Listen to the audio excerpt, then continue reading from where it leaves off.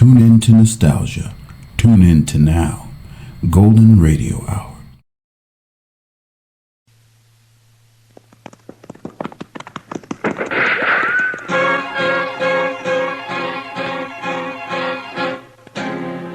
Around Dodge City and in the territory on west, there's just one way to handle the killers and the spoilers, and that's with a U.S. Marshal and the smell of Gunsmoke.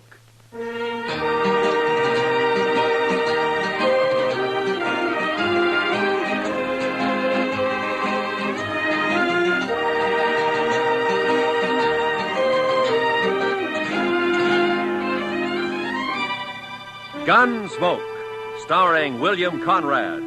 The story of the violence that moved west with young America. The story of a man who moved with it. Matt Dillon, United States Marshal.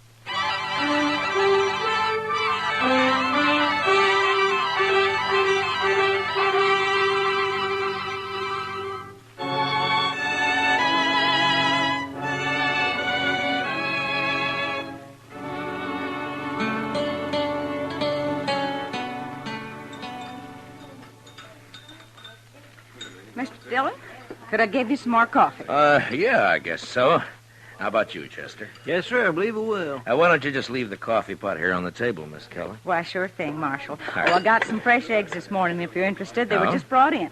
Well, good. Cook us up about a half a dozen of them, huh? Have them for you right away, Mr. Dillon. All right. Fresh eggs. My, I'll swear if Delmonico's ain't getting to be about as fancy as some of them Kansas City restaurants. Well, that's civilization, Chester. Progress. Another 5 years and Dodge City will be tamed, curried, and bridled. Seeing's believing, Mr. Dillon. Well, you'll see it. Both of us will see it. That is, if we live that long. Yeah. I beg your pardon, gentlemen. You Mr. Yeah? Dillon, the marshal here? Yes, that's right. Well, I'm sorry to bother you at breakfast, Marshal. My name is Hunter. Ed Hunter. Mr. Hunter. I'm a deputy sheriff from Richmond, Virginia. Come in the Santa Fe this morning. I say, well, why don't you pull up a chair, Mr. Hunter? I thank you, sir. Chester Proudfoot, Mr. Hunter. Howdy do. Howdy do. Here's my first trip to the frontier. I find it a rather remarkable experience. I can imagine. Won't you have some coffee? No, thank you. Marshal, I'm here to arrest 2 men who are wanted in Virginia. No? Here are the warrants and the orders of extradition I stopped off for them in Topeka. Uh-huh. John Allison, Calvin Moore. Both wanted for murder, huh? Hey, do you know these men, Mr. Hunter? No, sir, I don't.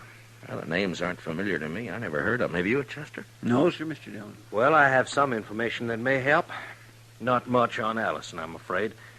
He shot and killed a bank teller at Greenbrier last spring. Oh? He's about 30 years old, dark hair and mustache, medium build, an excellent horseman and a confirmed gambler. Well, that's fine. That narrows it down to about 2/3 of the men in Dodge City. Well, possibly I can do a bit better in regard to Calvin Moore, Mr. Dillon. Now, he came down to Richmond from the north and set up practice as a medical doctor. He was about 29 at the time. And he ambushed and shot young Roger Beauregard and then left town. That was 17 years ago. Beauregard's been trying to trace him ever since. Well, I'm afraid that's a pretty long I have a time. picture of Moore, photographed. Oh? Of course, he was much younger than this. Oh, sometimes there's still quite a resemblance, even after 17. Something familiar about that picture, Mr. Dillon? 17 years. He must be somewhere past 45 now, huh? Are you sure that these men are here in Dodge, Mr. Hunter? Reasonably so. Is there something about that photograph that makes you... Well, it's too blurred to tell much about it. Besides, he'd be 17 years older. Yeah, that's true. I tell you what, Mr. Hunter, suppose you leave the picture and the descriptions with me, and I'll check around town, and I'll keep in touch with you. Thank you, sir. Oh, I wonder if you might suggest a good hotel. Certainly. Why don't you try the Dodge House? It's a corner of Railroad Avenue at the end of the plaza, the East End. Tell the deacon I sent you. I thank you again, Mr. Dillon, and I'll be grateful for any help you can give me in this matter. Yeah, sure. So long. You want to see the photograph, Chester? Yes, sir, I do. Well, Mr. Dillon, that is... Yeah. What are you going to do, Mr. Dillon? I don't know, Chester. He's my friend. I never asked him anything about his life before he came here. Didn't seem to matter. But now the law says he's a murderer. I'm part of the law. So now it does matter. Maybe it's not him. No, it's him, all right, Chester. You saw it same as I did. It's Doc.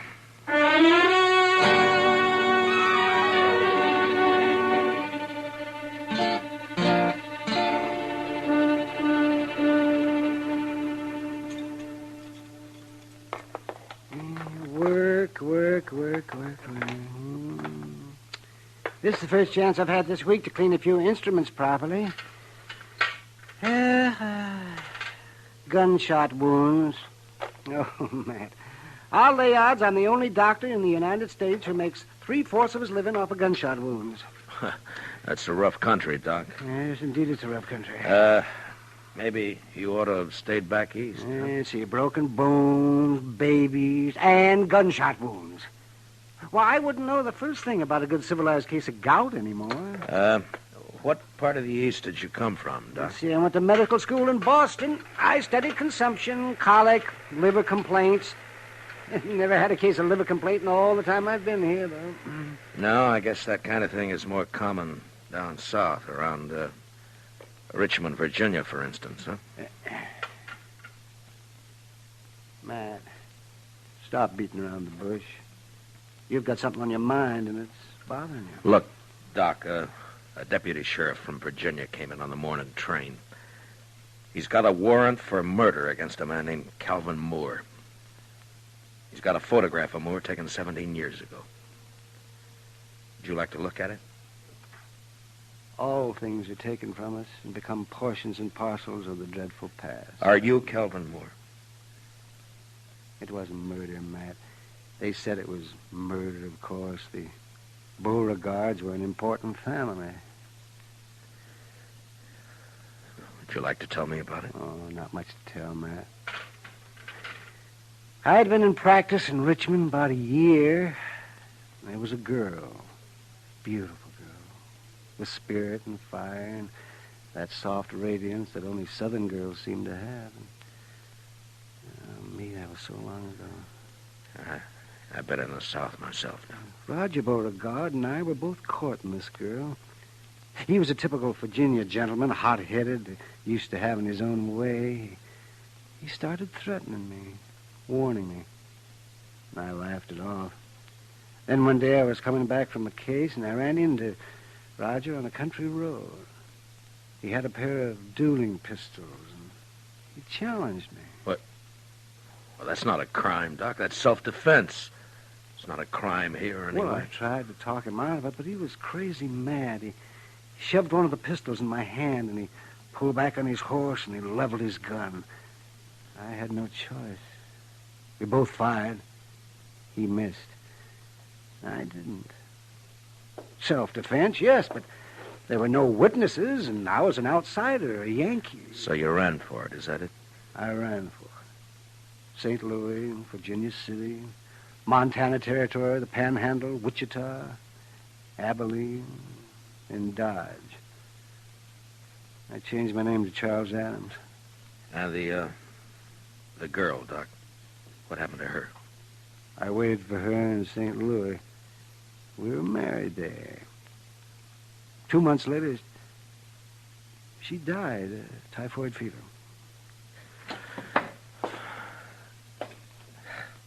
Well, you never know. No matter how much you figure you understand somebody, you just quite never know. I can't go back there, Matt. I've got no defense. I'd mean prison. I'd rot in prison. I won't go back, Matt. Now, Doc, look, Hunter is here after 2 prisoners. I got no right to my own rules, to go after one man and keep the other one covered. I always figured that the only kind of law that would work out here is an honest law. What are you going to do? Doc, I don't know.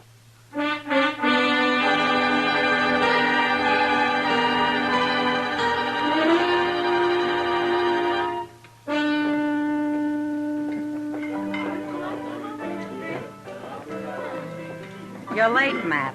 I decided you weren't going to stop in tonight. Is Chester around, kid? Yeah, over there by the faro table. No. Matt, what about this Virginian who's been hanging around for the last 2 days? Oh, Hunter? Yeah. He's a deputy sheriff, got a couple of warrants to serve. Why? Well, he's been asking questions. Some of the boys are getting a little skittish. Now, there's no call for it as long as they're not named Allison or Moore. Are you free now, Miss Kitty, Huh? or are you busy? What's it look like? Well, I figured maybe he was just killing time. Hiya, Marshal. Bunko? Bought you a drink, Kitty. It's over on the bar. All right. Thanks.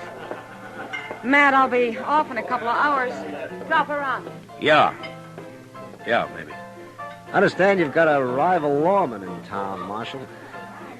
Well, there's a deputy here from Virginia, if that's what you mean. I always figured you were the law here. Is he short in this town, Marshal? Say the word, we'll run him out. I ever ask you for help, Bunko? Well, no. When a man's short in Dodge, I'll run him out. No offense, You Marshal. keep your own cinch tight. Don't worry about anybody else, huh? I'll see you, Bunko. I swear I never saw anybody such bad luck in all my life. My gracious, he ought to swear off Pharaoh and stick the stud. Oh, Chester. The old Jethro Keener, he just lost 3 weeks' pay. And Bunko Benson, sitting right there beside him, mind you, picked up $230. So that's why he's feeling big. Come on, Chester, let's take a walk. Huh? Yes, sir.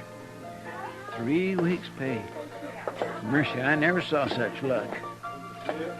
What about Doc, Chester? He turned in a couple hours ago. That's when I came on over here. How's he acting? About as usual. No signs of planning to run out, if that's what you mean, Mr. John. One thing he's doing, though, that he's never done before. He's toting a gun. Good evening, Marshal. Oh, hello, Mr. Hunter. Since you didn't come to me, Mr. Dillon, I've come to you. I'm wondering what progress you've made. Well, I'm still checking. Any results at all, Marshal? Well, I don't have much to go on, you know. Now, Calvin Moore was a doctor by profession. He might still be practicing. I suggest we investigate the local doctors. Well, that wouldn't take long. We've only got one, Doc Adams. How long has he been here? Oh, about 4 years. How old a man is he? Late 40s, I imagine. But he doesn't show much resemblance to that photograph you gave me. Well, maybe you're too used to him to notice the resemblance. Yeah, maybe. I'd like to look him over myself, Marshal. Well, he's pretty busy out on calls most of the time, and... Not all the time. No, not all the time. All right, Mr. Hunter, I'll bring him around.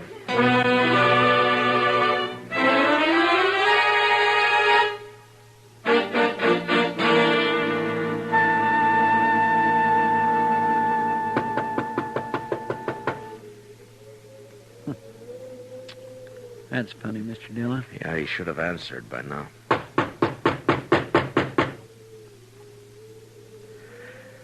Well, we're wasting our time, Chester. He's gone. Well, now, he might have got called out on a case. Yeah, I know, but I don't... Hey, what? That was across the plaza, down toward the Dodge House. Come on, Chester.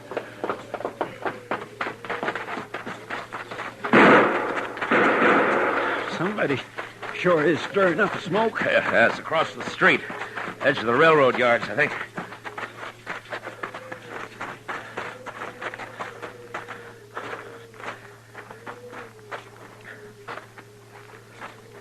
That you, Marshal? Yeah.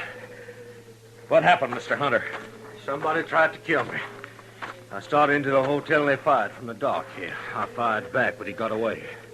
You, get a good look at him? Oh, no, I just saw the flashes. Well, this is an easy town to get killed in, Mr. Hunter. So it seems. About that doctor, Marshal. You didn't bring him around. Well, he's out on call. Think I want to meet him more than ever now.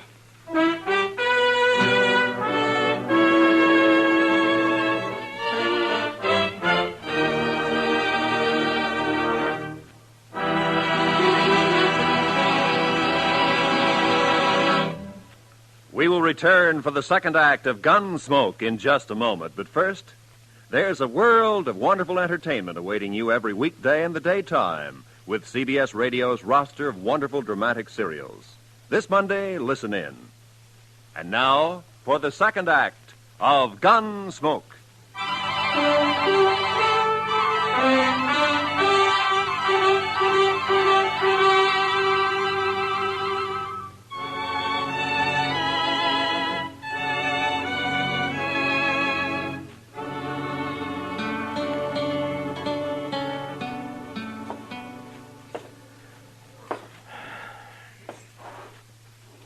What time is it, Chester? 2:15 a.m., Mr. Dillon. Yeah. I sure hope we don't have to spend the whole night waiting here. I don't see how Doc puts up with the smell of all this medicine. He's used to it, I guess. Yeah. I suppose a man can get used to anything except dying. You think it could have been him that fired those shots, Mr. Dillon? Chester? There's somebody coming.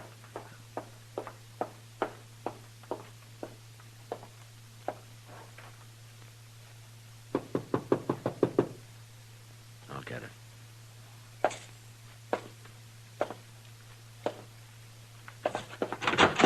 Doc, Marshal. Come on in, Bunko. The doc's not here, but he'll probably be... Oh, what happened to your arm? I got thrown into a barbed wire fence. Here, let's have a look at it, huh? No. It's all right. It's a gunshot wound. All right, hold it, both of you. Well, is that the same gun you tried to kill Hunter with, Bunko? Stay where you are, Marshal. Yeah. Around 30 years old, dark hair, mustache, medium build, excellent horseman, confirmed gambler. Wanted for murder. John Allison. Alias Bunko Benson. Am I right, Bunko? He's not taking me back there. You stay where you are, Dillon. Now, don't be a fool, Bunko. Put away the gun. Stay back. I'm warning you. Bunko, look! All right, Chester, let's get him over to the jail.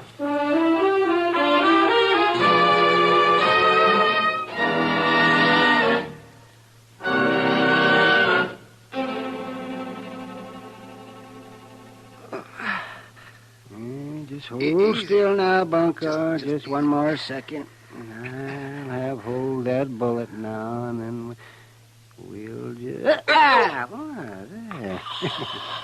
Now, add that one to your collection, Matt. Well, I'll make Hunter a present of it. It wasn't bad shooting to be firing in the dark at a gun flash.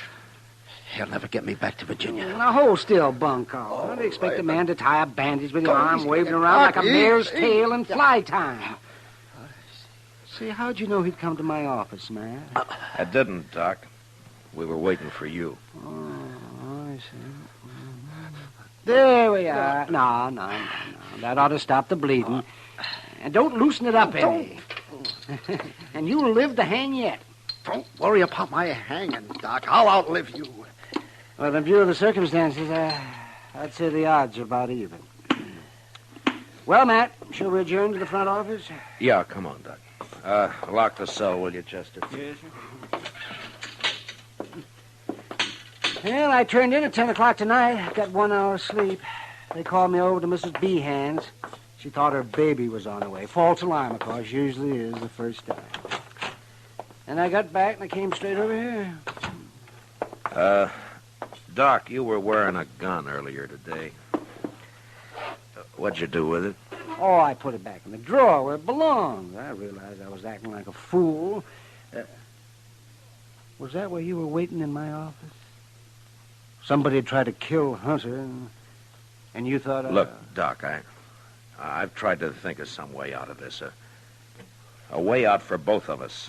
I got one man under arrest back there now, and I can't rightly set myself up as a judge and free the other man. I'd even hoped you'd cut and run for it. You'd get away if you did, you know. Hunter doesn't know the country. I've been running for 17 years, Matt, and it's still caught up with me. I'm too old to run any farther. What are you going to do? I'm a lawman, Doc, right or wrong. Well, then I guess I'm under arrest. Huh? No, I didn't say that. I just said that. Is Doc Adams here? There's a... Oh, there you are, Doc. Yes, what's the trouble? A fellow over in the railroad yards asleep on the track who's drunk, I guess. They were switching cars. You better come, Doc. He's awful bad. Oh,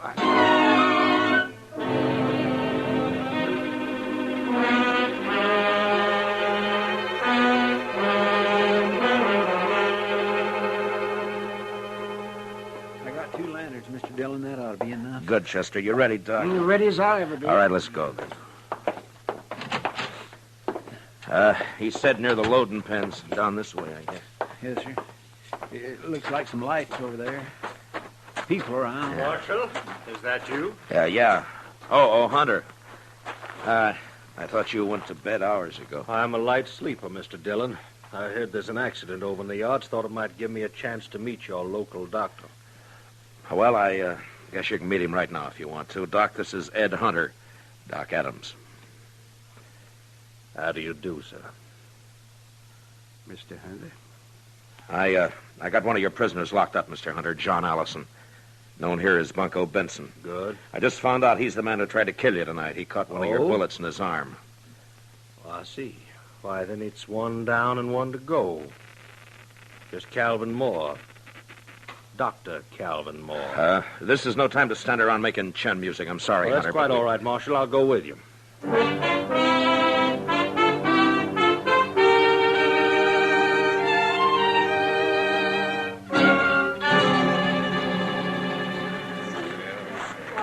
Will you pardon us, please? All right, will you move back and let us through here, please? Here, Doc, this way. Yeah, I'm right with you, Matt. Please stand back now, will you? Give Doc a chance to work. Yes, please, if you please, just stand back. Bad is right. Well, we'll do what we can. Come on. That man who's hurt, Marshal, who is he? Oh, just a drifter. Been around Dodge a couple of years. Calls himself Texas Joe. No friends or family.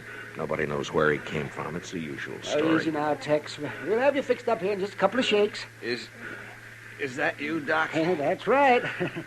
I told him, get you. Be all right if you got here. Why, sure, it'll be all right. You just lie still now. Yeah. Certainly has to work under primitive conditions. Doc? Yeah. Chester, will you get those lanterns going and give Doc some more light? Yes, Mr. Dillon. Yeah, he's the only real doctor this side of Abilene. Hey, Mr. Dillon, is there anything I can do to help? I guess not, Miss Kelly. Thanks anyway. Poor old Tex. Why, he stopped in the restaurant not more than 4 hours ago. I fixed him a meal. You never know. Well, Doc can pull him through if anybody can. Sure he can. Put one of those lanterns on the other side there, Chester. Yes, sir, You Doc. seem to have a lot of faith in this Dr. Adams. They've got reason to, Mr. Hunter. Matt, could you give me a hand here? Oh, yeah. Yeah, sure, Doc. Lift his head up just a little bit there, Matt. Yeah, all right. Not much of a chance. All I can do is make him comfortable. Marshal Dillon, Now, don't try to talk, Tex. You're going to be all right. you've been decent to me, Marshal. Just a bum, but you treated me square. You and Doc, only friends I got. Sure, Tex. I got one more favor to ask. Could someone read me some scripture? Well, Tex, I just don't recall any of Marshal, them. I know some. Mrs. Kelly, I doubt if he can... I can hear. Please. The Lord is my shepherd. I shall not want. He maketh me to lie down in green pastures. He leadeth me beside the still waters. Mrs. Kelly... He restoreth my soul. Mrs. Kelly... He- I think that's enough. Poor soul.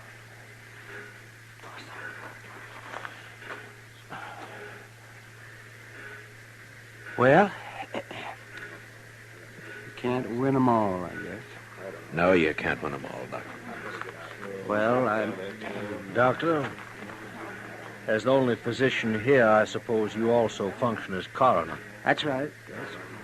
This man will be buried under the name of Texas Joe. Don't you worry about that.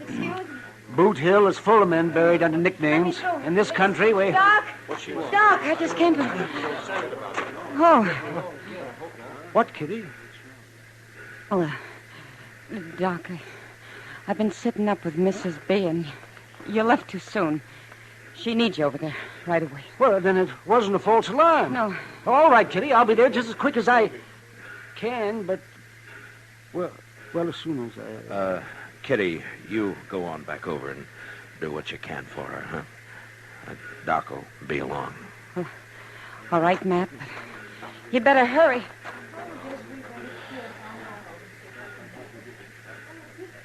Well, Mr. Hunter, Gentlemen, this seems to have been my lucky night.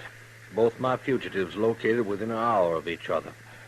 I guess there's nothing I one can do. One of them safely in jail and one of them dead. What? Didn't you notice the resemblance, Marshal? That Texas Joe there, he's obviously the man in the photograph. I saw it immediately. Well, Mr. I hope Hunter, you'll take all the necessary steps to see that he's buried under his real name, Calvin Moore. His death, of course, closes the case, and I'll be leaving for Virginia with my other prisoner tomorrow. Well, Mr. Hunter, I just don't know what to say. Now, I'd say it's no time to stand around making chin music, Dr. Adams. You have a patient waiting, and this town seems to depend on you.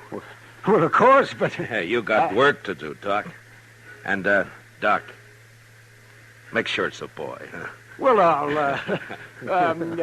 I'll do my darndest, Matt. Yeah. Well, good night, gentlemen. Good night, Doc. Good night, Doc.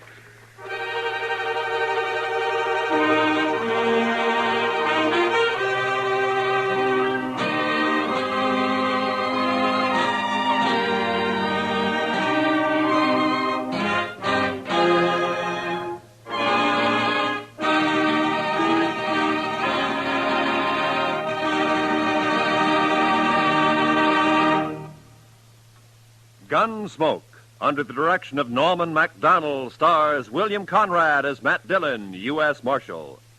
Tonight's story was specially written for Gunsmoke by Les Crutchfield, with music composed and conducted by Rex Corey. Featured in the cast were Lawrence Dobkin, Lou Krugman, Paul Dubov, and Vivi Janis. Parley Bear is Chester, Howard McNear is Doc, and Georgia Ellis is Kitty. Gunsmoke is heard by our troops overseas through the facilities of the Armed Forces Radio Service. Join us again next week as Matt Dillon, U.S. Marshal, fights to bring law and order out of the wild violence of the West in Gunsmoke.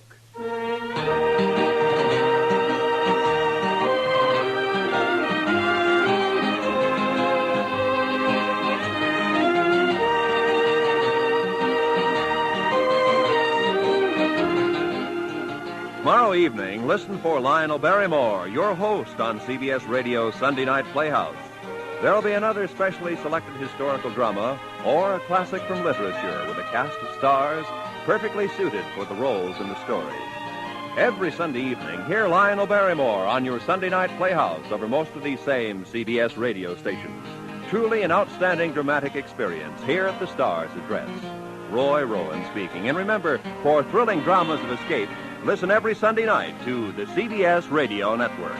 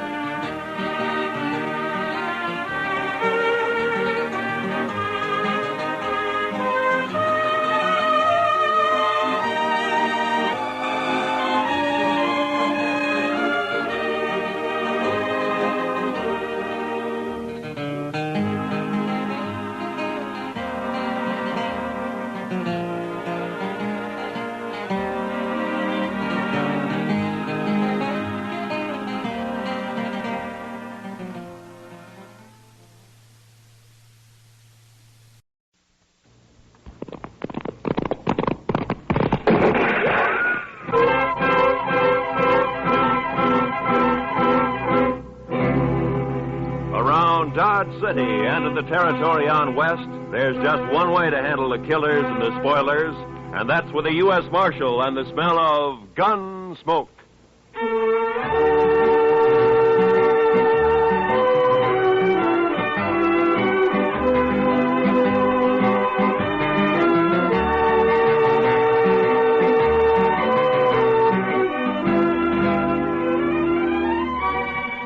Gunsmoke, starring William Conrad, the transcribed story of the violence that moved west with young America, the story of a man who moved with it, Matt Dillon, United States Marshal.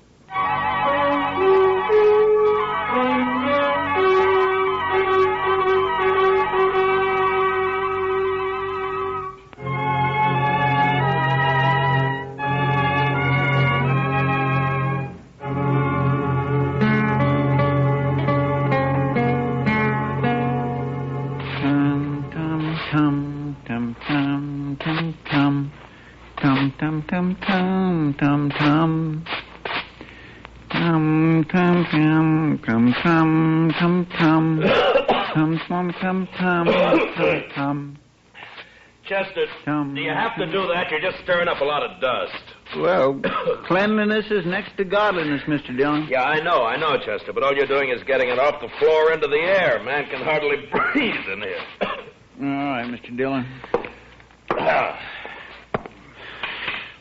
I'll do my sweeping later. Yeah, good.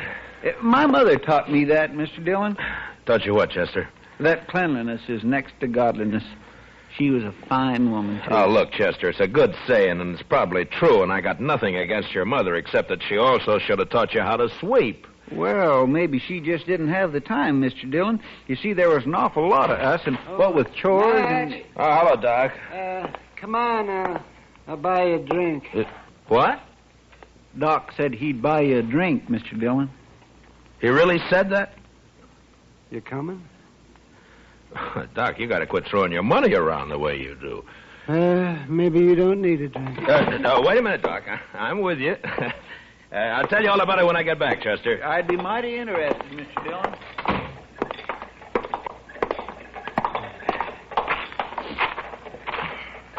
Oh, sure be glad when it gets winter again. Why, Doc? You'll just complain about the cold, then. I suppose.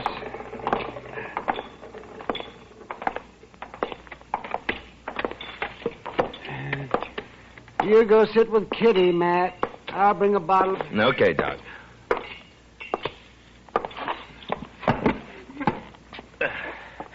Hello, Kitty. Hello, Matt. What are you and Doc up to? Yeah, he wants someone to talk to, so he picked me. And you. Fine. I'm a good listener. Lots of practice.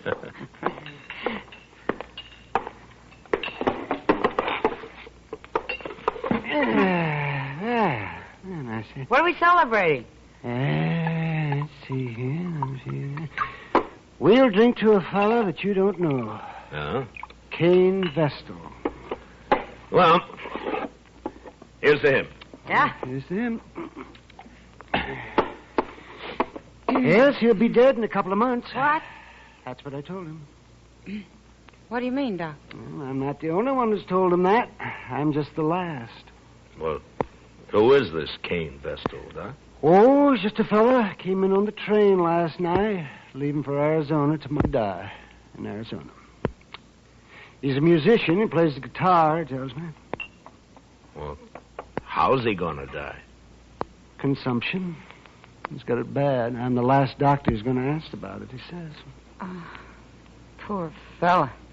Yes, the climate out there keep him going for a little while longer. I don't know. He's such a sad man for some reason. Well, who wouldn't be, Doc? No, Kitty. I think Cain's been sad for a long, long time. He's a very nice fellow, too. Nothing can help him, huh? No, nothing. You know, it's a funny thing, Doc. I'm just sitting here thinking. Sometimes you have to tell men they're going to die. Sometimes I have to. Yeah, that's right, man. Oh, let's see. There he is. See that fellow with the car there? He just came in. No. Yeah, I don't think he knows anyone around here. You mind if I ask him over? Well, sure. your party, Doc. Oh, good. Kane? Kane? Over here?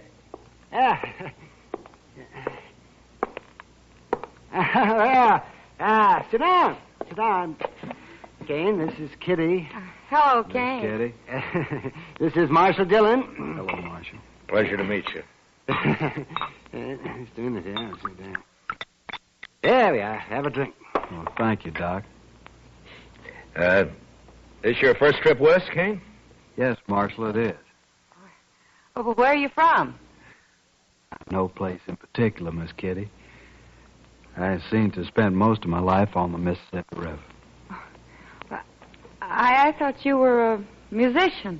I am. I was hired to ride the river boats and play my guitar for the passengers. Oh.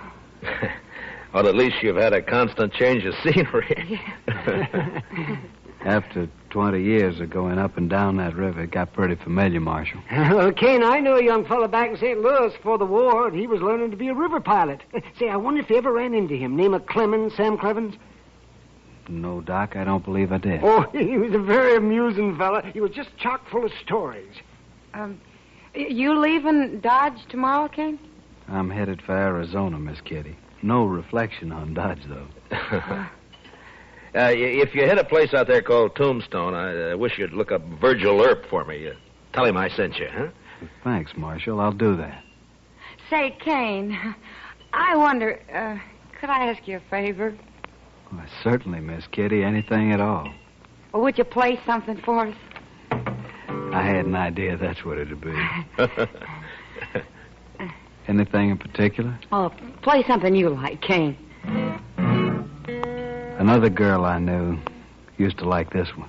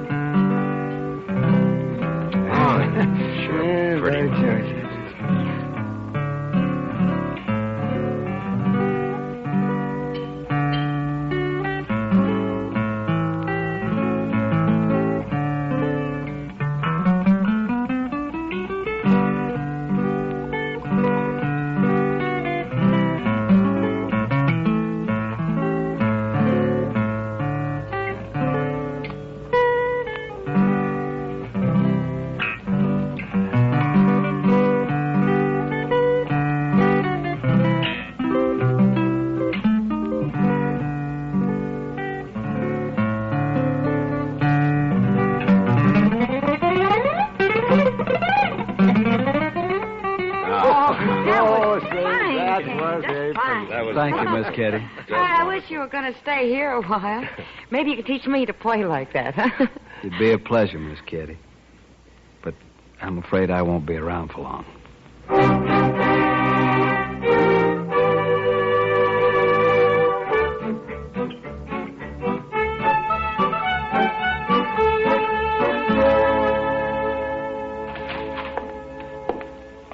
Morning, Mr. Dillon. It's, noon, Chester. Yes, sir, I know, but you went off with Doc yesterday, so I figured I had a little time coming today. Well, that depends on how you spent it. Now, if you've been gambling, Now, Mr. Dillon, you know I never gamble. No, sirree. I was out helping a fellow learn to shoot a 6-gun, that's all. Now? You mean there's a man in Dodge who doesn't know how? This fellow don't. Never had one in his hand before. He's a musician. What? Plays the guitar, he told me. You mean Kane? Kane Vestal? Yes, sir, that's his name. Nice a fellow as you'd ever want to meet. Yeah. But he was supposed to leave on the stage this morning. And what's he done with his 6-gun anyway? Well, I don't know, Mr. Dillon. He just come by here early this morning and asked me if I'd teach him. Now, where'd he get the gun? Said he'd just bought it. Anything wrong, Mr. Dillon? No. Just doesn't add up somehow, that's all. Oh, well, he won't cause any trouble. He's not the sort. You never know, Chester. No, sir. My Kitty looks pretty this morning. She's got a yellow parasol, Mr. Dillon. Kitty? All right, I think I'll go see her for a minute. I'll be right back, Chester. Yes, sir, Mr. Dillon.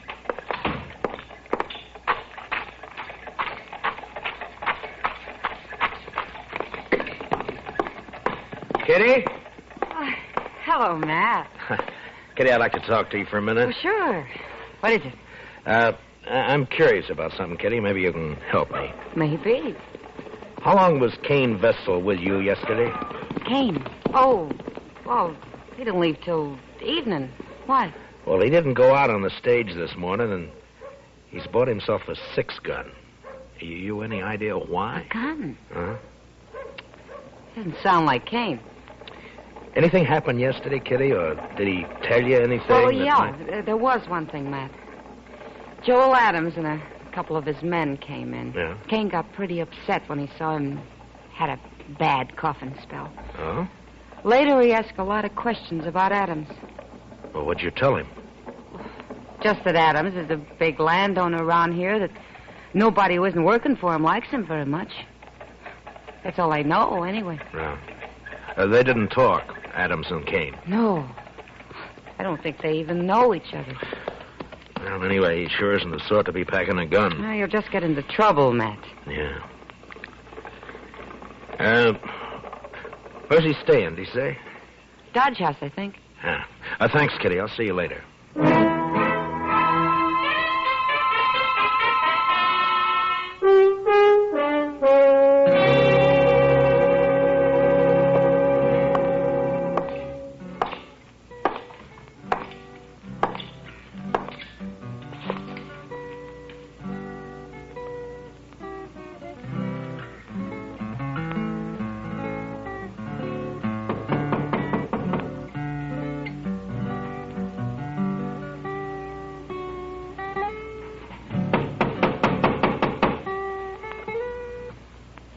Come in.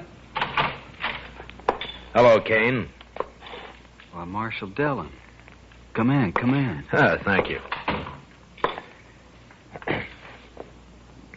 What can I do for you, Marshal? I thought you were leaving Dodge on the stage this morning. Well, I was, Marshal, but I changed my mind. You know how it is. Sure, Cain, sure. Now, we're glad to have you around. I'm just curious, though. Your staying have anything to do with that gun you bought this morning? Oh, Chester told you. I thought he would. He's a good teacher, Marshal. Yeah. But that doesn't answer my question. Do I have to answer it? I'm just trying to help you, that's all. Yeah, I appreciate that, Marshal, but I'm afraid there's nothing you can do. Look, Cain, you're new in this country. A man like you just can't pick up a 6-gun and call himself a fighting man. Not and expect to live through it. I certainly lay no claim to be a fighting man. Well, then why did you buy that gun? There's no law out here against a man having a gun, is there, Marshal? No. But any man who carries one is expected to use it when the time comes. You'd be a lot safer without one. Being safe doesn't mean a whole lot to me, Marshal. Not now. Yeah, I know. Doc told me. What's it all about? It's a long story. And an old one, I suppose. I'd really rather not talk about it. Well, I can't force you to. But tell me this. Does it have anything to do with Joel Adams? Yes, it does, Marshal. I'm going to kill him. When? I don't know. Anytime. Well, why? That's the long story I mentioned. All right, Cain. But if you try to face him, he'll kill you before you got that gun halfway out of your belt. And if you shoot him any other way, you'll hang for it.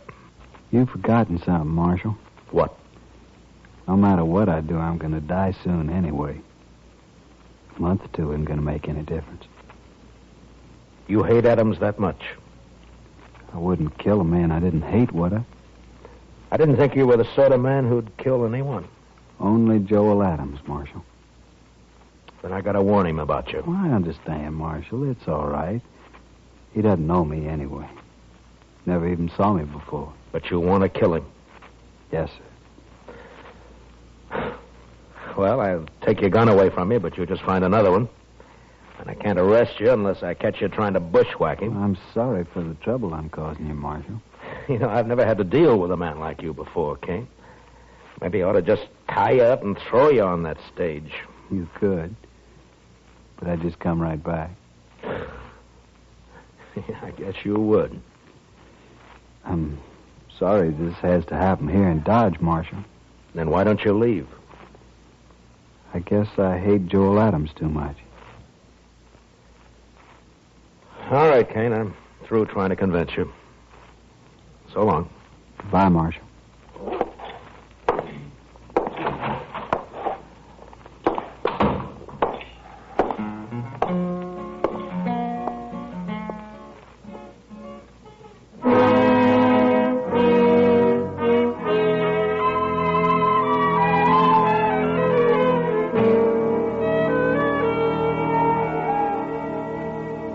I never heard of Kane Vestal, Marshal, and I never saw him before last night. You must have known him somewhere, Adams. You're trying to make me out a liar, Marshal. I'm trying to save Kane's life and yours, maybe. No, he ain't gonna shoot me. I'll kill him first time he looks sidewise. Maybe you won't see him. Oh? Shoot me in the back, eh? Well, in that case, In that case, what? Why, nothing, Dillon, nothing. Forget it.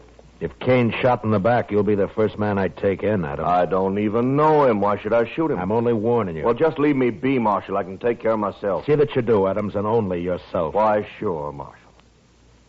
Only I don't much like the idea of some stranger gunning for me.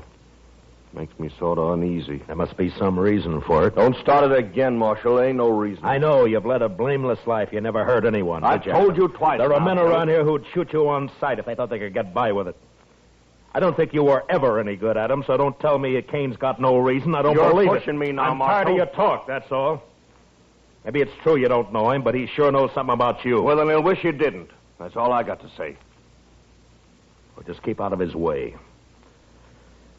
Give it a little time, and maybe there won't be any killing at all. Why, sure. All the time in the world. All right, Adams. I've done all I can. Just don't worry about me. I'm not. Then goodbye, Marshal. Goodbye.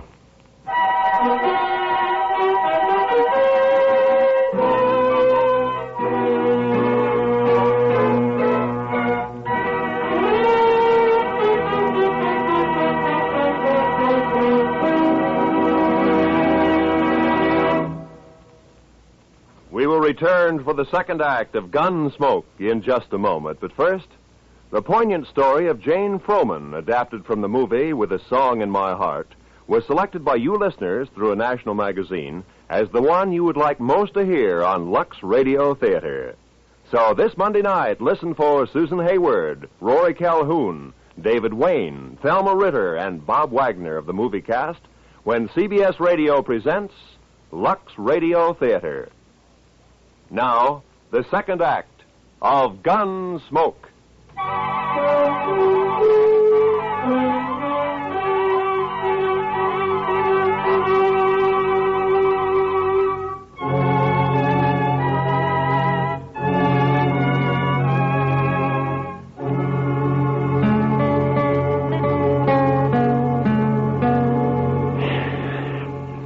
Sure is quiet around town tonight, Mr. Dillon. Yeah.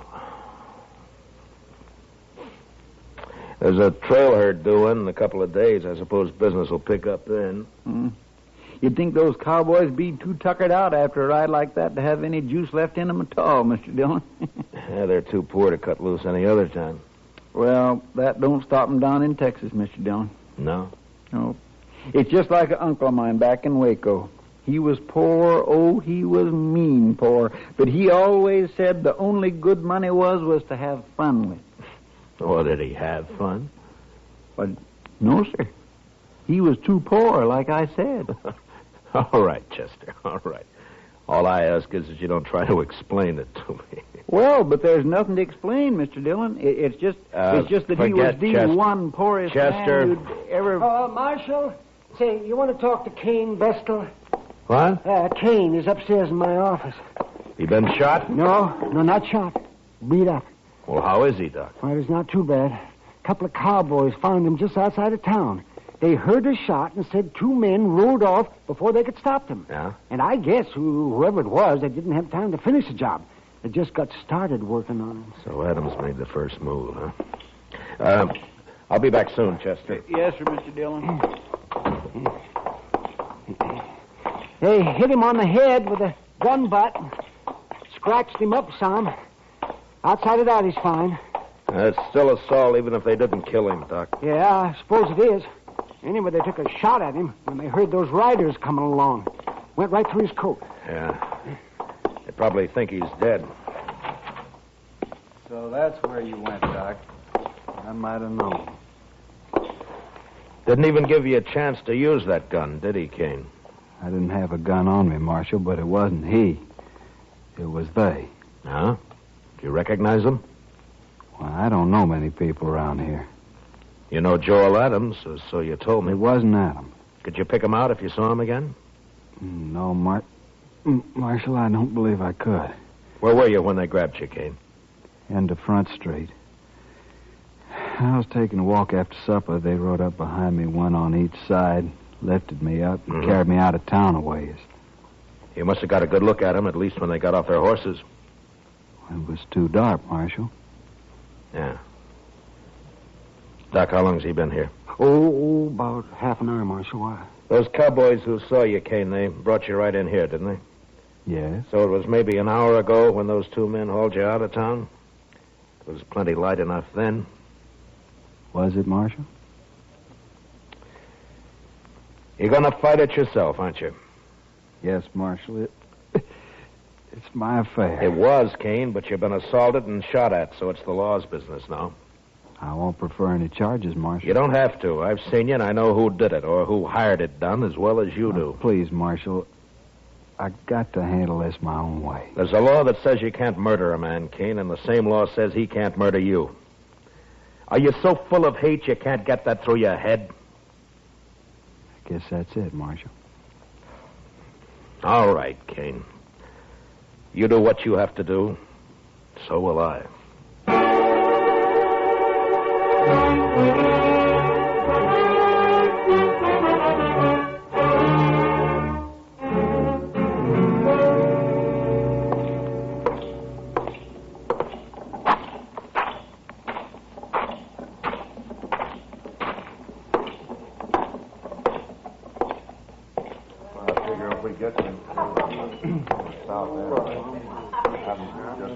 Hello, Adams.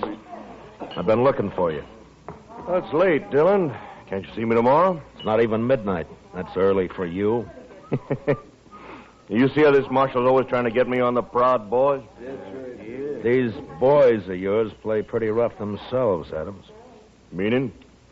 Didn't they tell you? Tell me what? What they did to Cain Vestal? They did not kill Cain Vestal, and you can't prove it. No, Adams, I can't. Cain isn't even dead. What? You know, I'm curious, Adams. Why'd you think he might be? Why, somebody said he got himself hurt. Joel Adams. You arranged this, Marshal? You know I didn't. Who is he? What does he want? Hello, Joel Adams. Don't strain yourself so you don't know me. Who are you? Cain Vestal. But my name doesn't matter. What are you haunting me for? I never saw you before in my life. That's true. You didn't. But we had a friend in common once. A friend? Who? Julie Travis. What about Julie?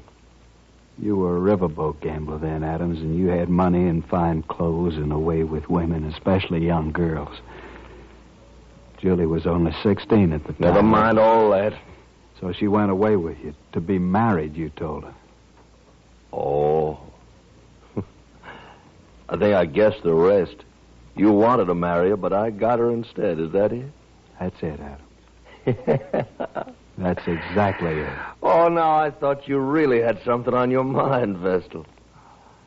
Well, all right, why don't you get out of here and quit bothering people while you can still walk? Julie killed herself, Adam. She committed suicide. What? You didn't know that, did you? Well, it's got nothing to do with me. Because you never married her after all. It was just a year after you abandoned her in New Orleans.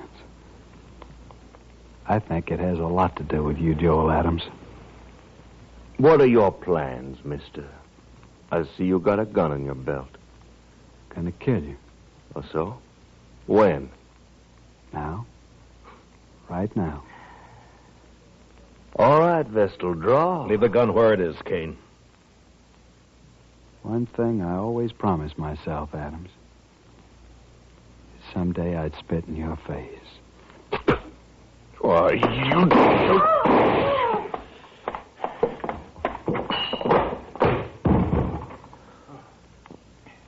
Give me the gun, Adams. Right. He's dead. Well, he was going to kill me. You heard him. He wanted you dead, Adams, any way he could manage. I know it. That's what I say. You're under arrest for murder. What? It was a gunfight. Kane never even moved for his gun. Well, then I'll hang for this. He couldn't have got me any other way. No, don't suppose he could have. I remember the river gamblers used to say, don't matter how you win so long as you win. That Kane should have been a gambler. Maybe he was. Come on, let's go.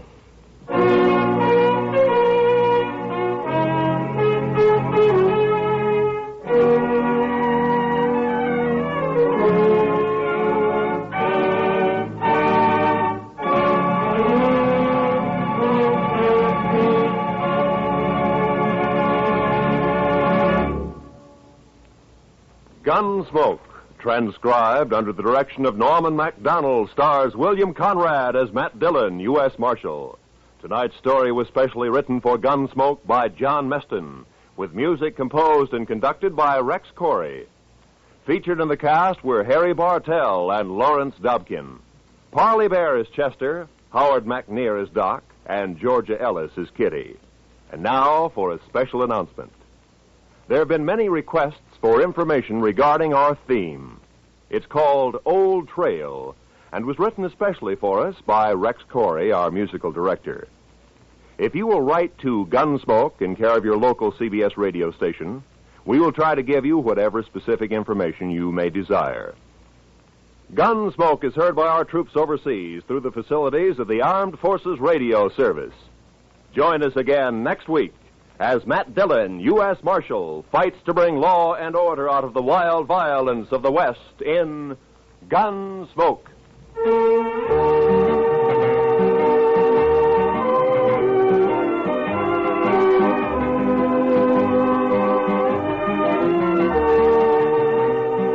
This Monday night, on most of these same CBS radio stations, hear William Powell in a startling anti-communist drama titled The Man Who Cried Wolf. Remember to hear Suspense, starring William Powell, on most of these same CBS radio stations this Monday night. This is Roy Rowan speaking. America now listens to 105 million radio sets and listens most to the CBS Radio Network.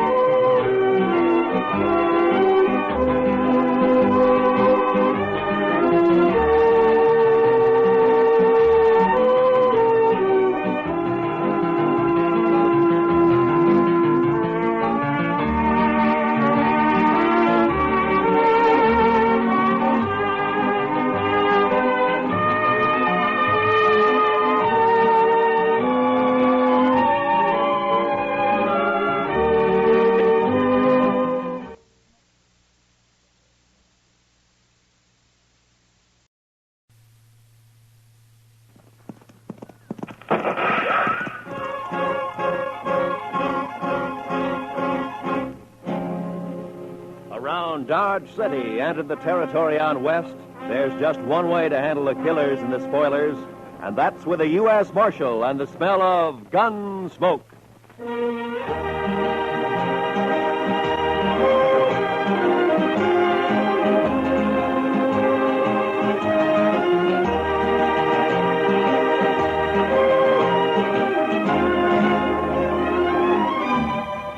Gunsmoke, starring William Conrad.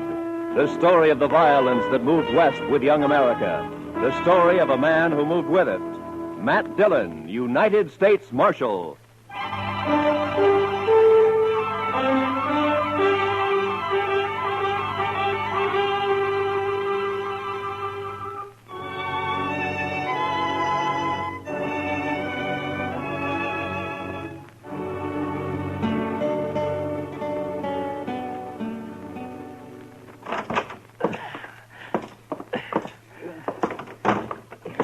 Is he heavy, Matt? Oh, somehow it was easier carrying him up to your office and back down, Doc. Where are you going to put me, Mr. Dillon? Yeah, well, on the couch here, I guess.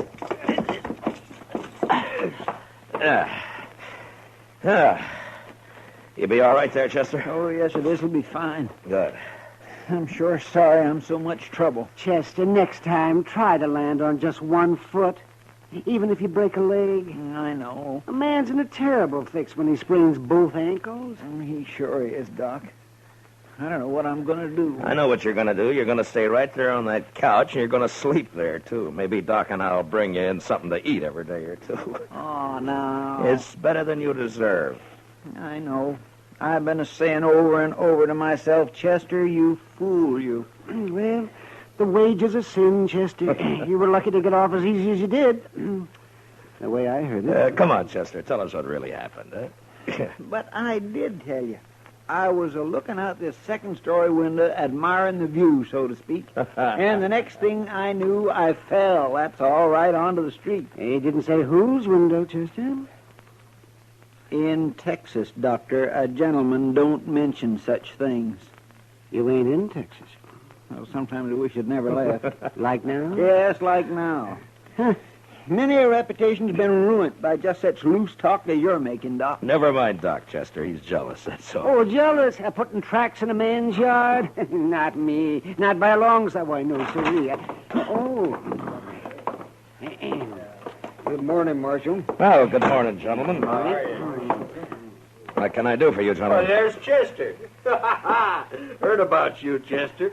I heard... Never mind what you heard, Torp. Chester just got thrown from a horse, that's all.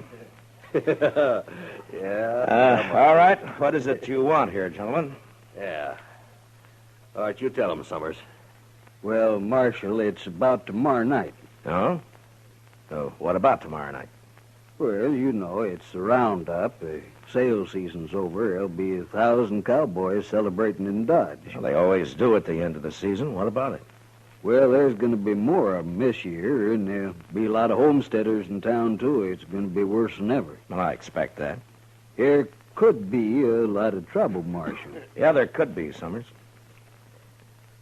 Just what is it you want? Well, we've talked it over, and we want you to get a lot of good, tough men together, maybe about 20 of them, and deputize them. That way, there won't be any trouble. Yeah. That's what you want, is it? Yes, we do. Look, Summers, my job's to keep the peace around here, and I'm going to do it, but I'll do it in my own way. Oh, I know, Marshal. Now, you turn 20 deputies loose in that crowd looking for trouble, and they're going to find it.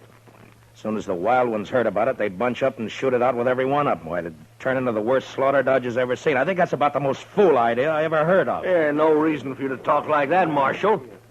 I think it's a good idea. I sure don't want my place wrecked just 'cause you're mule-headed. You're a gambler, Torp. So you can take your chances along with everybody else. Now, if you don't want that, then close your place up tomorrow night. Lose all that Texas money? That's not likely. Now, we're not all gamblers, Marshal. They can wreck my dry goods store just as fast as a gambling house once they get started. And it's up to you. That's right. It is up to me. And we're going to leave it that way. Then you won't do anything. I'll do everything I can. I don't know, Marshal. Look, Summers, I know you've got your doubts about me. That's natural. Some people think I'm too lax with Front Street. Some think I'm too severe. But that's the way of it in any town. If a peace officer does his job well, he pleases nobody. Marshal, we didn't come here for a lecture. What did you come for, Torp? Maybe you had in mind to help me pick out those deputies. Is that it? A matter of fact, I could, Marshal. Yeah, sure. In a couple of hours, yours would be the only tables open for play. No, that's not what It's been done before, Torp. Is that true, Torp? We're not going to take his word for anything, are you? I don't know. But anyway, he won't listen to us, so it's his responsibility. Come on, men, let's get out of here. I hope you can handle it, Marshal. Goodbye, gentlemen.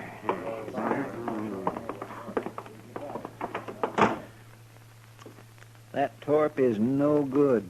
He is just plain no good, Mr. Dillon. Well, now, I know one man that got skinned at his place, and Torp gave him back $20 so he wouldn't be broke. Oh? Just how much did this man lose, Doc? Oh, $500-600, they said. Then he... oh, yeah, I see what you mean, man. I'm sure not going to be much good to you tomorrow night, Mr. Dillon. You can watch the jail right here, Chester. I know, but you just got to get somebody to help you out on the street.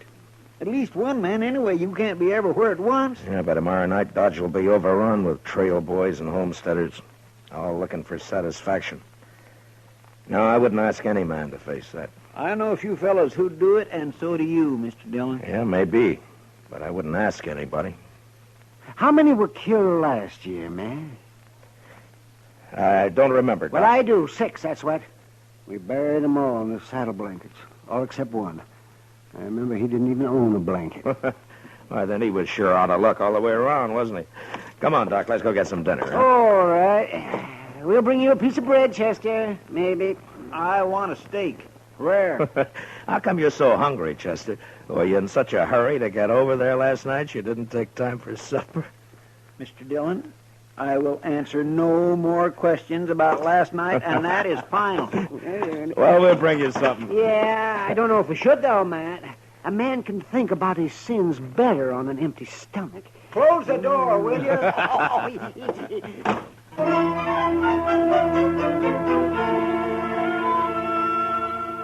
The next morning, I had Mr. Hightower print up some signs for me, with a few rules that I made up for the roundup.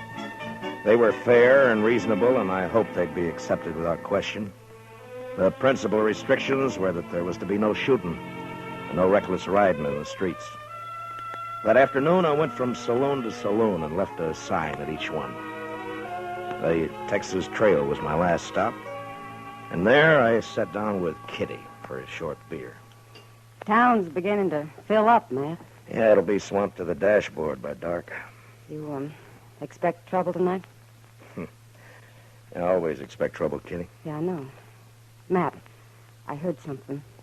Yeah? I heard Torp and a few of his men cut cards last night. So? I don't know who it came out for, but Low Man is supposed to kill you. Oh. When? Tonight, I suppose. Why's Torp after you, Matt? Torp says he wants an open town, Kitty. But what he's really after is somebody who'll close down every game but his. Who's this, Matt? What? Rough-looking traveler headed this way. But... What? Well, I'll be. Why, it's Zell Matlock. Zell! You old badger. How are you? Zell, it's been a long time. Hey, a long time. Here, man. come on over here. Sit down. Sure. I'd like for you to meet Kitty. Kitty, this is Zell Matlock. This is Kitty. Glad to know you, man. Just rode into Dodge an hour ago. Yeah, it's your first time in it, Zell. Hey, would you like a beer? Huh? Don't mind. Good. I aimed to get drunk tonight, but before I got started, I thought I'd look up the peace officer and shoot him. I'd be sure to tangle with him before the night's out. I always figure it's safer to do it sober. So he half means that, kid. So I asked around and found out the man's name is Matt Dillon, United States Marshal. I've seen it all now. Well, I hope you're not disappointed. I'll tell you, Miss Kitty, I knew Matt Dillon before he got civilized. Why, we had to tie his leg up to give him a haircut when he came to town. Don't you believe a word that he says, kid. Yeah, the wilder the colt, the better the horse, Matt. Mm-hmm. But you was all right. The only trouble with you was that fool honest streak you always had. Are you rich now, Zell? Ah, nobody's rich on the Mexican border. Land of sunshine and pinto beans. Now, I hired out to a general over in Chihuahua 3 years ago. I lost 20 pounds and was lucky to get back at all. Well, haven't you learned to stay out of Mexico yet? No, I met the man he wanted me to shoot and turned out to be a better fellow than the general. So I told him I'd been hired to kill him and then rode for the border. The general lost 3 soldiers who tried to stop me from swimming the Rio Bravo. You must be pretty handy with a gun, Zell. Yeah, just fair, ma'am. But when I take my gun out, I go right ahead and use it. Some people stop and think for half a second. There's a roundup in Dodge tonight. Matt's handling it alone. Kitty, what? Yeah, no, hold it, man. I heard about it. I heard all about it, and that's why I'm here. To say hello and sign on for a night's pleasure. Give me a star, Matt. I've killed on the side of the law before. I don't believe that, and anyway, I don't want any killings here. No, I was joshing you, Matt. I know what you want. It's true. I was sheriff in Tascosa for 6 months. You what? Yeah, it's in the record. Well, they caught up with me there, but I'd already done such a good job taming the place that the governor pardoned me. I won't kill anybody tonight that don't need killing. All right, I believe you so. But I won't ask any man to come in when it's as rough as this roundup may be. Well, you didn't ask me. Any other objection? Well, the men don't know you around here, Zell. No telling how they'd take to a stranger. First night I ran Tascosa, nobody knew me either. I'm not green at this business. Yeah, but it's Matt. my job. Why should you get mixed up in it? Well, I also heard somebody's planning a party for you tonight. Oh, you did, huh? I've owed you something for a long time, Matt. Oh, that's got nothing to do with it. It has. You got no right not to let me pay it back a little. Now, there's a chance to. Yeah, you're just as crazy as you ever were. That's better. Well, come on, let's go find me a badge before it gets dark. Sure nice to have met you, Miss Kitty. Well, good luck, Zell. I'll see you later, Matt. Yeah, sure. So long, Kitty.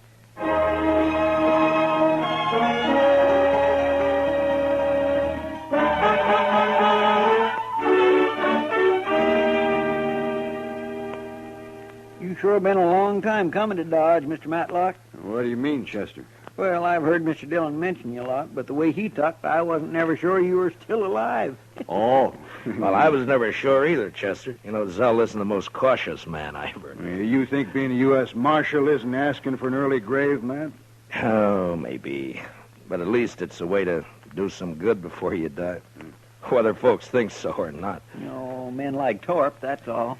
Oh, no, Chester. Even good men have got a strange twist that makes them suspect any man paid to handle the bad element. Hey, you just can't help thinking that some of its dirt is rubbed off on him. And I never thought about that before, Matt. Sure how it was in Tascosa. They wanted me there all right, but they wanted me to keep my distance, too. It makes a man kind of lonely. They just don't know what's good for him, that's all. Instead of a real lawman, they'd rather hire some killer with a lot of notches carved on his gun. Well, there are plenty of them around. You sure are. Bragging kind. I never did like a man who has to notch his gun to keep his courage up. Yeah. My goodness. Look yonder. The street's about full already, and it isn't even dark yet. Yeah. Zell, give me a hand here, will you? We'll move Chester's couch away from the window there. All right. There, that should do it. Yeah, you'll be safer here, Chester, in case somebody gets it in mind to shoot up the jail. Thank you, Mr. Dillon. I can watch both doors from here. Just hand me my gun belt, if you will. Oh, yeah. There you are. Well, come on, Zell. Chester, I'll get somebody at the Dodge House to fetch you up some supper, huh? Thank you, sir.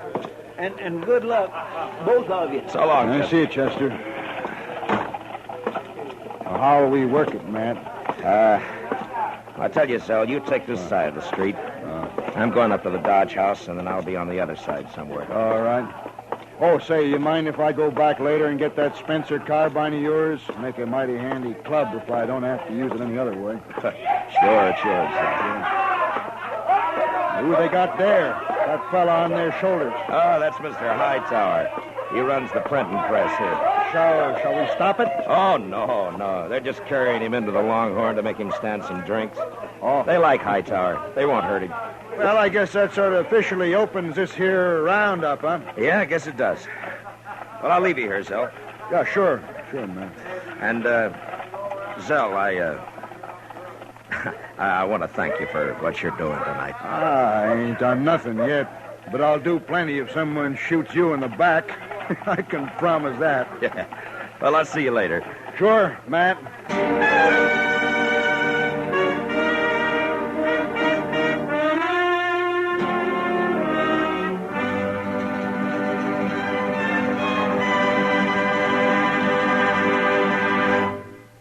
We will return for the second act of Gunsmoke in just a moment. But first, Sunday nights, you are cordially invited to Escape via CBS Radio.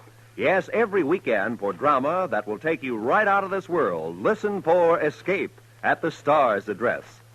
Also, tomorrow evening, CBS Radio brings you Lionel Barrymore on your Sunday night playhouse. Now, for the second act of Gunsmoke.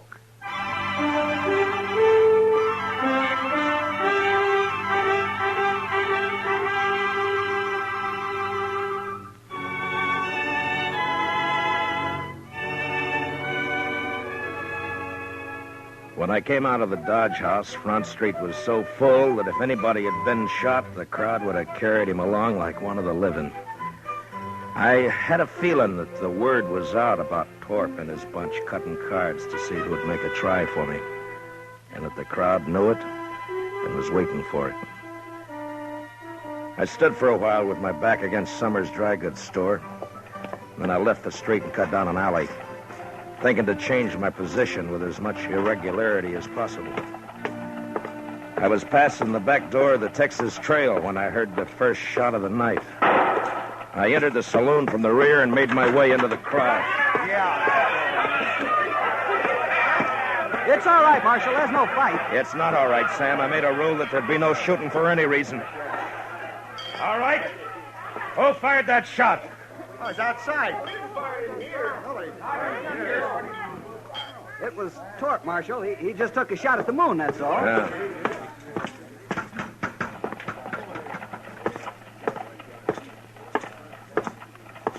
All right, Torp. Put the gun away and come over here. I'm bothering nobody, Marshal, excepting maybe you. Stand back, everybody. I said that's enough, Torp. No, it ain't, Dillon. This time I got the jump on you. You ain't pushing me no more. Torp's bullet just grazed my arm. Then I put one in his head and another in his chest. And at the same time, out of the corner of my eye, I saw a figure with a gun in each hand move out of the shadow of the alley and turn toward me on the boardwalk. And without really looking, I dropped him with one shot. And then I faced the crowd and waited for the next move. But for some reason, none came. Marshal? Yes, Summers. That man you just shot, Marshal. Torp got what he deserved. Yes, I know. It's the other one that So did he. Marshal, you'd better go take a look at that man. He's dying. Who is he? I don't know him, Marshal, but you do. What? He's wearing a star. No. No.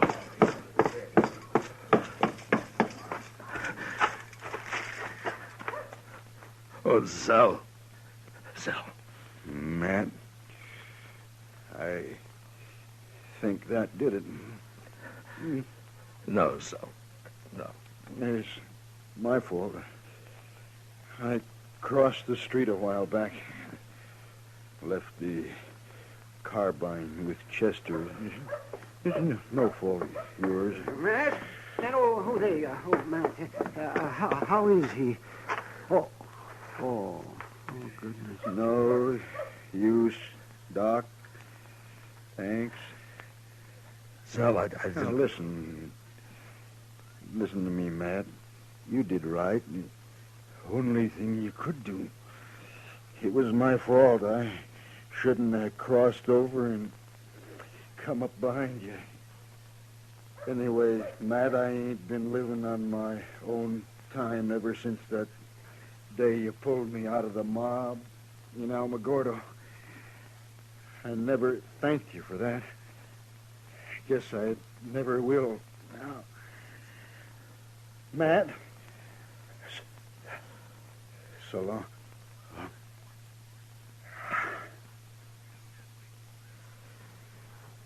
Well, I'll find someone to carry him over to your office, Matt.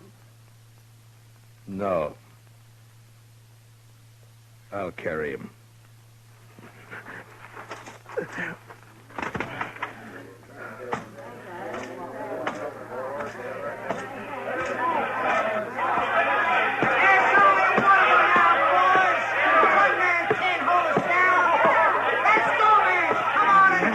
Never mind them, Matt. They're just windbags.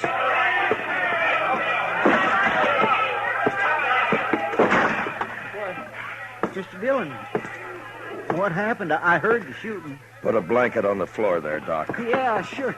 Yeah, spread it out right here. He's dead, Chester. Well, who shot him, sir? I shot him, Chester. I didn't know it was him. I'm sorry, Mr. Dillon.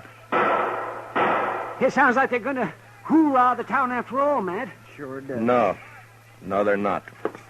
It's going to be kind of hard to stop now, isn't it, Matt? Maybe. You taking a shotgun, Mr. Dillon? Matt, why don't you just let them fight each other? What are you going to do? I'm going to close Front Street. You're going to close... Oh, no, what? The party's over in Dodge. Mr. Dillon, you can't do that. There'll be trouble if I don't. The mob's tasted blood now. They'll shoot you sure as I'm a-laying here. Will they? All right, I can't stop you, but I sure do wish I could go with you. Yeah, Matt, I'll go. Maybe if they see me, they won't be so quick. Thanks, but this isn't your job, either one of you, but thanks.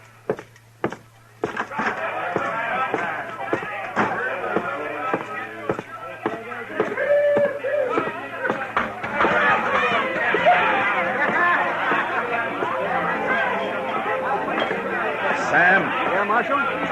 Close up and turn out your lights. What? You heard me!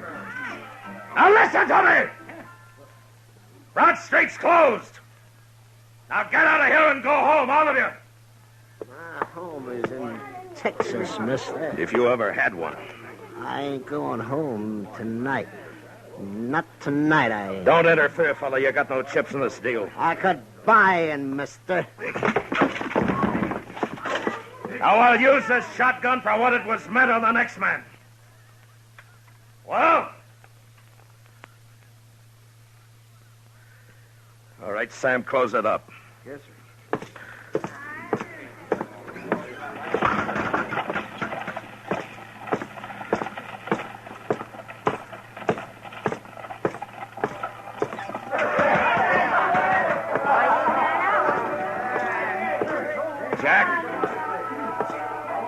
Jack.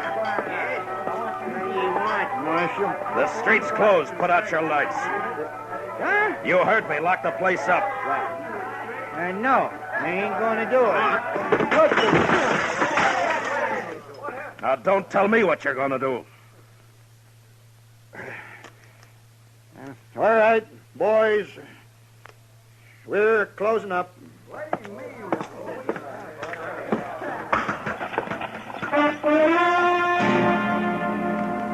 That took care of the Texas Trail and the Longhorn. And I moved on through the Oasis and the Olafraganza, then to the smaller bars that infested the outskirts of town. When I came back up Front Street, the crowd had thinned, its fever broken. I'd left Torp's place for the last, thinking to give his men a chance to get out of town before they faced me. There was a gambling hall on the same side of the street as the jail. And when I reached it and entered, there weren't more than a dozen men there. And most of them stepped quietly past me out into the street. What was left didn't seem to count for much. Looking for somebody, Marshal? You a friend of Torp's? Well, yes, I was. Why? Who else here worked for Torp? Everyone's gone, Marshal. They heard you were all riled up and they left. And you're alone. And still in bad company. I wouldn't ordinarily take that. Well, go ahead, mister. You're calling it. No. Not now. What's stopping you? Oh, if it's the shotgun. Now, does that make it easier for you? I haven't been looking for you, Marshal. You were in on the cut, weren't you? Torp's dead, Marshal. Isn't that enough? Torp! Mister, one of the best men I ever knew died tonight. And I killed him. I'm not a gunman, Marshal. You wouldn't be proud killing me. What does a man like you know about pride? Now, you get out of Dodge, and you get out fast. But I don't... You want to die in this place right now? No. No, I'm leaving. All right, hurry.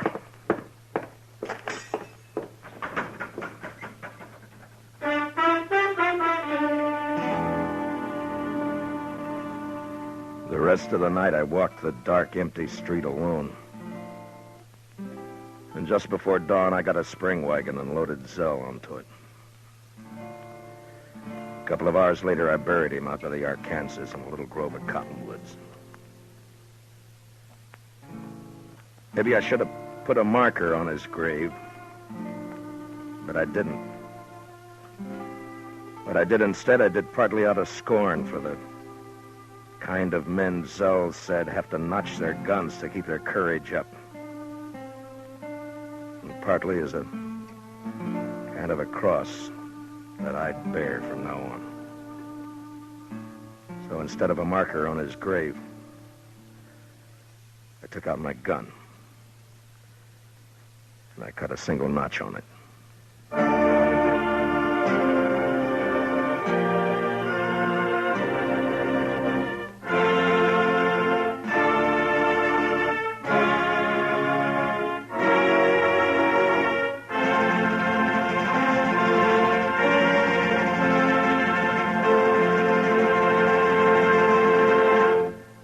Gunsmoke, under the direction of Norman MacDonald, stars William Conrad as Matt Dillon, U.S. Marshal. Tonight's story was specially written for Gunsmoke by John Meston, with music composed and conducted by Rex Corey.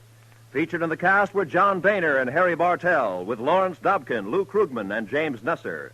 Parley Bear is Chester, Howard McNear is Doc, and Georgia Ellis is Kitty. Gunsmoke is heard by our troops overseas through the facilities of the Armed Forces Radio Service. Join us again next week as Matt Dillon, U.S. Marshal, fights to bring law and order out of the wild violence of the West in Gunsmoke. Listen to CBS Radio for Spring Byington as December Bride. And say, after you hear December Bride tomorrow night, listen for the important announcement about its new night and time on CBS Radio. This is Roy Rowan speaking. And remember, Amos and Andy are here every Sunday on the CBS Radio Network.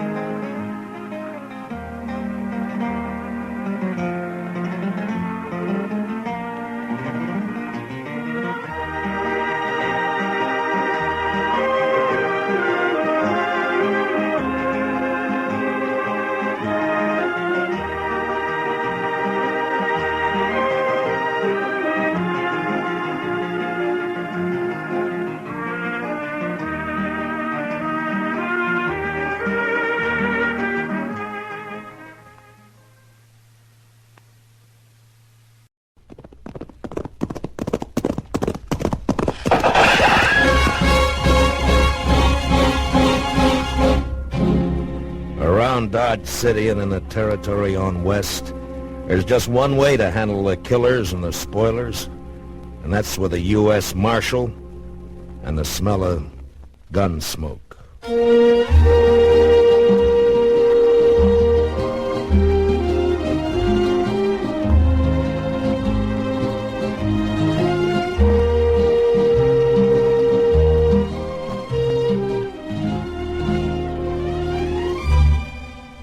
Gunsmoke, the story of the violence that moved west with young America. The story of a man who moved with it. Matt Dillon, United States Marshal.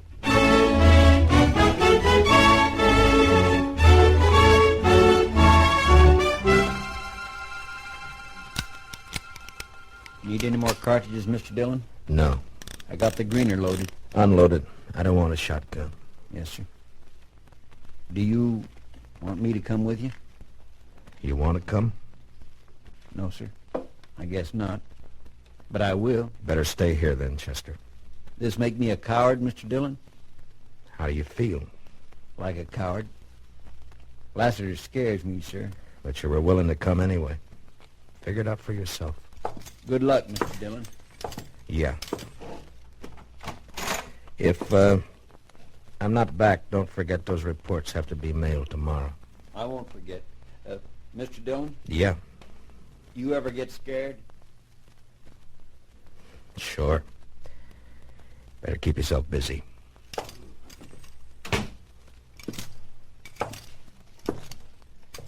Marshal! Mind if I walk along? Not at all, Doc. Yeah, kind of anxious to get a look at this new corpse of mine. Lassiter's sure done us a favor picking Dodge to die in. This'll put us in the history books for sure. You're a little premature, aren't you, Doc? Not a bit. Oh, maybe a little foresighted. You know, they say Lassiter's packing 18 slugs in him. 18 slugs? My goodness. He sure has been a lot of gunfights. Yeah, so they say. Guess he's got the biggest gun rep in this whole section. Outside of maybe Ben Thompson or Wes Hardin. And you, of course. He's waiting at the Alafraganza, Doc. You better not walk in with me. Oh, don't you worry. I'm not sticking my snoot into no shooting. No, sirree. Hey, Marshal. Yeah, what is it? You are going to win, aren't you? I sure hate to work on the bodies of my friends. Makes it too darn personal. I'll do what I can, Doc. You watch him close, Marshal. Don't let him pull a hideout.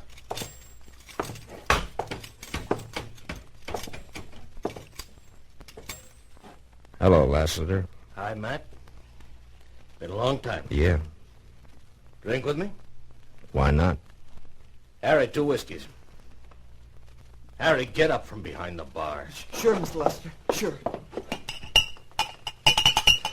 Oh, don't spill it. Leave it on the bar, Harry. We'll pour our own. Yes, Marshal. Yes, sir. Here, sir. How's your shoulder, Lassiter? Aches a little, bad weather. Still carrying your lead, Matt.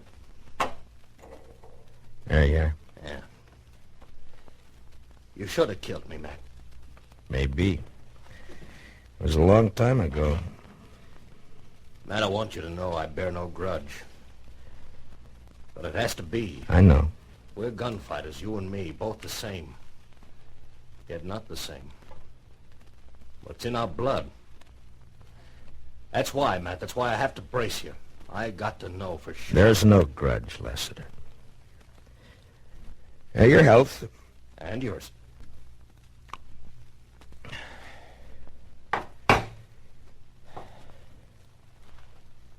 Straight up. Straight up. You call it. Now.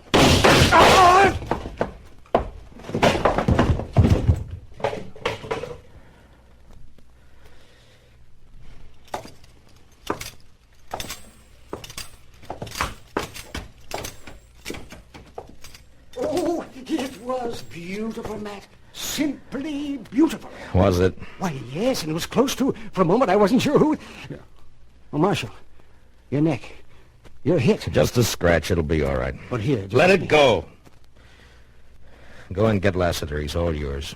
Hmm? Well, of course. And you'll be happy to know he's got 20 slugs in him now.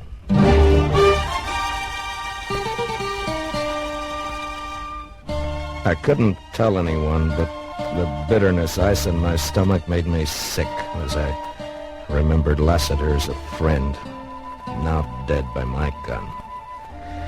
And then I got over it. I always got over it. The frontier code was a harsh one, I knew my job was one that had to be done if the West was to ever see peace. As long as killers like Lassiter lived, I'd carry a gun and use it. It was the way it had to be. Sometimes a man's dying was the end of it, and sometimes the beginning of something worse. Marshal Matt Dillon? Yeah? What can I do for you, miss? Died. Well, miss, I don't know. It's Mrs. Lassiter. Oh. You see? You've done quite a bit for me already, Mr. Dillon. You've made me a widow. Sit down, Mrs. Lassiter. Here, let me get you some thank water. you. I didn't know Lassiter was married. Would it have mattered? No, I guess not. You're just like all the rest of them. A killer, lusting for blood like a wild animal. Mrs. Lassiter. Only you're worse. You hide it behind a badge. My husband was in town less than 2 hours, but you couldn't wait, could you? You saw your chance to get a little bigger reputation. Matt Dillon, famous gunfighter. Matt Dillon, murderer. It was your husband that sent the challenge, Mrs. Lassiter. I'm sorry for what happened. And if I can help you in any way... No, thank you, Mr. Dillon. I only came to tell you that you haven't heard the end of the Lassiter name. I'm going to see that you're stripped of that big reputation. And you're going to die. Mrs. Lassiter, is there anything I could say that you would listen to? Nothing. And good day, madam. Till we meet again, Marshal.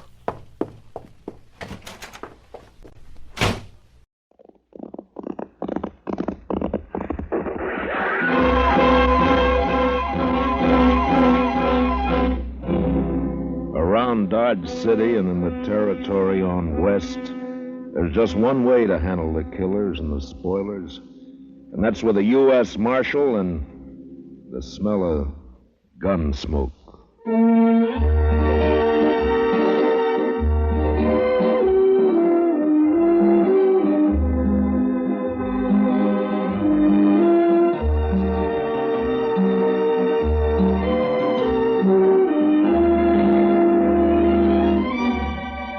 Gunsmoke, starring William Conrad. The story of the violence that moved west with young America. The story of a man who moved with it.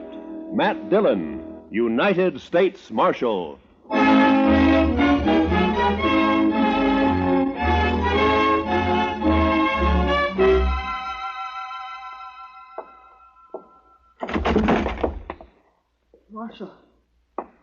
Marshal Dillon. Over here, son. What's the trouble? Marshal. Why, that's Will Thompson's young'un, Mr. Dillon. What is it, kid? What's wrong? Dad. Mom. They burned our house. Got the fences. 4 of them. My sister. They rode in and shot. He's been shot. Hold that lamp down here, Chester. Yes, sir, Mr. Dillon. Blood all over the back of his shirt. Will Thompson, he's a homesteader, isn't he? That's right. Came to Dodge City about 3 months ago. Took up a section over on Mulberry Creek. Mr. Dillon, you want me to go get the doctor? No. Boy doesn't need a doctor now.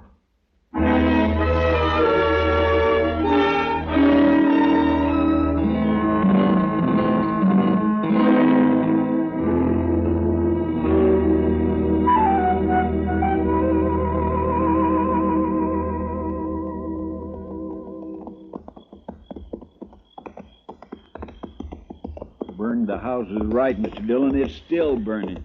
Yeah, what's left of it is. Watch yourself now, Chester. Yes, sir. No sign of life, though.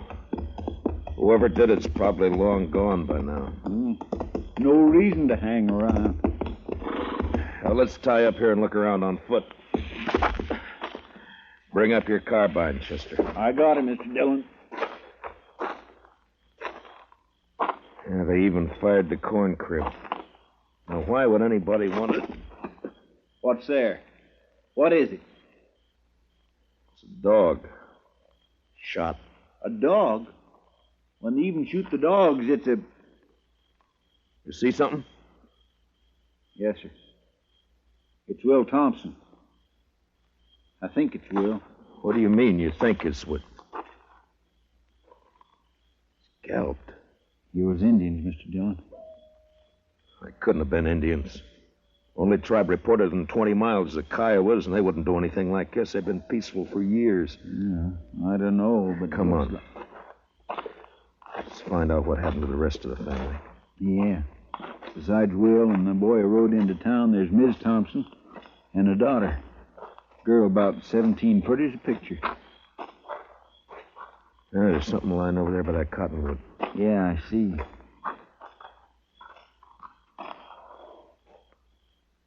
Well, I guess we found Will's wife.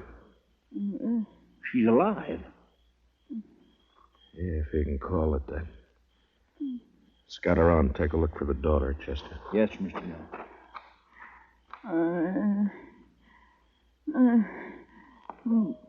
It's all right, Miss Thompson. It's all right. It's all right. Mary.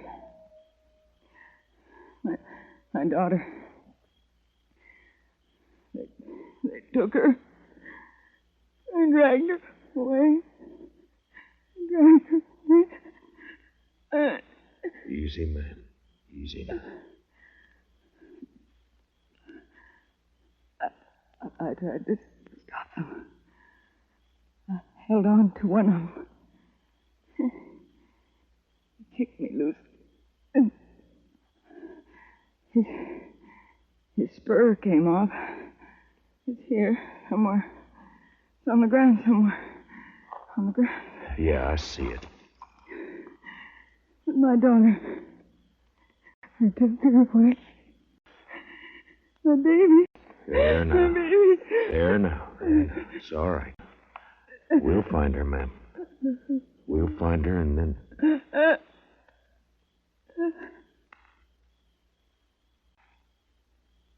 Miss Thompson?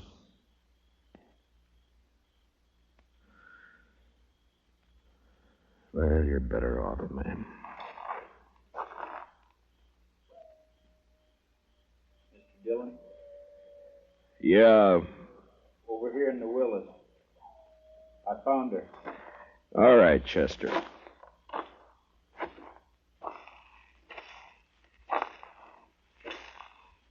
She's pretty as a picture. Seen her in Dodge. Walking down Front Street. Pretty as a picture. Yeah.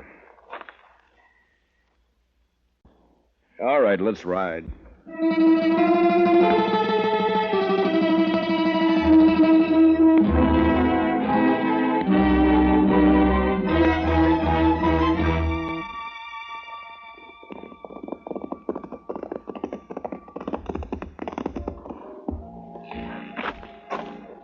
We'll look in the Long Branch first, then if Jalisco Pete's not there, we'll try the other saloons. I bet his boss is here. He's here every night. Yeah, I know. Follow me in, Chester. Just keep him off my back. I'll take care of the rest of it. Yes, sir. Good luck, Mr. Dillon. Yeah, thanks.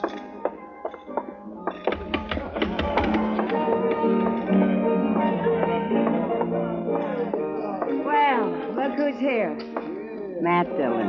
Hiya, Kitty. What brings you in, sweetie? Business or pleasure? It's not pleasure. Ah. Plenty of other men in Dodge, Kitty. Are there? They come in here, don't they? Sure. They come in. I talk to them, and I drink with them. That's my job. You follow me, Matt? I follow you. I'm off at 2 every night. Kitty, have you seen Jalisco tonight? No. He hasn't been in, Matt. Ben Rourke's sitting over there at a draw table, though. Good, I'll talk to him. I'll see you, Kitty. Sure, Matt. Sure you will. I think I got a All right, boys, here's where money talks. I'm raising another 100 and I'll stand pat. Ben? Huh? Well, it's the marshal himself. I'd like to talk to you, Ben. All right, Matt, talk. Not here. We'll go over there by the bar. I'm sorry, I'm busy. I got a pat hand and a cinch bet. Maybe. This is official, Ben. Meaning? Meaning I want to talk to you. Now, come on. Take over my hand, Donnelly. I'll be right back. All right, Matt, let's have it. What do you want to talk about? One of your cowboys, Ben, Jalisco Pete. What about him? Know where he is? Around somewhere, I guess. Why? I'd like to know if he lost his spur recently. Tonight, in fact. It's pretty, ain't it? Mexican silver, needlepoint rowel, gold inlay. Pete's the only man I know in Dodge who's got a pair like this. All right, I'll see that Pete gets it. He'll appreciate your finding it. I doubt that. I found it lying beside a woman he'd just kicked to death. Will Thompson and his whole family were wiped out a few hours ago by 4 night riders. You know anything about it? How would I know about it? Your boys call you King, Rourke, don't they? Never heard of one of them pulling anything without being sure you'd back him up. Matt, are you claiming I was in on this? You're a cattle rancher, Ben, an open range man. You boys all hate the homesteaders coming in with their plows and fences. Been a lot of fences cut by night riders. Now it's murder. You haven't named me yet, Matt. A couple of months ago, here in the Long Branch, I heard you say you'd get the homesteaders out of Ford County if you had to burn them out. Well, did you?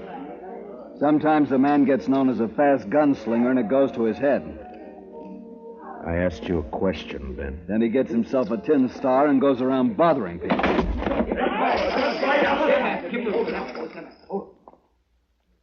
Ben, if you're figuring to draw on me, don't.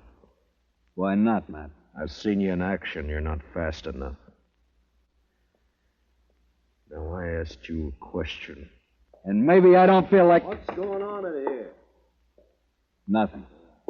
Oh, there you are, Marshal. How are you, Colonel? Marshal, what's this I hear about an Indian uprising? There's been none that I've heard about.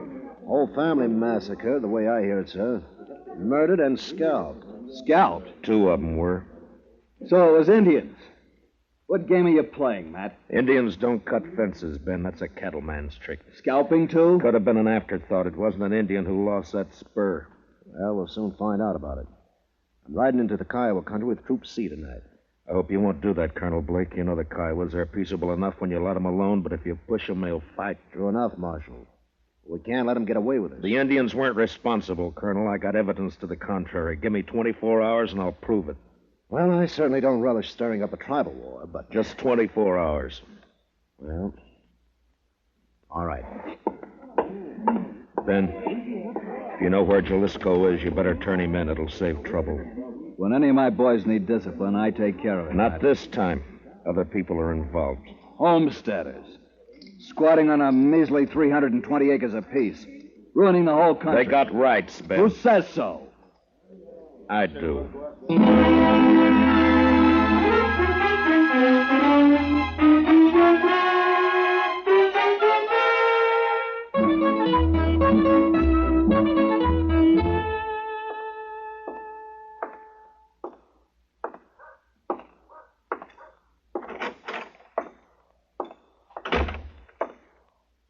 Morning, Marshal. Good morning.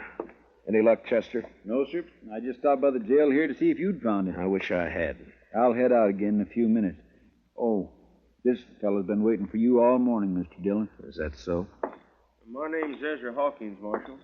We ain't met before. I got a homestead up the river. Don't leave me much time to get to town. I see. Well, what can I do for you, Mr. Hawkins? Well, it's about what happened to the Thompson family last night. The other homesteaders sort of appointed me to speak for the whole bunch. All right, speak. Well, we want to know what you aim to do about it, Mr. Dillon. I aim to get the killers. When? Mr. Hawkins, I've been up all night trying to get an answer to that question. If you got any information to offer, fine. If you haven't, then... What's up, Chester? A trail herd hit town, I guess. Damn, pull up, boys. Look at that pretty sign, Dodge City Jail. Come on, let's decorate it. Let's go, Chester. Yes, sir. All right. Hold it there. Hold it. My, the jail is occupied, boys. You men just blow into town? We ain't talking to men, Sheriff. These are curly wolves from the Circle Bar B, the roughest, toughest outfit in the Panhandle. And you're not talking to the sheriff. I'm the U.S. Marshal. You the range boss? That's right. Red Dudley. And what about it? Dudley, we got a new law here against shooting off firearms inside the city limits. Yeah? You mean like this? No, Dudley, I mean more like this. Now come on down off that horse. Sure, I'll come down off it. Watch it, Mr. Dillon. He's got a knife. Yeah, so I see. Well, nice work, Mr. Dillon. Drag him in and lock him up, Chester. Throw some water on him. Yes, sir. All right, curly wolves. Your boss is jailed and fined $50. You can get him out tomorrow morning. We got the money. We'll take him now. I said tomorrow! Now on the move. All of you. Get!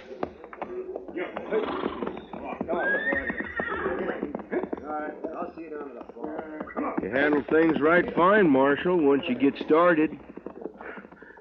Thanks, Hawkins. Only trouble is some of us homesteaders are getting kind of impatient. The cattle ranch has been treating us pretty bad for too long. The boys are all meeting at my place today. I reckon I can hold them back till tonight. You know what I mean, Marshal. Yeah. I saw it happen in Abilene. Dirty and bloody. I'd hate to see it happen here. Sure, I know what you mean. Range war. Well,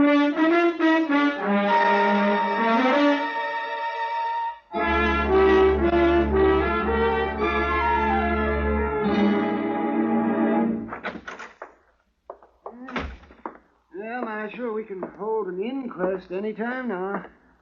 I'm all finished with the autopsy. All right, Doc. It goes pretty fast when you can line 'em that way, 4 in a row. Makes the job a lot easier. Yeah, I imagine. Doc, have you ever seen a range war? No. I hear there's one brewing. There is. Plus Indian trouble. If I don't bring in Jalisco Pete before tonight and find out who his 3 partners were, you're going to have bodies lined up 20 in a row. Well, it sure bring in a lot of fees. I could retire and buy myself a ranch. Sure, Doc. Oh, that sounds like Chester, Marshal. Yeah, he's been scouting those thickets along the river bottom. Mr. Dillon, I brought in Jalisco. Where is he, Chester? Outside, tied on a pack mule. Good. No, sir. I'm afraid it ain't so good. He's dead. Been shot in the back and scalped.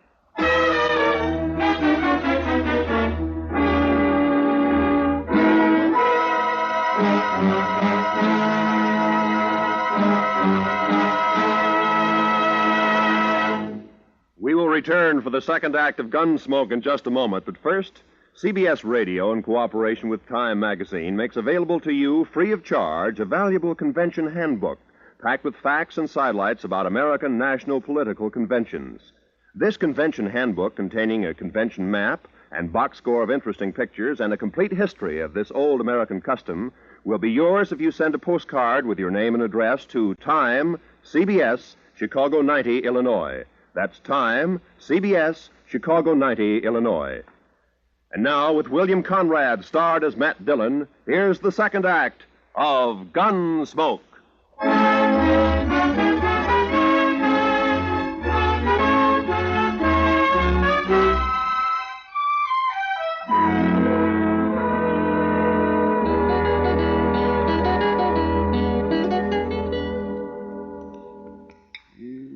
Just a second now, Marshal. Let's see. Here it comes now. There's the bullet, if it'll do you any good. It won't, Doc. The slugs I dig out of the bodies all look alike. Someday, though, they may figure a way to tell them apart. Maybe even tell which gun fired which bullet. Oh, no, not a chance of it, Marshal. Well, I guess that's all I can do for the late lamented. Oh, I see he's only wearing one spur. Yeah, I know. I got the mate to it here. That's what I wanted to talk to him about. It's too bad, Marshal. His talking days are over. Yeah, somebody made sure of that, all right. Then tried to cover the trail by scalping him. Well, I can tell you one thing. It wasn't done by Indians. That's my guess, too. I've seen how Indians do it. Down in the territory, up in the Dakotas. Slick and clean. Nothing like this. Why, I could do a better job with my eyes closed. Yeah, I bet you could. Well, I guess I'd better get ready for the rush.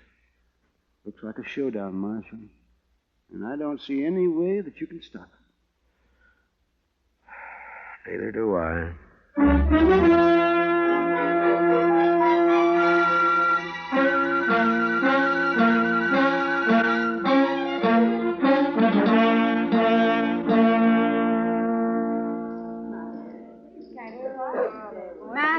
Over here, Matt. Oh, hiya, Kitty. Business again, Matt? Well, I was looking for Ben Rourke. He isn't here. He left about an hour ago. Some of his boys came after him. Matt, I waited for you last night. I worked, Kitty. All night? Yeah. There's a bad feeling in the air, Matt. What is it? What's going to happen? I wish I knew. They called all the soldiers from C Troop back to Fort Dodge this afternoon. I hear they're planning to move out tonight. I hope not. Been a lot of homesteaders in here drinking today. That's unusual for them. What's going to happen, Matt? The bloodiest mess you've ever seen. And I don't know any way of stopping it. If I'd only found Jalisco Pete before they killed him, now I got nothing to go on. Jalisco came in here last night, late after you'd gone. What? Well, why didn't you let me know? There wasn't time, Matt. He heard he was wanted and he left right away. His friends with him. Friends? What friends? I'd never seen him before. I think Pete had known him in the Pecos country. They're all pretty drunk. How many were with him, Kitty? 3, I guess. One of them was named Red Dudley. Red Dudley? And one called himself Tulsa Jim. They kept talking about the Circle Bar Yeah, B brand. it might be. They could have ridden in last night ahead of the herd to look up Pete, and then they... Oh, Marshal. Say, you better come on outside here if you want to stop a lynching. Coming, Doc. Be careful, Matt. Be careful. What is it, Doc? Ben Rourke and some of the cattle ranchers. They caught themselves an Indian, and they're going to string him up. I doubt it. Let us stay clear of this, Matt. We know what we're doing. I hope so, Ben. Who have you got here? One of the murdering skunks that wiped out the Thompsons. Any objections? I might work up some, Ben. What's your name, fella? He won't talk to you. Hasn't opened his mouth. Look, fella, as an Indian, you're a ward of the government. I'm a U.S. Marshal. I represent the government. I'm here to protect you. Now, what's your name? Keith Doxwa. Work hard. Good man, no kill. What makes them think you did? Say kill people, no kill. He pleads not guilty, Ben. Sure he does. And maybe he can explain why we caught him 2 miles from my ranch house. Is that reservation? What was he doing there? Go on, ask him where. Mr. Rourke? Maybe I can tell you what he was doing. What? Ezra Hawkins. One side, if you don't mind. Let me through here, please. Let him stand. Thank you. We got tired of waiting, Marshal. We come on into town. Maybe that was a mistake, Hawkins. Maybe. You have to play it the way you see it. Look, mister, let's have it. What's this all about? I'm a homesteader, Mr. Rourke. Well, I accept your apology. Weren't no apology. I just wanted you to know who those 100 men across the street were. And they all got guns. 100, huh? Well, there's 30 of us, so the odds aren't bad. What's on your mind? This Indian's been working for us, Mr. Rourke. Tracking down fence cutters. Maybe that's why you caught him within 2 miles of your house. Got the nerve to come out and say what you mean, homesteader? You bet I have, fence cutter. All right, hold it. Now, you're covered, Ben, and you too, Hawkins. This play's gone far enough. Not giving a man a chance to draw, Matt? Not this time, Ben. All right, Katuxa, climb off that horse and get over here behind me. Move slow and stay out of the line of fire. You men, if either side makes a move, Ben and Hawkins will be the first to get it. You understand? Doc, take us into your office. Oh, sure, right away, man. Well, Matt, what's the next step? You can't keep us here with our hands in the air forever. I don't intend to. I got one of the murderers locked up in jail. I want you two to come along and listen to his statement, but leave the questions to me, all right? It's just fine with me, Marshal. It's your show, Matt. Good. Come on.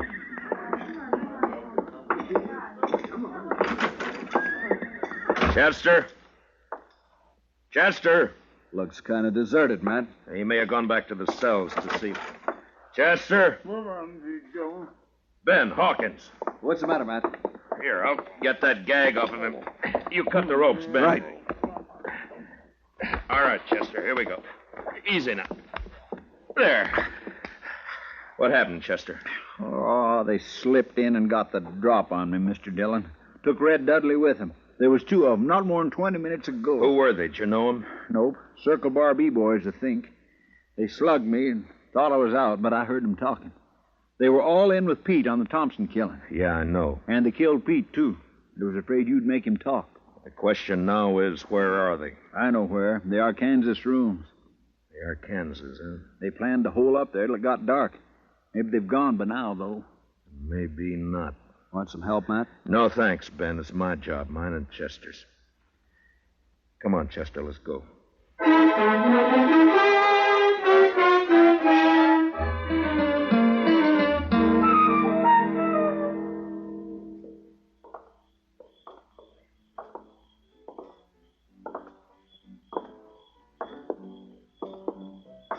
The room and house is all dark, Mr. Dillon. That doesn't mean a thing. Watch the windows. That you, Dillon? Drop behind that water trough here. Use your carbine. It's more accurate. Yes, sir. All right, Dudley. Come on out. You're under arrest. Come and get it! Fire at the flashes, Chester. That came from the side window, Mr. Dillon.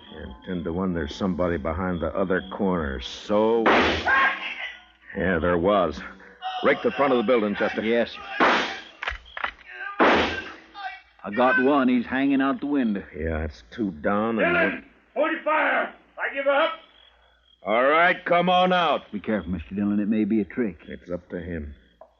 Come on out, Dudley. Well, hurry it up! I'm coming. I got a bullet in my leg. I can't hurry very fast. You got me all wrong. Watch it, he's drawing. Wrong, Chester. He started to. See if you can find the doc and get him to help you pack these things over to the jail. Yes, sir. Right away, Mr. Dillon. Matt? Are you all right, Matt? Yeah. Yeah, I'm all right, Ben. Had a clean sweep, huh? Looks that way. Well, bullets are cheaper than rope. I guess so. Ben, you and your boys aren't murderers like Red Dudley, but this business of fence cutting can lead to a range war, too. Like it or not, homesteading's here to stay. There's more of them coming in on every train. I know all that. Us cattlemen built this country, Matt. A few more years now, they'll have us fenced out of it. Times change, Ben. There's range still left out west, New Mexico, Arizona. Yes, I know. Some of us have been thinking about it. Matt, they'll fence you out, too, you know. Yeah, I guess they will. Well, when that time comes, I'll move on. If I'm still around. Farms and families. Next thing they'll do is set up courts and bring the law in here. Law's here now, Ben. In Dodge City, I'm the law.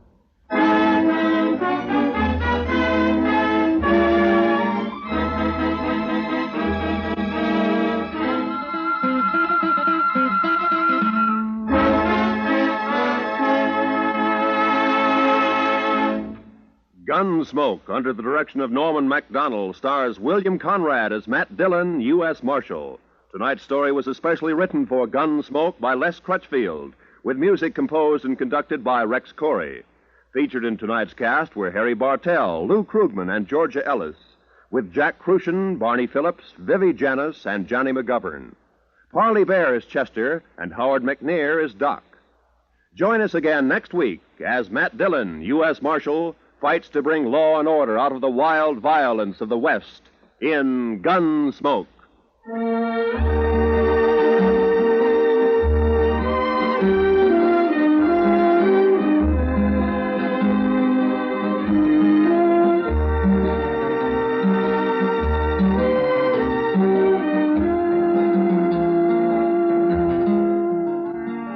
Jungle Legacy is the name of tonight's adventure with Tarzan.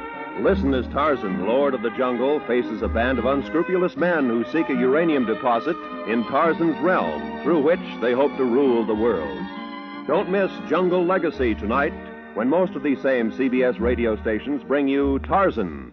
It's packed with thrills, packed with action, packed with tense atmosphere. This is Roy Rowan speaking. Remember,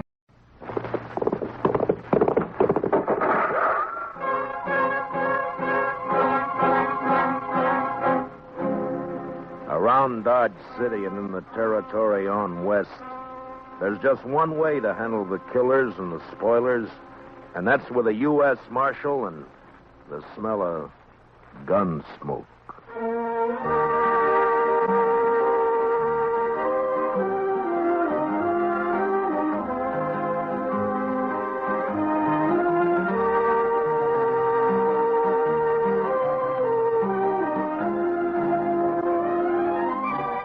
Gunsmoke, starring William Conrad.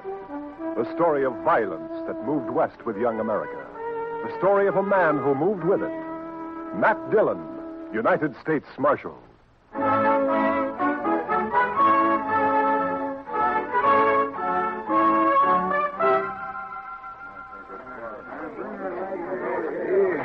Howdy, Marshal. Hello, Mr. Biggs. Can I give you a hand? No. This is the last batch here.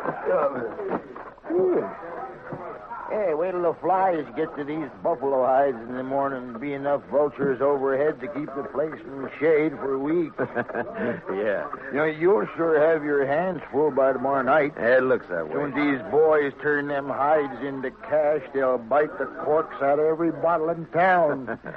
And some of them look mean enough sober. Yeah. Well, you better bed down and get some sleep, Mr. Biggs. Where are your boys? I don't know. Jeff had some trouble with a dry axle up near Pawnee Rock, and Boaz stopped to help him fix it, but they shouldn't be this long behind me. Well, if I see him, I'll tell him where to find you. You can tell Jeff, but Boaz ain't even going to hear you.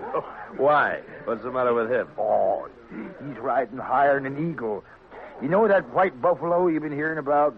The albino? Mm-hmm. Well, it's just Indian talk. Oh, you think so, huh? Well, if it is, Boaz sure shot himself a mighty scared buffalo. White as borax. That ought to fetch a price. Hey, anybody seen Marshal Dillon? Over here, Chester. You better saddle up, Mr. Dillon. What's the matter, Chester? Indian trouble. 2 men dead and a couple of wagons burned up out there. I found this. A war rattle. Made out of buffalo toes. Arapaho. Well, they haven't been making any trouble. Well, these did. I was topping a hill when I saw the wagons go up in fire. It was Indians, all right. I saw one ride off. That's funny. I never heard of Arapahos attacking at night. How far out, Chester? 10 mile, maybe, toward Pawnee Rock. Pawnee Rock? Marshal, my sons was coming from there. Easy, Mr. Biggs. Lots of wagons in the territory. Marshal, I didn't see another wagon between here and Pawnee except the ones we had, but the Indians killed my boys. There's only one way to make sure, Mr. Biggs. Saddle up and ride over to my office. I'll be with you as soon as I can get my horse.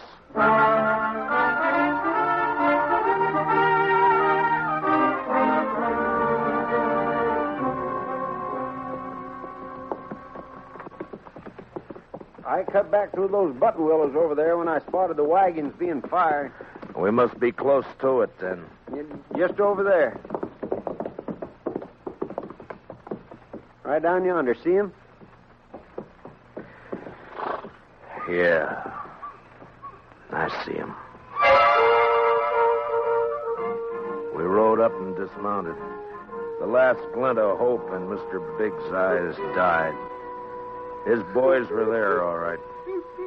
And it wasn't nice to see. I'll kill him.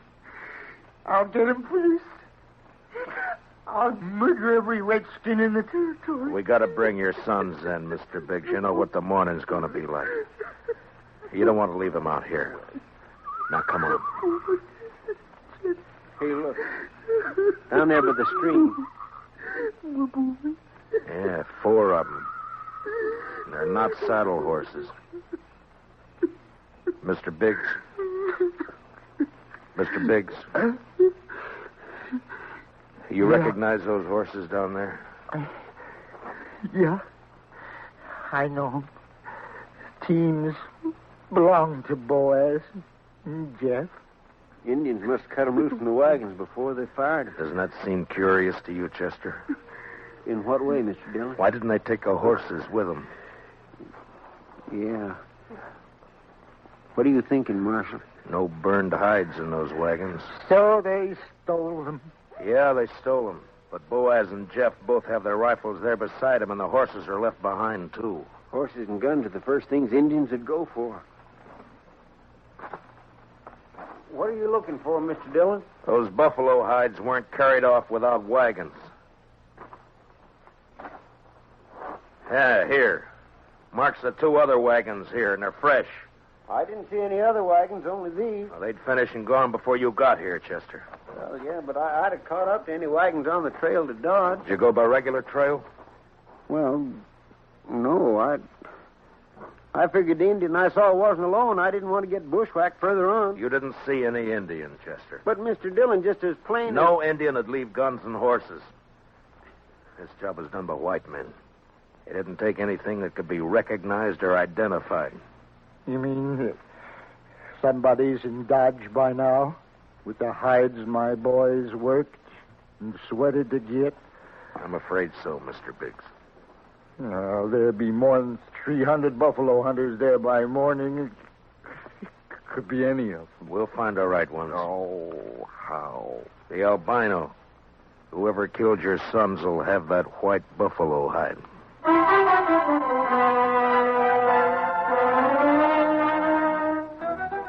It was almost sunup when we got back to town, and more wagons had jammed the main street lining up for the unloading barns. I rode down the line, looking them over one by one.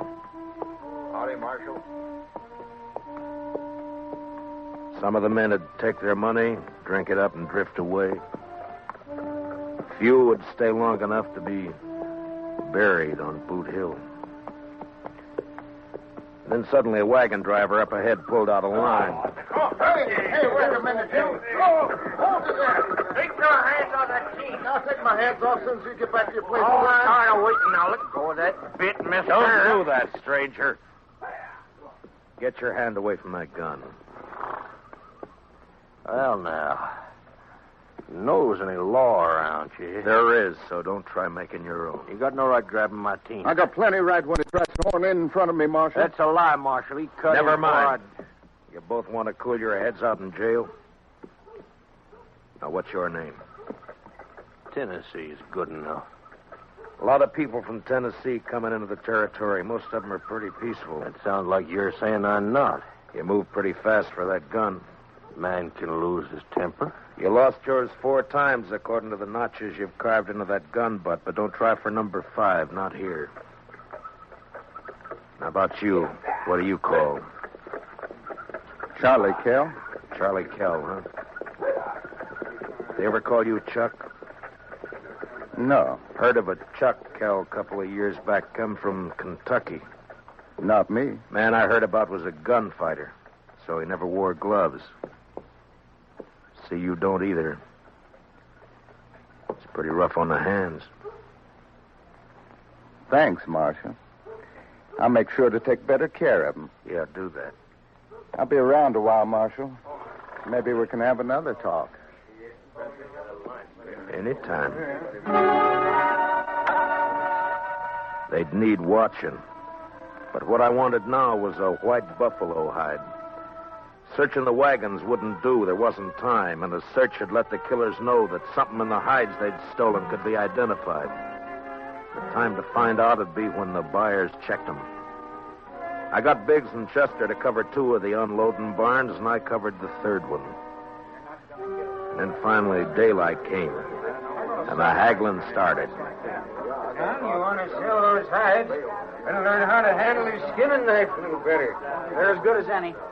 And full of holes they ain't. Give you $4 a hide for the bunch.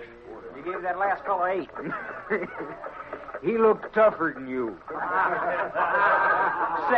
I'll take 6. 4. Take it or leave it. You think you can rob me, mister? Watch your mouth, boy. Here, none of that. Let me go! Easy, son. Go! Let me have that gun just so you won't be tempted. There, that's better. Give me that. Give it back. You can pick it up at my office whenever you're ready to leave town. Yeah, you look like a city boy to me. Where are you from? St. Louis? None of your business. When something's got you beat, son, there's no shame to admitting it and going home. Sometimes that takes a real man. Don't tell me what to do. Why don't you watch your own job? Why don't you leave me alone, Marshal? I ain't got a white buffalo hide. What'd you say, boy? You heard me. What do you know about a white buffalo hide? What everybody else knows. That you're looking for one. Everybody in town knows it. How? Because the old man whose sons were bushwhacked all liquored up over at the other barn, shooting off his mouth.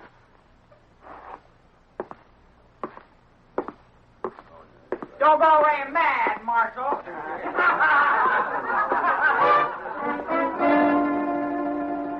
Mr. Biggs wasn't at the barn where I'd left him. I cut through an alley to Front Street and headed for the saloons. I never got to him. Mr. Dillon! Mr. Dillon! What's the matter, Chester? Old man Biggs. Where is he? I'm looking for him. Well, he was over by the barn I was watching, drunk, going through the wagon. Yeah, I know about that. I was trying to get him to go back to his own barn, but all of a sudden, he took off. For where? I don't know, but there was one wagon he was watching in particular. The driver walked away from it with a package of some kind. That white hide? It could have been, I don't know, but Big sure thought so. He lit out after the fellow with blood in his eye. Which way? Down there where the boy's been hitching the empty wagon. Well, let's go. Old boy's drunk enough to make trouble. He's liable to kill somebody. Or get killed.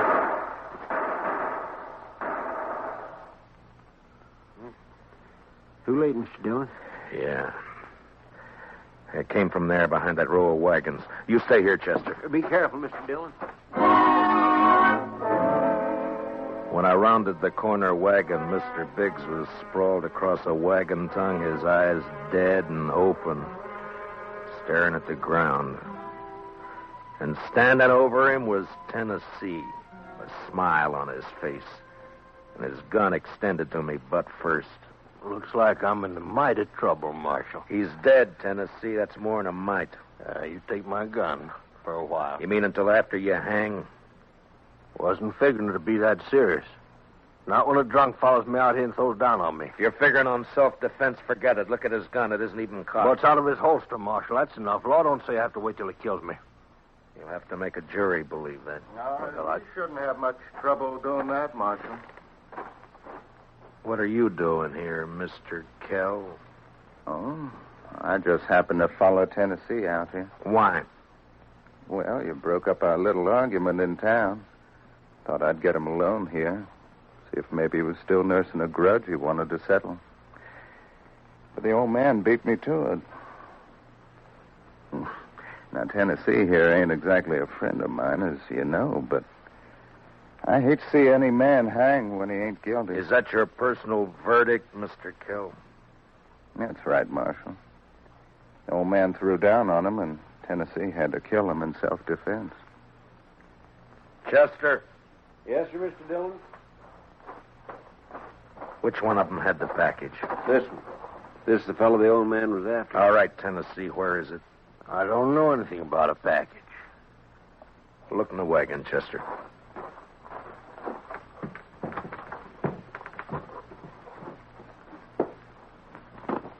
See anything?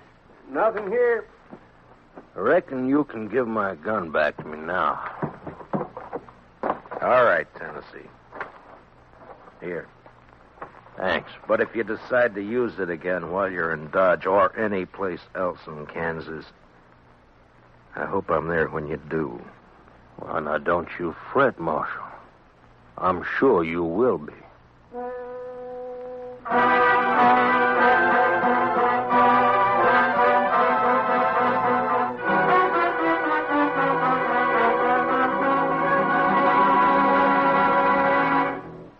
We will return for the second act of Gunsmoke in just a moment. But first, action, excitement, thrills. That's Gangbusters. Gangbusters helps to fight crime by fearlessly naming the criminals. Listen for it later this evening on CBS Radio. Now, the second act of Gunsmoke.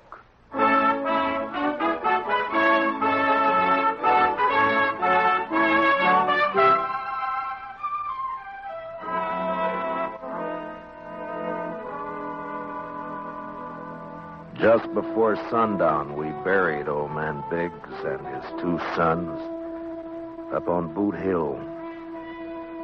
By the time the service was over and I rode down, darkness had fallen, and everything was going full blast.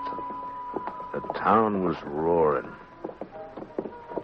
Seemed like a good man, old Biggs. He was, Chester. So were his boys. Yeah, but there are too many men like Tennessee and Cal coming in, Mr. Dillon. They won't last, Chester. They'll keep coming, but they won't last. They'll take a gun and go against a man, but they won't sweat. They won't take root and build. We still gonna look for that hide? Yeah. Well, just what do you want me to do, Mr. Dillon?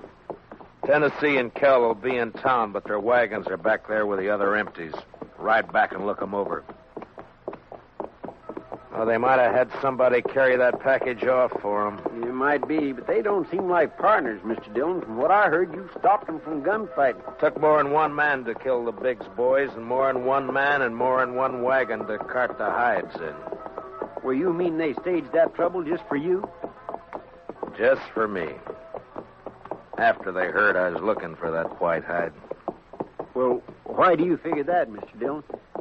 When gunfighters start for their guns, nothing stops them, Chester.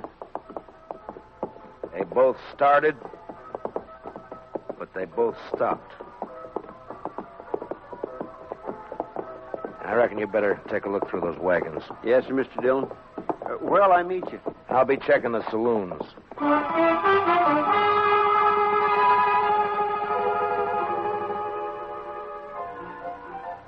One by one, I made the stops. The Long Branch, the Alafraganza, the Texas Trail. And one by one, they got quieter as I went in. As though each place was holding its breath, waiting for something to happen. The last place was a Mexican hangout. A long, dark walk.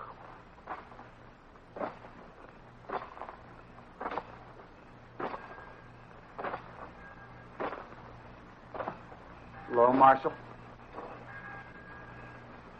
Can't see me, can you, Marshal? No. No, I can't see you, son. Too bad. Because I got another gun. They sell them around here. And I ain't going back to St. Louis.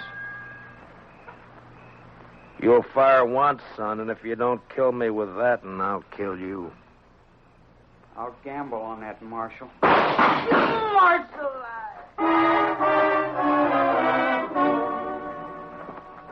He lurched from the shadows into the street, staggered, and fell. And then he rolled over on his back, and his eyes struggled for a minute like they were trying to remember something. And then he went blank. Well, he was right about one thing. He wasn't going back to St. Louis. Well, what do you know? The marshal's real handy with a gun. Stay out of this, Kel. But I may have something to talk over with you later. You mean what? If you don't know it, then you got nothing to worry about. I've been hearing a lot about how fast you are with a gun, Dillon. Anything to it? I'm still alive. Yeah. This your hobby, shooting kids? He was old enough to try to kill me. I don't like it, Marshal. That's too bad, Mr. Kell. The Chuck Kell I heard about would have loved it. They said he'd killed 2 kids under 16, one of them his own brother. No, you didn't hear the whole story, Marshal. The Kell you heard about killed a marshal, too.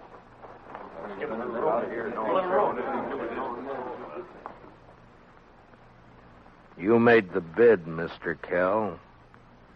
And you got a gun. Use it or I'll take it away from you. Come and get it. Anytime. Here it is.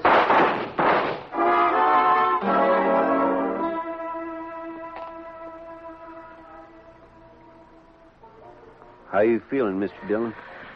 I'm all right, Chester. Doc fixed your head. Wasn't much he could do for Kell, though. I hit him.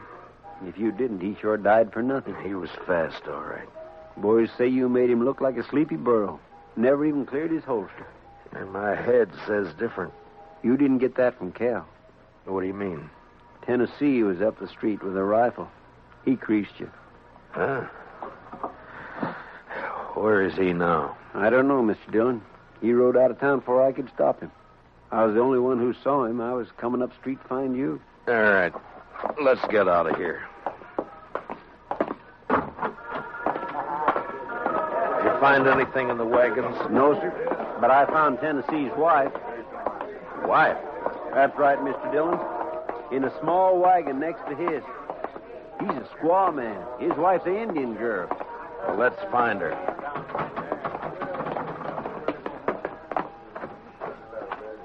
All right, Chester. Which way? Edge of town, Mr. Dillon. Well, let's go.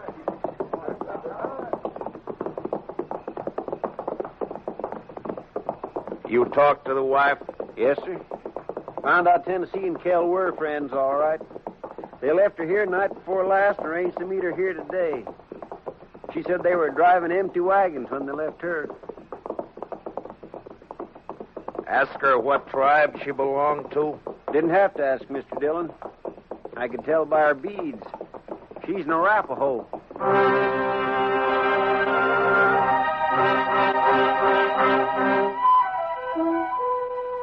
She was there, all right. Crouched by the wheel of a wagon.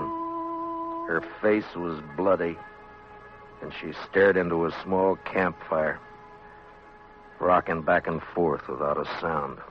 She wasn't beat up when I left her, Mr. Dillon. Where's your husband? He gone. Gone where? He gone.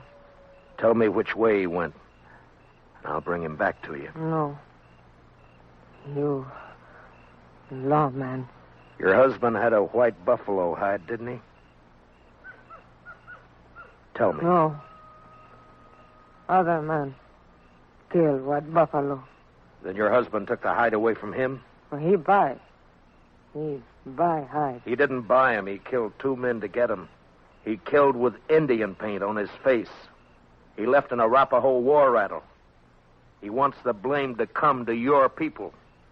If the white men think the Arapahos are on the warpath, the soldiers will come. No.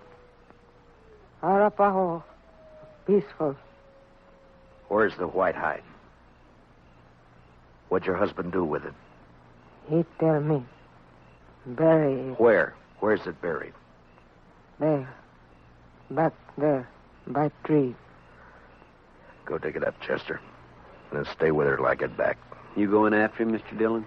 As soon as she tells me which way. All right, Mr. Dillon. You're white man. No good. Now tell me which way he went. You let him go. He not come back. I can't let him go. If I do, the soldiers will come after your people. He beat you, and he ran away from you. Now he'll bring death to your tribe unless I get him. Where did he go? He ride to where moon sleep. I rode east. Tennessee had about an hour's start, but I figured to make up most of that before sunrise. The prairie was open and flat except for an occasional roll, and the Arkansas River would keep him from cutting south. His best bet for a fresh horse would be Kinsley, and I rode hard for it. It was just turning daylight when I rode in.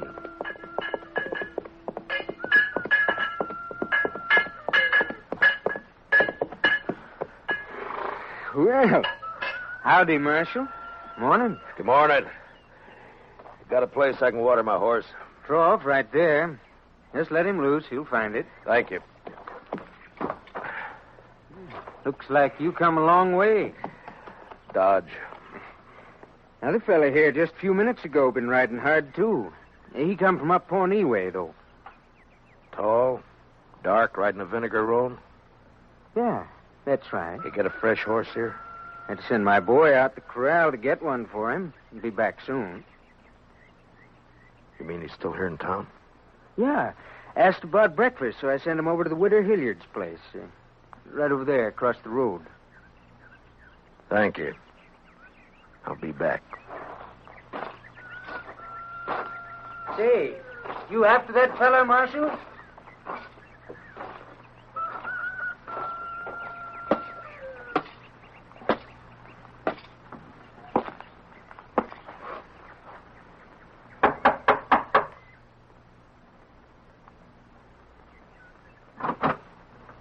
Yes? Understand you're serving breakfast, ma'am. Why, sure thing, Marshal. Dylan! That's right. Give me a clear way out the door, or I'll kill you. Come by me, Tennessee. I'll come shooting. That's all right. But just be sure you get me this time. Why,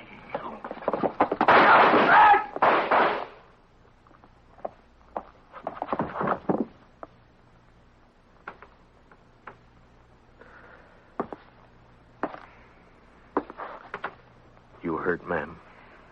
No, I'm all right, Marshal. He looks kind of dead. Yeah. Bad one, huh? Yes'm.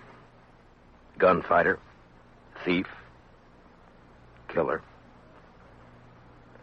What's your name, Marshal? Dillon, ma'am. Matt Dillon. I'm sorry about... Marshal. When my husband brought me out here 15 years ago, Indians burned this place down 3 times. I'm used to killing. You want to carry him out? I'll go fix you that breakfast.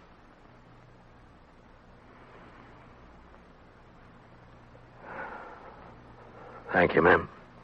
It's a long ride back to Dodge.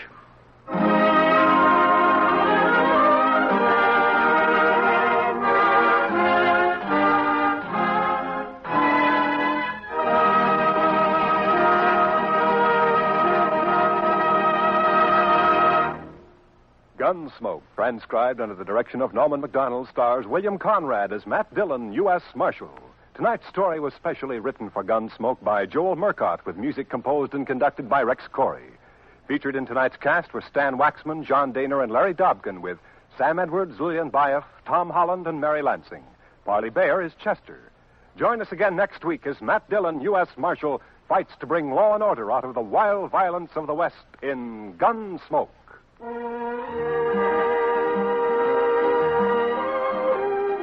Something new in CBS Radio Newsroom coverage, World News with Robert Trout presents as a special weekly feature an interview with a crack CBS Radio News correspondent. This correspondent flies in from his post overseas to give you his authoritative eyewitness viewpoint on latest developments. Tomorrow afternoon on most of these same stations, World News with Robert Trout. This is Clarence Cassell speaking. And remember, from now to November, you'll find intensive, impartial campaign coverage on the CBS Radio Network.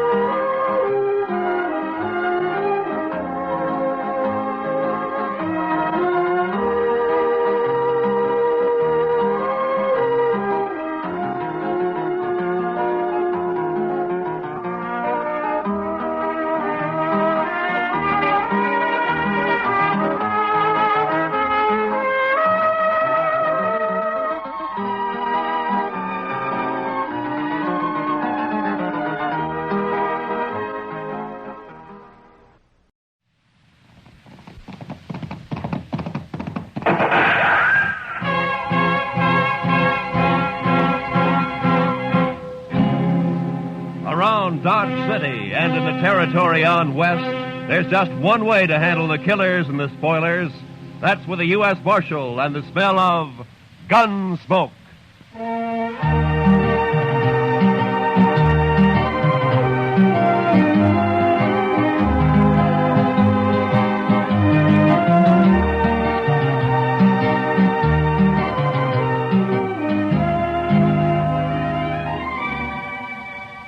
Gunsmoke, starring William Conrad. The story of the violence that moved west with young America. The story of a man who moved with it. Matt Dillon, United States Marshal.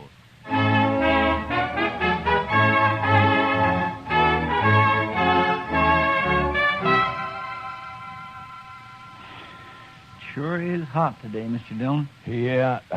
Used to get hotter in Sweetwater, though. Texas? Yes, sir. But I wasn't there very long. No. What'd you do there, Chester? Oh, I was a salesman, Mr. Dillon. Salesman? Well, what'd you sell? Lightning rods. Lightning? Oh, well, now, they're good things to have, Mr. Dillon. Why, I had a line of Well, lightning now, rods don't explain it to me, Chester. Too hot. Well, I'll go get us some beer. Maybe that'll help. I don't think I want any beer, Chester.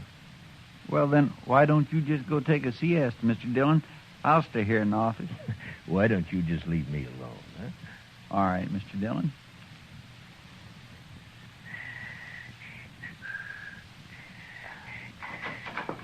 Marshal. Yeah, what do you want, Doc? A couple of cowboys been feeling their liquor over at the Texas Trail. That's what saloons are for, isn't it? And they were giving Kitty a bad time. Oh? She got rid of them now. But they're down at the end of Front Street now, making remarks and pestering the town ladies. It just might lead to trouble. Well, I'm not going to walk down there in this heat just to lecture a couple of hard-nosed cowboys. I'll go, Mr. Dillon. Oh, good, Chester. You go, huh? Just tell them to take it easy and leave the ladies alone. Yes, sir, I will, Mr. Dillon.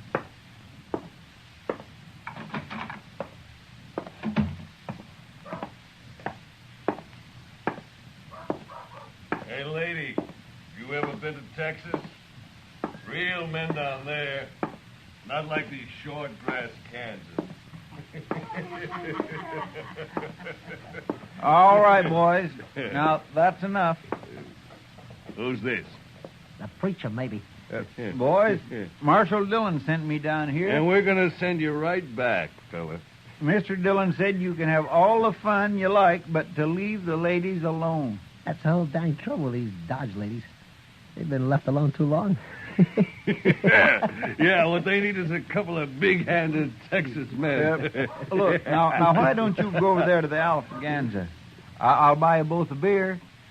You will, huh? Well, that's mighty thoughty of you, mister. We just don't want any trouble, that's all. Sure we don't. And I got an idea how we won't have any. Wait till I get on my horse here. Stay with our friend a minute, Trevor. Hey, mister, I'll make a bet. What kind of bet? What do you mean? Any kind. You name it. Come on. Well, but I don't. I got him. He spilled his gun, Trevor. Pick it up and grab your horse. Get this rope off of me. Maybe it'll wear off, mister. You're going for a ride. Drag him, Stobo, drag him. Let's go.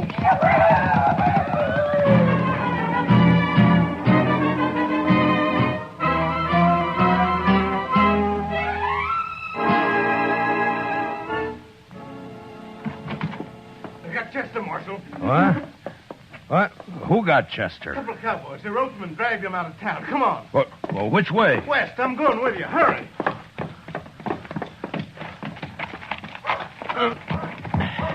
Come on.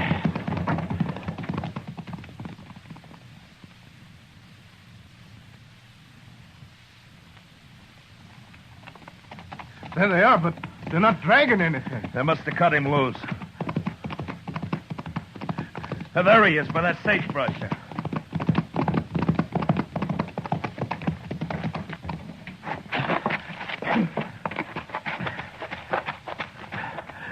Chester.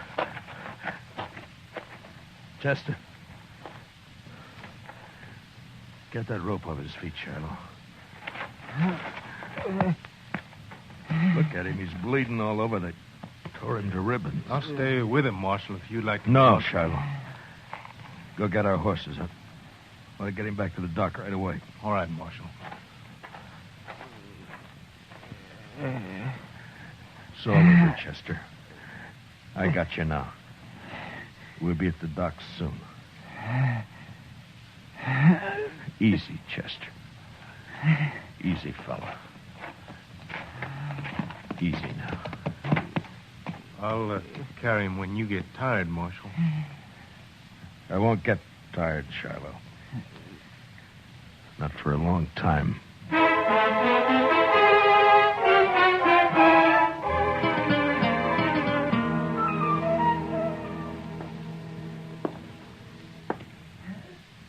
Well, Doc? Yeah, he's in bad shape, Marshal. The worst is something's bothering his breathing. I don't know what it is. We'll just have to wait and see if it goes away. If he lives the next few days, he'll pull through. Oh, Doc. I know. But I'll stay right here with him. Why did I have to send him? Why didn't I go? Oh, and I don't blame yourself, I Marshal. told him to go, didn't I? Yes, but... Doc, can I talk to him? No, Marshal, no, not for a while. All right, then. Would you tell him this for me? I'm going after those men. I'm going to bring them back. Alive. Or at least half alive.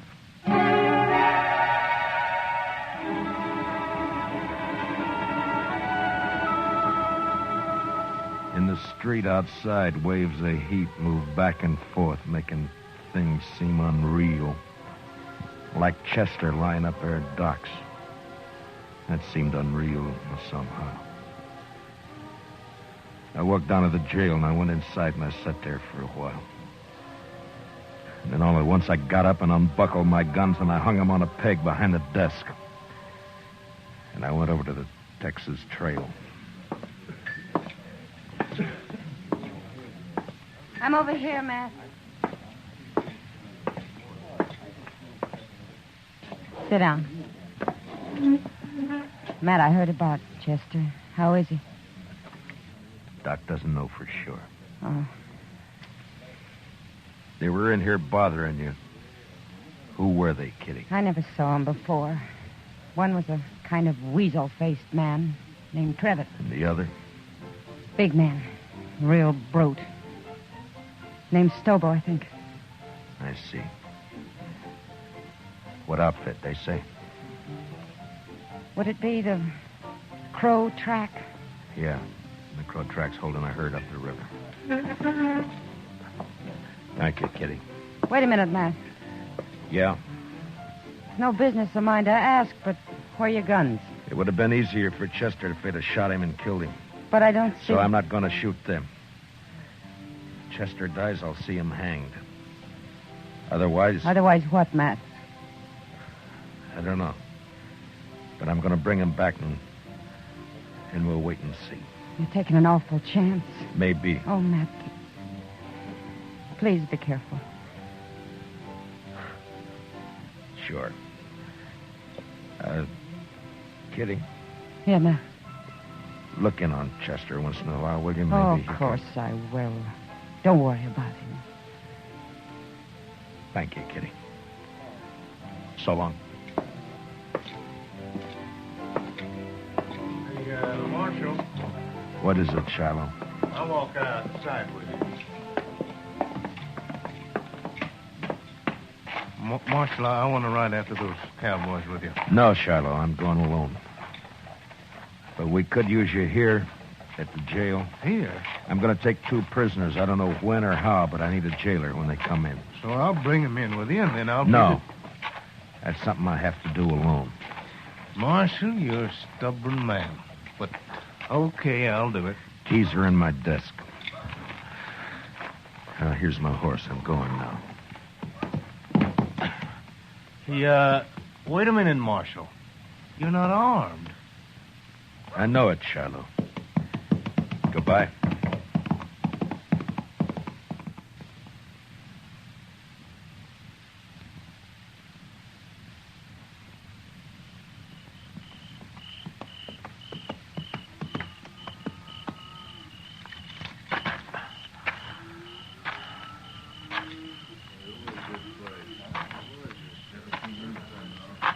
Who's the trail boss here? Where is he? Here I am, and I don't need any rider. Maybe not, but you got 2 riders I need. How's that? Just what do you want, mister? That's the Crow Track outfit, isn't it? That's right. I'm looking for a couple of your men called Stobo and Trevitt. They ain't here, mister. And where are they? They come back this afternoon, picked up the gatherings, and left. Didn't even wait to get paid off. I'm telling you this just because they're no good, and I'm glad they're gone. Which way'd they go? I wouldn't tell you if I knew, mister. I didn't think you would. Who are you, anyway? I'm a U.S. Marshal out of Dodge. That's so? Well, I don't know what you want them for, and I don't care, but how you going to take them, Marshal? Put salt on her tail? You ought to at least take a club if you're going after that Stobo. He's mean, he's big. Besides being a Texan. We've hung Texans up here before, mister.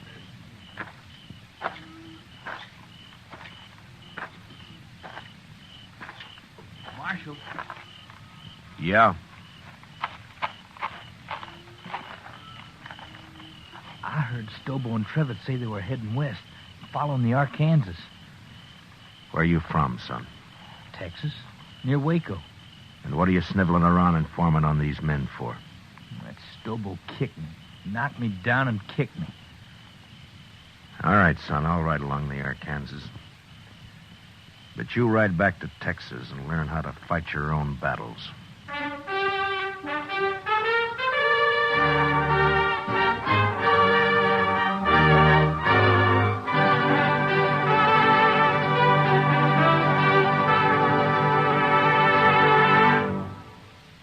We will return for the second act of Gunsmoke in just a moment. But first, the conventions start next Monday when the Republican Party takes over Chicago.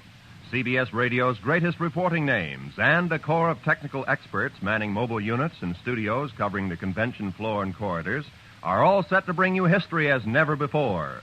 Whatever happens, wherever it happens, you'll miss nothing when you tune in the conventions on CBS Radio starting next Monday. Now, the second act of Gunsmoke.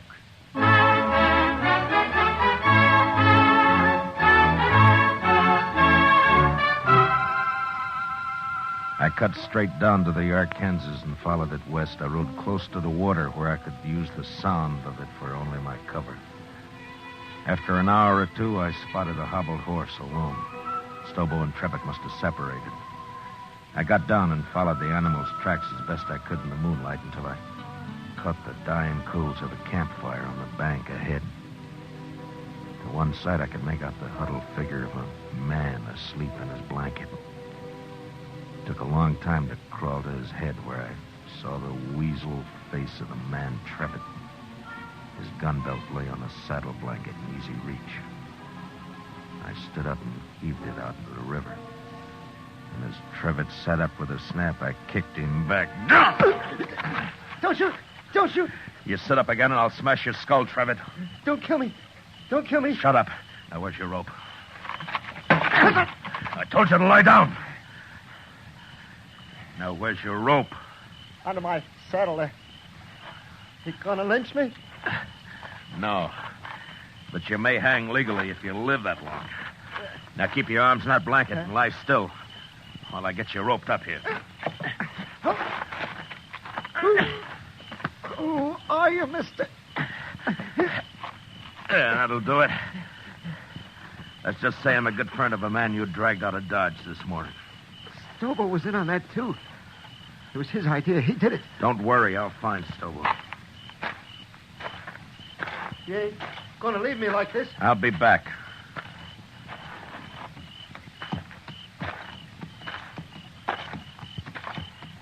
You ain't even carrying a gun. Too bad for you, I'm not. Now, Trevor, I'm going to throw you across my horse and tie you on. He'll take you into Dodge right to the jail.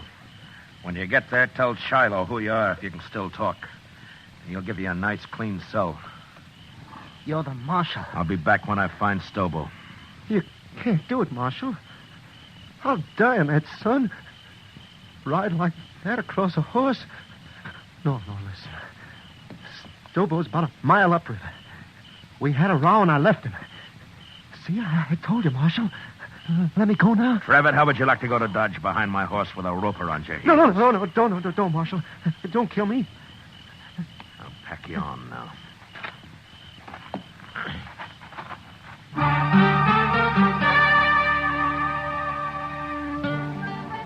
I tied Trevor across my horse and started him off in the direction of Dodge, and then I forgot about him. Stobo was next. I rode west on Trevitt's horse. Dawn was just breaking when I saw him, crouched behind a campfire, cooking breakfast. His horse was saddled and stood nearby. I rode straight up, got down, and walked over.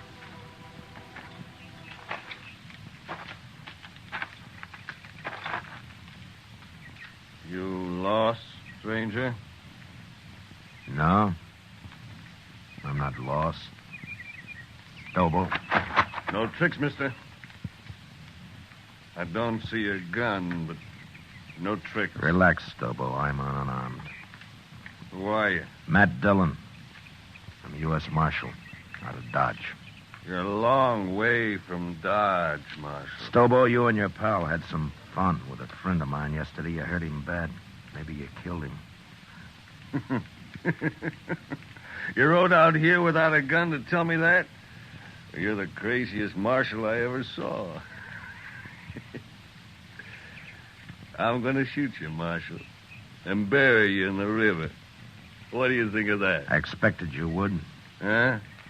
But unless you want it on your conscience that you refused to feed a man on the trail, you better give me a piece of that pork first. You're about the coolest man I ever saw, Marshal. Do I eat? Sure you do. Sure. You just stand right there across the fire and don't move. I have to shoot you before you've been fed. I know. It's too bad I only got one dish for your last meal, Marshal. A man can keep sassy on meat alone, Stobo. Yeah, he sure can. Well, looks about done. At least this here piece says you can't... All right, I got your gun, Stobo, so don't try anything. You burn me! You burn me! Just a few coals. It won't hurt you. Now shut up and get on your horse. I'll Move. kill you for this, Marshal. You can't hurt me like that. On your horse! Come on now. Get up there. Now, you just sit there, Stobo. I'm going to throw a noose around your neck, so keep your hands down. There now. Now, you ride toward Dodge. And you do anything I don't like, and I'll jerk you off your horse and drag you the rest of the way. Now, ride.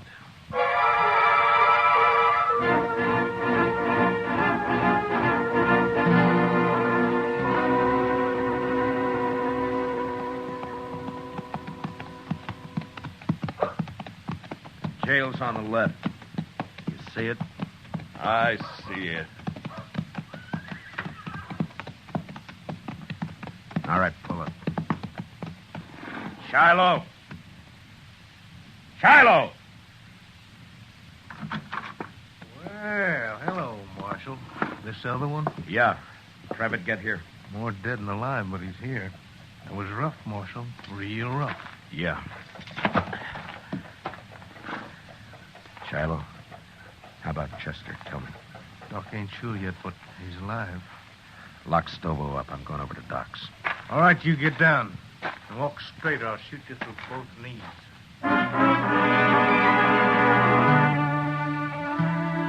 Chester was asleep, but the doc let me take a look at him. Seemed to me he had more trouble breathing than before, but the doc said another day might see him out of it. And there was nothing I could do.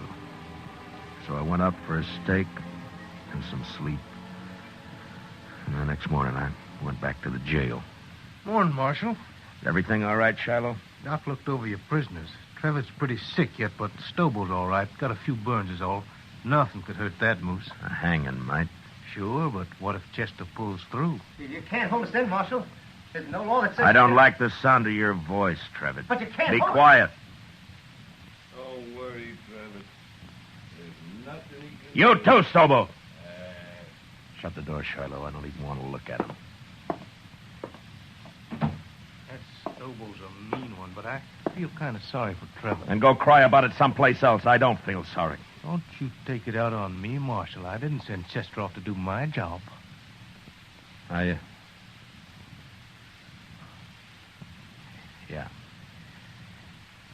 Yeah, you're right. I'm sorry. Go get some breakfast, huh, Shiloh? I'll wait here now. I'll be back later.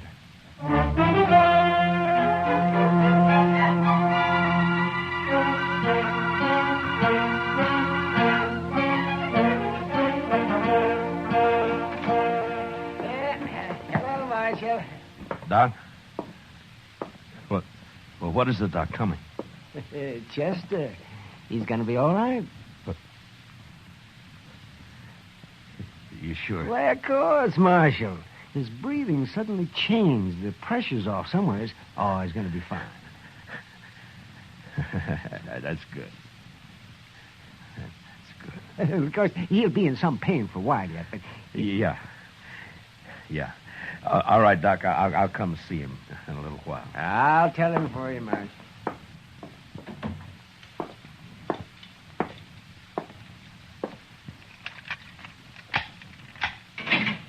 All right, come on, Trevor. Where to? Come on, I said. What's up, Marshal? I'll be back for you, Stobo. Now get going. Come on.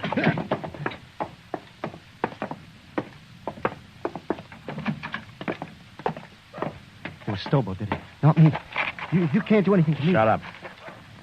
Trevitt, your horse is down at the National. Go get on it. You turning me loose? Get your horse and ride, and don't ever come back to Dodge, not while I'm alive. Now go on before I change my mind. Yeah, sure, I'll go.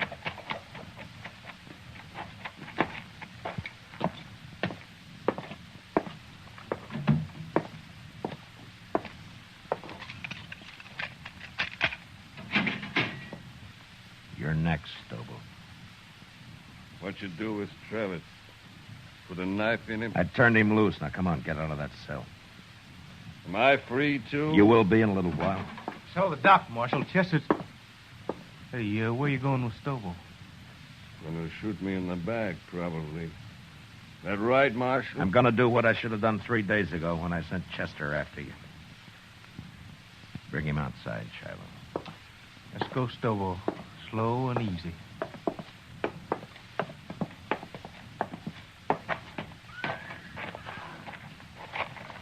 Bring him over here, Shiloh. You're gonna drag me, is that it? You try that. That's what you do, isn't it, Stobo? Don't try. Never mind. Shiloh, hold my guns. Here. What the... Oh, I get it. You're gonna fight me. Well, Marshal, you're crazier than I thought.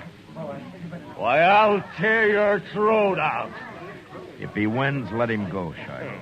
Maybe I will. I said you'll let him go. All right, Marshal, all right. Maybe you're crazy, but I guess this is your party. Come on, Marshal. I'll make it short for you. Real short. Stand back, everybody. Get back, do you hear? You're big, Stobo, but you're stupid. You're ugly stupid. Why, you... I'll kill you!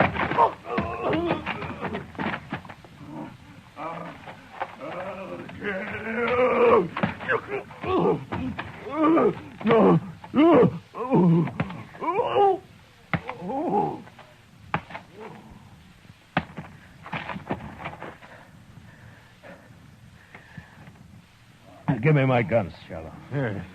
You don't look too good, Marshal. I'd better get that doc. He's hurt, but he isn't dead. If he can't ride, throw him on the stage, but get him out of here.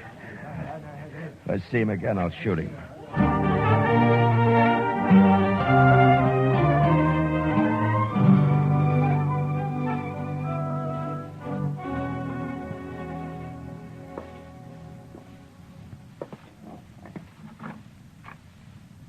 Chester? Can I come in? Yes, sir, Mr. Dillon. My, what happened to you? I've been lecturing a couple of hard-nosed cowboys. One in particular. Oh, I see. I'm sorry, Mr. Dillon. Those two sort of got the drop on me. Yeah, it sure did. Mr. Dillon? Yeah? I've been thinking, and...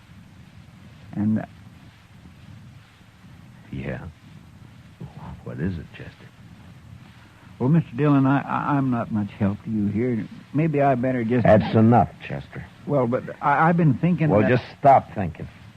Yes, sir, Mr. Now, look, Chester, I'm going to tell you something. I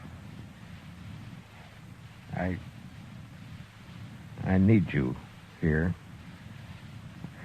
You see, you're the only man in Dodge I can really trust. The only one. Yes, sir. Well, you can trust me, Mr. Dillon. Yeah, I know. And I'm thanking you, Chester. But you're sure no help to me lying there, you know. No help at all. Well, I don't aim to stay here long. The doc says I'll be up and around again. Look, Chester, I tell you what. I'll go get patched up, and then we'll make Kitty come over and fix us some steaks, and we'll have some beer, too, huh? Well, what do you say? My, that'd be fine, Mr. Dillon. My, I'd sure like that.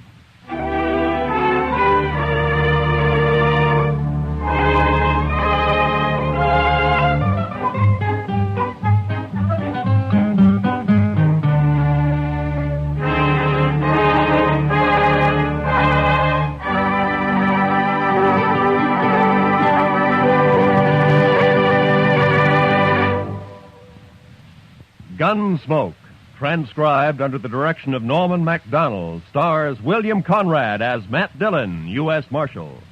Tonight's story was especially written for Gunsmoke by John Meston, with music composed and conducted by Rex Corey.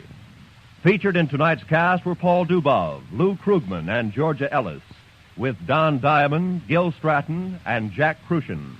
Parley Bear is Chester, and Howard McNear is Doc.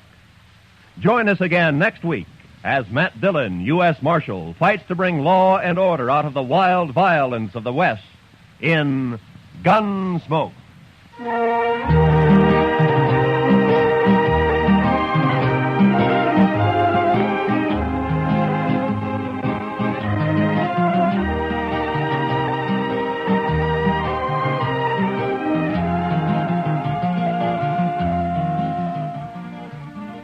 Meet Millie. This delightfully funny little secretary is heard from every Sunday evening here on CBS Radio. Audrey Totter stars as Millie, a gal with a one-track mind on the subjects of love and marriage, especially where the boss's son is concerned. Remember, you can now meet Millie every Sunday night on most of these same CBS radio stations. This is Roy Rowan speaking. And remember, tune in History starting next Monday. Hear the Republican Convention on the CBS Radio Network.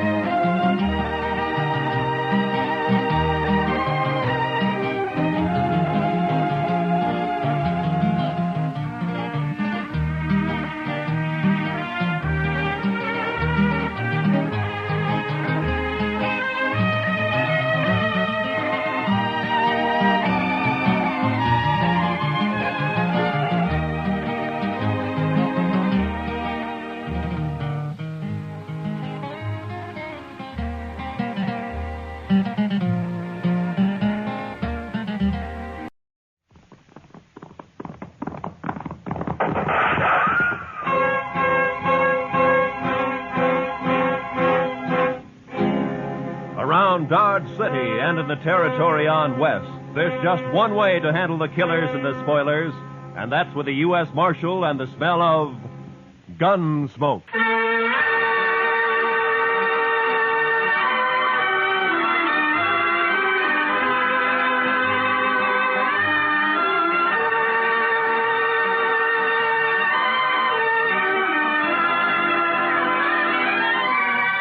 Gunsmoke, starring William Conrad. The story of the violence that moved west with young America. The story of a man who moved with it. Matt Dillon, United States Marshal.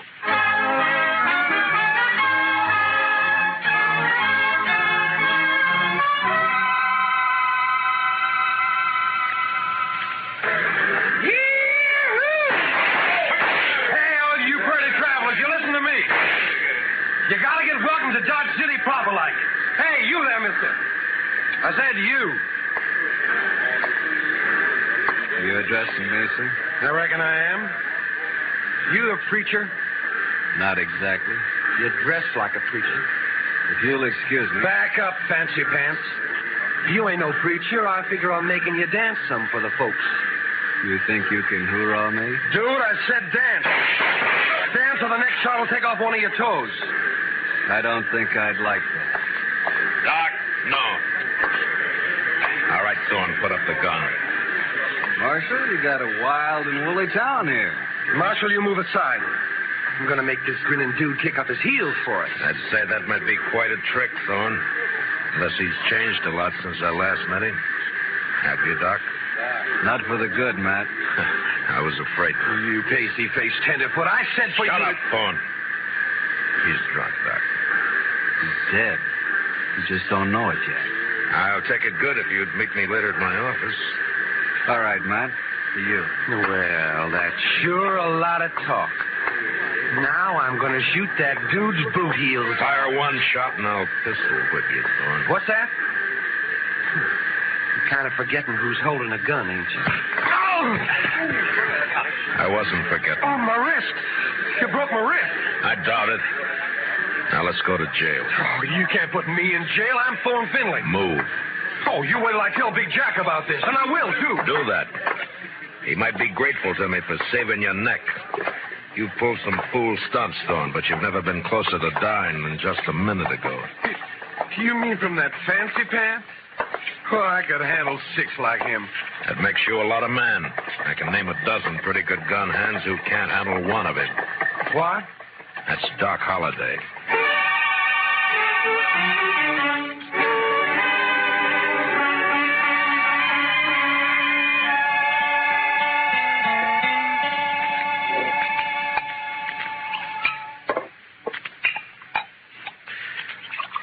There you are. Salute, Matt. Salute, Doc.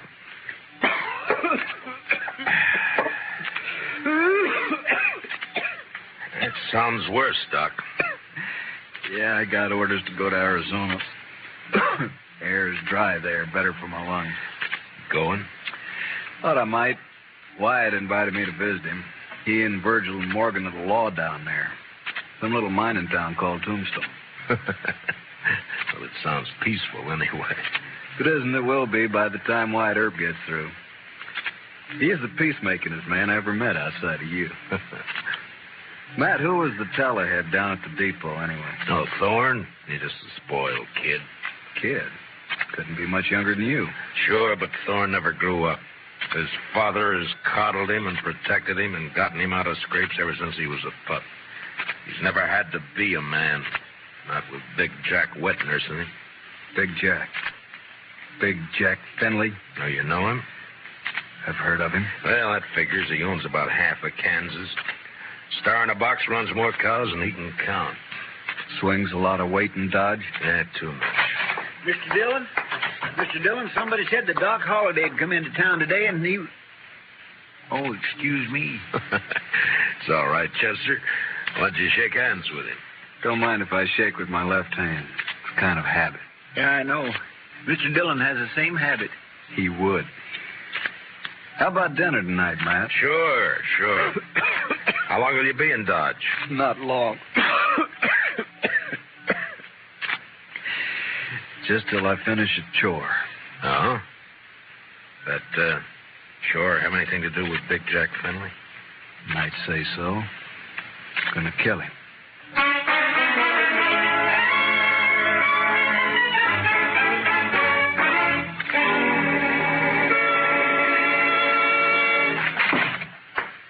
All right, Dillon. Turn him loose. You forgot to close the door, Mr. Finley. You going to turn my boy loose? Or I'm going to have to do it for you. You got a writ of habeas corpus? Writ? Thorne didn't commit no crime. The charges are drunken, disorderly, disturbing the peace, and attempted assault with a deadly weapon. I wash. You still need a writ. But, man, Judge Nathan does what I say, and you know it. Don't you think I can get a writ? I'm sure you can and will. You always do. Then what's the point, Dillon? It's just a lot of useless red tape. It's the law. Close the door on the way out.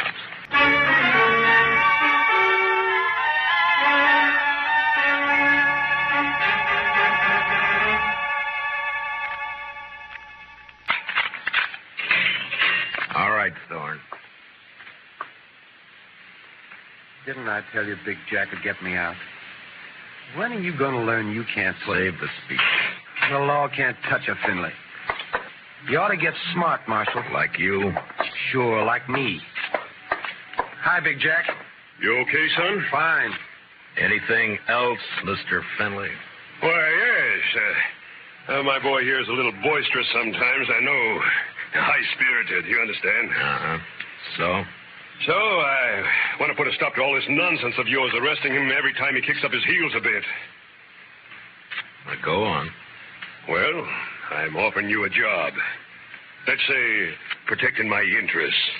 $200 a month. And no work, naturally. I see we understand each other perfectly.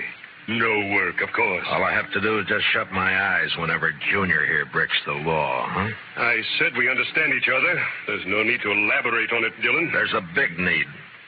Only how do I explain to a person like you that some men don't wear a price tag? Huh? How do I explain how I feel about a so-called respectable citizen making the law his private doormat? Hey, you're nothing but the stupid gunman I've always thought you were.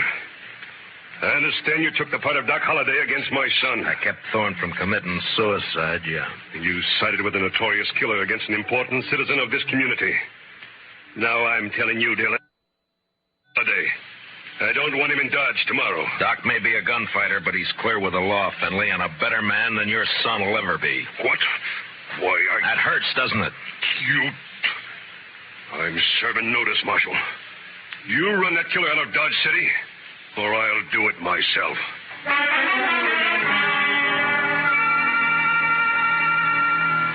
Big Jack Finley, cattleman and self-made king of southern Kansas. No better or worse than most of the men carving empires out of the West, until love for his son blinded him to the fact that Thorne Finley had gone bad. From here on, I knew the war was on between Big Jack and me. So Big Jack Finley's going to run me out of town, huh? No, unless I do it first. Oh? I do something naughty, Matt? Well, you threatened a man's life. That.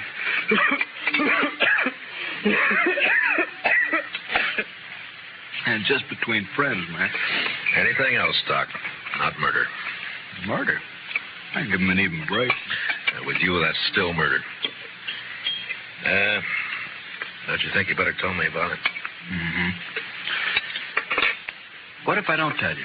Now, then my job's to warn Finley and try to protect him. You're a tough man to be friends with, Matt. It applies to you, too, doesn't it? Guess maybe it does at that. Didn't realize how I put you on the spot by spouting off my good intentions. Sorry. Forget it. You want to talk to me?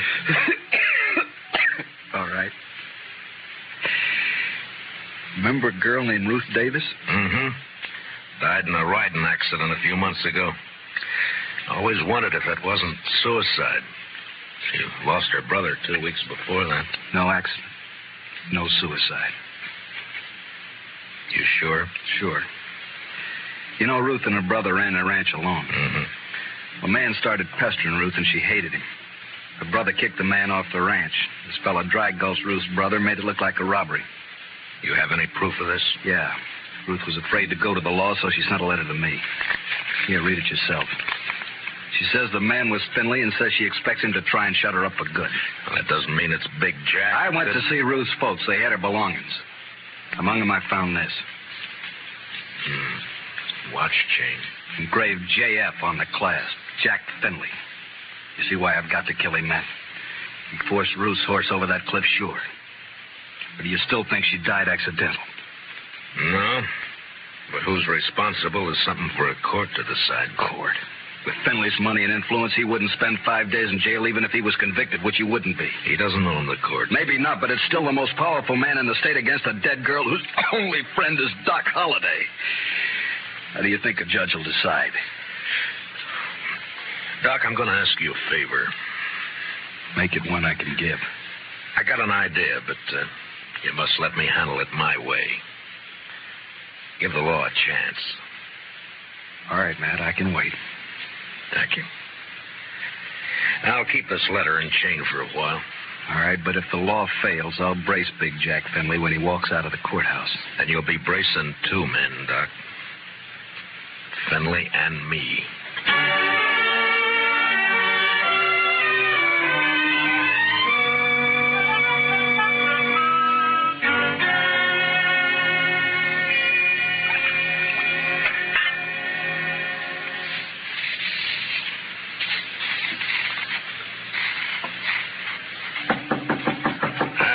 Come in.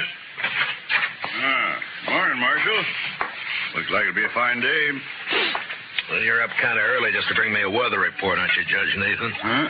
Oh, well, I want to see you. Go right ahead. You mind if I finish shaving? No, please do. Just thought I'd chat with you about the... About the Finleys? Yes. It seems that Big Jack's very upset by your attitude. I'm not surprised. Feels you're a little rough on his boy. I am.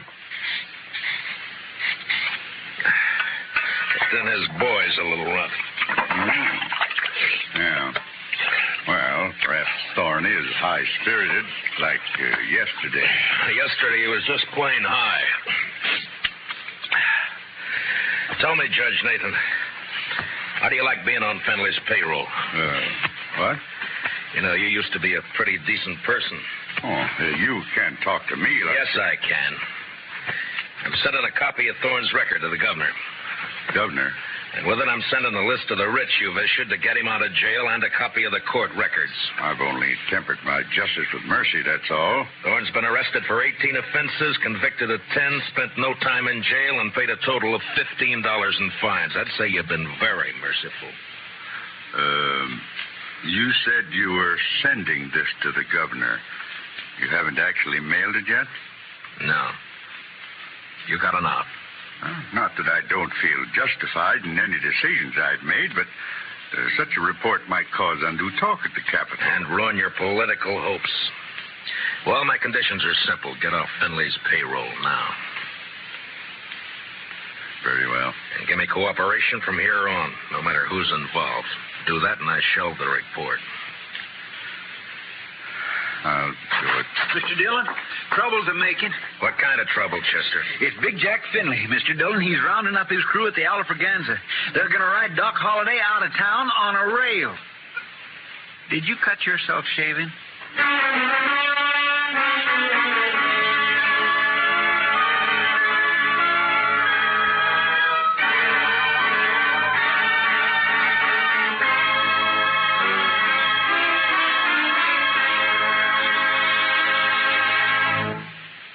We will return for the second act of Gunsmoke in just a moment. But first, don't forget, starting Monday, CBS Radio's tremendous news staff will start bringing you the complete coverage of the Democratic Convention in Chicago. As you found during the Republican Convention, CBS Radio never misses. So, starting Monday, stay with CBS Radio all day and evening for the Democratic Convention. Now, the second act of Gunsmoke.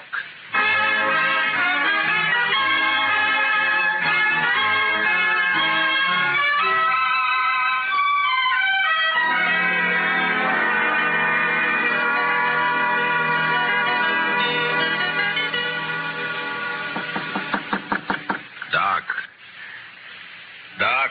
What? Wake up, Doc. It's Matt. Oh.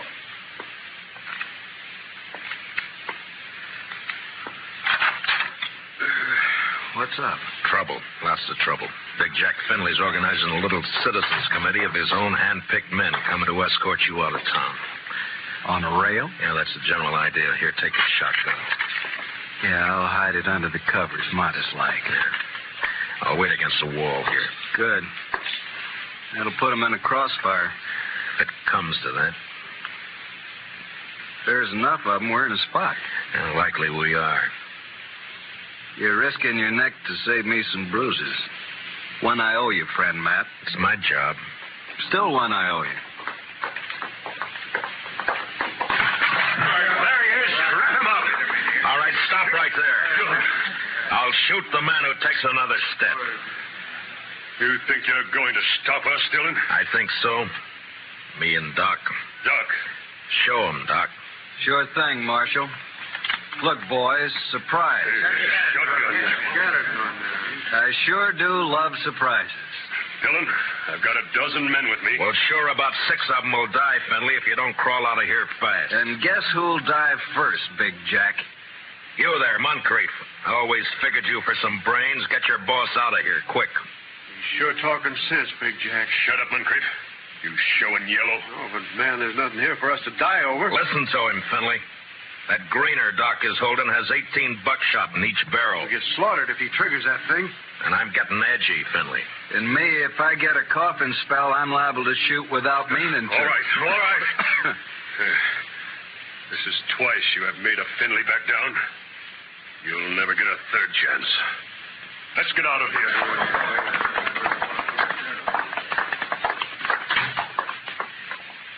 Matt, when you gonna arrest him? When I'm ready. Not long. I hope not. Getting impatient to see that man dead.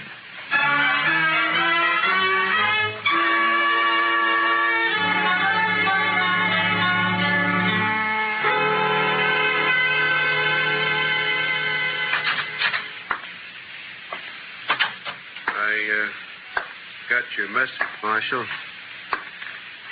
I hope it's important. It is, Moncrief. How long you been foreman for Big Jack? 15, 16 years. You know him pretty well. Would he be the kind to kill a girl? No, of course not.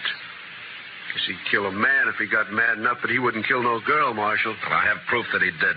A girl and her brother, but it doesn't set right. I'm hoping you can help. What's your proof, Marshal? A letter that names Finley as the man. Ruth Davis wrote it before she died. Ruth Davis. And this watch chain was found with her belongings. It's engraved on the back. I know. I was with Big Jack when he bought this chain in Chicago. It was right after his wife died. Big Jack wear it all the time? You rode the right hunch, Marshal. What? Thorne is your man, just like you figured. He had a yen for the Davis girl, but he kept it quiet. Guess he didn't want it known she throwed him over. But the watch chain... Big Jack gave that to Thorne on his 25th birthday. Whole ranch can testify to that. Good. All right, thank you, Moncrief. You, gonna try and arrest Thorne? Why? If Big Jack believes Thorne killed that girl, it'll break his heart. Broke her neck. If he don't believe it, then he'll protect Thorne. And, Marshal, there's not enough lawmen in the state of Kansas to make Big Jack give up his son.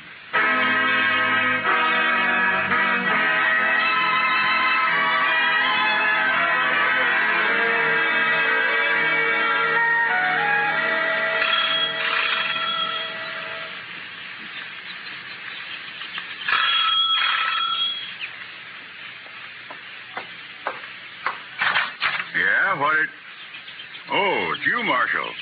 And, John Holliday. Doc, this is Judge Nathan. Holliday? Oh, yes, I've heard of you. I've heard of you, too, Judge. Wonder which has heard the worst. What's that?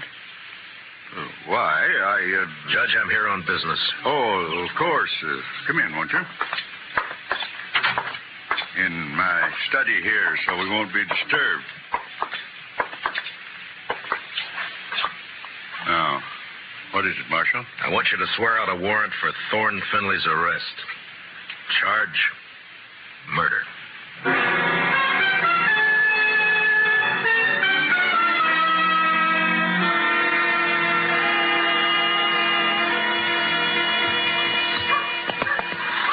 You sure you want to go with me, Doc? I'm sure. All right, hold up your right hand. Oh, no, Matt, you wouldn't make me a lawman. If you go as my deputy. I'm not letting you make this a private fight. Yeah, but my friends, if they hear I wore a star... All right, Matt, it's your show. You swear to uphold and enforce the laws of this community, the state of Kansas, and the United States to the best of your ability as deputy marshal, so help you God? All of that? All of that. I swear. Here, pin on this badge. All right, man. You know, I'm feeling this badge is going to cramp my style something terrible.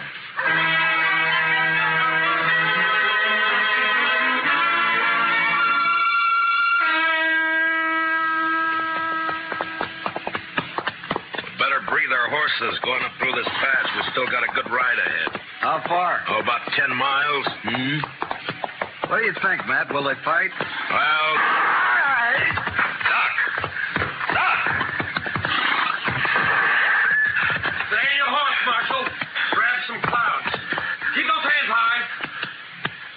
Queen's on the other side of the pass behind you.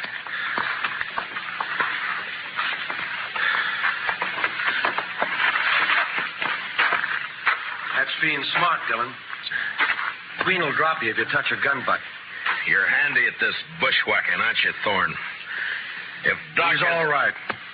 My slug seems to have bounced off his thick skull. Good. Yeah, let's pull your teeth. Better you do it. With your left hand, reach down and across slow. Pull your gun out with your fingertips and toss it away. Nervous? Just cautious. Or maybe this queen doesn't exist, huh, Thorne? Queen! Queen's one of Dad's men, but I pay him extra to work for me. Any more questions? I guess not. There's my gun. The rifle next.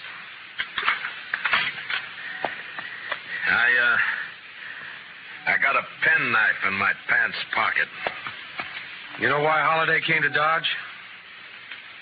Yeah. Yeah, I guess you do. You wouldn't be riding with him. Well, he's not going to tell any stories to my dad or anyone else. You can't kill us, you stupid... Not planning on killing you. And what have you got planned? Queen's kind of a magician.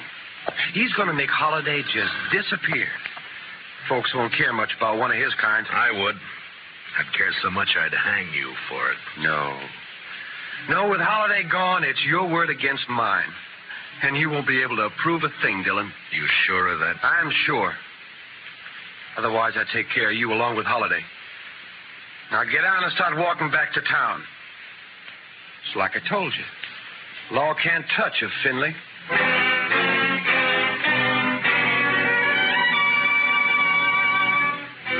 It was no time for heroics, so I walked. When I reached a turn, I cut back through the rocks, but it was too late. They were gone. And with them, the horses, guns, and Doc Holliday. 2 miles up the road, I found my horse turned loose. And with a mind full of cold hate, I raced on to the Star in a box. On the front porch of the ranch house was one of Big Jack's men. Hold it right there.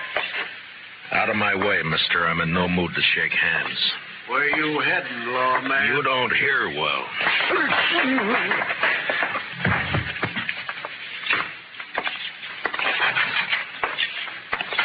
Dillon. Where's Holiday? How should I know? Get off my ranch. And where's that prize son of yours? What? Trot him out. I want him. Do you now? What on earth for? Thorne, put that gun away. Oh, no. This is just in case the marshal loses his temper. I've lost it, Junior. Sure. Dillon, I've had all I'm going to stand from you. You just think you have. Where's Holiday, Thorne? Where'd Queen take him? Holiday? Why, I haven't the faintest idea. Where is Queen, Dad? The riding fence line, but... See, Marshal, we don't know where your friend is. You're under arrest, Thorne. What's that? Ask him to show the warrant. Here. Read it, Finley. Oh, no. No, that's not possible. The judge wouldn't issue a warrant without proof. He has proof, Thorne. This is a lie. Thorne couldn't be guilty of murder. No. Take a look at his face. Son. Daddy's trying to frame me. Don't let him get away with this. No, I won't. I won't. Get out, Dillon. Man, open your eyes. This is not going to help you. You heard me. I don't believe you, your warrant, or your proof. I believe my son. So get off this ranch.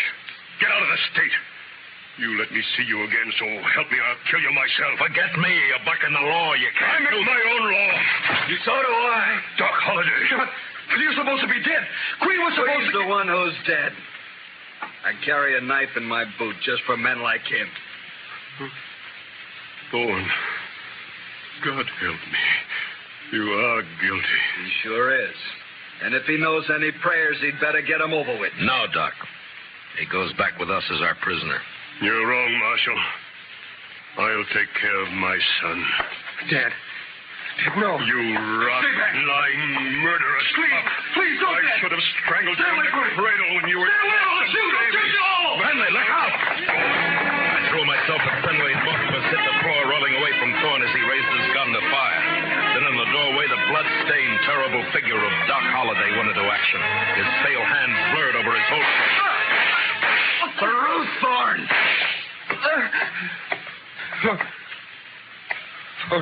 Ruth?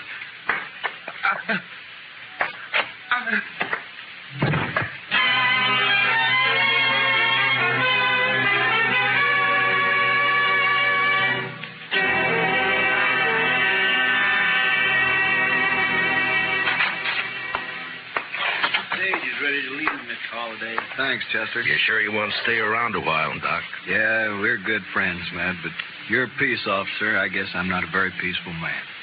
You could be, Doc. No, I'm not going to change, and you shouldn't. Law needs men like you. No, if I stayed, there's too good a chance I might cross you. Yeah? Then I'd have to meet you over gun barrels, and it's one thing I'm afraid of. So long, Matt.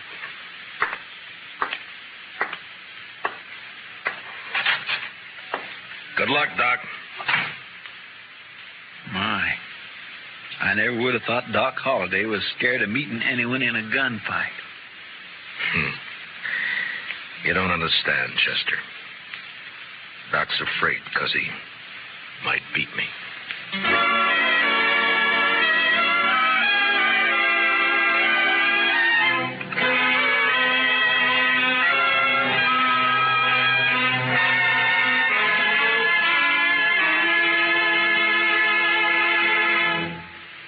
Gunsmoke, under the direction of Norman MacDonald, stars William Conrad as Matt Dillon, U.S. Marshal. Tonight's story was specially written for Gunsmoke by Herb Purdom, with music composed and conducted by Rex Corey. Featured in our cast were Harry Bartell as Doc Holliday, with Lee Millar, Nestor Paiva, Ralph Moody, and Tom Tully. Parley Bear is Chester. Join us again next week as Matt Dillon, U.S. Marshal, fights to bring law and order out of the wild violence of the West in Gunsmoke.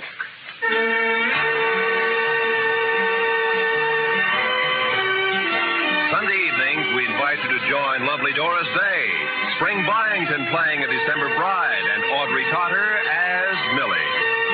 They're here on most of these same CBS radio stations. This is Roy Rowan speaking. This is the CBS Radio Network.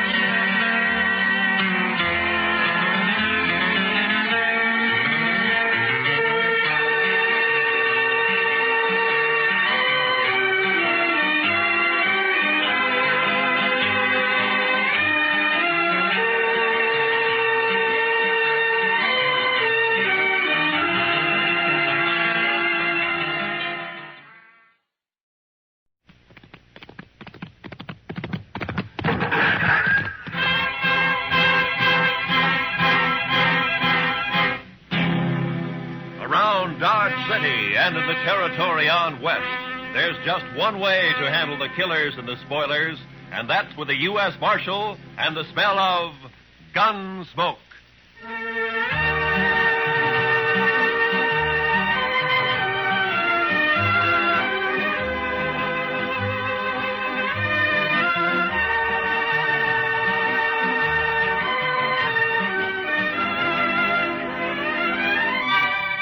Gunsmoke, starring William Conrad. The story of the violence that moved west with young America. The story of a man who moved with it. Matt Dillon, United States Marshal.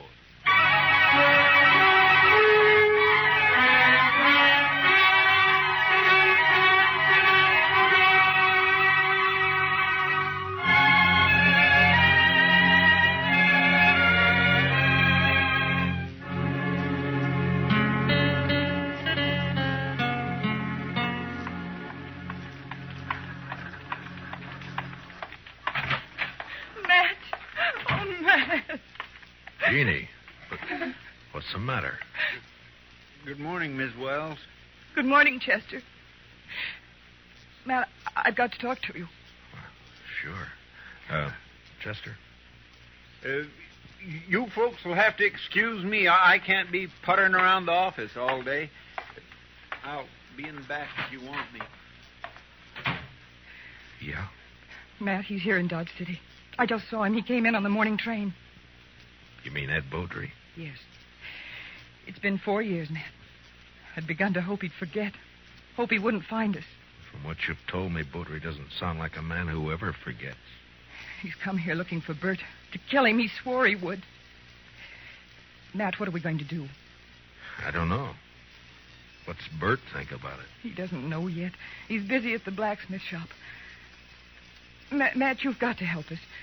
You're the only real friend we have out here. It might make it easier if I weren't, Jeannie. I'm supposed to maintain law and order in Dodge. That's my job. Doesn't leave much leeway to mix in on personal quarrels. Well, there's no quarrel. It's just that Ed Beaudry's a hot-tempered fool. Bert never did anything to him. He married you, didn't he? A woman has a right to change her mind, Matt. Maybe Beaudry doesn't think so. Matt, you promised me once in Louisville. Yeah. Yeah, I know. All right, Jeannie, go on home and don't say anything to Bert. I'll talk to Beaudry. Thank you. I'll never forget it. Goodbye, Matt.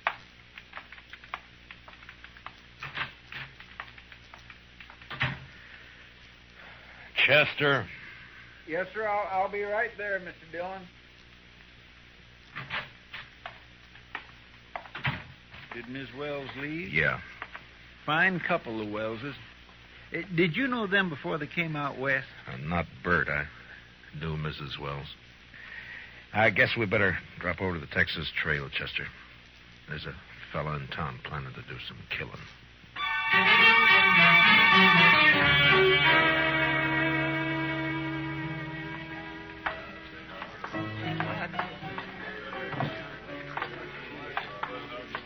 Matt, it's been a long time. Hiya, Kitty. Hello, Chester. Miss Kitty? Come sit down, Matt. Tell me about things. I can't right now, Kitty. We're looking for a fella. Thought he might have come in here. Sooner or later, they all do. Stranger, Matt? Yeah. He came in on the morning train. His name's Ed Beaudry. Oh, him. There, the bar, Matt. Third from the end, next to Tulsa Jim Nixon. He's buying Irish whiskey for everybody. Thank you, Kitty. Come on, Chester. Yes, sir. Watch yourself, Matt. Yeah, sure, Kitty. I'll see you later. All right, bartender, set up another round of Jamesons for the house. Your name, Beaudry? Well, that's right, mister. Matt Dillon. I'm a U.S. Marshal here. I'd like to talk to you. Fine. Go ahead and talk. Tulsa, suppose you'll move on down the bar for a couple of minutes, huh? No, what's the idea, Marshal? This man's a friend of mine. You're not very particular about your friends. Now go on, Tulsa. Drift. Mr. Beaudry, you came here to kill Bert Wells, didn't you? Did I? Well, here's some advice. Don't do it. Take the next train and get out of town. Is that official? Just what's the charge, Marshal? None. Yet. Murder if you go through it. Well, not the way I understand it. Murder's one thing. Calling a man in a fair fight, that's another thing. Beaudry, I'm the law here in Dodge, and I don't see it as a fair fight. Bert's a blacksmith, and he's not used to handling a gun. You are. Or so I'm told. Who told you, Marshal? I don't know anybody here. Wait a minute. Dillon? Yeah. I heard Jeannie mention you. You knew her back in Louisville before she ran off. We'll leave her out of this, Beaudry. So that's it. This isn't official. You're just doing a personal favor for an old friend. Probably a very close friend. Jeannie always did have a weakness. I warned you once. All right, hold it. Now get up, Beaudry.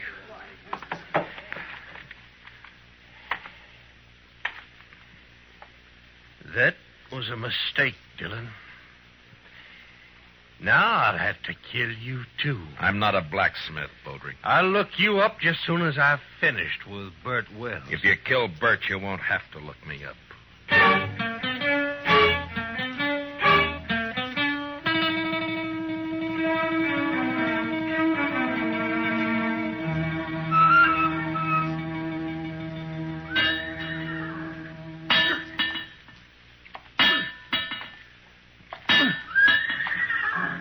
Bert? Bert? Huh? Oh, Matt. I didn't see you come in. I wanted to talk to you, Bert. About what, Matt? Ed Beaudry's in town. Beaudry. Well, it was bound to happen sometime. Has he been bothering Jeannie? No, she just happened to see him get off the train this morning. She came and told me. She shouldn't have done it, Matt. It's not your problem. Maybe it is, Bert. I'm the law in Dodge, and the law doesn't like the idea of personal grudges ended up in a killing. What do you aim to do? Prevent it if I can. Well, I wish you luck.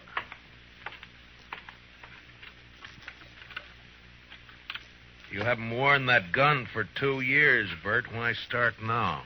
I've got no choice, Matt. You know that. You mean you got no chance? If you let Beaudry call a showdown, he'll kill you. Maybe. Look, Bert, why don't you take to the prairie, hole up for a week or so while I figure some way of running Beaudry out of town, huh? Would you do it, Matt? Hide out and let somebody else do your fighting for you? Well, what I'd That's do is... beside the point, Bert. Jeannie. There's a law against killing. And it's Matt's job to enforce it. If you went away, there wouldn't be any fight. Wouldn't be much honor either, Jeannie. Man can't run and still call himself a man. He can run from a mad dog, and that's what Ed Beaudry is. He never had any claim on me. It appears he thought he did. Matt, you know where Beaudry stand? I talked to him in the Texas Trail. He probably took one of the rooms upstairs. Like to walk over there with me? Well, if that's the way you want it. No, Bert, you... I'll get my hat. Be right with you. Matt, you've got to stop it. Yeah? How?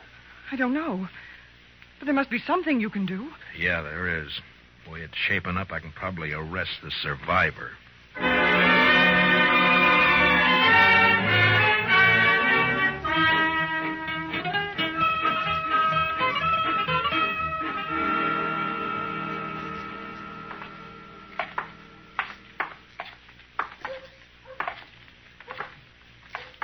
There's still time to turn back, Bert. Afraid not, Matt. I should have had it out with Beaudry back there in Kentucky 5 years ago. Jeannie wanted to run away and avoid trouble, and she was so beautiful it was hard to argue with her. Yeah, I know. Be hard on her if anything happened to you. Life's always hard on a woman, I guess. Worse out here on the prairie. Look out for her, Matt, in case I mean if anything. Mr. Dillon? Huh? Oh, what is it, Chester? Beaudry left the saloon a little while ago. Went over to the livery stable to hire a horse. Oh? I think he's riding out to your place, Mr. Wells. He's been doing a lot of talking. Jeannie will be there alone, Matt. I better get back home. It won't be necessary. Here comes Beaudry now. I won't draw unless he does, Matt. Heads up, Chester. Yes, sir.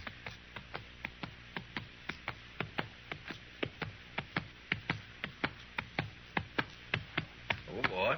Oh. Just riding out to call on you, Wells.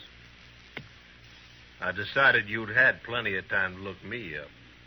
No reason to, Beaudry. Most men would figure they had reason. Somebody been in a local saloon, telling their wife's history. What? Beaudry, you... All right, hold it. Don't draw, Bert. Chester, cover Beaudry. Just keep your hands still, Mr. Beaudry. You're fast with that gun, Dillon.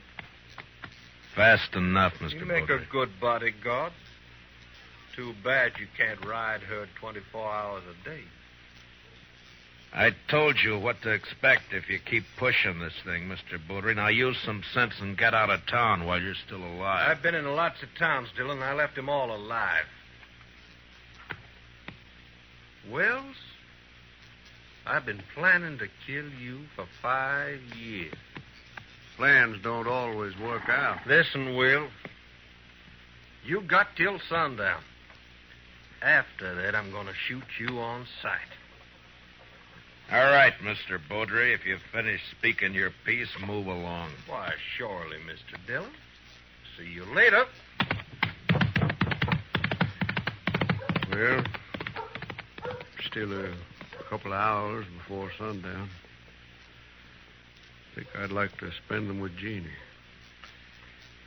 I'll see you, Matt. Yeah, sure. Goodbye, Bert.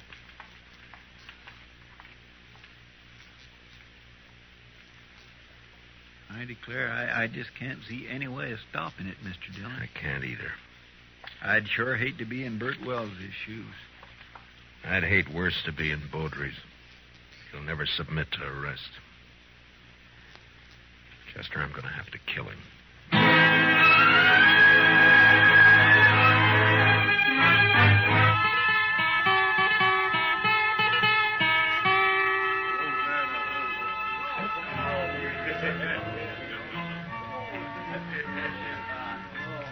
Why don't you relax, Matt?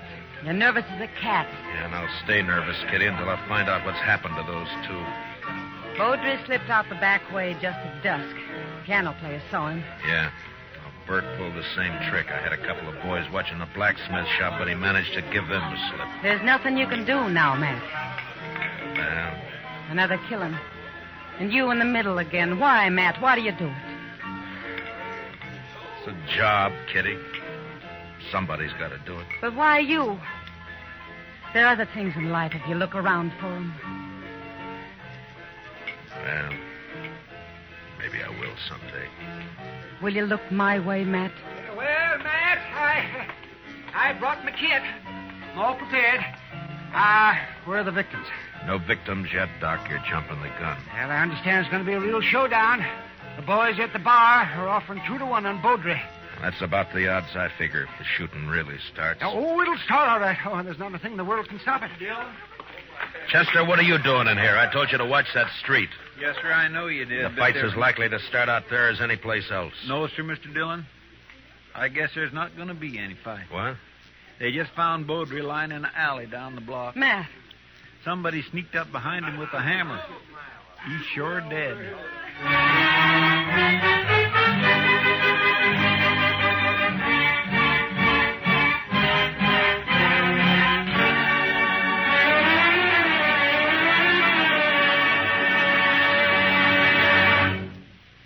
We'll return for the second act of Gunsmoke in just a moment. But first, what is the connection between the statue in the square and a pair of thugs who are definitely not on the square with the law?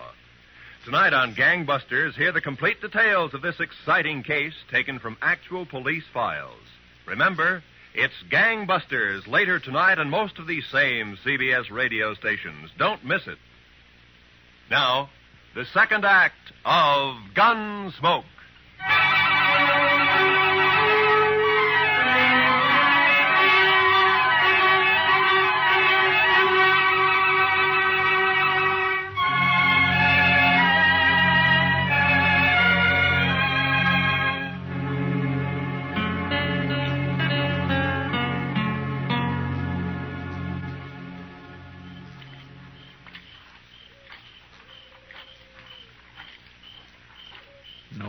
Showing around the house, Mr. Dillon.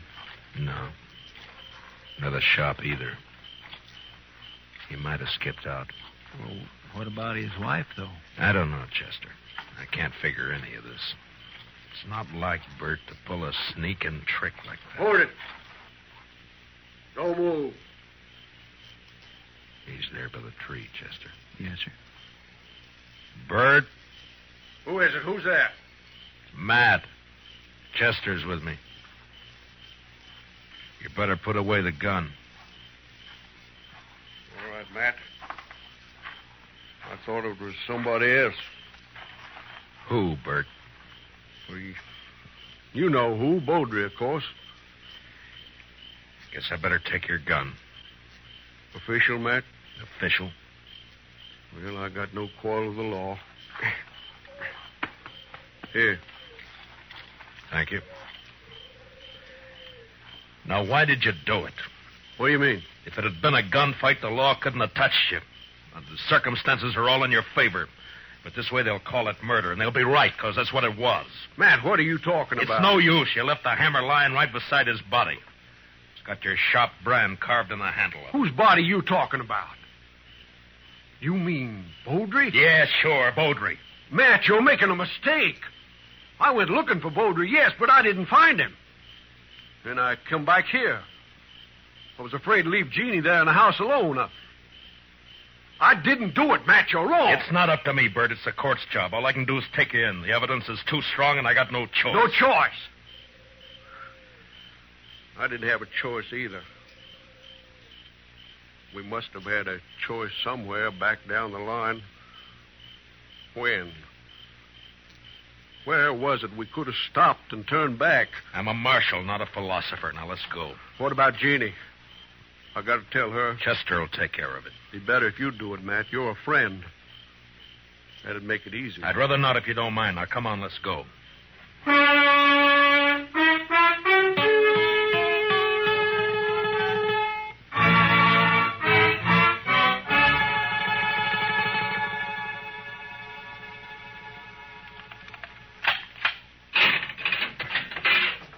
All right, Bert, step inside. 4 years we've been friends, Matt. I never thought it would come to this. Neither did I. You said you didn't find any money on him. It could have been robbery. Or made to look like robbery. But either way, there's nothing I can do. Now, you better step inside.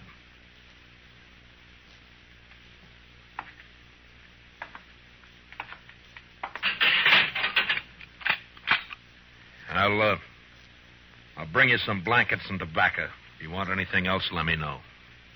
Wish I knew how Jeannie was taking it. She'll be all right. She's a fine girl. Matt, look out for her, will you? Bert, a man's job is one thing, friendship's another. This prairie country is rough and tough and wild at the best. And without the law, nobody could survive in it. And that means putting friendship aside sometimes. But a man still doesn't forget. Yeah, I'll look out for her. Thanks, Matt. I'll see you later.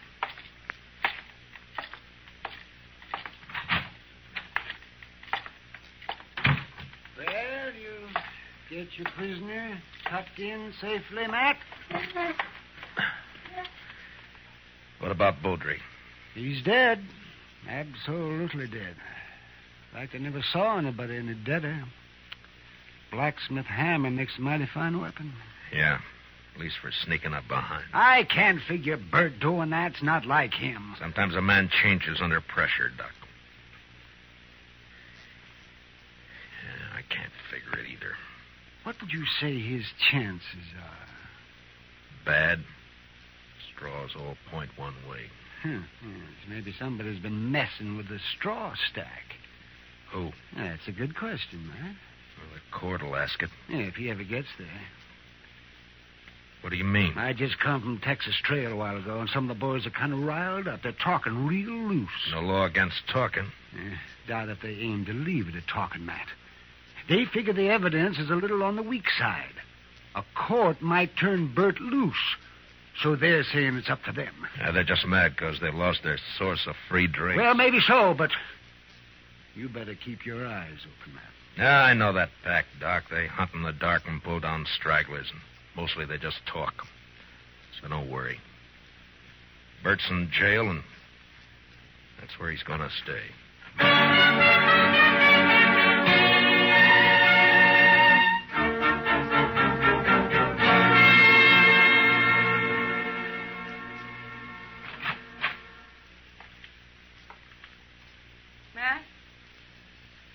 Matt, are you here? Yeah, I'm here. Wait a minute, I'll light the lamp.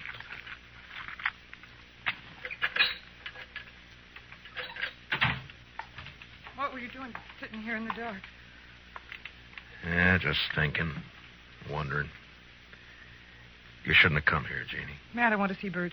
No visitors after dark. It's a jail rule. Rules don't have to be enforced. Mine do. Bert's a prisoner, same as any other prisoner. He's charged with murder. He didn't do it, Matt. It's not for me to say. But you know he didn't. You know Bert. You know he wouldn't do a thing like that. Sneak up behind a man's back in the dark. I'm not the court, Jeannie. I know. And they'll believe he did it. Yeah, the night train's coming in. Hope it's not bringing in trouble. The morning train did. Matt, I want to see Bert. I told you that you... Why, you little fool. Give me the gun, Jeannie. No. I warn you, Matt. Stay back. Give me the gun. No, Matt. So help me, I said hand it over.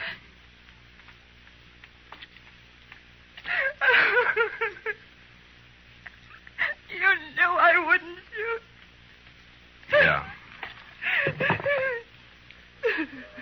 Now, what did you hope to gain by that? I don't know. Get Bert out. Maybe I don't know. None of this is his fault. Something's got to be done. Matt, you've got to help me. Easy. Mr. Dillon? Yeah, what is it, Chester? I just come from the Texas Trail. I think there's going to be some trouble. Trouble? The bunch that hangs out around there are doing a lot of drinking and talking up the idea of coming over here to the jail. Oh, no. Well, maybe we ought to go over there and do some talking ourselves. Ginny, I think the best thing for you to do is to go back home and stay there till morning. Now, don't worry about this. Nothing's going to happen. Oh, but, Matt, you can't handle that crowd alone. I've been handling things alone for a long time. All right, Chester.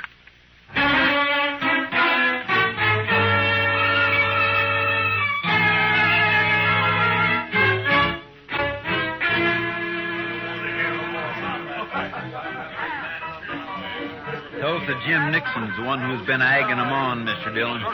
Over there at the end of the bar. Yeah, he struck up an acquaintance with Baudry when he first got off the train. Guess he figures he's an old partner by now. Well, come on.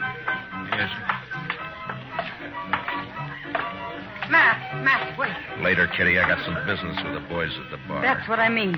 Tulsa Jim's been buying them drinks for the last 2 hours. They're in a real nasty mood. So? So be careful, Matt. That's all. Just be careful. Kitty, I'm the carefulest man you know. Sure. We got the law here in Dodge. Supposedly. But what kind of a law is it that lets a man sneak up behind somebody in the dark and murder him in cold blood? I don't know, Tulsa. Suppose you tell me. Dillon. Now, don't let me interrupt you. You were doing fine.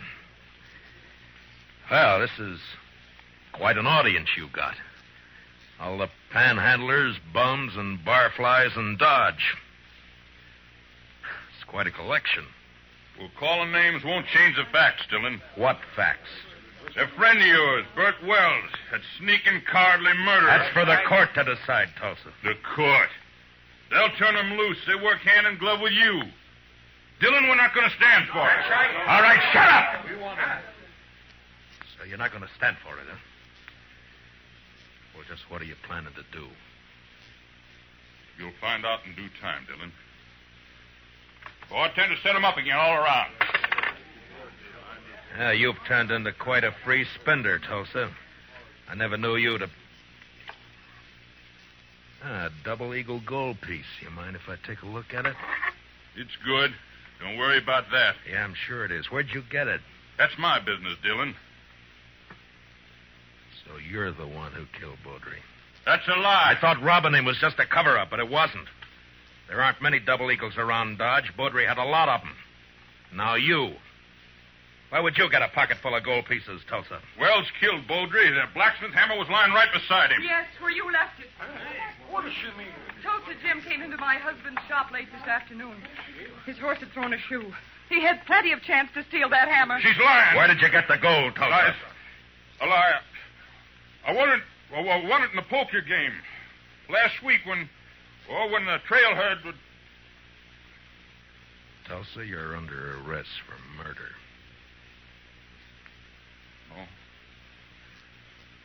No, you'll never take me.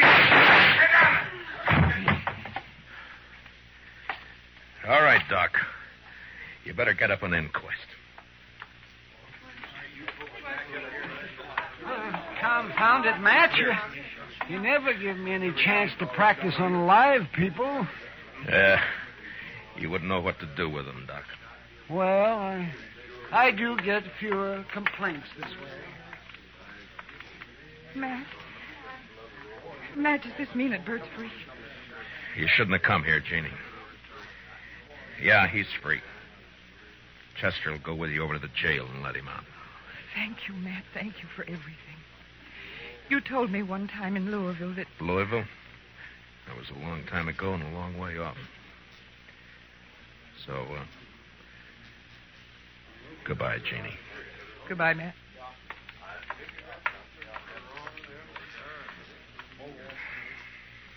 What's it all about, Matt?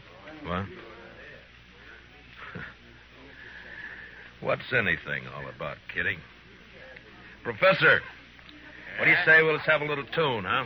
Why, sure thing, Mr. Dillon. What'd you like to hear? Oh, how about that one of Foster's, Jeannie. Jeannie with the light brown hair.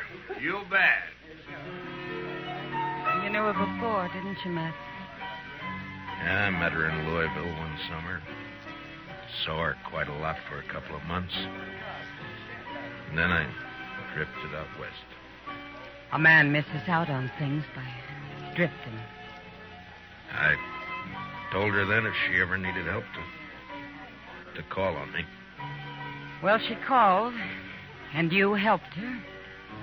Yeah, I guess. Well, anyway, that's that. Matt. Yeah. Yeah, Kitty. When are you going to help yourself?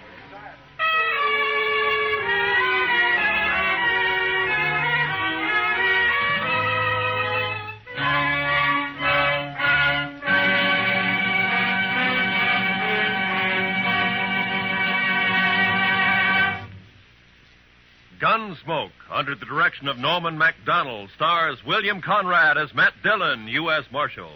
Tonight's story was specially written for Gunsmoke by Les Crutchfield, with music composed and conducted by Rex Corey. Featured in our cast were Tom Tully, Lynn Allen, Larry Dobkin, Georgia Ellis, and Barney Phillips. Parley Bear as Chester, and Howard McNear as Doc. Join us again next week as Matt Dillon, U.S. Marshal, fights to bring law and order out of the wild violence of the West in Gunsmoke.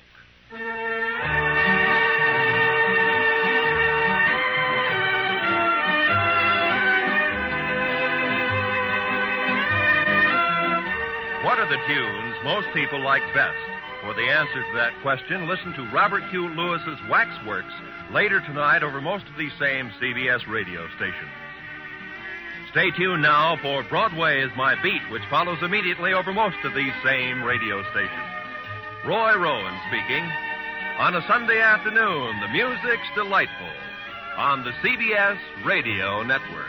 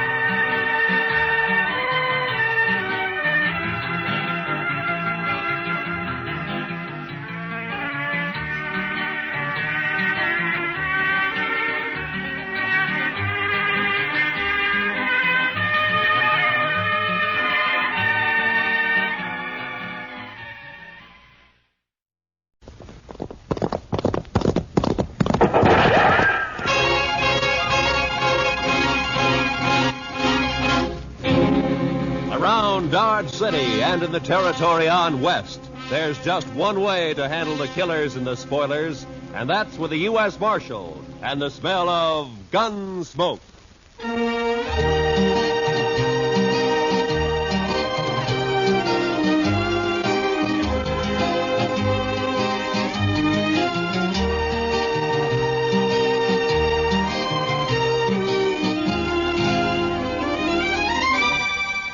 Gunsmoke, starring William Conrad. The story of the violence that moved west with young America. The story of a man who moved with it. Matt Dillon, United States Marshal.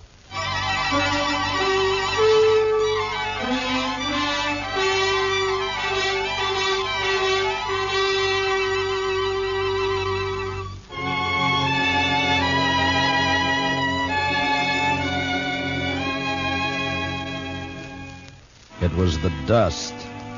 The heat was bad enough in Dodge City, but out on the plain, it was the dust.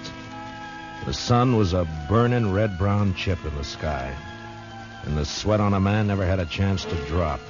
It was blotted and dried with dust. Doc, Chester, and I had ridden to old man Gore's place 10 miles out. He'd had some trouble with one of the hands. The fellow had gone loco with liquor and had been shooting up the cattle. We found him, stripped naked nearby on his haunches, crying, drunk over a parched water hole. Doc had got him to bed and fixed him up some. And now we were heading back for Dodge. Darn horse. Seems he's just bound to stomp all the dust in Kansas in my eyes. Maybe the marshal will buy you a camel, Chester. This keeps up, we'll all buy camels. I remember the time back in Waco when I was just Doc, a small... Chester, boy. You see something ahead on the side of the trail there? Yeah, maybe. It looks like some poor calf strayed off and dropped. I don't think so. It looks like a man. Come on.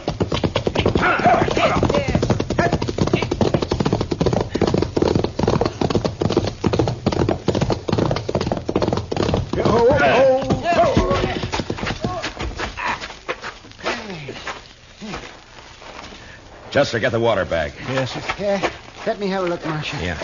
Let's see. Heat. Is he all right? Well, depends on how long he's been lying here. Here you are, Mr. Dillon. Open up his shirt, Marshal. Chester, get some of that water on his wrists. All right. It looks like an Easterner, huh? Sure not dressed for this country.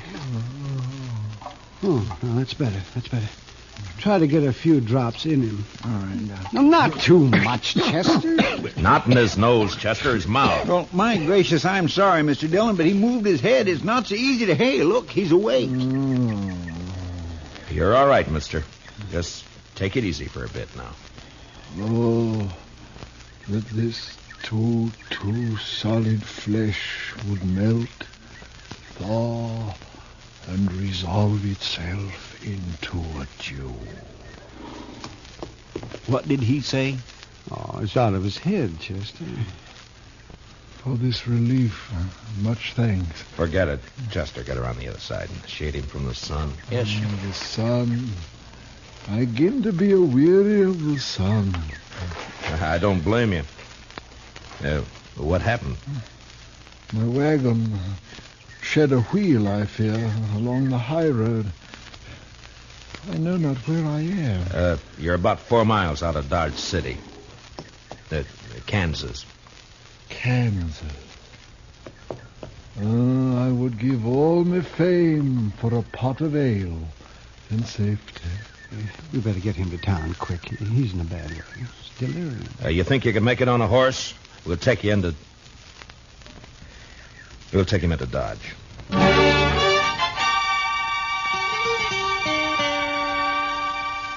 And he passed out again. We tied him across Doc's horse. Doc and I doubled up, and Chester rode behind. The stranger was a tall, skinny man with a face like a friendly mule. Big hands and thin wrists stretched out from his sleeves. He had no papers on him, nothing. And until he woke up, we wouldn't even know his name. Doc settled him down in the back of his place, and he was still asleep when Chester and I rode out to where we figured he'd left his wagon. Wasn't hard to see when we found it. What color wagon would you call that, Mr. Dillon? Puce, Chester. Puce. I guess so. Seems to be some writing on the side there. Yeah. Oh, Irving Henry, thespian supreme, disciple of the immortal bard. I should have known he was a religious man. He's an actor, Chester, the immortal bard. Shakespeare, William Shakespeare, wrote plays, poems.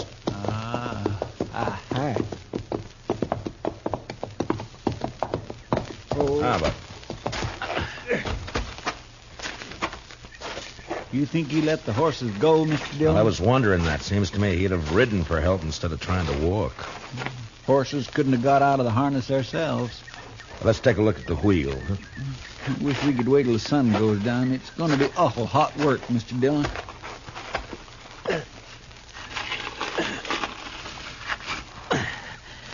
It's not too bad. The pin fell out. Must be another in the box at the back. Take a look, will you, Chester? Yes, sir. I'll prop the wheel up here. Now. Mr. Dillon? Yeah, can't you find it? Will you come here a minute? What's the matter?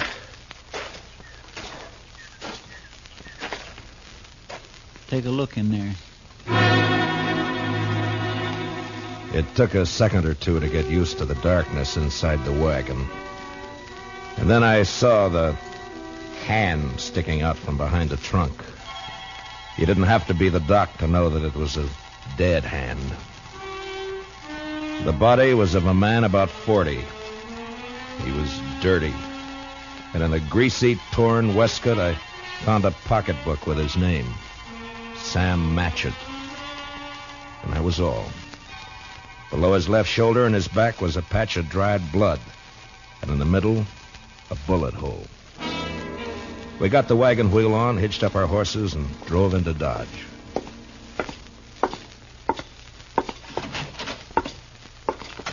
Doc? Oh, that's you, Marshal. Yeah. Yeah, be right out. All right. Get that fella's wagon fixed up? Yeah, I brought it in. Is he awake? Oh, I haven't looked in the last half hour. I was making coffee. You want some? No, thanks. Oh, it's a funny thing about coffee. When it's hot weather like this, drink it scalding and it makes you feel cooler outside. Look, Doc, I got to see that fellow. I want to ask him a couple of questions. Oh, that's so? I found a dead man in the back of his wagon. You don't say. You better take a look. Chester's bringing him in the side. Oh, sure. You want to go on back? Yeah, thanks, Doc.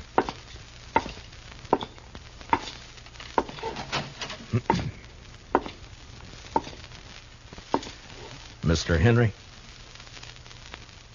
Mr. Henry, wake up. Yes, what? Oh. Your name, Irving Henry? Oh, Irving Henry. What is this place? Now, you got to listen to me for a minute. We found your wagon. Ah? Did you let the horses go before you sat on your own? Of course. I could not let them remain to die. Well, how come you didn't take one to ride? I have a loathing of horses. I cannot bear one under my body. There is a carafe of water beside the bed. Would you be good enough, Mr. Dillon, Matt Dillon. I'm the marshal here in Dodge City. Here you are. Oh, my thanks. Now, what were you doing with a dead man in your wagon, Mr. Henry? A dead man? A dead man shot in the back, lying in your wagon. This is very midsummer madness. I won't argue about that, but I'll thank you to answer my question. But it is impossible. It isn't true. I say it is. You lie on your throat if you say that I'm any other than an honest man. Look, mister, I didn't say you weren't honest. You're an actor. And you got a fine way of saying things, but murder's murder. I don't care how you say it. Now, I'm asking questions, and I want straight answers. Your pardon, sir. What you tell me, in truth, if it were played upon a stage, I would condemn it as an improbable fiction. I swear to you, I know nothing of a body. Did you come through Hayes City? Yes. Do you know a man there called Sam Matchett? No. You had no trouble in Hayes City?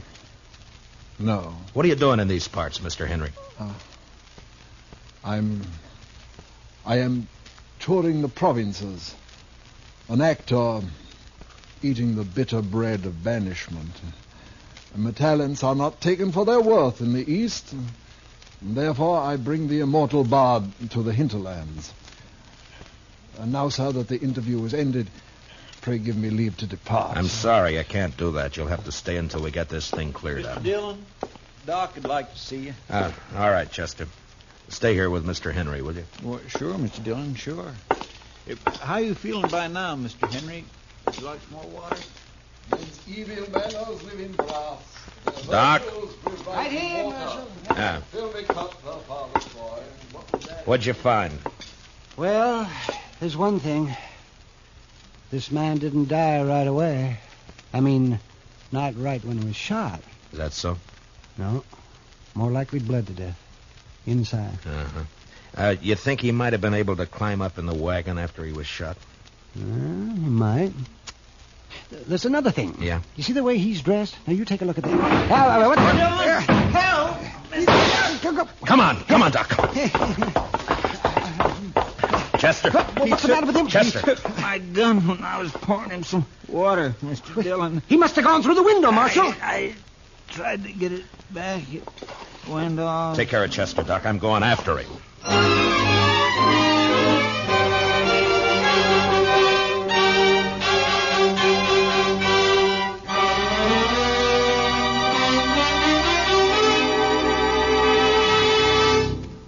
We will return for the second act of Gunsmoke in just a moment. But first, do you know how old the school building in your community is? If it's over 25 years old, the chances are that it's woefully inadequate to the present demands on it. Certainly thousands of schools all over America are unable to meet the needs of a greatly increased enrollment. And all our school children will suffer unless all of us work actively to improve conditions. Join with the groups in your community working for better school conditions. Remember, better schools build a stronger America. Now, the second act of Gunsmoke.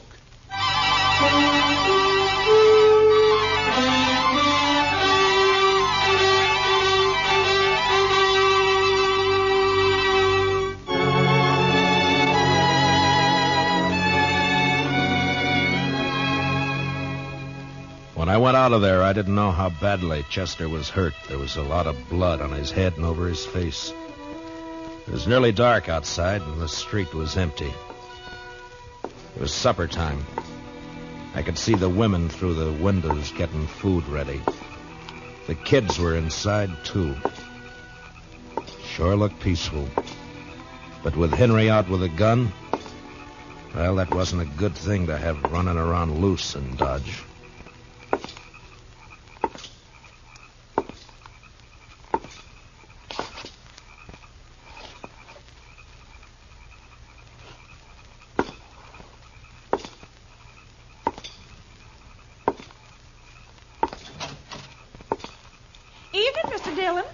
Did you see a man run down the street, Miss Fletcher? Well, no. Oh, you better get inside and lock your door. Don't come out again. There's a killer loose.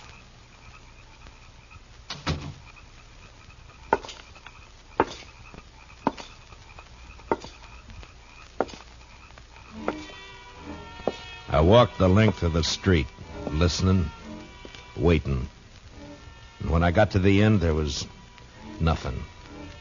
He hadn't taken a horse, I'd have heard that.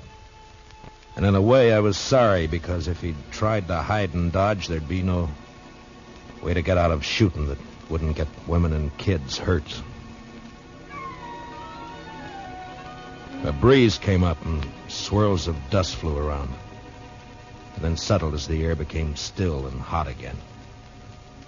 I went back to Doc's place.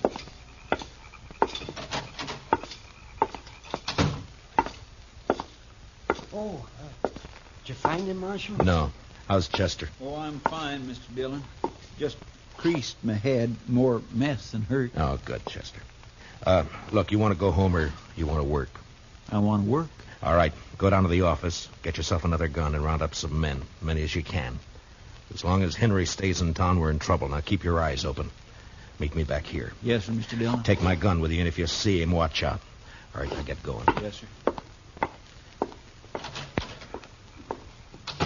Now, Doc, I'm going to have to make you a deputy, too. Well, maybe instead of digging out bullets, I'll be putting some in. It's not funny, Doc. Now, come on. All right, we'll start here. I'll take this side, you take the other. Get the men to go through their houses and tell them to look for their horses. Tell them what's happening. By 10 o'clock that night, as far as we could tell, Henry hadn't left town. There were plenty of places for him to hide, though. We had 50 men out searching. Chester and I were working along back of the express office. There were a couple of houses there we hadn't covered. You wouldn't think a man like that'd be a killer, now would you, Mr. Dillon? I never saw a man yet couldn't be, Chester. Depends on your reasons for killing, I guess. Now, let's take a look behind these boxes, huh?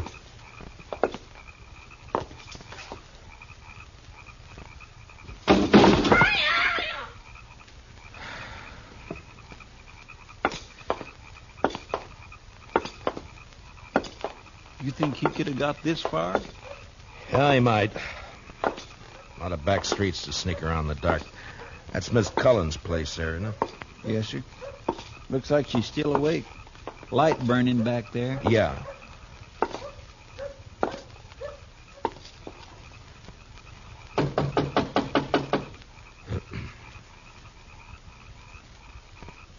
Seem a bit cooler to you tonight, Mr. Dillon? Yeah, a bit.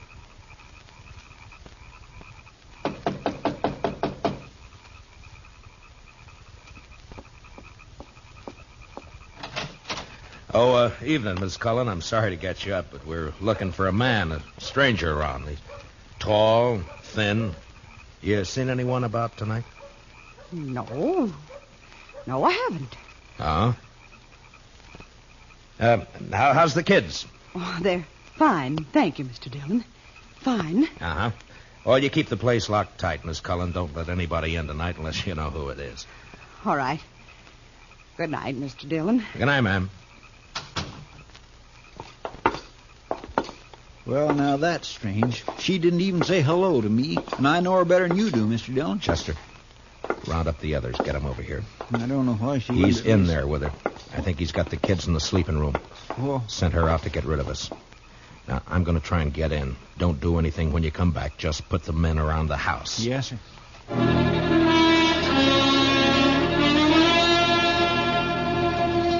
I'd seen Miss Cullen make a move with her head, and her eyes said the rest. When I told her to lock up, I shook my head, and I hoped she understood. I wanted that front door to stay open.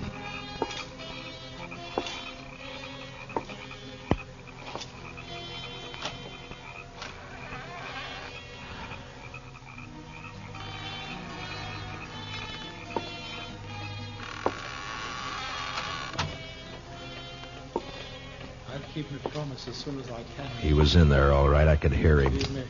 I wanted him alive, but I wasn't going to risk hurt to Miss Cullen or the kids getting him. Please.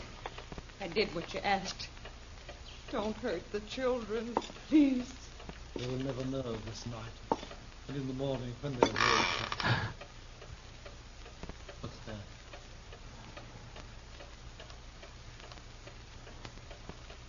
You said you locked the door after you. No, don't. Don't. I shall keep the pistol turned to the girl's head, madam. Someone is here. They try to take me.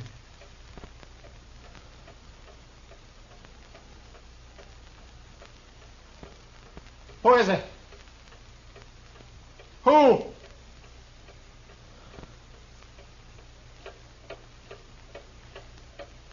Mr. Dillon, go away. Please. He'll kill us. You lied. You lied. Oh, tiger's heart wrapped in a woman's hide. Listen to me, Marshal Dillon. Throw your pistol in here, and then come in with your hands before you. I have no stomach for child killing, but I will not hesitate to do so.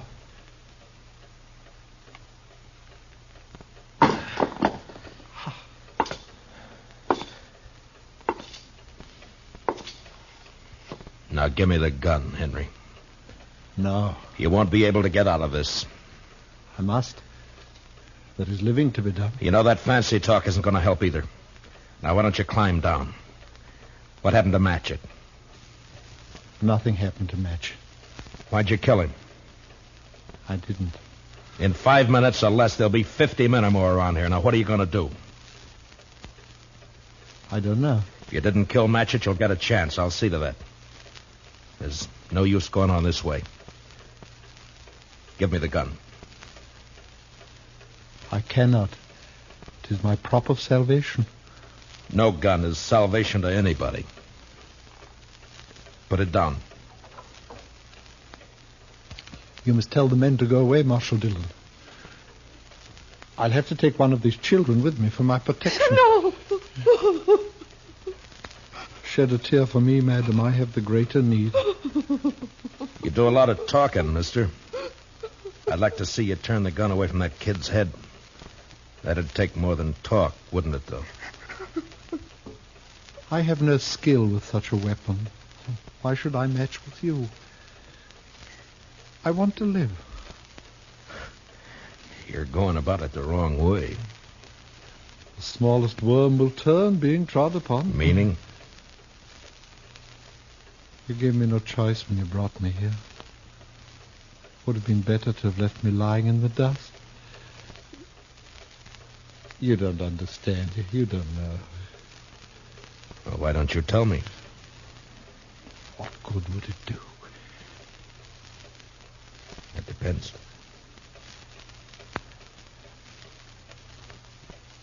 My life has been the theater.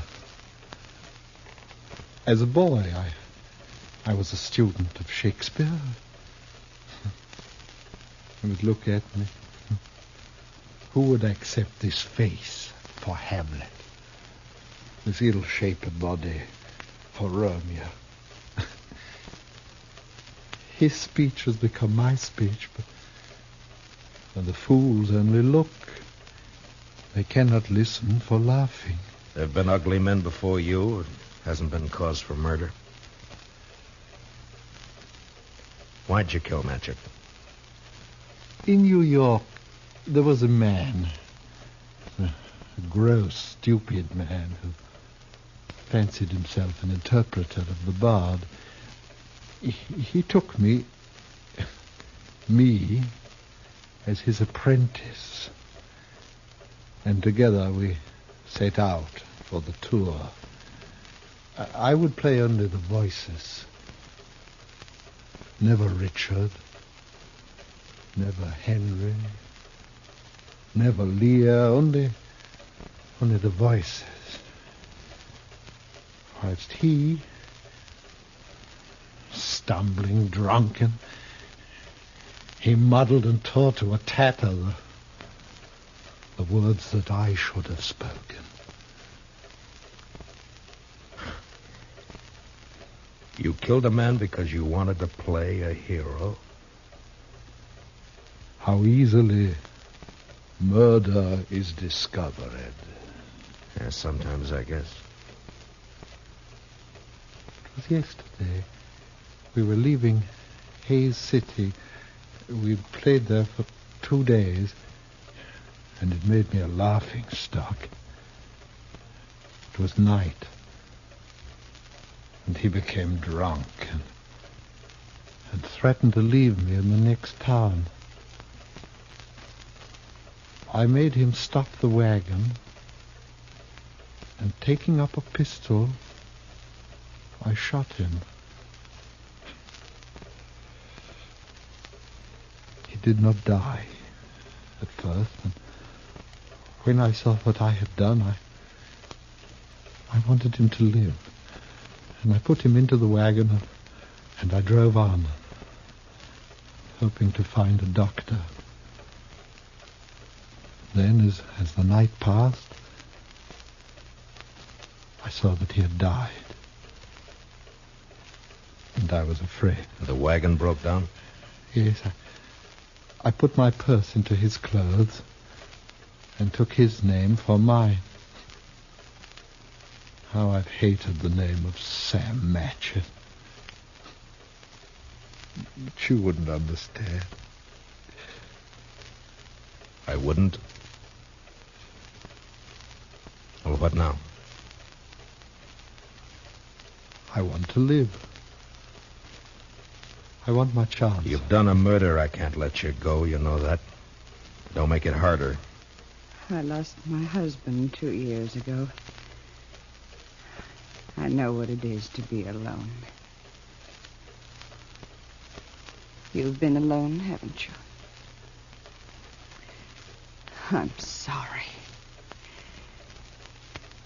But you killed someone. We may pity, though not pardon, dear. I'm going now, Marshal. If you walk out of there with your gun, you're a dead man. Death's a great disguiser. I must have my chance. Don't do it, Matchett. There'll be killing. Madam, forgive me. I would not have harmed your children. Matchett, put down your gun. Let me go my way. Please. There are a lot of men waiting for you out there, Matchett. You know what'll happen if you open the door.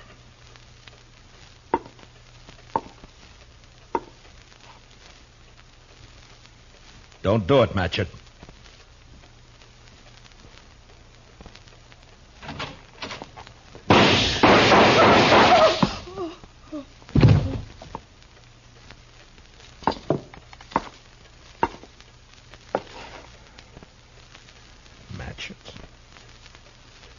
Sleep, perchance to dream.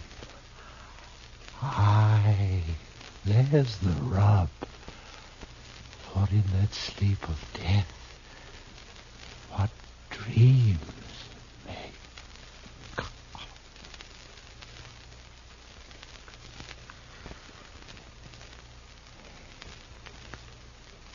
Matchett.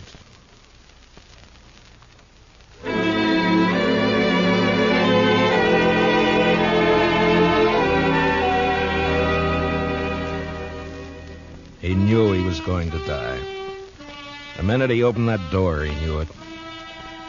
And maybe he wanted to, because he fired first, a single shot. We buried him in back of the church, and I found some words in a book. to put on his grave. He that dies pays all debts.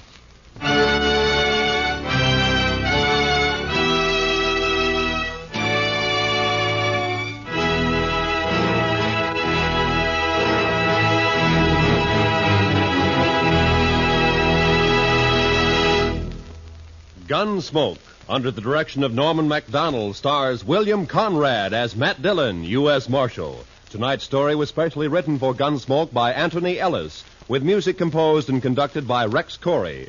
Hans Conried was featured as Henry, with Mary Lansing as Mrs. Cullen. Parley Bear as Chester, and Howard McNear as Doc. Join us again next week as Matt Dillon, U.S. Marshal, fights to bring law and order out of the wild violence of the West in Gunsmoke.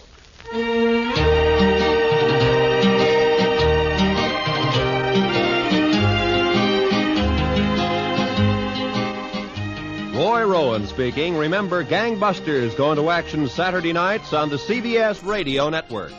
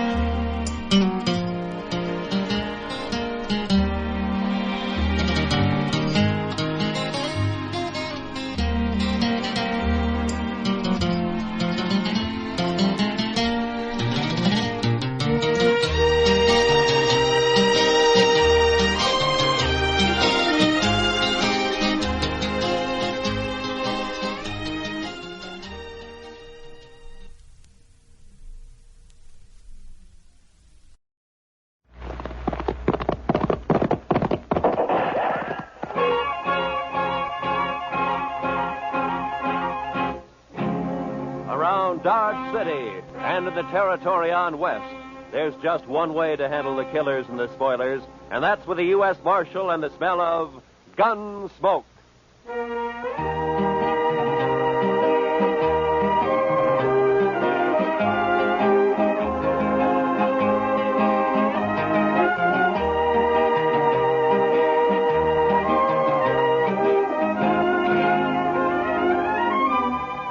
Gunsmoke, starring William Conrad. The story of the violence that moved west with young America. The story of a man who moved with it. Matt Dillon, United States Marshal.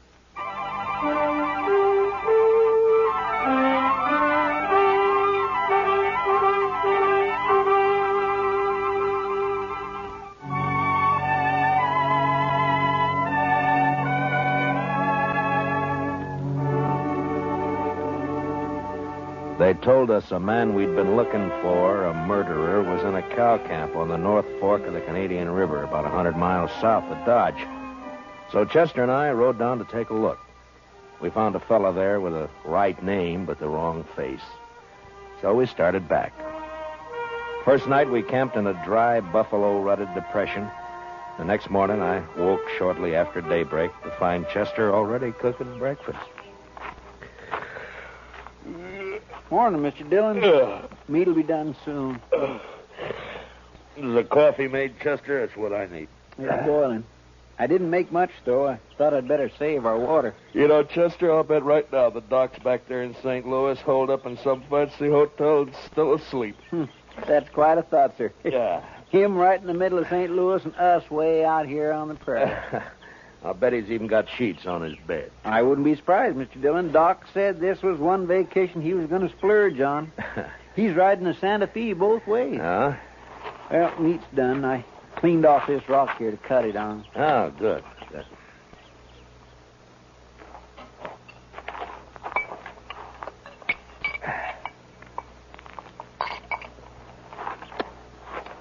Well, you got it warm anyway, Chester. Well, now, meat shouldn't be overcooked, Mr. Dillon.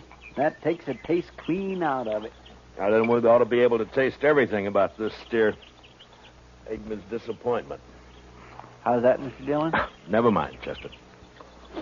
How come you woke up so early this morning? Oh, I always do. Seems as soon as it gets daylight, my feet start to sweat, and then I just got to get up. Well, that's as good a reason as any, I guess. Wow. Looks like we got company, Chester. What? Oh. Where? Right out there. Heading straight for us. Oh, yeah. Some cowboy, probably. I don't know. He doesn't ride quite like a cowboy. Why, it's just a kid, Mr. Dillon. Yeah, it sure is. Sure needs a haircut. What? Say, Mr. Dillon, it's a girl. What could she be doing out here? I'm carrying a rifle, too. Well, get on, miss, and have some coffee. Who are you, mister? Hi, this is Chester Proudfoot, and I'm Matt Dillon. How do you do? You rustlers or what? Not exactly. I'm the U.S. Marshal out of Dodge, ma'am. U.S. Marshal? Oh, that's good. It is? Why? I need help, Mr. Marshal. My daddy's awful sick. Sick? Well, where is your daddy? We got a homestead about a mile over that rise back there. Oh, what's he sick with? It's his leg, Mr. Marshal. A horse threw him and his saddle both in the corral, and then it stepped on his foot. Now his whole leg's all funny. He's got a fever, too. Mr. Dillon, that sounds like... Yeah, I know, Chester. Tell me, miss, when the horse stepped on him, did it cut his foot, break the skin anywhere? Just a scratch. Tore his boot off, though. Oh. Please, Mr. Marshal, please come see him. I'm scared, the way his leg is and everything. Well, sure we'll come. Your mother with him now? I don't have a mother, Mr. Marshal. Oh. Well, then, what are you doing out here if your daddy's sick? We ran out of meat about 3 days ago, and I don't have anything to feed him. Oh. All right. Chester, I'll ride back with... what is your name, anyway? Tara Hantry. Oh. I'll be 16 next January. Well, that's fine. We'll go back to the Hantry place, Chester. You scout around for some meat. All right, sir. And if you don't find any antelope, shoot the first calf you see. Anybody's calf. I'll do it, Mr. Dillon.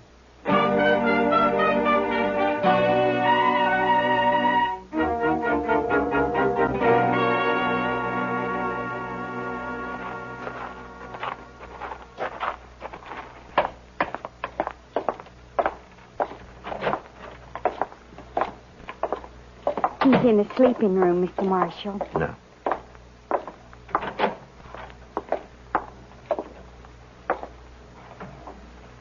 Daddy. Daddy, I found a man, and he's going to help us. And, Daddy, he's a marshal, a U.S. Marshal. Matt Dillon, Mr. Hantry. How are you feeling? Dillon? I've heard of you. You're from Dodge, aren't you? That's right. Well, Marshal, I ain't feeling so good. My foot don't hurt no more, but my leg is all sort of... Well, it ain't pretty. I don't know much about these things, but maybe I better take a look at it anyway, huh? Sure, Marshal. There she is. All right, you can cover it up. I was in the war, Marshal. I know what gangrene is. Guess you do, too, huh? Yeah. Well, the first thing, a friend of mine is out getting you some meat, and then we'll load you in your wagon. And Ben took the wagon. What? Ben Warling. He took the wagon when Daddy got hurt. Said he'd find a doctor and bring him back. Who's Ben Warling? Oh, he's been sort of working here, Mr. Marshal. I should have run him off long ago. That's what. Well, where is he? What'd he take the wagon for? Where's he going to find a doctor around here anyway? Closest doctor's in Dodge I know of. Yeah, and he's in St. Louis, and he won't be back for a couple of weeks. I couldn't get to him anyway. Well, tell me, when did this happen? About 6 days ago, Mr. Marshal. Uh-huh. Ben left the day after. Well, you think he's coming back? Did he steal the wagon or what? He comes back here and me not able to get around. I don't know what I'll do. I ought to take a bullwhip to him. Now, take it easy, Mr. Hand. Take it. He won't cause any trouble, so don't you get all worked up. Tara, we'll let him get some rest, huh? All right. We'll have some food for you soon, Mr. Hantry. I ain't very hungry. Tara, what's he so riled up about this Ben Walling for? What's between them? Oh, it's nothing, Mr. Marshal. Daddy's sick and... that's all. Look, Tara, you asked me to help you, didn't you? Yes, but... You trust me, don't you? All right, Mr. Marshal. Daddy hates Ben because Ben... well, Ben likes me. Oh, I see. He even wanted to marry me. Said he would. And how do you feel about Ben, Tara? You like him? No. Of course, it's time I had a man and all that, but I'm afraid of Ben, Mr. Marshal. It's like there's something wrong with him. He's always sneaking around when you don't expect him.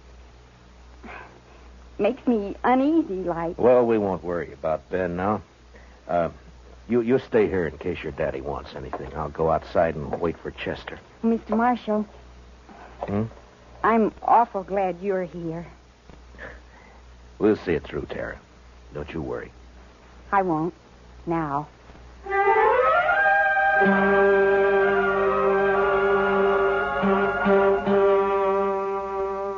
I went outside and walked over to the small corral that stood nearby. There I rolled a smoke and looked out across the flat distances of the prairie. And I wondered how anyone could survive in all that emptiness. Handtree lying on his bed back there in the house. He wouldn't survive. The prairie had got to him all right.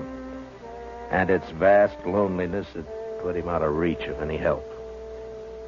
And Tara, what could she do out here in this endless land of grass? I was glad to get my mind off it when Chester rode in with an antelope across his saddle.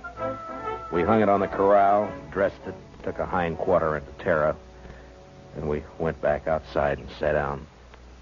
Yes, sir. She's a plucky girl, Mr. Dillon. Yeah, fine girl, Chester. Yeah, but this Ben fella, I just don't understand his going off with the wagon like that. Well, it doesn't matter much now. Handtree won't last more than a day or two, anyway. It's that bad, is it? Yeah, blood poisoning, Chester. As soon as it reaches his heart, he's done for. Well, isn't there any way to stop it? Yeah, sure. Cut his leg off. Oh. Too bad Doc isn't here. Yeah. Would that stop it, Mr. Dillon? Cutting his leg off, I mean? I don't know, Chester. I don't know. Maybe too late anyway. Well, I sure wish we could do something for him. I don't take to just sitting around and waiting for a man to die. Well, nobody does. It isn't right, somehow. That poor fella and Tara. Why, Mr. Dillon, that girl will go crazy out here all alone. All right, Chester. What do you want me to do about it? I'm not a doctor. Now, shut up. Well,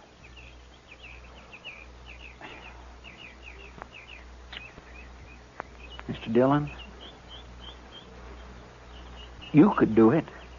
I know you could. Do what? Be a doctor.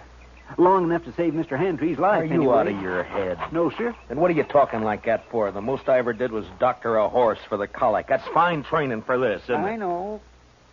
I couldn't do it. I just plain don't have the spirit. But you do. Oh, why didn't I leave you back in Dodge? It wouldn't have mattered anyway, Mr. Dillon, because you would never just stand by and let a man die.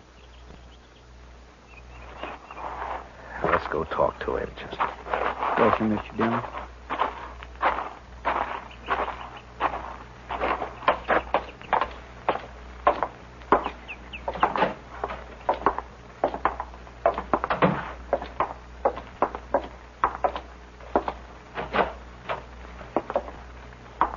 Daddy's fever's worse, Mr. Marshal. I'm going to get some more water. Yeah. How do you feel, Mr. Handtree? I don't feel much, Marshal. Outside of burning up. I've been trying to tell Tara I just can't last long with blood poisoning. She's just got to figure on it. Well, that's what I came to talk to you about. I guess you know the only thing that'll give you a chance. I know. I've been thinking about it. But I couldn't ask any man to do that. You didn't ask me. Well, it's up to you, Mr. Handtree. I'll try it if you're willing. The only thing is, won't know much about what I'm doing. I seen it done in the Union Army, Marshal. I could tell you some things. All right. The only thing is, Marshal, I don't know I'd be much use around here with one leg. Well, you'll have to decide that for yourself. I know. You could move to town, Mr. Hantry. You and Tara? That's it. Tara, if it was just me, I wouldn't do it, but I can't leave Tara alone. Now, if I can help it, I can't. All right, Marshal. Let's do it. You're a brave man. No, Marshal. I just don't have any choice. Come on. Let's get it over with. You got any liquor in the house? There's a jug of corn out in the kitchen. Get it, Chester. You can start drinking it while we're getting everything else ready. Tell Tara to start boiling a lot of water. Yeah. I'll talk to her in a few minutes. I'll be right back. Now, I want you to tell me everything that you know about this, Mr. Hantry. First, I'll tell you what you'll need. Mm-hmm. There's a straight iron out by the corral somewhere. Yeah. You can heat it in the main room fireplace. Right. Now, what else? Tara will find some cloth for bandages. And the rest of the stuff you can get in the kitchen. Uh-huh. The only thing worrying me is what'll we use to tie off the arteries with? Plain thread won't hold. Well, maybe some thin strips of raw hide. No, they'd soak through. You got to have something. I know. At least I think it'll work. What about horsehair? Oh, that's it, Marshal. Pull it off the tail. It'll work fine. Here's the jug, Mr. Hantry, and I brought you a cup, too. Pour me some. I want to get good and drunk. Here you are, Mr. Hantry.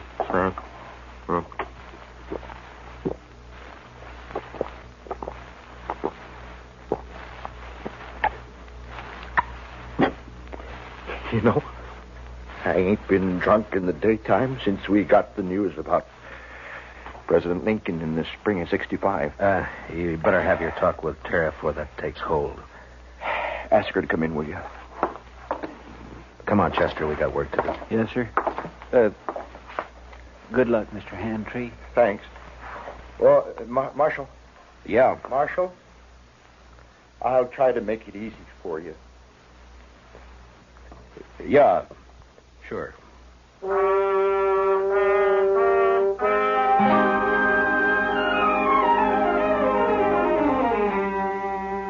Shortly after noon, I operated.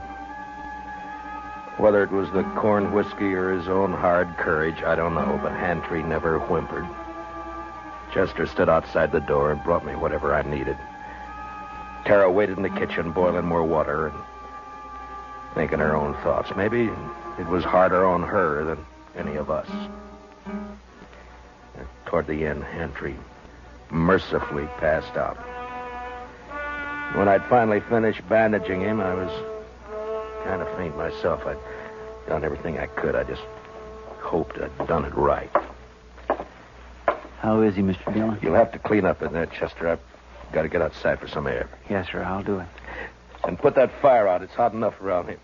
I don't know how you did it, Mr. Dillon. Tara? Tara, will you come on outside for a while?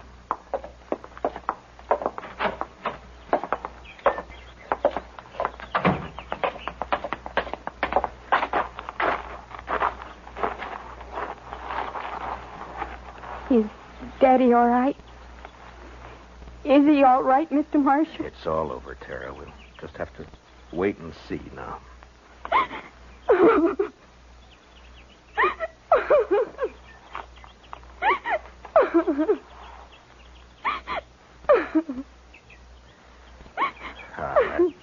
There now, Tara. He's all right. I'm sorry, but it took so long. I thought you'd never finish. He didn't feel much, Tara. The corn liquor worked fine. Fine. Will he get well now? Well, I hope so, Tara. I hope so. Mr. Marshal, are Are you going to wait and see? Oh, now, Tara, you don't have to worry about that, Chester, and I'll be here as long as you need us. I just wanted to be sure. Can I go see Daddy now? Well, as soon as Chester comes out, Tara, then you can. All right. I'll wait, Mr. Marshal.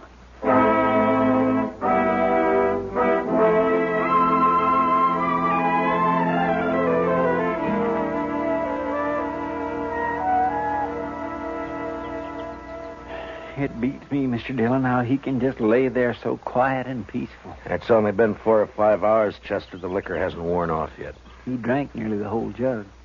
No, he needed it. Say, Mr. Dillon, look yonder. No? Somebody coming with a wagon. Oh, yeah. It's probably that Ben Walling they were talking about. I'll bet that's who it is, all right. Wonder what he'll have to say for himself. Ah, you'll think of something, Chester. His kind always do. You recognize him? No, sir. Do you? No, I never saw him before.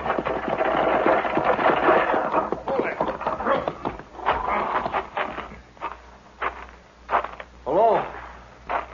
What are you doing here? You Ben Walling? How'd you know? The Hantrees. They've been wondering about you. Oh, yeah, sure. How is old Hantry, anyway? He's all right. He is, huh? You've been gone a long time, Ben. Where were you?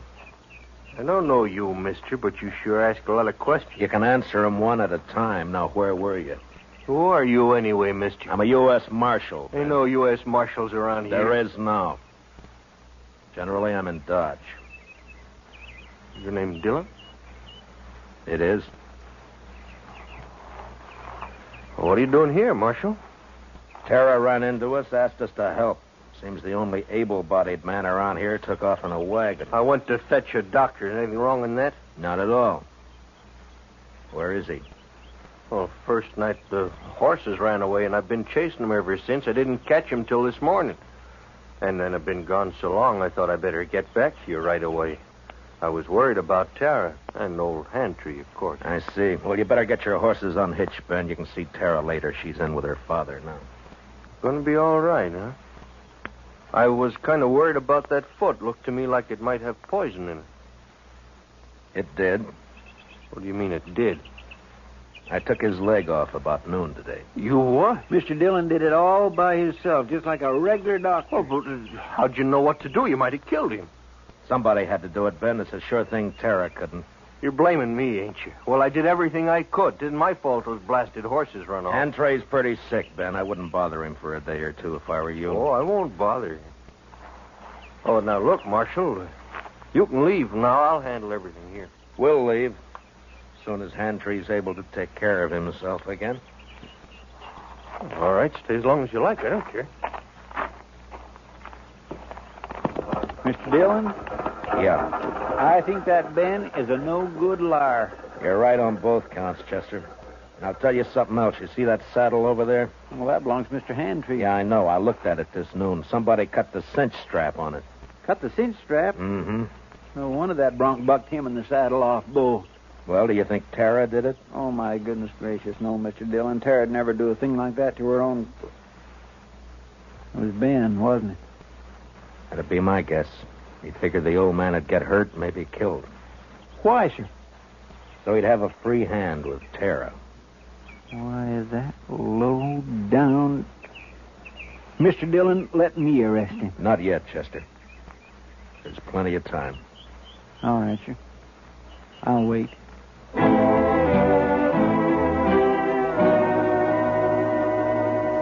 There wasn't as much time as I figured. Hantry had a bad night, and by morning he was so weak he couldn't lift his head.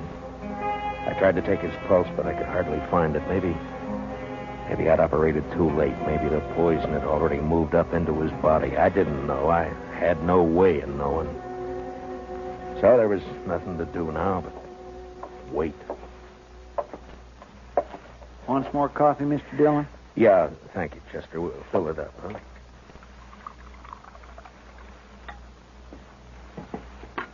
Tara won't eat anything at all, sir.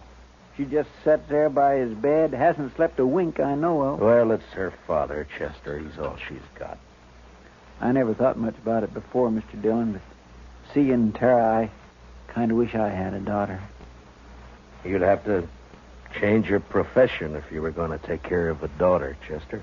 Why, I don't have any profession, Mr. Dillon. Oh, Mr. Marshall. Yeah, what is it, Tara? Please come. Daddy wants you. I think he's... You better come too, Chester. Yes, sir.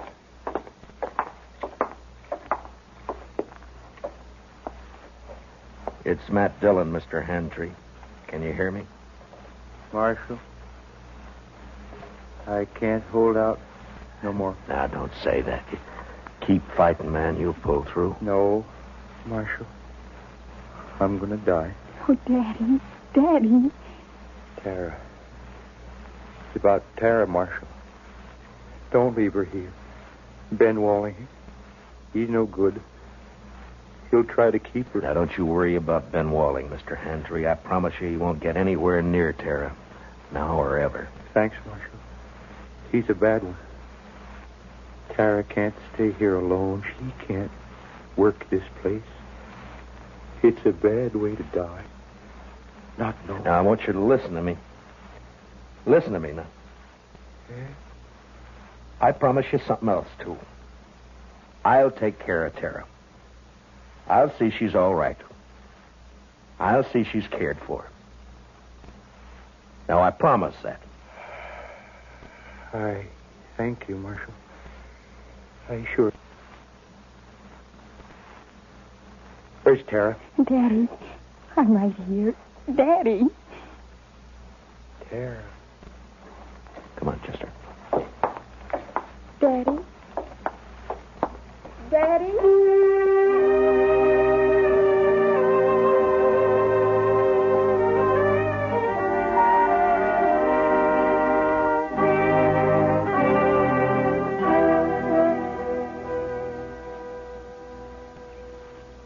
I don't know, Mr. Dillon. I don't think they'd have made out on this place anyway. Why not, Chester? Well, there just isn't enough water. That one little old spring is all I've got. Well, if they had a lake, it'd still be too much for Tara. What are we going to do with her, Mr. Dillon? I don't know, Chester. We'll have to think of something, though. My, I wish she'd come out of that house. I don't like it, her in there breaking her heart. Give her a little time, Chester. She'll be all right. Don't you move a finger, either one of you. Well, well, you're mighty careless with that rifle, Ben. Don't get smart with me, Marshal. I know what I'm doing. And what would that be? I heard you in there. Heard you promise to take Tara away. I was right by the window. I heard it all. You got a curious way of courting a girl, Ben, trying to kill her father. Yeah, and I saw you yesterday looking at that saddle, but I didn't kill him, Marshal. You did. That's a lie, Ben Walling, and Well, you know it. shut up. I won't shut up. If we'd have just got here sooner, Mr. Dillon would have saved him, that's all. Well, it's too bad you got here at all. Because you're going to die for it. Both of you. Put the gun down, Ben. You're under arrest for attempted murder. You stay right where you are, Marshal. You know, I have an idea you've smelled powder before, Ben, and that you're afraid of it. Marshal? I have an idea that's why you tried to get Handtree like you did instead of facing him. Stop her. And right now you wish you didn't have that rifle at all, don't you, Ben? Because I might have to shoot you for it, huh? No, don't, Marshal. Give me that. You all right, Mr. Dillon? You didn't even try, Chester. Rifle went off when I knocked it aside. That's all. He was scared to death. Well, I didn't feel exactly comfortable. Well, tie him up and keep an eye on him. I'll go see Tara. Yes, sir, Mr. Dillon.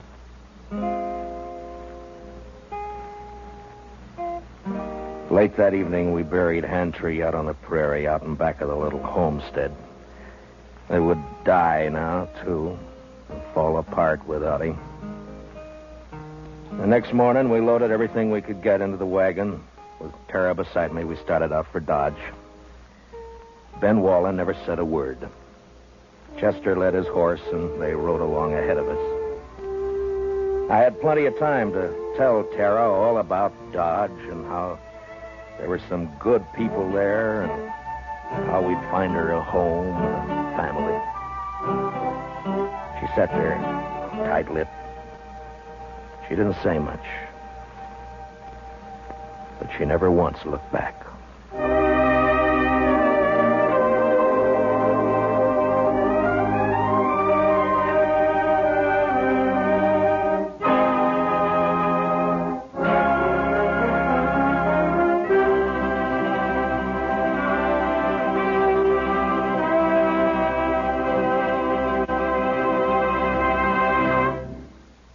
Gunsmoke, transcribed under the direction of Norman MacDonald, stars William Conrad as Matt Dillon, U.S. Marshal. Tonight's story was specially written for Gunsmoke by John Meston, with music composed and conducted by Rex Corey. Featured in the cast were John Daner, Sammy Hill, and Larry Dobkin. Parley Bear is Chester.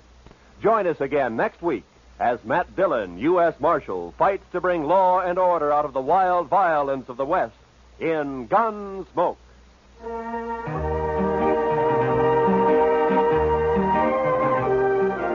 In case you didn't know, Jack Benny and his gang begin their new season tomorrow night. Jack, Mary, Don, Dennis, and Rochester welcome a new member to the team, the head man of CBS Radio's Club 15 show, Bob Crosby. Roy Rowan speaking. Remember, the top dramatic show of them all, the Lux Radio Theater, is heard Monday nights on the CBS Radio Network.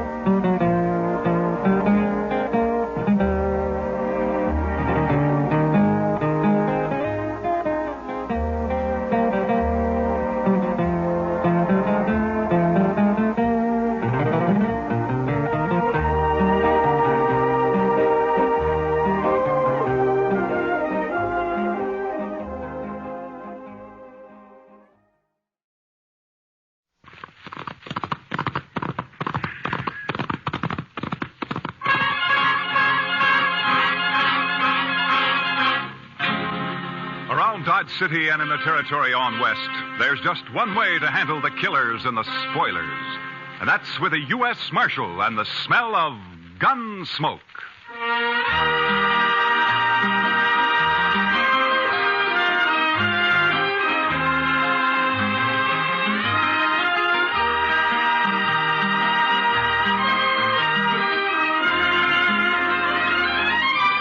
Gunsmoke, starring William Conrad.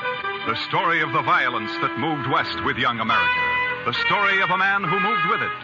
Matt Dillon, United States Marshal.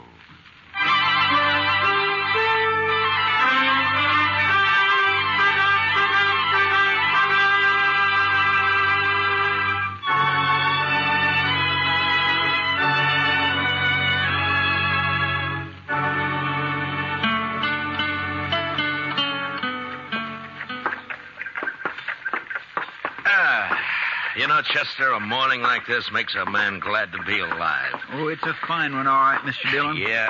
A little nippy, maybe, but just fine. Indian summer hanging on and winter holding off.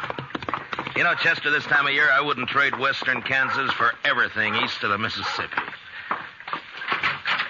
Oh, good. Pedro's got a fire going. I built the fire, Marshal Dillon. Oh, good morning, Caleb. I've been waiting in his jail office for a full 2 hours. What time do you start work, Marshal? You know Caleb Andrews, don't you, Chester? Oh, yes, indeed. How are you, Mr. Andrews? Marshal, I have an order here from the U.S. District Court. I believe it's your job to serve such orders. Yeah, it is. I don't get them often, though. Order of foreclosure and eviction on Ed Blake. Why are you doing this to Ed, Caleb? The man borrowed money from me. He gave me a mortgage on his farm and household effects. He can't pay it. Why do you think I'm doing it? It only came due 3 days ago. You sure didn't waste any time. I'm not interested in your opinions, Marshal Dillon. Yeah, amount of the mortgage. $420. What do you need with $420? You own half of Ford County now. Marshal, it's not your place. You know as well as I do why Ed Blake can't pay this off. His horse rolled on him last spring and broke his leg. And his wife and kid nearly broke their backs trying to get a crop out. I didn't come here to listen to you. If you let this ride on through the winter, you'll get your money out of it. If you go ahead and foreclose now, you'll wipe him out. Marshal, I already have foreclosed. You'd break a man for $420 you don't even need, huh? As I said, your opinions don't interest me. All I expect from you is to serve these papers. All right, I'll serve them. You'll notice they're to be served today. I said I'd serve them. Now get out. What? This office belongs to the United States government, and as far as I know, that's one thing you got no mortgage on, so get out. You may find I have some influence in Washington, Marshal Dillon. Then see if you can get me a decent salary for this rotten job of mine. It sure was a fine morning, Mr. Dillon. Yeah, it was. All right, Chester, let's saddle up.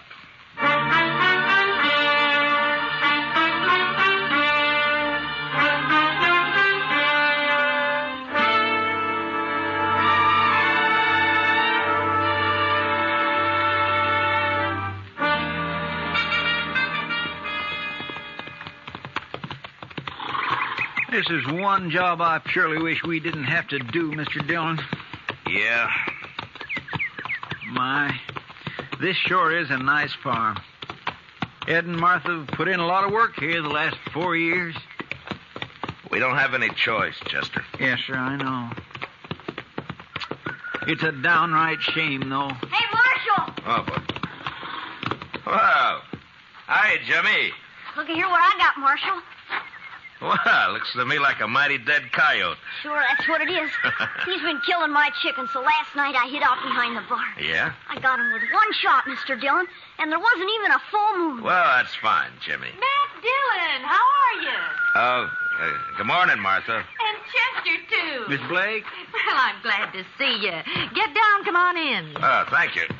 Jimmy, now that you showed that thing to Mr. Dillon, take it away somewhere. All right, Mom. He sure is a big one, ain't he, Mr. Dillon? Yeah, about the biggest I ever saw, Jimmy. He's real proud of those chickens of his. He's done fine with them. Well, here I am, though, keeping you standing out here in the yard. Come on, let's go inside. Well, we really can't stay, Martha. Oh, nonsense.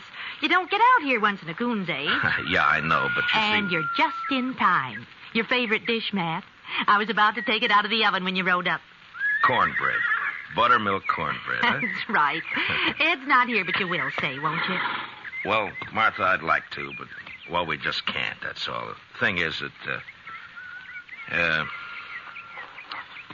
you say Ed's away? Yes, he's in town. Matt, you're not yourself. What is it? Well, I suppose I ought to talk to Ed about this, but maybe it'll be better if he hears it from you. Here's what? Martha, I got a court order here. It has to do with that mortgage of Caleb Andrews. It's a order of foreclosure and eviction and sale. No. Oh, no. Here it is. We were so sure he'd extend it. He knows what happened, why we couldn't pay it. We were sure he'd extend it. Well, he won't. I talked to him. Matt, how long before we have to get out? 5 days. So soon. You were right, Matt. It is better that Ed hears it from me. Coming on top of everything else, it'll... Well, I can't let it break him. I just can't let it break him. Martha, if there's anything I can do, you let me know, huh? Matt, I don't blame you for this. I understand. Well, come on in now and have some cornbread with well, us. I couldn't. I'm sorry. Thank you anyway, Martha, but I just couldn't.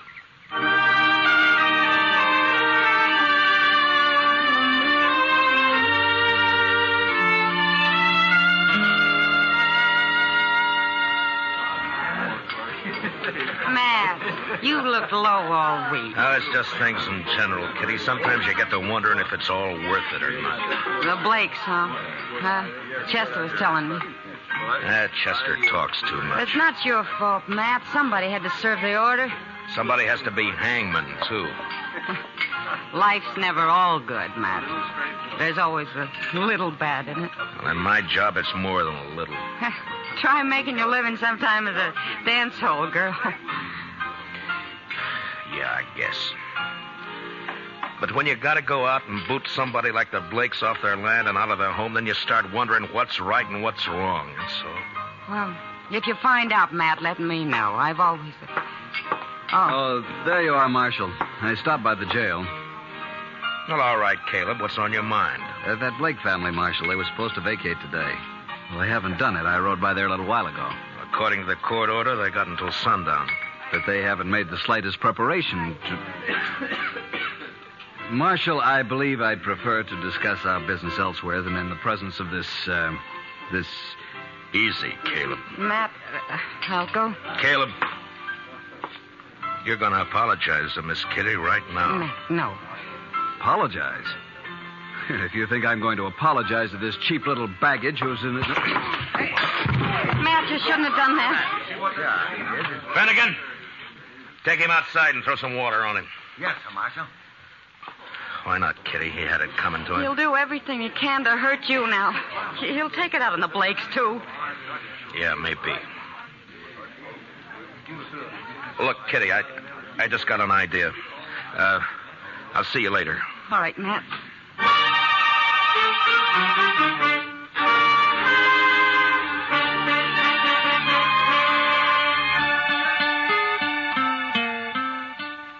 But, Matt, the mere fact a man runs a bank doesn't always mean he's got a free hand in everything he does.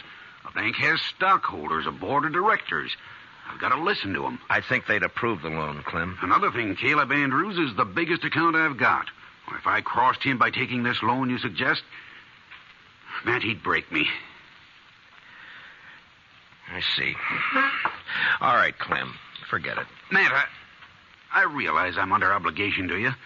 You saved my life that time the James brothers held me up. Saved the bank, too, in fact. But that was part of my job, Clem. There's no obligation. I was just asking you as a friend to help out another friend. Matt, I'd like to do it, but I just can't. Don't you see? Yeah, sure, Clem. I see. Just forget it. Gotta think of my wife and the two girls. Yeah, of course you have. It's not that I don't want to. I understand, Clem. I really do. Forget it.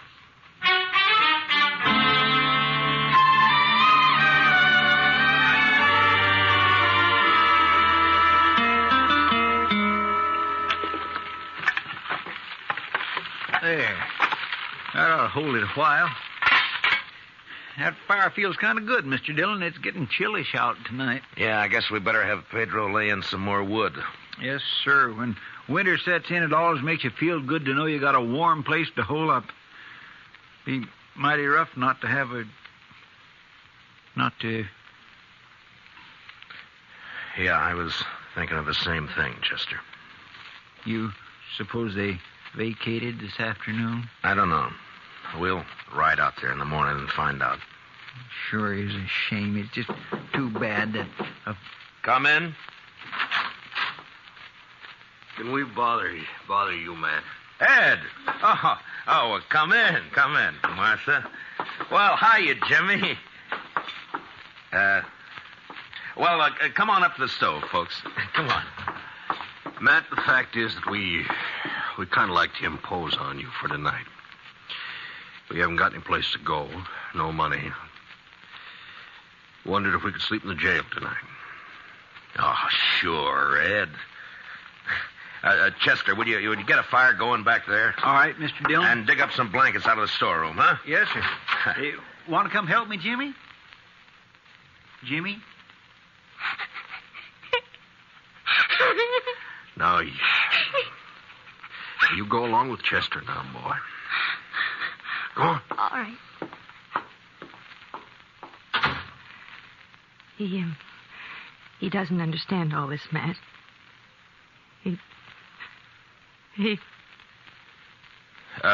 Ed, we may as well get your stuff out of the wagon, I guess. Well, there ain't any wagon, Matt. We walked into town. 6 miles? With that leg? I know, but that wagon, the horses, all the household goods, they're all covered by that mortgage. We didn't take anything, except the clothes on our backs. So help me, Ed. So help me if I could... It's all right, Matt. We know how you feel. But after all, we started with nothing before. We can do it again. But there's no reason you should have to. We do have to, though. And that's that. Ed and I can accept it. We're not bitter any longer.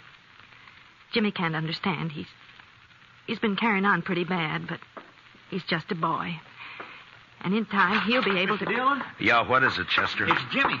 He grabbed a rifle from off the rack and took out the back way. I couldn't stop him. What? But where on earth's he going? I think I know where he's going. And heaven help Caleb Andrews if we don't catch him.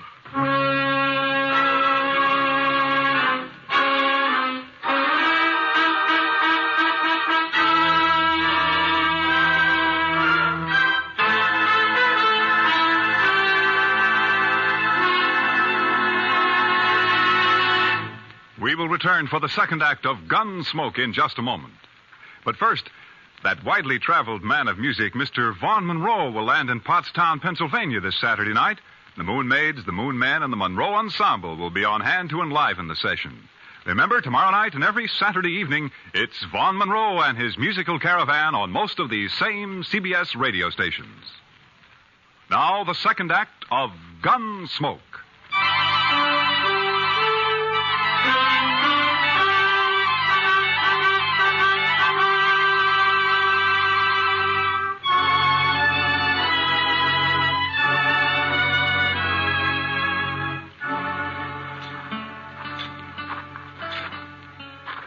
That's Mr. Andrews' house there on the corner. Looks dark, Mr. Dillon. Yeah, he may not be home. I sure hope he isn't. No sign of the boy around. Reckon he broke in the house, Mr. Dillon? Maybe. Anyhow, it's 10 to 1. This is where he headed for. His mother said he was real upset about it, and it's just like a kid to... Chester? There's somebody back of that tree up there on the left. Yeah. Think it's him? I don't know. Just keep on walking. Yeah, it's him, all right. I can see the moonlight on the rifle barrel. Will we try to rush him, Mr. Dillon? Well, not unless you're thinking of suicide. I'm going to talk to him, Chester. Jimmy? It's me, Matt Dillon. Go away, Mr. Dillon.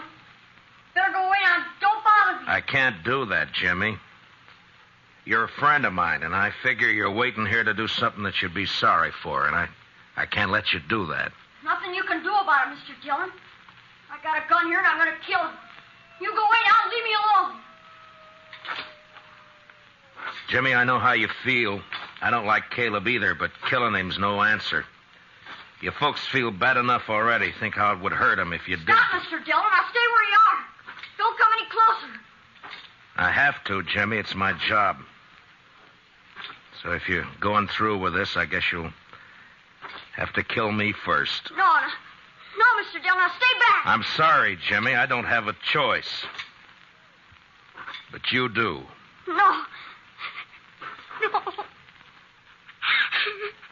I couldn't shoot you, Mr. Dillon. You know that. Sure. I knew you couldn't. I kept waking up nights and hear Mom crying. Dad would sit up all night without the lamp lit, no fire, not saying anything, just sitting. Easy now, Jimmy. Why is he doing it to us, Mr. Dillon? Jimmy, listen to me. Will you do something for a friend? Yeah. If you say so. All right. Then take that rifle back to the jail and put it in the rack and go to bed. Now, you promise? Yeah. I promise, Mr. Dillon.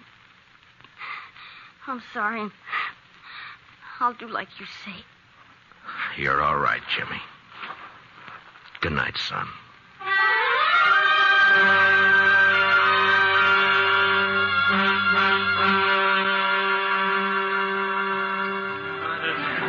I could have told you Clem Bates wouldn't do anything, Matt.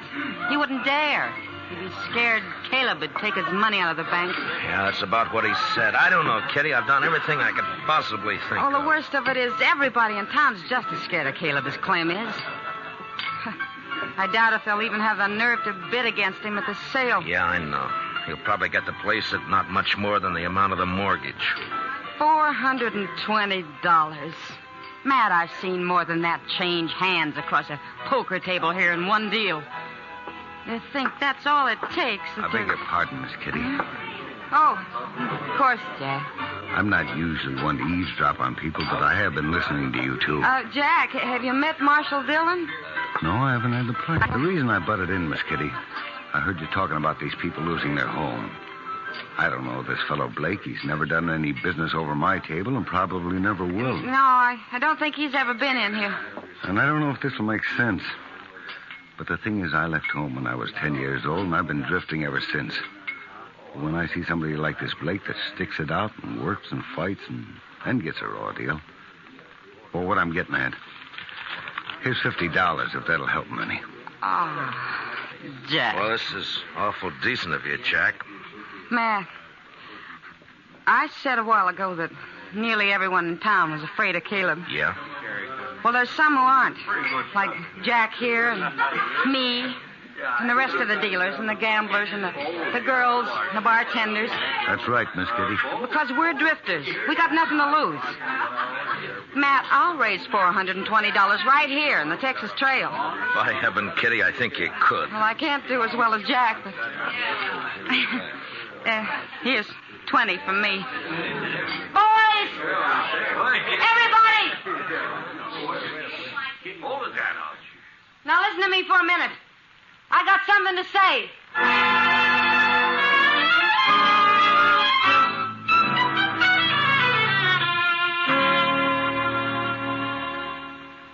He's sure taking his time getting here, Chester. Well, I told him what you said, Mr. Dillon. Well, that ought to bring him on the run, if anything will. Anytime Caleb figures he's about to lose $1 or $2, it's hitting him where it hurts. The Blakes turned in for the night? Yeah, I guess so. It's been quiet back there for the last few. Marshal, what's this all about?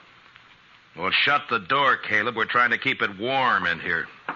Would you mind telling me why I've been called over here at this time of night? Yeah, sure. Here's $420. The Blakes want to pay off the mortgage. They do they?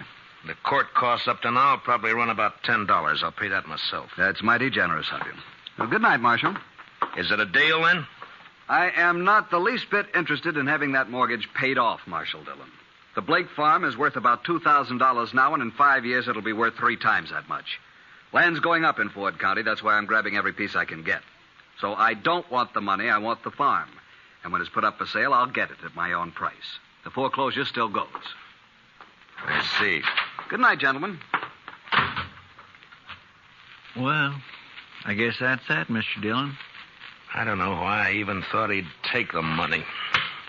The Blakes won't get a cent out of the sale. He'll scare everybody off and bid it in a few dollars over the amount of the mortgage, and nobody in town will even try to... Try to what, Mr. Dillon? Chester, I'm going over and wake up Clem Bates. I got an idea, and if it works, we'll hold that sale at noon tomorrow. That's pretty short notice to find an auctioneer. I don't need an auctioneer, Chester. This one I'm going to run myself.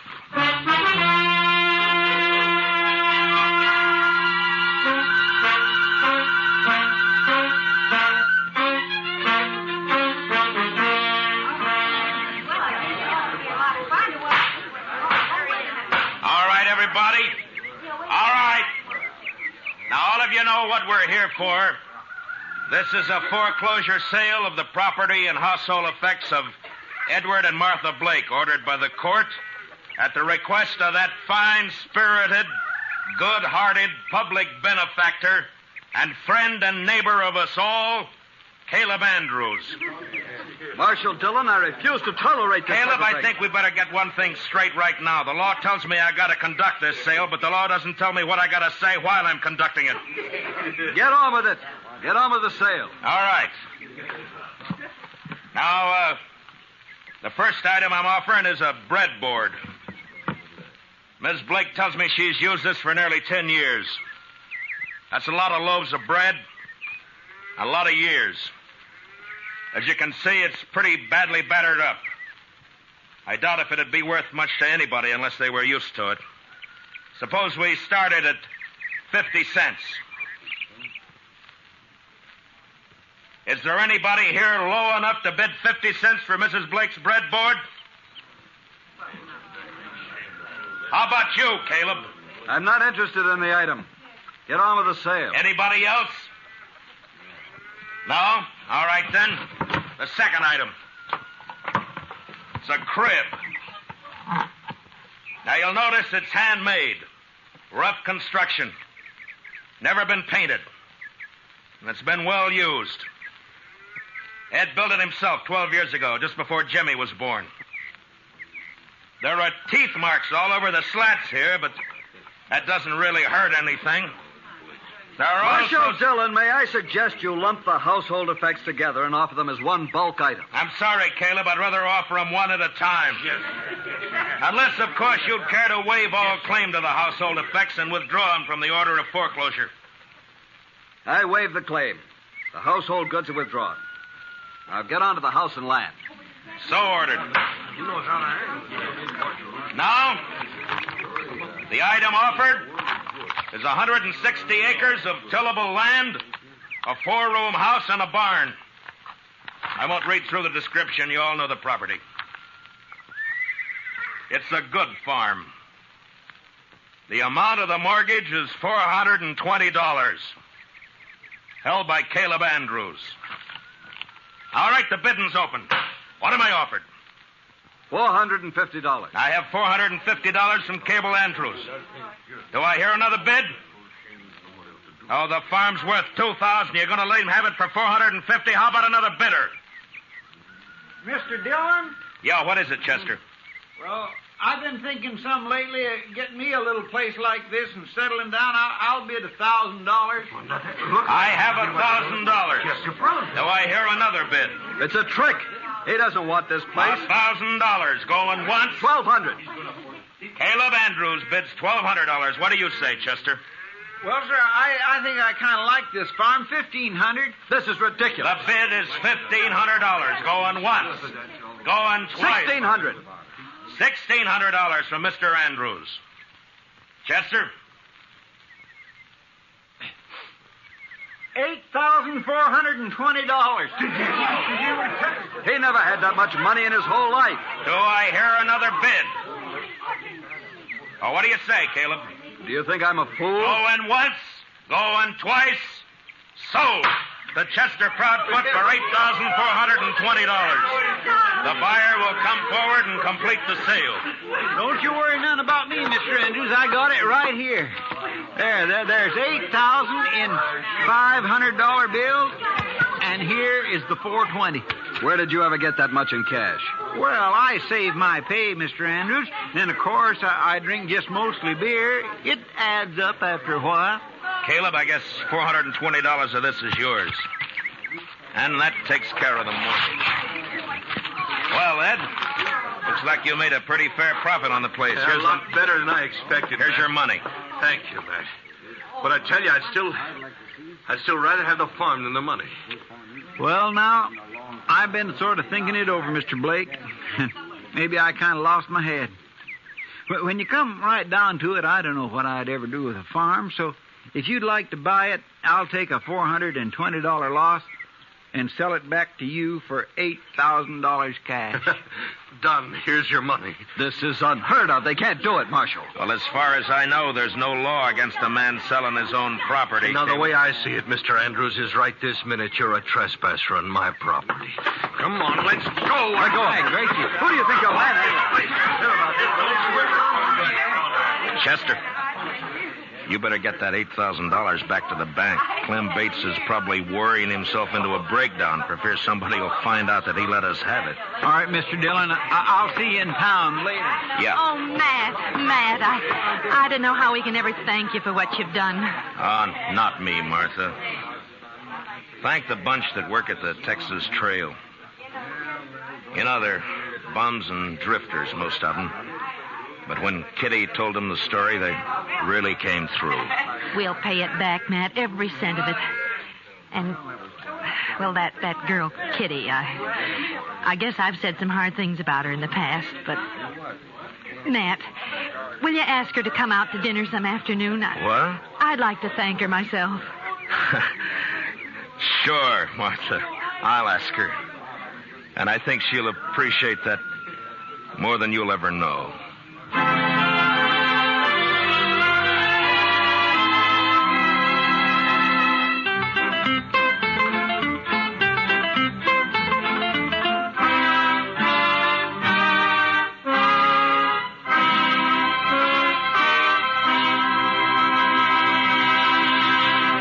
Gunsmoke, under the direction of Norman MacDonald, stars William Conrad as Matt Dillon, U.S. Marshal. Tonight's story was specially written for Gunsmoke by Les Crutchfield. with music composed and conducted by Rex Corey. Featured in the cast were Harry Bartell, Paula Winslow, and Richard Beals, with Joe Duvall, Lawrence Dobkin, and Jim Nusser. Parley Bear is Chester, and Georgia Ellis is Kitty.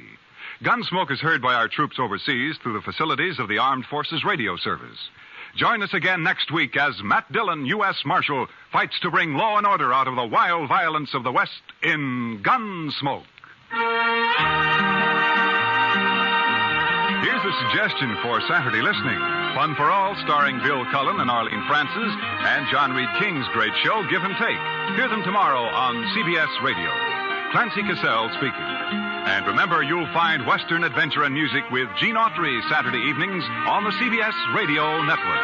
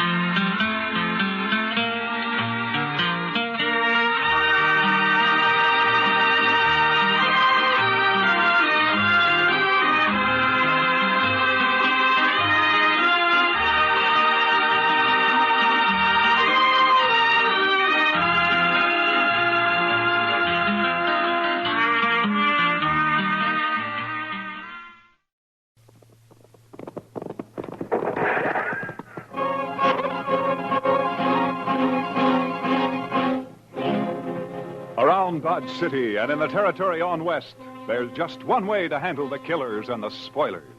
And that's with a U.S. Marshal and the smell of gun smoke.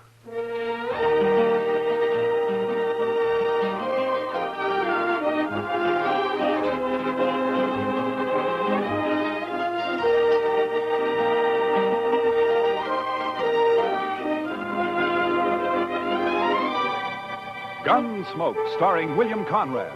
The story of the violence that moved west with young America. The story of a man who moved with it. Matt Dillon, United States Marshal.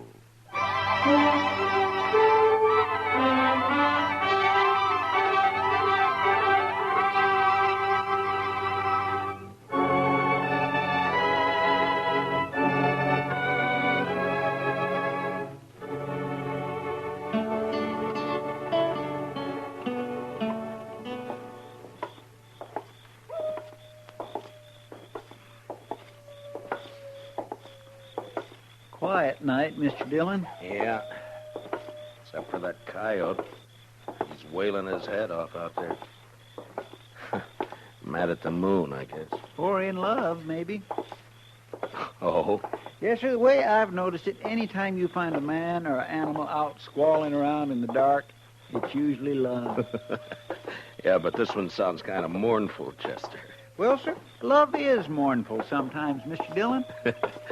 Yeah, so I've heard. Matt? Is that you? Oh, good evening, Miss Morley.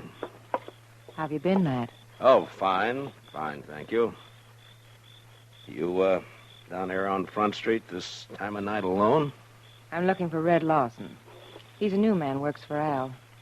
Al's meeting him sometime after midnight, and they're going out on a cattle buying trip. I want to talk to him first. You satisfied? Well, it's just that this is no place for a woman alone, Miss Morley. Maybe you better go home. There are other women down here. They belong here, Miss Morley. They work here. Oh, don't be so stuffy, Matt. And call me Ava for once. Everybody else does. Well, your husband might take exception to that, Miss Morley. Now, you're blaming me for what happened before, aren't you? I'm not blaming you for anything, Miss Morley. I didn't tell him to get into a gunfight over me. Wasn't my fault. I didn't say it was. Chester, you better see that Miss Morley gets home, all right? Yes, sir. I can get home by myself. My, she's pretty as a picture. It makes you wonder. Yeah, maybe you were right, Chester. With a woman like that, love might be kind of mournful.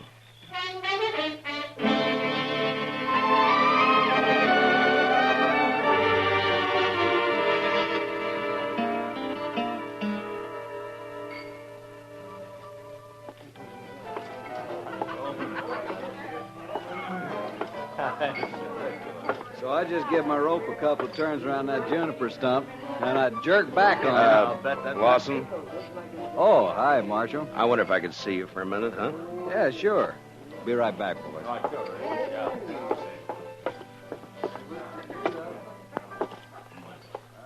What's on your mind, Marshal? Lawson, I just ran into Miss Morley in the street outside.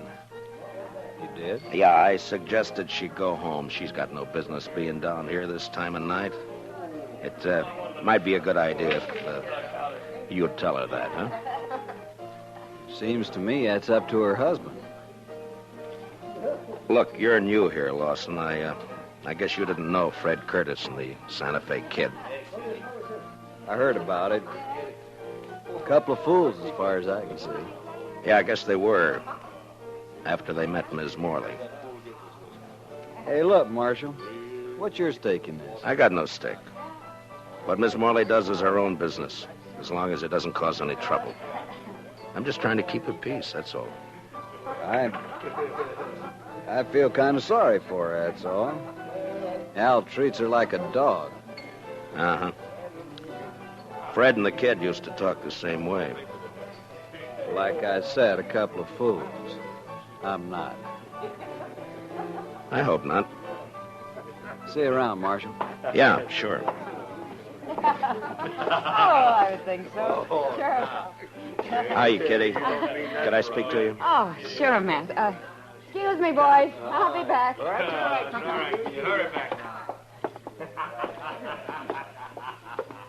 What, Matt? Kitty, has Al Morley been in tonight? Oh, no. I haven't seen him, Matt. Should he have been around? Oh, not necessarily. He and Lawson are riding out around midnight on a cattle buying trip. I just thought they might be meeting here. Oh, well, not yet anyway.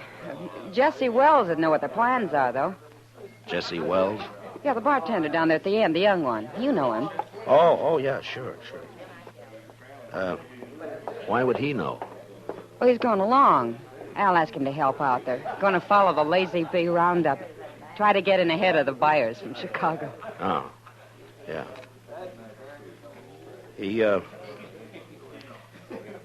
He's a nice-looking kid. I wonder if, Yeah. Yeah, he's another friend of Ava's.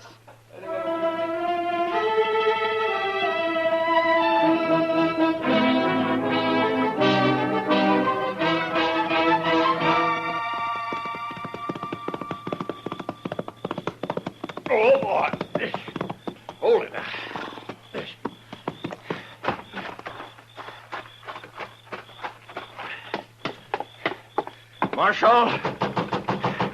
Marshal Dillon. Oh, come on. Wake up, Marshal. All right. Take it easy. Who is it? Jesse Wells, Marshal. Open the door. All right, just a second till I get it. There. What's the trouble, Wells? Al Morley, Marshal. And you better get your horse, because we got to ride back out there. Out where? What happened? Buffalo Flats. We camped there to wait for the roundup crew. And Al's dead, Marshal. He's knifed in the back. Did you do it? No.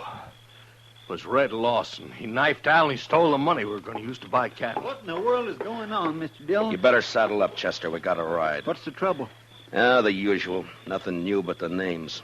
Seems Red Lawson turned out to be a fool in spite of himself.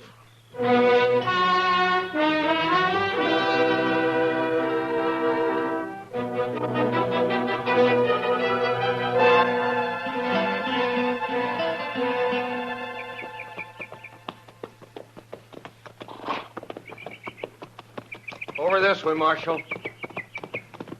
Camp is right there by that plum thicket. Right. Be daylight in another 20 minutes. Hello, boy. Oh. He's laying over there by the bushes. Yeah, I see him.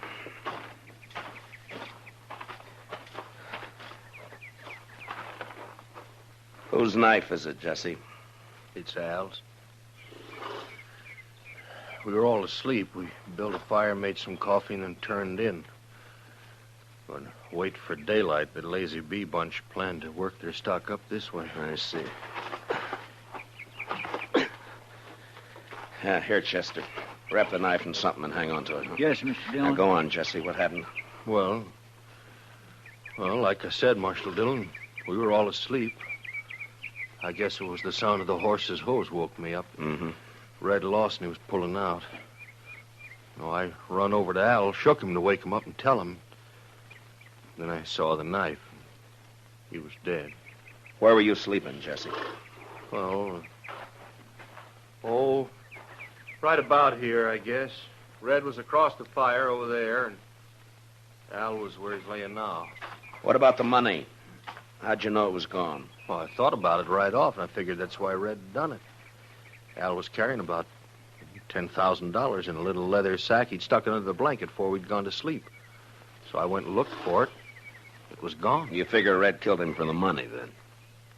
Well, sure. Of course, I doubt he meant it, though. I think Red was trying to ease the sack out from under the blanket when Al woke up and caught him. Yeah, it's possible.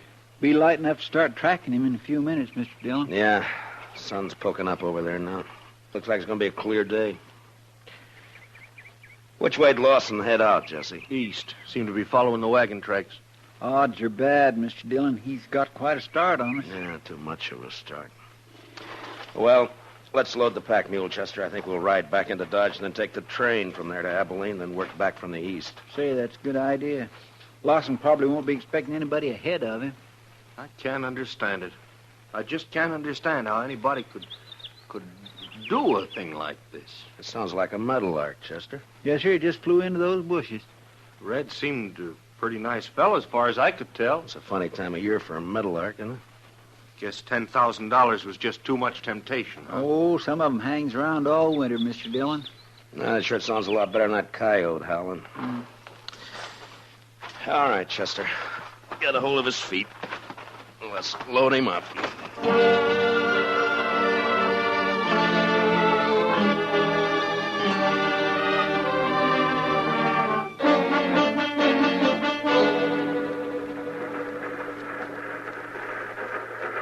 Sumac Creek water tank's right around the bend up ahead of us there. How long we stop here? Oh, about 5 minutes. Just long enough to take on water. Might as well relax, Marshal. It's a long ways yet to Abilene. Why, we ain't but 24 miles from Dodge City. Feels more like 100.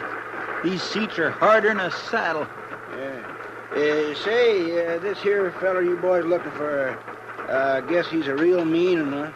What? Oh, yeah. Mean enough. Well, it's just like I always say. This prairie country ain't never gonna be a law-abiding place to live. Well, every time I pull out of Kansas City on and run west, I'm expecting every minute to be shot or hung or scalped. Chester. What's the matter, Mr. Dillon? Look out the window here. Around the bend there by the water tank. Looks like we don't have to go to Abilene. Oh, yeah. There's some fella waiting to catch a train, I guess. You boys recognize... Is he the one? Yeah. His horse is tied there by the tank. Must have decided on a quicker way of traveling. Yeah, it looks that way. All right, Chester, he won't be expecting us. Let's get out in the vestibule and then drop off and take him as soon as the train stops. Yes, sir. Yeah, Marshal, whatever you do, don't let him get on this train. Just keep the passengers away from the windows.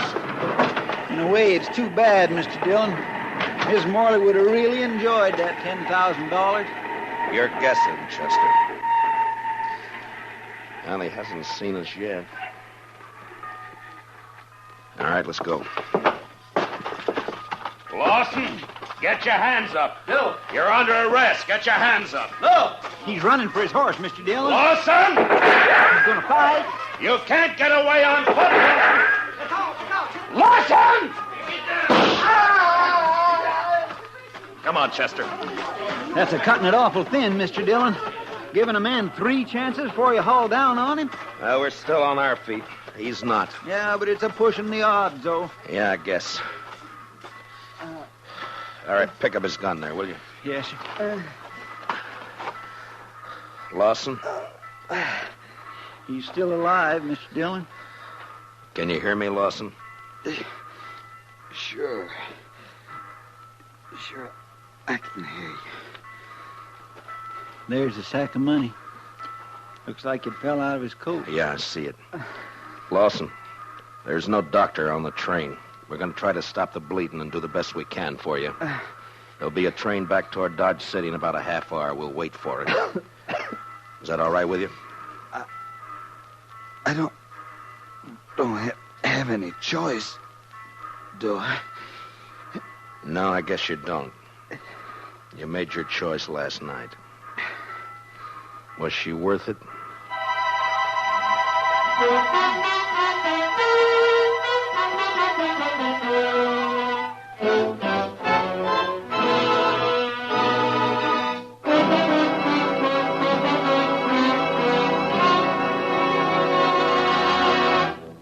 We will return for the second act of Gunsmoke in just a moment.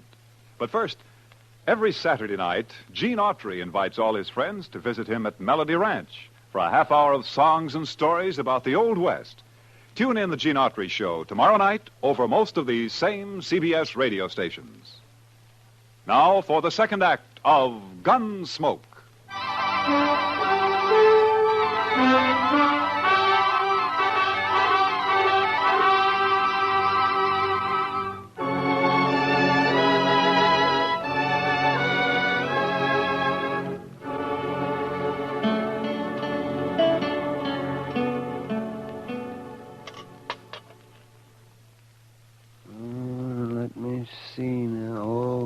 That's a bad one, Matt.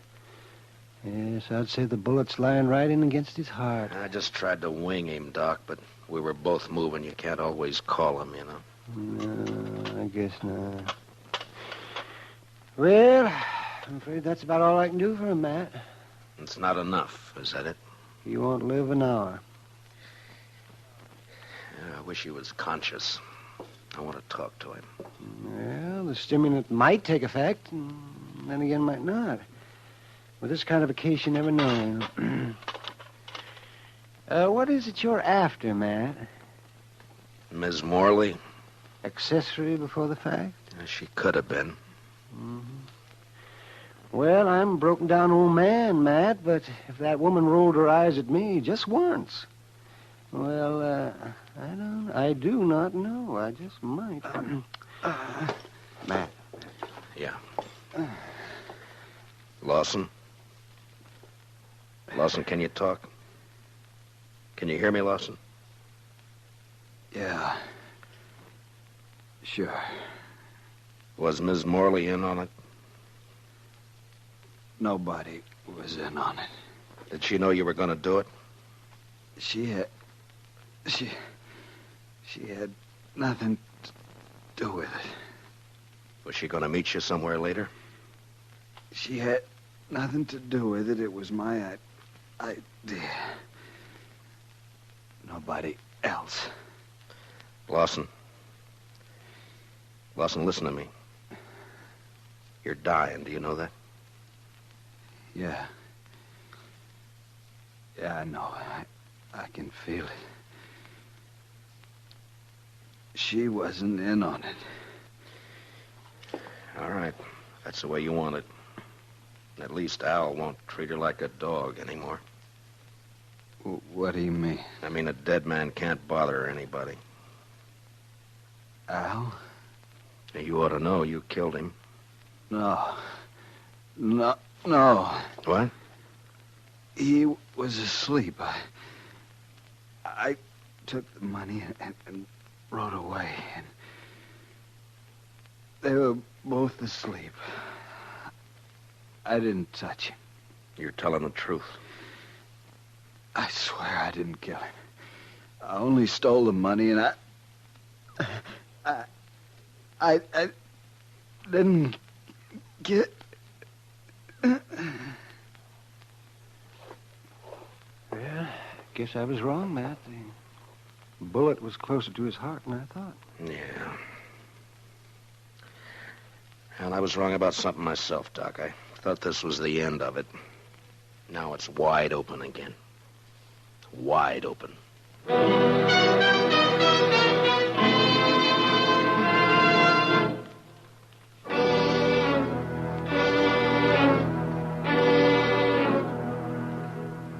I don't don't see why you got me here just to ask the same things all over again, Marshal, because I told you how it happened. Yeah, I know, You Jesse. caught Red Lawson with the money on him. Now, what more proof do you need? It only proves he took the money, Jesse. It doesn't prove he killed Al.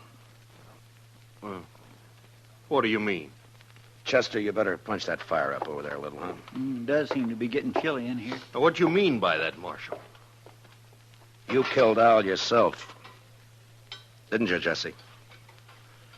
You're out of your mind. You woke up and saw Red steal the money and take off, and it gave you ideas. You slipped over and knifed Al in his sleep. You knew Lawson had got the blame for it. Well, sure. Sure, because he did it. He said he didn't. Dang stove.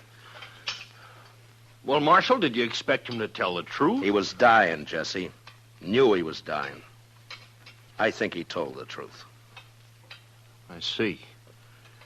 His word against mine. Word of a thief. I didn't say I could prove it, Jesse. But you did it, though. We both know that. And sooner or later, I'm going to get you for it.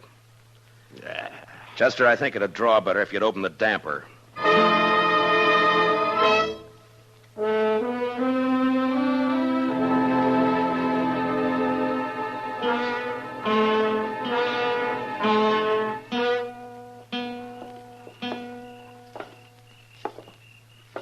Quiet night, Mr. Dillon. It was a quiet night last night. And 2 men who were alive last night are gone tonight. Sure makes you stop and wonder. Well, at least one thing hasn't changed. That coyote's still there. I guess there'll always be coyotes around, Mr. Dillon.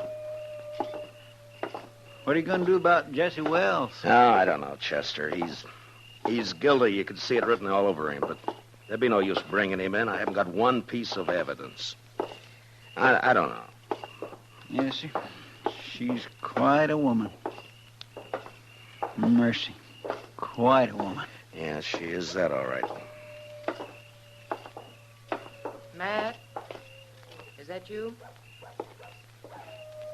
Good evening, Miss Morley. Who are you looking for tonight? Can't be Red Lawson. He's dead. So is my husband. You forgotten? My deepest sympathy. Don't bother. You know better. I am sorry about Red, though. He was nice. You're the one who did it, aren't you, Matt? Yeah. Yeah, I killed him. For you. I couldn't do anything else. I don't know why you say for me. It wasn't my fault. Yeah, sure, I know. You know. You don't know anything. You don't know how it feels to sit in a house alone with your husband dead. No one in town coming near you. Like he was poisoned or something. Sure, I don't feel sorry about Al, but I would have once. He's the one who changed me, made me feel different. I know it wasn't your fault. And you didn't even come to tell me he was dead. Why not? It's part of your job, isn't it? I didn't come and tell you, Miss Morley, because I figured that you'd...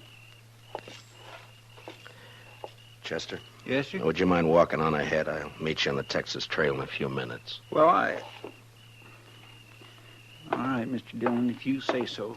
I'll get some of that every time. Why'd you send him away, Matt? I was just wondering if you were going to be home later tonight. Well, I could be. Around 10 o'clock, say? Sure, Matt. I'll be there.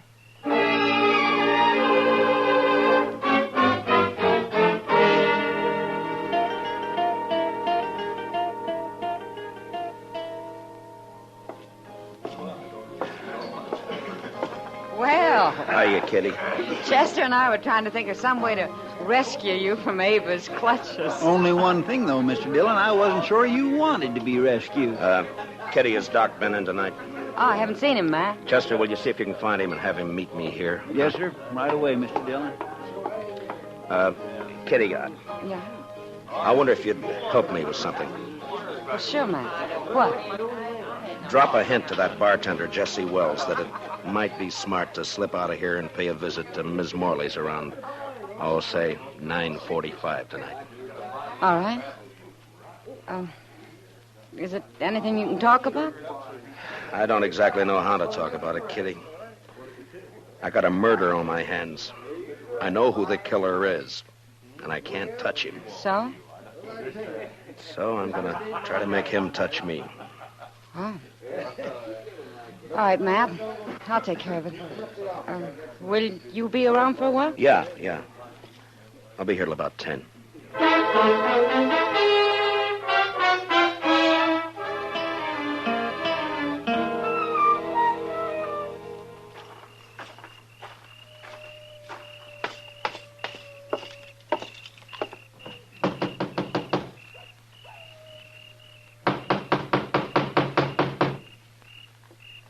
Who is it?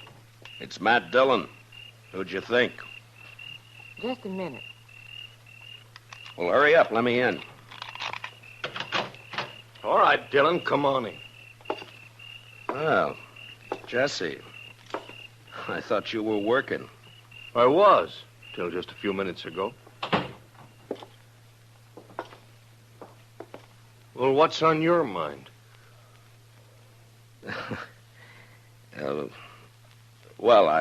I think Mr. Dillon probably wants to ask me some questions or something. Yeah, I do, as a matter of fact. Jesse Wells, for instance. What? You didn't tell me he was going to be here, Ava. Well, What do you mean she didn't tell you? Wait, Ava, what about this? You were expecting him.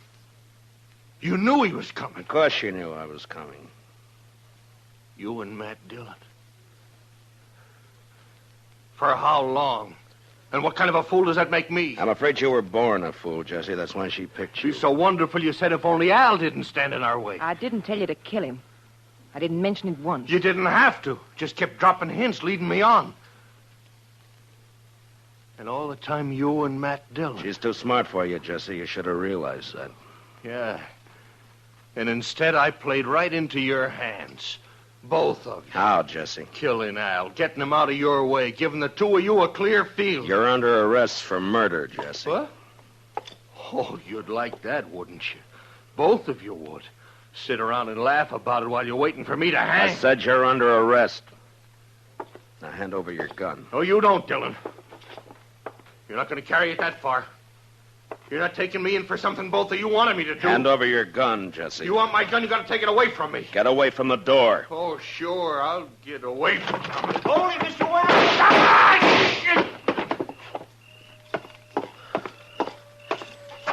Are you all right, Chester? Yes, sir. It was close, but he missed me. Well, you two didn't miss him. I don't know which one of you fired first, but either bullet would have done it. Well, you got his confession all right, Mr. Dillon. Doc and I heard every word from the front porch there. We sure did. Only one thing, though, Matt. He didn't implicate the woman in it. Yeah, I know. Will you take charge, Doc? Oh, sure. Be glad to. Part of my job, you know. Matt. All right, Chester, let's go. Matt? Could I see you for a minute before you go? Matt?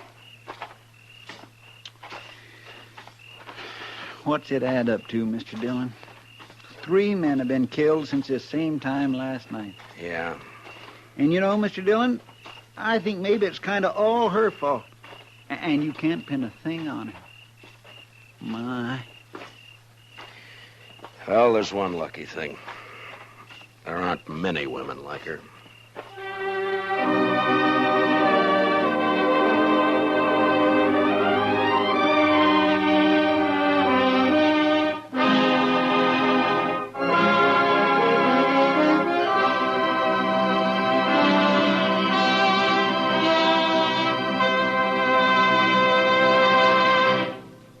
Gunsmoke, under the direction of Norman Macdonald, stars William Conrad as Matt Dillon, U.S. Marshal. Tonight's story was specially written for Gunsmoke by Les Crutchfield, with music composed and conducted by Rex Corey. Featured in the cast were Lillian Bayef, with Harry Bartell, Lawrence Dobkin, and Jack Crucian. Parley Bear is Chester, Howard McNear is Doc, and Georgia Ellis is Kitty. Gunsmoke is heard by our troops overseas through the facilities of the Armed Forces Radio Service.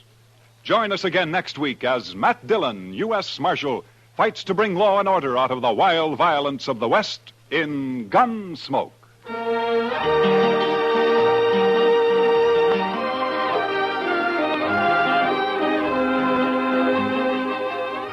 Strange Island tells the remarkable story of a tropical paradise that sank into the sea. Hear all about it on Tarzan, Lord of the Jungle, tomorrow night on most of these same stations. Hear about the miracle that saves Tarzan from drowning and brings the island back from the sea. Remember, it's yours for thrills on tomorrow night's exciting adventure with Tarzan, created by Edgar Rice Burroughs and brought to you now by CBS Radio. Clancy Cassell speaking. And remember, Broadway's My Beat brings you startling mysteries Saturday nights on the CBS Radio Network.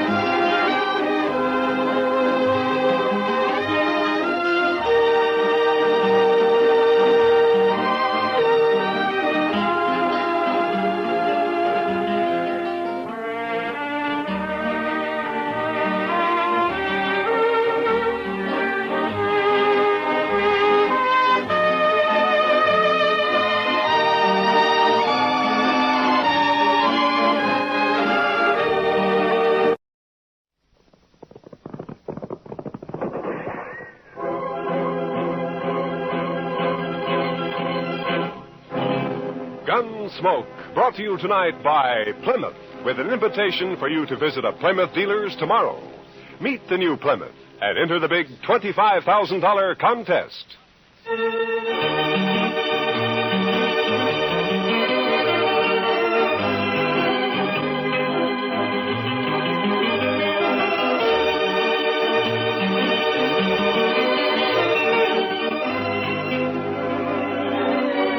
Throughout Kansas and in the territories on west, there's just one way to handle the killers and the spoilers. And that's with a U.S. Marshal and the smell of Gunsmoke. It's here, a new kind of low-priced car. The exciting 53 Plymouth, completely new, completely beautiful.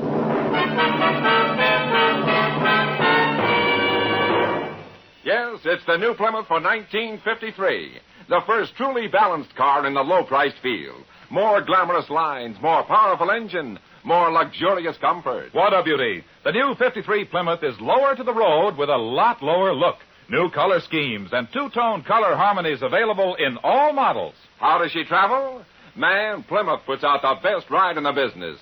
Smooth as sailing, even in the back seat. And the Plymouth engine's been stepped up to 100 horsepower for pickup with plenty of flash. Visibility?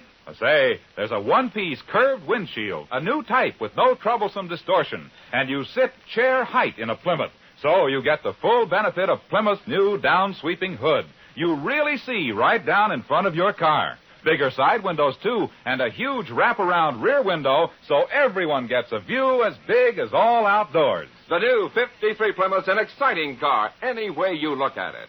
A great advance in car value at no advance in price. In fact, 4 new Plymouth models actually cost less than last year. So don't put off seeing it. Meet the new 53 Plymouth at your nearby Plymouth dealers. If you go in tomorrow, you may win one free in the big Meet the New Plymouth contest.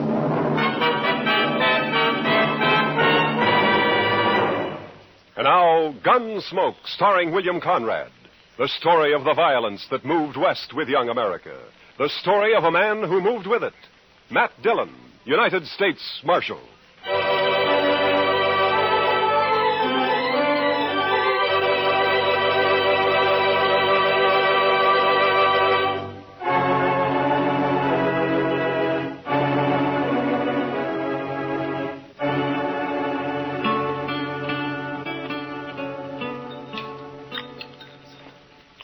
The cook sure must have had a bad night, Mr. Dillon. Well, how do you figure that, Chester? Well, sir, I never saw so much chili pepper on a couple of poor eggs. He must figure everybody's got a hangover this morning. Almost everybody usually has of a Sunday around here. Well, now, I clean forgot all about it being Sunday. No. So that's why Jim Cobbett's all dressed up over there, huh? First time I've ever seen him with his hair combed in. Well, haven't you heard about Jim, Chester? He's going to get married. He's got his wife-to-be coming in on the train from back east today. Jim Cobbett? Yeah. Well, now, what sort of a woman would that be, Mr. Dillon, who'd come clear to Dodge City to marry a fellow like Jim? No, Jim's a good man, Chester.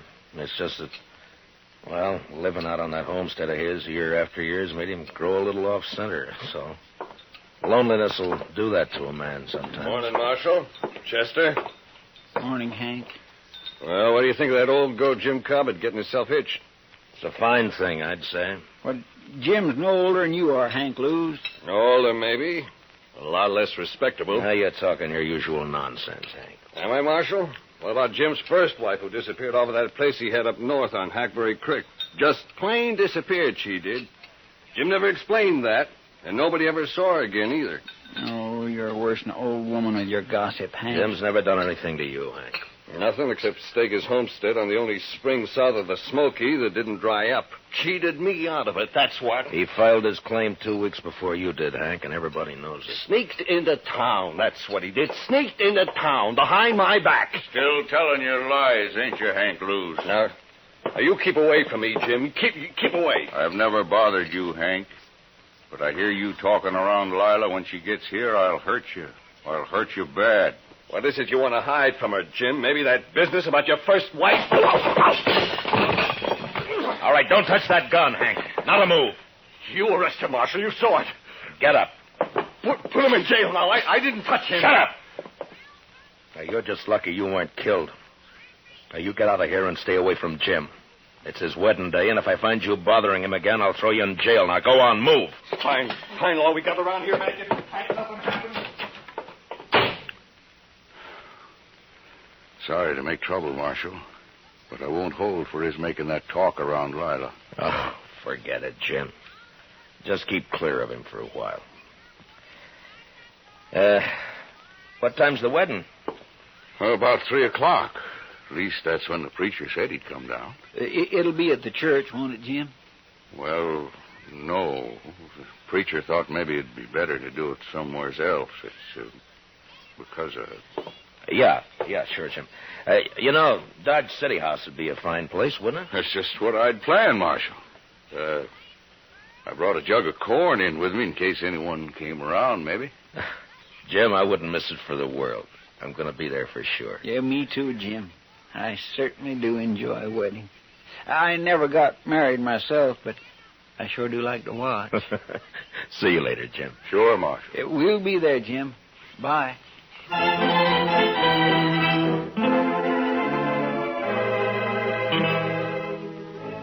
Jim's bride, Lila, turned out to be a handsome, high-strung woman with nervous black eyes and a manner that bespoke a gentle breeding and background.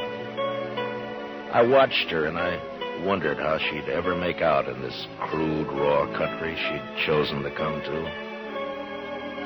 It was never mentioned how she and Jim had got together, but the few friends who gathered for the wedding didn't care. We were all pleased that Jim finally had a wife to break the loneliness that he'd set upon himself for so long. And after the brief ceremony at the Dodge City House, we told him so. Well, it's about time, Jim. If you don't mind my saying so, ma'am, you should have filed on him long ago. Why, yes. I mean, of course. Open the jug on the table there, Si. It's good corn. Well, thank you, Jim. My throat is a mite dusty. Help yourselves to the liquor, boys. Thank you. Well, congratulations, Jim. And Miss Cobbett, my best wishes to you, ma'am. Thank you, Marshal Dillon. Now, you make Jim bring you to town and see us once in a while. He never came in much when he was alone out there. Oh, I'm sure he will, Marshal. I sure hope so, ma'am. Help yourself to the jug there, Chester. Well, thank you, Jim. If I can get it away from Si long enough, I will. You stay in here tonight, Jim? Well, no, Marshal. I brought the wagon on account of Lila here, and it's a slow way of traveling. Take a day and a half at best. But where will we sleep tonight, Jim? Oh, I've got some blankets, Lila. We'll be fine. You mean out on the prairie? Well, sure. We'll bed down in the wagon if you're afraid of snakes. Oh, snakes can't get to you if you're in the wagon, man. But what about everything else? Indians. No Indians have been seen around here for months, I know. Oh, no, you're wrong, Jim. A man from Walnut Creek told me he run into some Pawnees a couple weeks ago. Only about a dozen, though. Pawnees? Well, they didn't bother him, did they, Si? No, they didn't, Marshal. Yeah, you see, Lila? Well, they didn't bother him because he saw him first. He hid himself under a bank in the creek. Are there many Indians around? Oh, no, very few, man. Well, the Army's been after him pretty steady ever since them Crows raided the Gillette place. The Indians been making themselves scarce last few months. What happened at the Gillette place? They had a little trouble, that's all, Lila. Little trouble. They killed Bob and rode off with Mrs. Gillette and the child, that's all. Oh, no. Si, why don't you go get yourself another drink, huh? Yeah, well, I was just thinking about doing that. Well, now, I suppose it'll be easier than Mrs. Gillette once she learns to talk Crow, but still, it's a hard life on a white woman, suddenly being made a squaw. Oh. The jug's almost empty, Si. You better hurry, huh? By golly, hey, fellers, I got another swatter coming up. Liquor's working on the side, Lila. Don't pay no mind. Jim, is it true what he said about that poor woman? Now, Lila, don't you fret about that. Is it true? I want to know, Jim. Yes.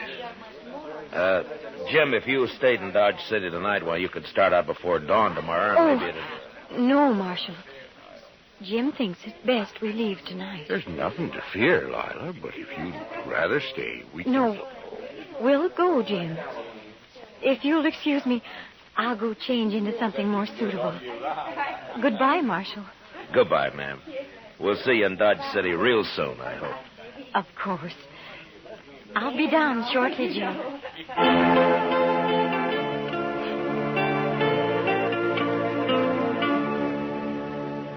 Maybe it was best that way for Lila to face out her first night on the prairie, not far from Dodge. Nothing would bother him that close to town, and it'd make it easier for her on the next night. And they left. And that's all we heard about them for, a month or so. Dodge City was fairly quiet, except for 1 week when a Texas herd arrived.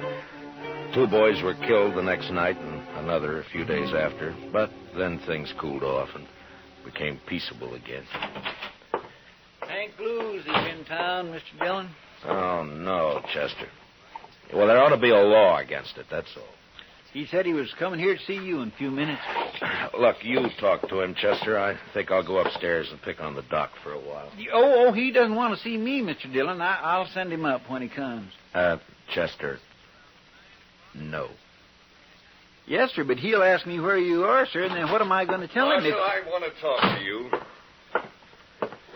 Well, all right, Hank. Go ahead, talk. You think I was lying about Jim Cobbett, don't you? Well, listen to this, Marshal. Lila's disappeared, too. What? I saw it with my own eyes. I saw she isn't there. What are you talking about, Hank? I'm telling you, Marshal, Lila's gone, just like Jim's first wife up on Hackberry Creek. She's plain disappeared. Well, go on. Well, I got a runty bay mare that's always running off, and I rode by Jim's place to see if he'd seen her. Jim was just sitting there, and he hardly paid me any mind at all. He was all alone, and when I asked him about Lila, he just walked off, wouldn't say a word. Well, maybe she was just out on the prairie somewhere. Then she stayed a long time. I was back next day and still didn't see her. Stock's gone, too. When was this, Hank? About a week ago. Now, Marshal, I think you ought to get out. I do my own thinking, Hank. Well, all right. But you better get out there, Marshal. I've told you now. Yeah, you've told me, and you can forget it. Just stay away from the Cobbett place, you understand? All right, Marshal. I've done my duty. You better do yours. Goodbye, Hank. Well, Goodbye.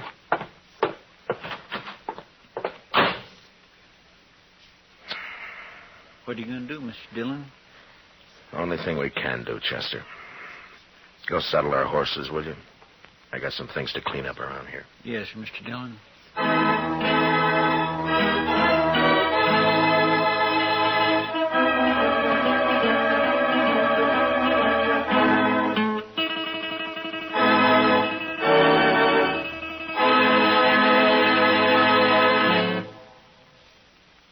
Big doings at all Plymouth dealers. Tomorrow, go in and meet the new Plymouth, the new kind of low-priced car. And enter the big $25,000 Meet the New Plymouth contest. All you do is look her over, compare, ask questions. There'll be people on hand to explain the new body design, new type suspension, new springing, how they combine to give you a ride that's unbelievably smooth. The first truly balanced ride in the low-priced field. Believe me, you'll be enthusiastic. So just transfer that enthusiasm in 50 words or less to a contest entry blank. Tell what you like most about the new, truly balanced Plymouth for 53. That's all there is to it. And you may win a 53 Plymouth or one of hundreds of cash prizes. But entries must be mailed by Monday midnight. So hurry. Get an official entry blank containing all the easy rules tomorrow when you go in to meet the new 53 Plymouth. Now, the second act of Gunsmoke.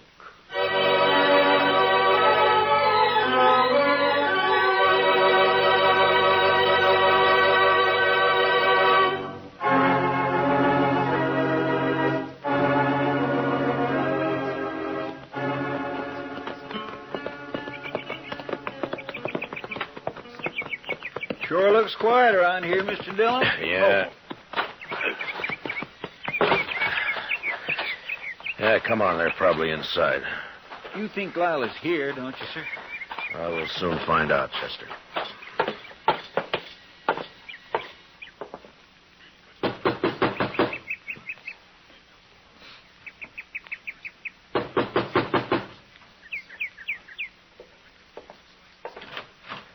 Hello, Jim. Hello, Marshal. Chester? Hello, Jim. Come in.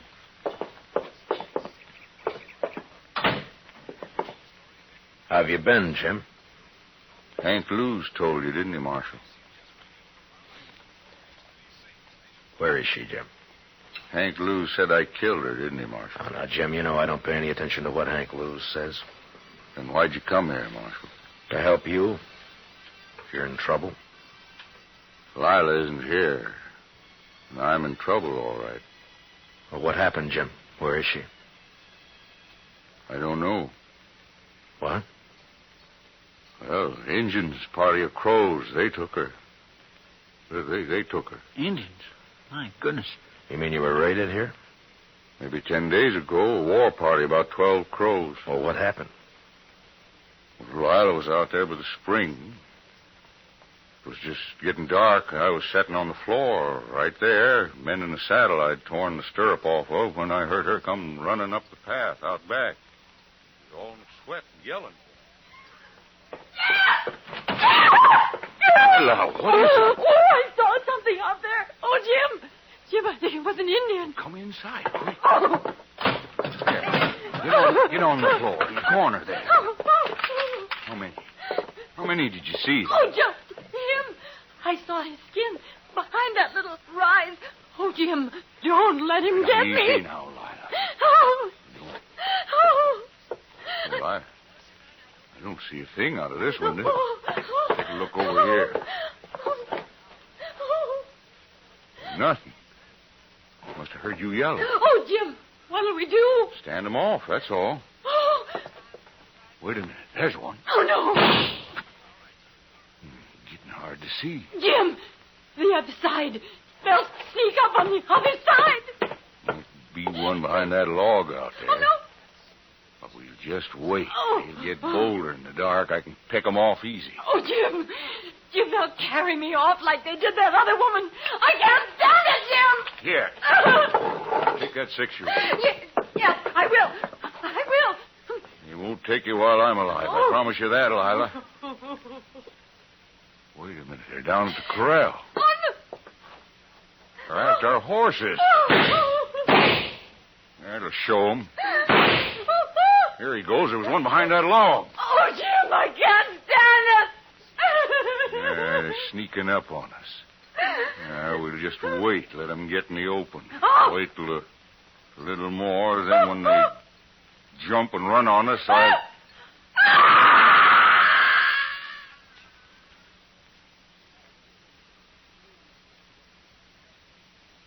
Oh. Go on, Jim. What happened then? Yeah. What'd they do when they rushed you? Well, one of them must have got in the window behind me. When Lila screamed, I was knocked out, and when I come to, the Indians was gone. Lila was gone, too.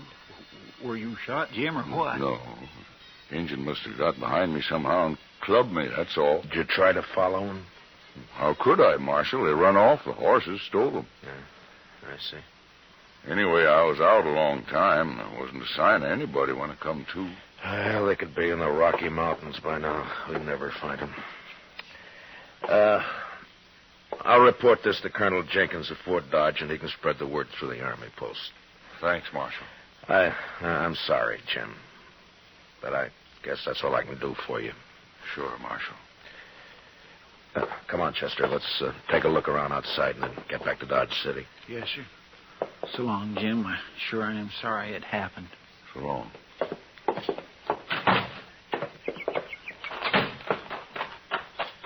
Jim's pretty broke up, Mr. Dillon. Yeah. That's terrible. And her a squaw now. Yeah. My, aren't those pretty, Mr. Dillon?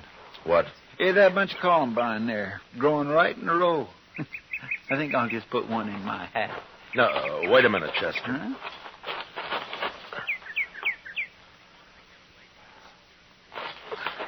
I wouldn't pick them, Chester. They're too pretty to pick, huh? Well, all right, sir. Jim's stock is gone, all right. Mm-hmm. You know, Mr. Dillon, Jim Cobbett ain't the luckiest man in the world, is he? No, he sure isn't, Chester. Come on, let's get out of here.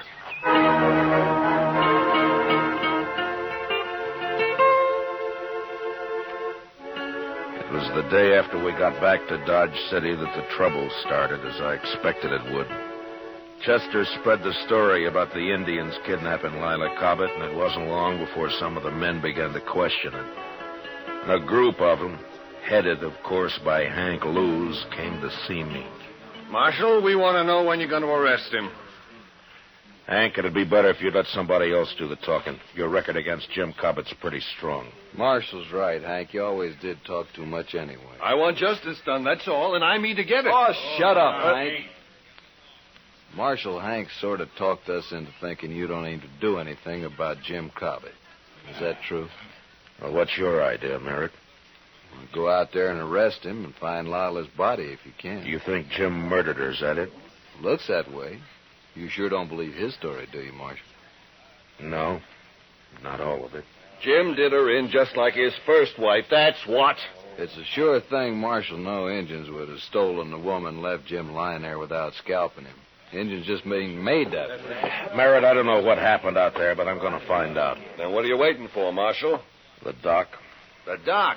What's he got to do with this? Well, Miss Prilifew had a baby this morning. The doc was up all night, and he's sleeping today. We're going to ride out to Jim's tomorrow. Well, I don't know what you need the doc for, but we'll wait and ride out with you. You won't ride anywhere, Hank. When I need a posse, I'll ask for it.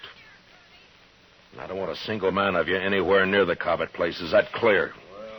All right, now get out of here. I got work to do.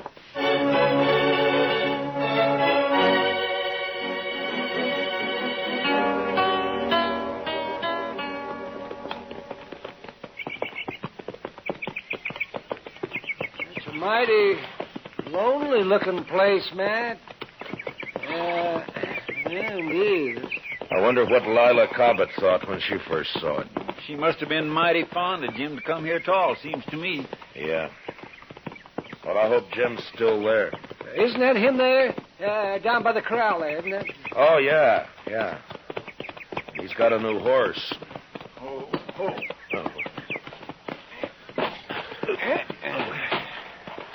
Hello, Jim. What are you doing here, Doc? I had to bring the doc, Jim, to perform a sort of autopsy. Autopsy? On Miss Cobbett. It's necessary, Jim, or I wouldn't do it. Marshal? Now, don't do it, Jim. You wouldn't have a chance. No. Take his gun, Chester. Yes, sir. All right, Jim, let's you and me go on into the house, huh? I don't imagine you want to watch this. Well, where is it, Matt? You want to tell him, Jim? Over there, under that row of columbine.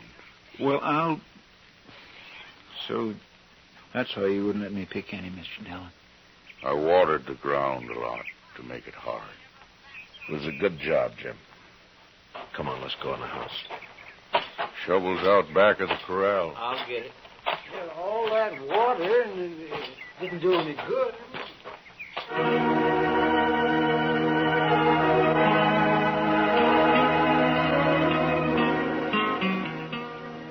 In the house, Jim sat with his back to the wall, his hands clasped tightly across his knees. He was so gaunt and leathery that I wondered if he'd bothered to eat anything at all since this had happened. He just sat there as if waiting to be sentenced and not caring very much one way or the other. Finally, Doc and Chester were finished, and they came into the house. We put her back, Jim. Right where you had her.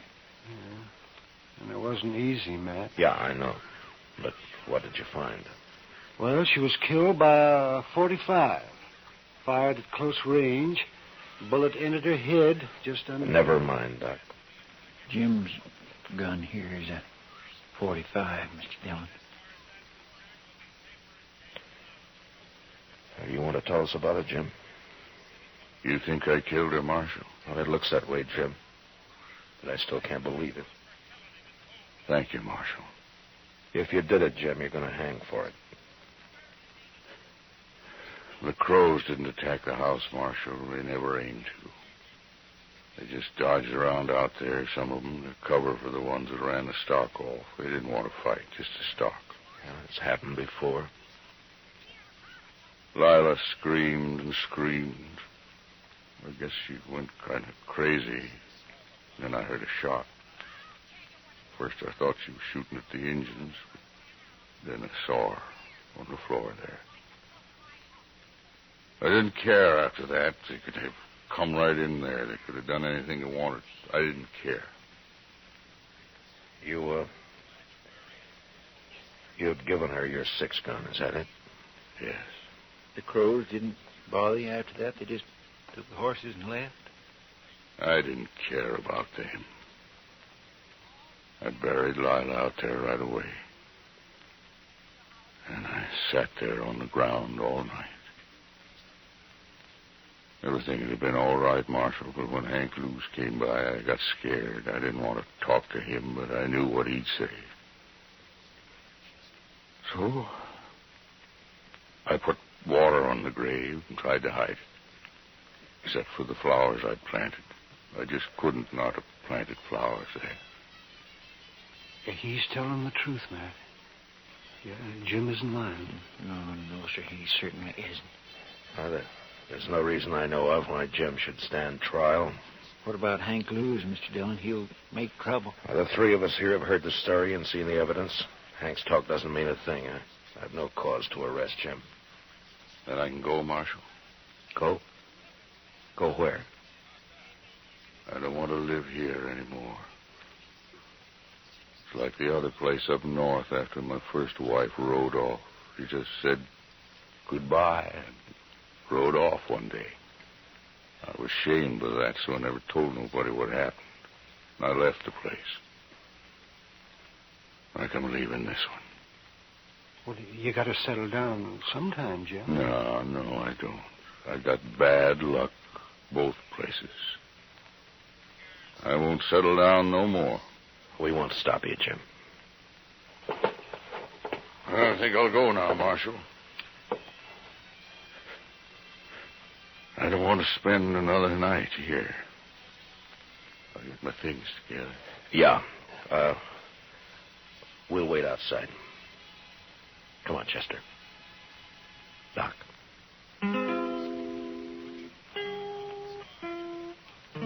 A half hour later, Jim was packed and ready to go.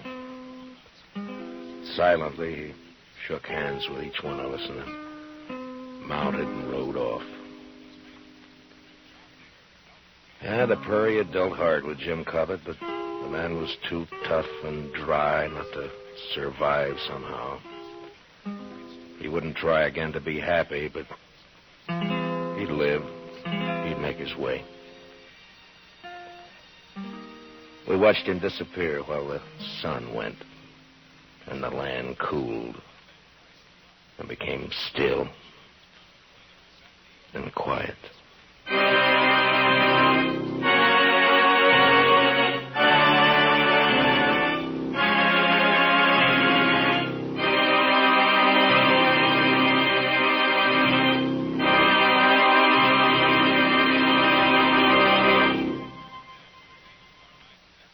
Hey, hurry! The Big Plymouth contest closes Monday midnight. Your last chance to win a new 53 Plymouth free or a big cash prize. Go to your nearby Plymouth dealers tomorrow. Meet the new Plymouth. Look it over stem to stern. Ask questions. Find out all about this new kind of low-priced car. Then, on an official entry blank in 50 words or less, tell what you like most about this great new beauty. But remember, entries must be mailed by Monday midnight, so be sure to visit your Plymouth dealers tomorrow to pick up your contest entry blank and meet the new 53 Plymouth.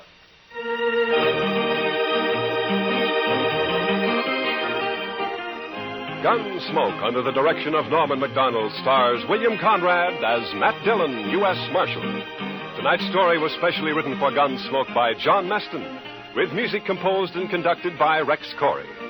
Featured in the cast were John McIntyre and Jeanette Nolan, with Paul Dubois, Jack Crucian, and Harry Bartell. Harley Bayer is Chester, and Howard McNear is Doc. Gunsmoke was brought to you by Plymouth, along with a reminder that you visit your Plymouth dealer tomorrow and enter the Meet the New Plymouth contest. Remember, entries must be mailed before Monday midnight. Clancy Cassell speaking.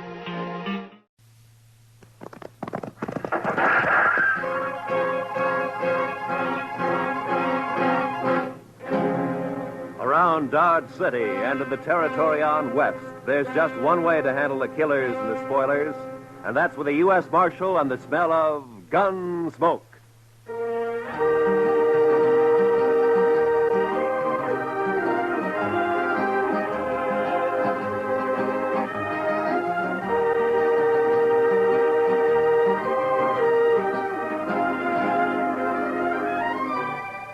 Gunsmoke, starring William Conrad. The story of the violence that moved west with young America. The story of a man who moved with it.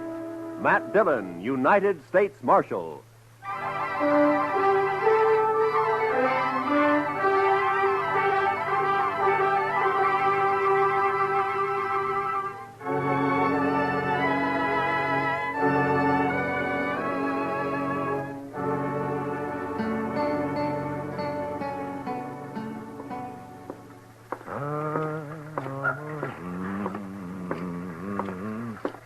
How are you this morning, Mr. Bumby? Huh? Oh, hello, Marshal.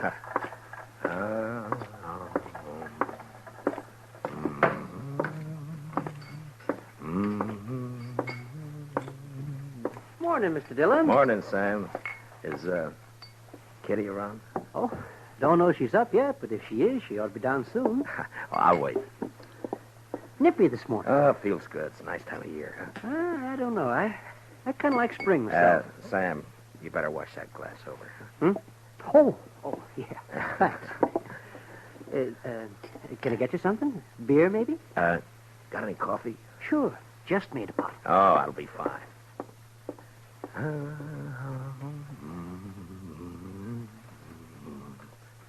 Her face is something wondrous. That's pretty, Matt. You got a pretty voice. Oh, it's good enough for calling hogs, I guess. Yeah. You just get up? A while ago. Why? Oh, it just strikes me I haven't seen you close too early like this. Uh-huh. No, you look fine. I mean that you... You better quit while you're ahead. Yeah, I guess it's... Where's Sam? Oh, he's bringing in coffee. Oh, Sam, cup for me, please. Sure, Miss Kitty. What's the occasion, Matt? Kitty? There's a party tomorrow night, a dance. It's a benefit for the new school down at the hall, you know? And, every fellow's to bring a girl. You know? It happens at dances. Go on. Well, what I'm trying to... Will you go? With me?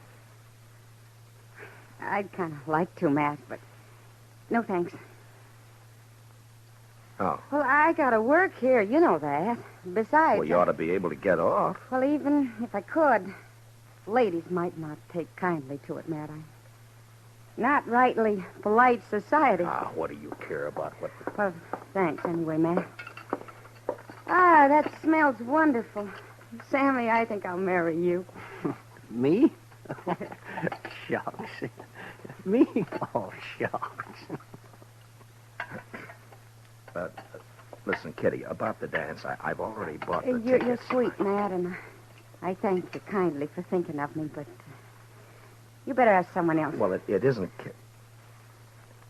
Sam, will you go and polish up your glasses, please? Oh, sure, Mr. Dillon. Sure. Now, look, Kitty, I'm asking you to go with me. Well, it's important to me that you go. Are you making love to me, Matt? At this hour in the morning? No, I mean it. I want you to go to the dance. You want to be embarrassed. You want everyone to stare at us. You know what they'll say? My, the marshal really should have better sense than to bring that woman here. It ain't decent. It ain't proper. Oh, Kitty. Well, it's true. I'm a hostess at the Texas Trail, a saloon. You know what they think about me. Well, will you go, Kitty? No. I'll call by for you at 7, huh? I'll drink a bottle of whiskey and clout some old biddy on the head. Then you'll be sorry. Oh, Kitty. I haven't got anything to wear, Matt. I can't wear my working You clothes. look just fine, like you are, Kitty. Just fine, just like you are.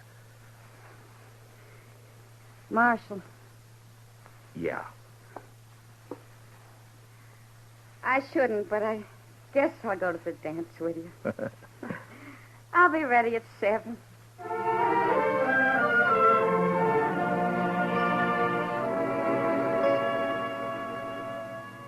How do you talk about a woman like Kitty? The color of her hair, eyes, the shape of her leg, the way she spoke, thought. Well, that's a picture you had to get by looking and hearing. Otherwise, you'd never know it. And I felt real good about taking Kitty to the party. The first time we'd really be out in company. And I liked the idea.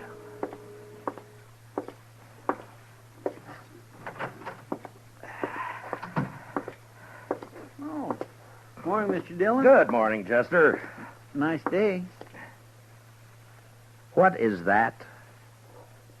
That, Mr. Dillon? Yeah, all over my desk. That. Ink. Yes, sir, I know. I was just cleaning it up, Mr. Dillon. Seems like a big bluebottle fly, last of his kind this fall, I guess. Big fool bluebottle fly was a-setting on your desk, Mr. Oh, Dillon. you're slopping it all over the floor, Chester. Yes, sir, I see it. That lazy fool bluebottle fly was a-stomping all over your desk, Mr. Dillon, and I took a whack at him with a paper I happened to have in my hand, and I got him. Well, thanks a lot. Well, that's all right, Mr. Dillon. If there's anything in this world I hate, it's a big, maggoty bluebottle fly. Yeah, I know, Chester. The mail come in yet? Yes, sir. A couple of minutes ago. It's right over there. Oh, okay.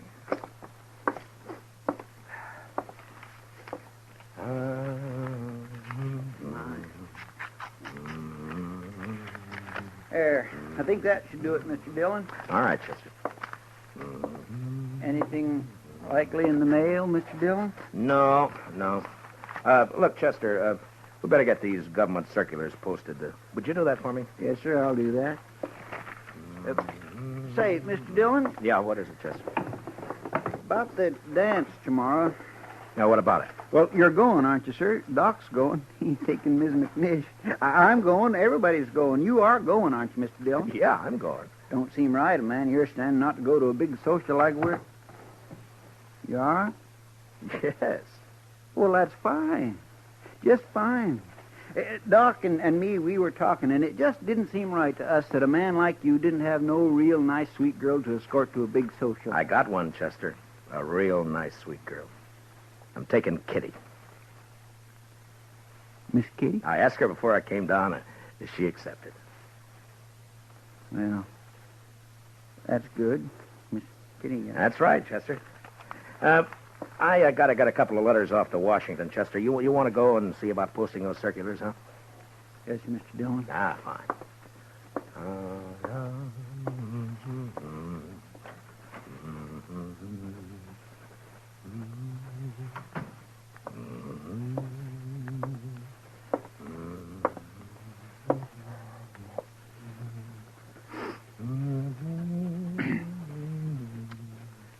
Mr. Dillon? Oh, what is it, Chester? Well, Mr. Dillon, it ain't none of my business, and I did not have no right to say it. Say what?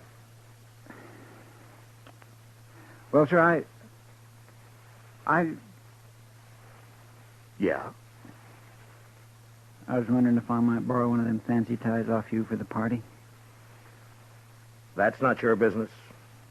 That's what you haven't got any right to say. Yes, sir. No, that's right. You're a liar, Chester. But you can borrow a tie. I thank you kindly, Mr. Dillon.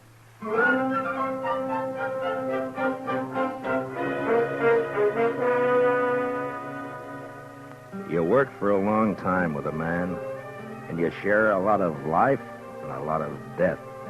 And after a while, you know him even better than yourself. Well, that's the way it is with Chester and with me. Now, he had something on his mind, and I figured after a while he'd get it off. Well, the morning went, and it was almost noon when Chester came back. Gonna go have some dinner, Mr. Dillon? Yeah, I think I will. How about you? Hungry as a ragglebone possum. Did you get the posters up? Yes, sir. Well, okay, let's go. Mr. Dillon? Yeah? I guess there's something you ought to know, sir. There's talk. Yeah. All right, Chester, come on, get it out. It's all over town about you taking Miss Kitty to the dance tomorrow night. What do you mean, all over town? I only asked her this morning. Yes, sir, I know. Best I can figure, Sam over at the Texas Trail must have heard you and let it slip.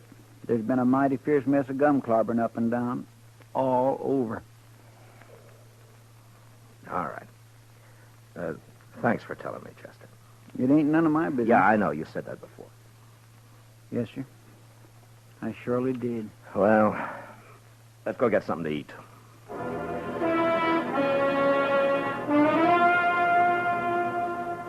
It's hard to tell about people. Maybe it's hard to tell about yourself because you come under that same heading, people. And when they're mean and small, there's not an animal to touch them. Chester and I walked down the street, and it didn't take long to hear and see what was going on. Some of the drifters leaning against the wall on the corner came right out with it. Morning, Marshal. I understand there's Galentine's got herself a new boat. What did you say? Maybe you ought to look into it, Marshal. Folks are being downright rude. Mister, you're gonna... Come on, Chester.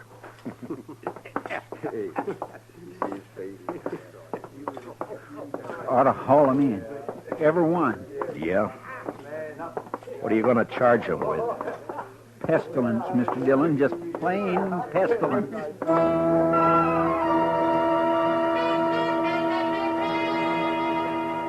I knew better what Kitty had meant about the ladies of the town when a couple came out of Olivet's dry goods store. They didn't see me until it was too late. Complain to the dance committee.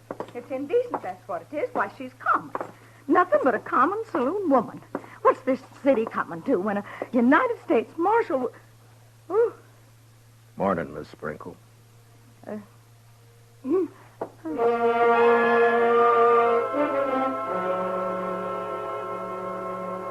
When a man's born, they say he's blessed or cursed with a lot of things already in him.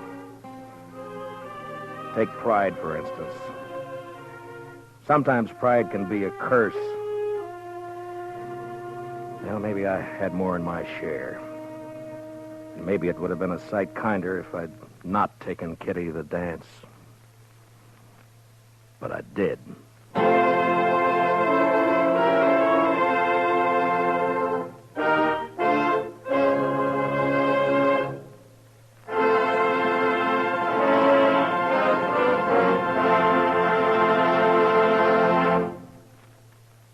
return for the second act of Gunsmoke in just a moment. But first, this hint for weekend driving. Whatever you do, be moderate. Be obedient to all traffic laws. Be careful. Use your head and don't take chances. Now for the second act of Gunsmoke.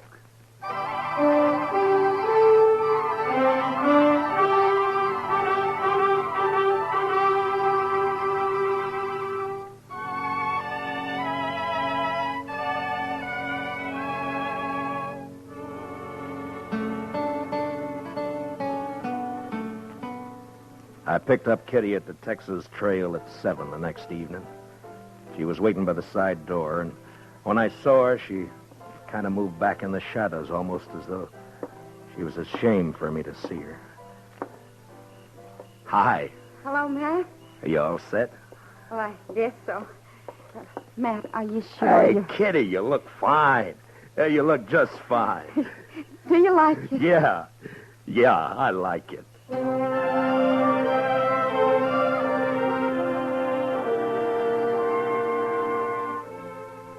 We walked along the street down to the hall, and I kept looking at her like I say, you know, you had to know this, Kitty, to understand what I mean, and even then you get a surprise.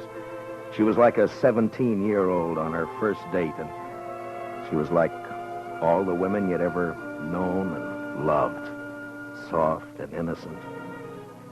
And something else, something that's female, and you can't figure out what. Something that makes you drunk without a drink inside you. It was snowing a little, and the flakes caught in her hair and melted into the black of her velvet cloak.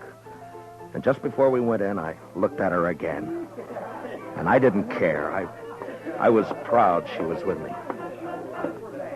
Oh, evening, Marshal Dillon. Evening, Miss Murphy. You know Miss Russell? How do? You have your tickets, Marshal Dillon? Oh, yeah. Here we are. Fine. Go right in, won't you? Oh, sure. Oh, excuse me, Mrs. Murphy. Is there somewhere I can put my cloak? Oh, yes, of course. The ladies' reception room is right through there. I didn't catch the name. Catherine Russell, ma'am. Excuse me, ma'am. Yeah, sure. I'll wait for you. Thanks. You better.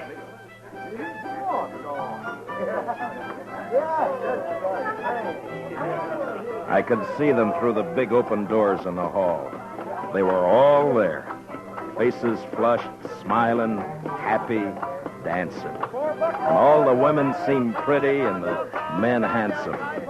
And Chester was up on the platform calling the dance, and Doc was fiddling. And I was waiting for my dancing partner, Miss Kitty Russell.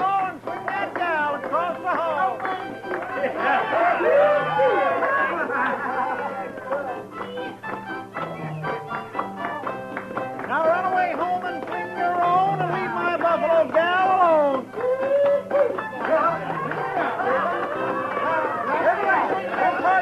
Then promenade all and around you go.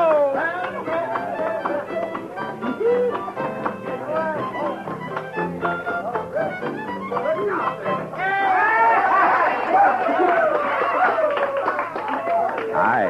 What took you so long? I'm sorry, Matt. I had a skirmish with one of the genteel females in there. Oh, I'm sorry. What says she? You know, I get the idea I'm not welcome around here. Let's go in and get some punch, huh? Sure. How are you, John? Oh, that's a nice dress, Kitty. Well, I haven't worn it since a few years back in New Orleans. Hey, Marshal. Oh, Miss Kitty. It's Doc. Well, hiya. Oh, fine, Doc. Hello, Doc. I say, we got a bottle of whiskey outside. You care to join us? Oh, this punch.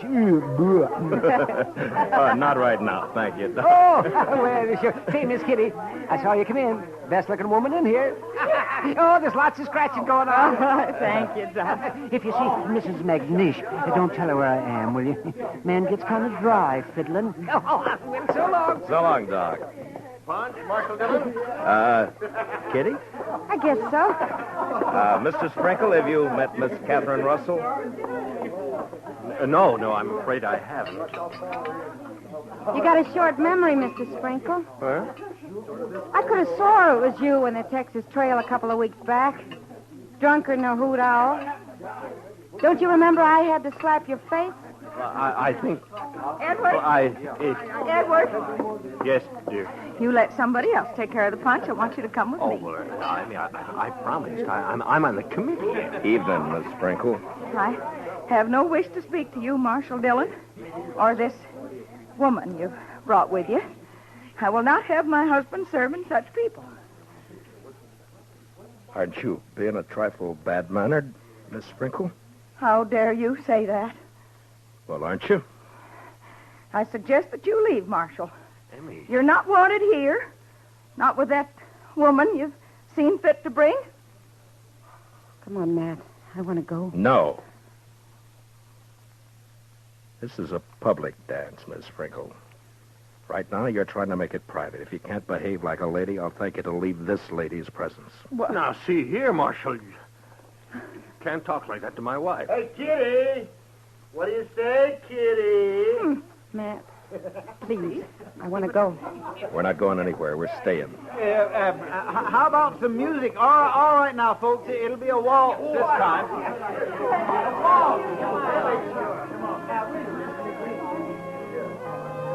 Thanks for the punch, Mr. Sprinkle. Come on, Kitty. I warned you, Matt. Now, please, will you take me out of here before something happens? Nothing's going to happen, Kitty. You and me are going to dance. Have a good time. That's all. You're acting like a kid. Matt, it won't work. I've seen this kind of thing before. May I have this dance, Miss Kitty? Please, Matt. You're being pig-headed and you know it. Let's get out. You refusing me, Miss Kitty? Oh, Matt.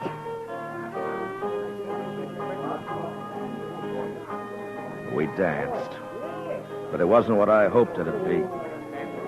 Kitty closed her eyes. I guess she was trying to blot it out, but I could see the other couples looking, whispering, and one by one dropping away over into a small group that got larger. And there were only about 6 of us left when the waltz ended. And that's when the stranger and a couple of his pals walked out onto the floor. They were drifters, probably been in town for a week. And they were having their fun before they moved on.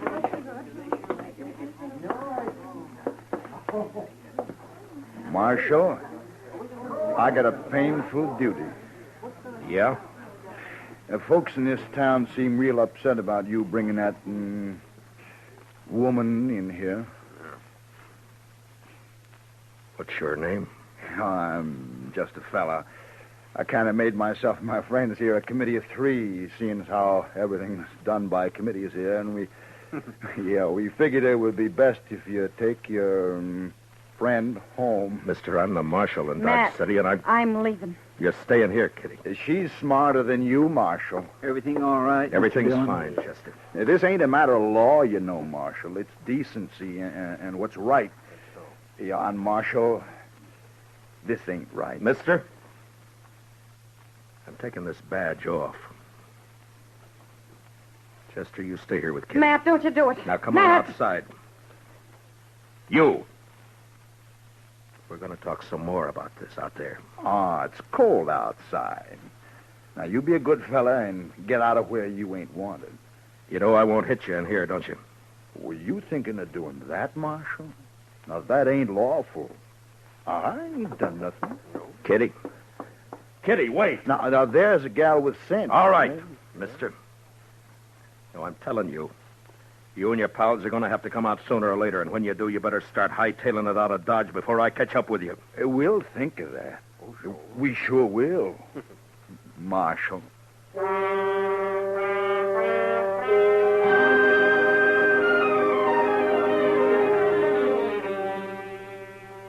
Just 3 no-good drifters, hating the law, finding pleasure in trouble.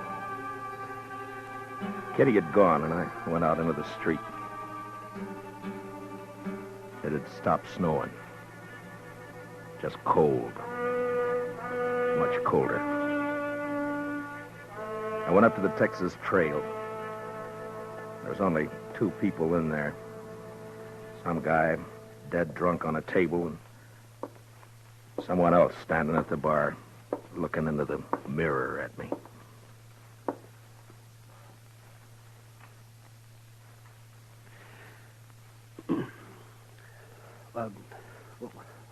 What do you have, Mr. Dillon? Nothing, Sam. Yeah. Well, I got some things to do in the back. You give me a call if anyone comes in, will you? Yeah, sure.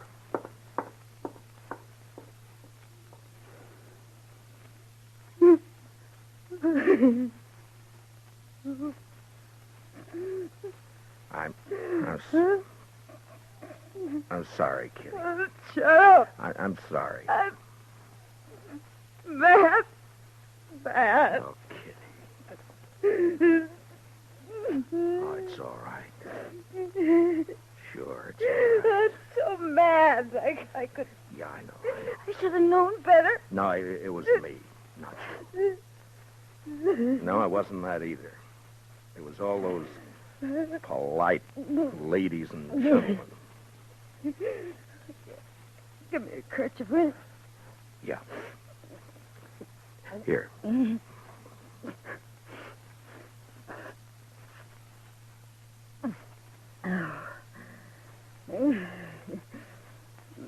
a long time since I cried. Yeah, sure. It wasn't so much for me, for you. I wanted to cry right there in the hall, watching you and knowing there was nothing you could do. Nice mess of people we got in Dodge. No, it's not them, Matt. It's me. I've run into this before. The only difference was I didn't have you around.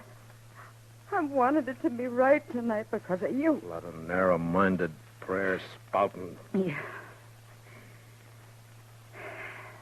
They hurt your pride, didn't they? No, it wasn't that. No? No, I wanted you to go with me. That made me real happy. But maybe we're different, Matt. You and me figure life different to them. That's not their fault. There's a lot of folks there I know. I smile at them on the street. They talk to me. But tonight, well, that was different. I made them uncomfortable. Yeah? Well, I didn't do a bad job with you. Oh, you can't look at it that way. And you can't go fighting the whole town either. There's 3 fellas going to get hurt. No, I don't want you to do that, Matt. Just let it go. Let it go, Matt. They don't mean nothing. You know what means something to me? What? That you asked me to go to the dance with you. I knew what was going to happen, but it was worth the chance. I thank you for it, Matt.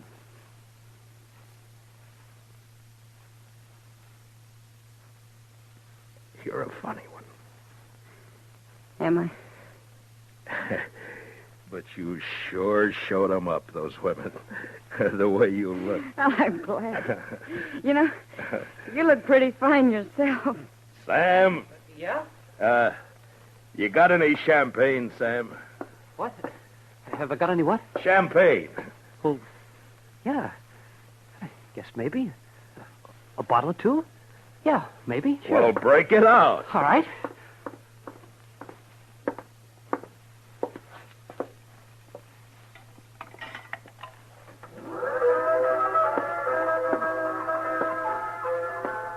Miss Kitty, I think the next dance is mine. Oh, Matt. I'd be real pleased, Mr. Dillon.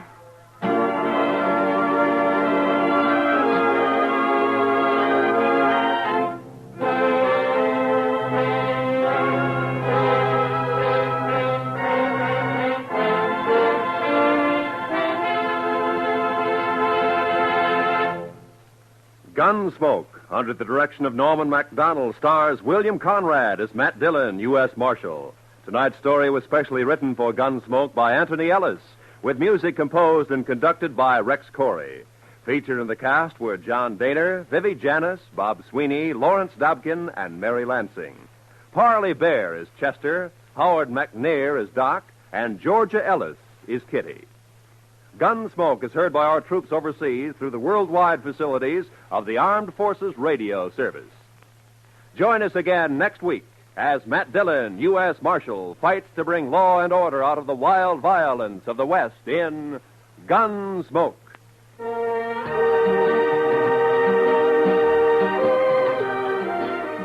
Don't miss Robert Trout and his timely roundup of world news tomorrow on most of these same CBS radio stations. Roy Rowan speaking.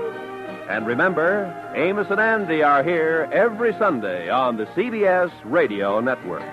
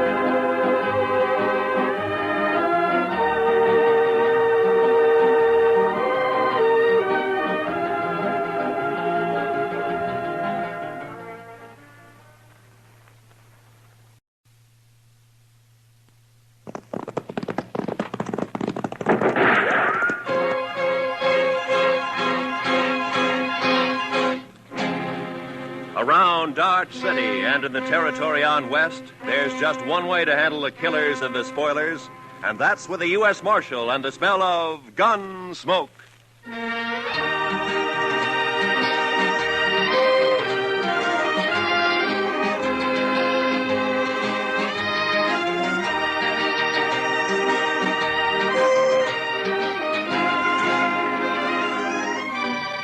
Gunsmoke, starring William Conrad. The story of the violence that moved west with young America. The story of a man who moved with it. Matt Dillon, United States Marshal.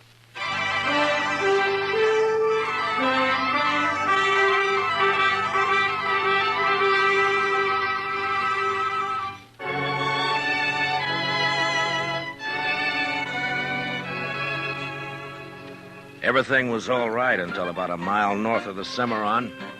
That's when my horse got a hoof caught in a frozen dog hole and broke his leg. So I had to shoot him. It made me feel awful bad. I didn't feel any better thinking about the walk ahead of me. Close to 40 miles to Dodge and carrying my saddle all the way. Guess I'd been on the trail about an hour. Near as I could figure, it was around 3 in the afternoon. And I had to ease the saddle off my shoulders for a rest and a smoke. And that's when I saw the stranger riding up from the way I'd come. He was tall and thin. And his horse was taller and even thinner. And they made quite a pair.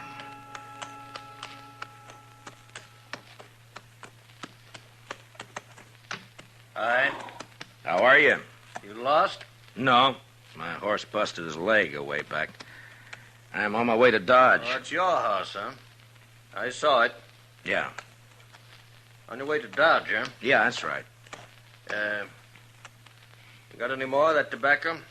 Yeah, sure. Here you are. Thanks. Thanks a lot. That's okay. Kind of a big walk you've got ahead, ain't it? Kinda. It's going to be dark soon. You figure making camp? That's the idea. Well, it's too bad. Yeah. Do you need any food? No, thanks. I got enough. Well, I thank you for the tobacco. Sure. Anytime.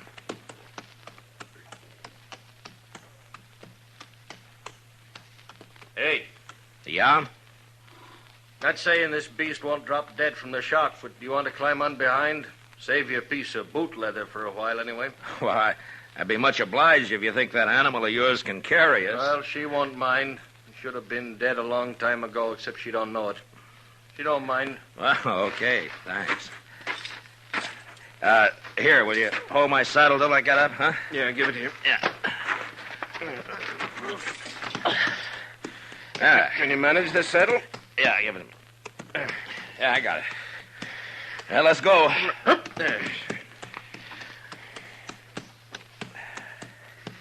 You heading for Dodge, too? Not in particular. Just north. Uh-huh. This beast'll do about 10 knots with the wind behind her, but we ain't gonna get more than 5 with this load. You ain't in no hurry, are you? Well, I was kind of hoping to get back tonight. It's Christmas Eve, you know. Oh, yeah, that's right, ain't it? Yeah. That backbone of hers sticking into you? Oh, no, it's okay. Thanks. Notice that tin doojigger tied to you. You with the law? Yeah, I'm a U.S. Marshal. My name's Matt Dillon. That's so. I never seen a marshal on foot. Well, it happens sometimes. How is it you're down this way? Isn't it a mite off your course?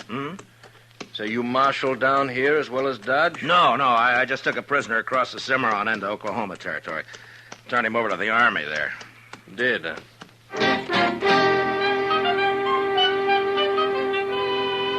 And then he shut up tight. We must have ridden a couple of miles without a word. I got to thinking about Dodge and Chester, and Doc, and Kitty, and the rest of them. You know, there's something pretty special about any place at Christmas time. The backbone on the stranger's nag was just about to split me in two when he talked up. My name is Cowley. Amos Cowley. We better heave to a spell. She's breathing mighty hard. All right, hold up. Yes.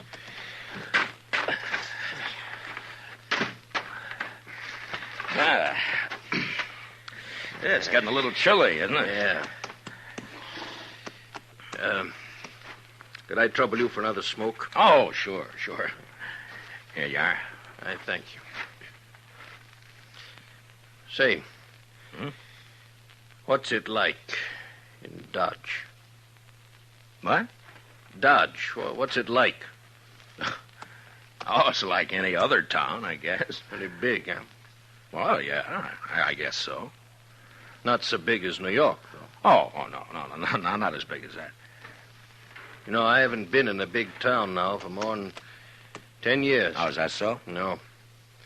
Been down in the territories, drifting. Thought I'd move up north this time, maybe go back east. So you're from the east, huh? Some time back. Say, what's it like? What? Well, Dodge, any town. At Christmas. Same as it used to be? Well, I guess so. What do you do? Well, it's the same as most people, I guess. What most people do at Christmas. Well, that ain't saying a lot. What are the folks like? And what does it look like? I just kind of like to know. Well, I don't know. Well, there's Front Street. That's most of Dodge right now. Of course, it's getting bigger all the time. Do you have any kids? No, I'm not married. Kids have fun Christmas. Yeah, they do. That's certain. In Dodge, they sometimes have a party for the kids a couple of days before Christmas. Kids like that. And then everybody gets feeling good, looking forward to Christmas Eve. Like last year.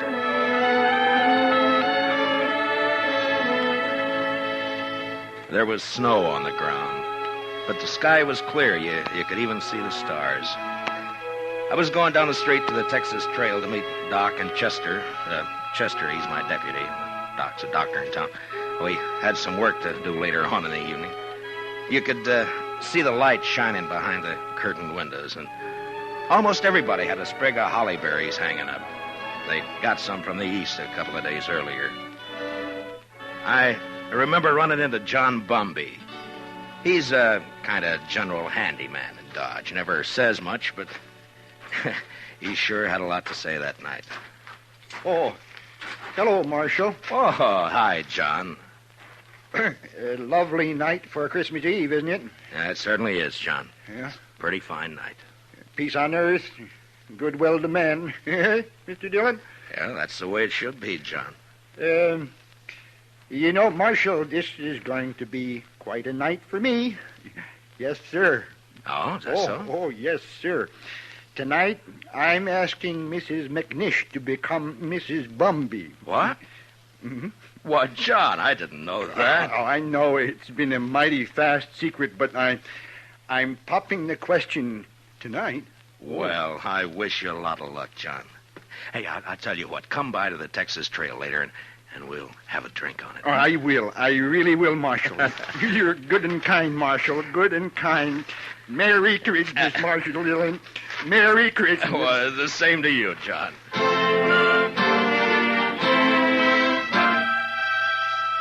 That may sound kind of funny to you, but John Bumby's a good man. A little peculiar sometimes, but good as they come. And they don't make enough like him. Of course, most everybody in Dodge suspected Doc and Ms. McNish were sweet on each other. But it just goes to show you. I'll tell you about John and Ms. McNish a little later. So I went on down the street. You know, it's a funny thing about those words, Merry Christmas. Men say it to each other, and, well, it makes them feel kind of good. I know what you mean. Used to be a seafaring man myself. When you're on the sea and it comes Christmas, things like that can count a lot. Yeah. Well, we might as well get underway again, huh? Sure. All right. Hey, you want to take my saddle? Give it here. Okay. That's... Give it to me. Okay. Come. I guess you'll miss it in Dodge tonight. Won't you? Well, if you could get a little more out of this nag of yours, we might make it tonight. No, there's not a chance. She'll be on her beam ends pretty quick. She's been on a long reach since sunup. Oh. Mighty bare country up this way. Oh, it depends on what you're used to, I suppose. Well, mighty bare where I've been, too. It's not like the sea. That's always different. How come you left it? I always heard a sailor doesn't ever get it out of his blood. The sea? Guess you can get it out of your blood, all right. You got the right reason you can. Yeah, I guess so. Hey, you trying to get something out of me? Well, no. Get what? I would just remark. You want to ride with me? I don't want any talk about the sea. Well, you brought it up. Get it.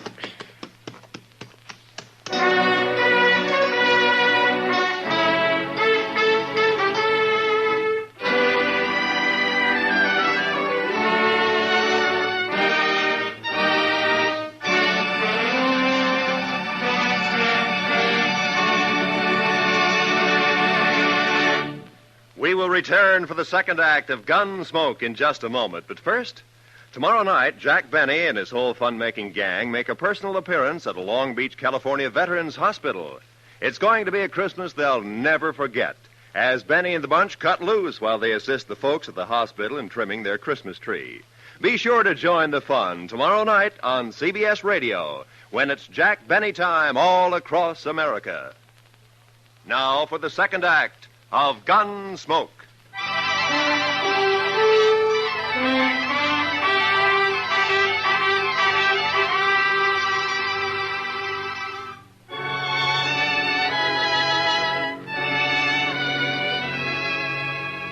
Amos Cowley sulked his way along the trail for the next while. And then it was almost like he couldn't stand the quiet. Or maybe he had things on his mind. He turned his head. Go on. What? Go on. Tell me some more. Oh, about Dodge? Yeah. Well, I don't know. Well, you try some more, huh? Well, they got a little pine tree in the Texas Trail. Tree? Yeah, come down a long way from the north. Kitty Russell, she's a hostess in the Texas Trail. Well, she got a lot of ribbon and gewgaws and made it look real nice. That was last Christmas. A star at the top? A star? Yeah, I think so. It looked like a star, I guess. It sure looked pretty. And there was a difference in the place that day. Everybody was celebrating and feeling real good. The doors would swing open and somebody had come in and, maybe somebody you just knew to nod at, but because it was Christmas Eve, he'd come right up and say, hello. Oh, maybe that's a good reason, maybe not. I don't know. All right, I'll tell you. Anyhow, it was still kind of early. Just wait your turn. Kitty and Chester were standing off looking at the tree. Hi, Matt. Good evening, Mr. Dillon. Hi, Kitty. Chester. How do you like it, Matt? Christmas tree. That's Oh, that's real pretty. Only tree but one in the whole town. Yeah, Kate's got one over at the Alfaganza. Oh, well, I'll have to see it later. You're next. Where's Sam? I don't know. Maybe he started celebrating too soon. Oh. Doc's taking over the bar. Yeah, that's right. You want a drink, Kitty? Sure. Oh, right away. I'll get you a drink. I'll get you. You haven't forgotten anything, have you, Mr. Dillon? Forgotten? What, Chester? There.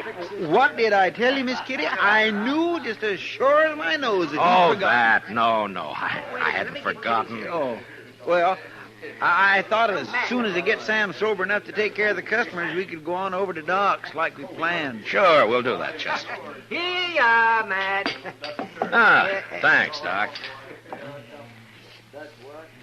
Yeah, well, it's still snowing out? No, it's not. Where are you going, Kitty? All right. Just want to look outside.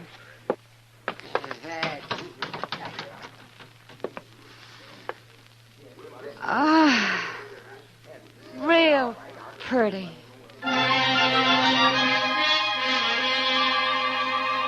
Man thinks of a lot of funny things that don't mean much. Kitty standing at the door, sniffing the cold air, and the warmth inside, and the whiskey in me. It was a good feeling.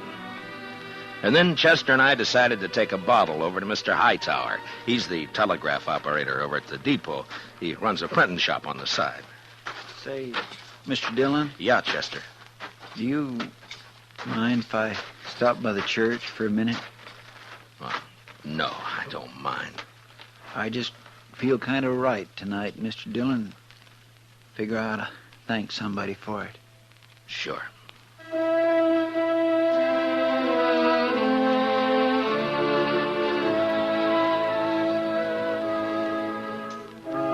So we stopped by the church.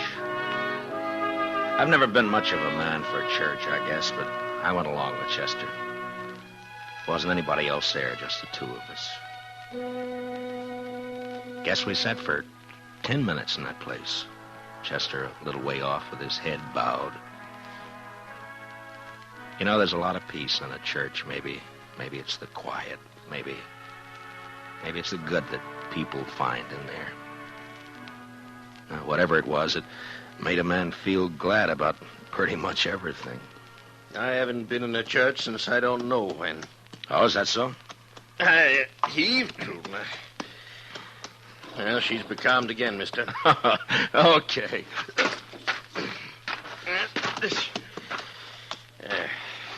She sure wasn't built for it, I'll tell you. You ever see anything like that?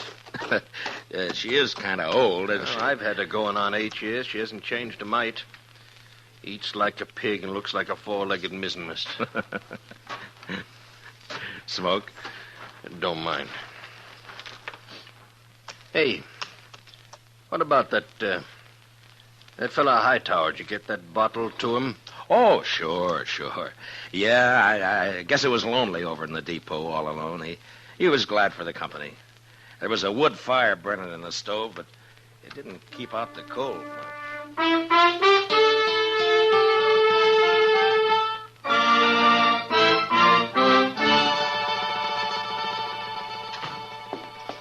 Well, how are you, gents? Merry Christmas. Well, how's it going, Mr. Hightower? Oh, slow, Marshal, slow.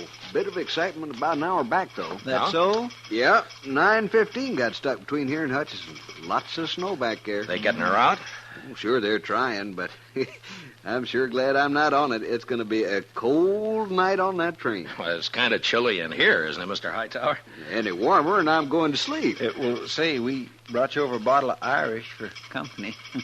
Jameson's. Well, I declare I was just thinking about a tot before you boys come in. Now, that's real friendly. Will you have a drink with me? We sure will. Let's open her up, huh? A couple of glasses up on the shelf there, Chester. Get them down, will you?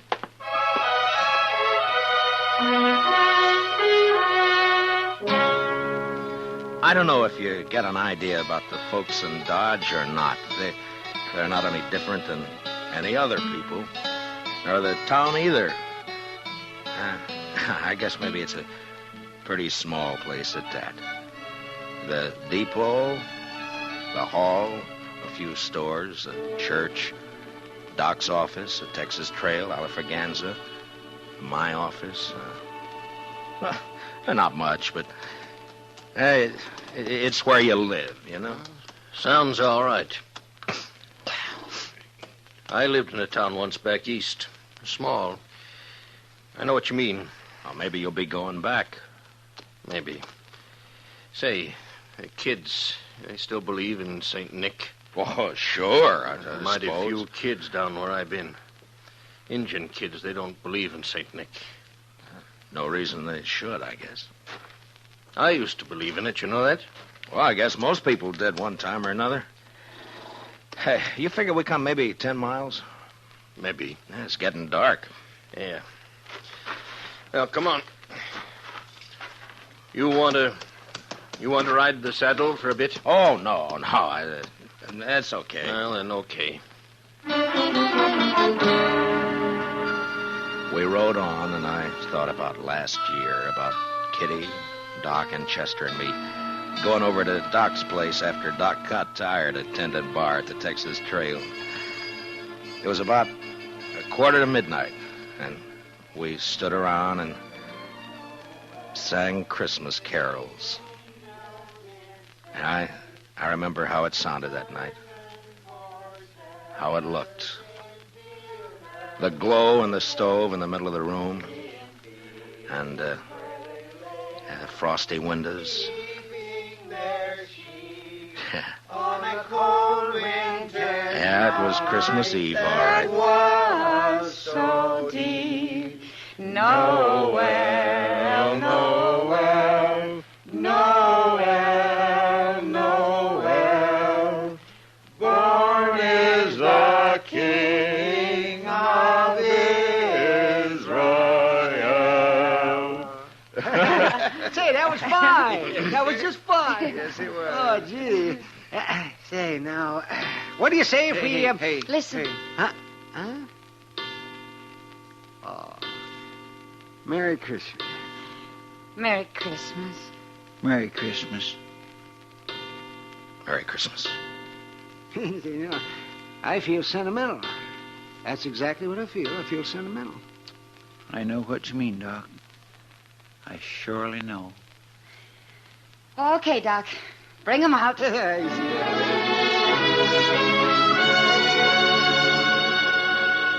And I remember how Doc scuttled over to the bureau and brought out some packages. The presents weren't much, but it didn't matter what they were. And when we'd finished opening them, it was Chester who said what we were all thinking. I just want to say, Miss Kitty, Doc, you, Mr. Dillon, I just want to say that this is the best doggone Christmas I ever had. And that's what I want to say.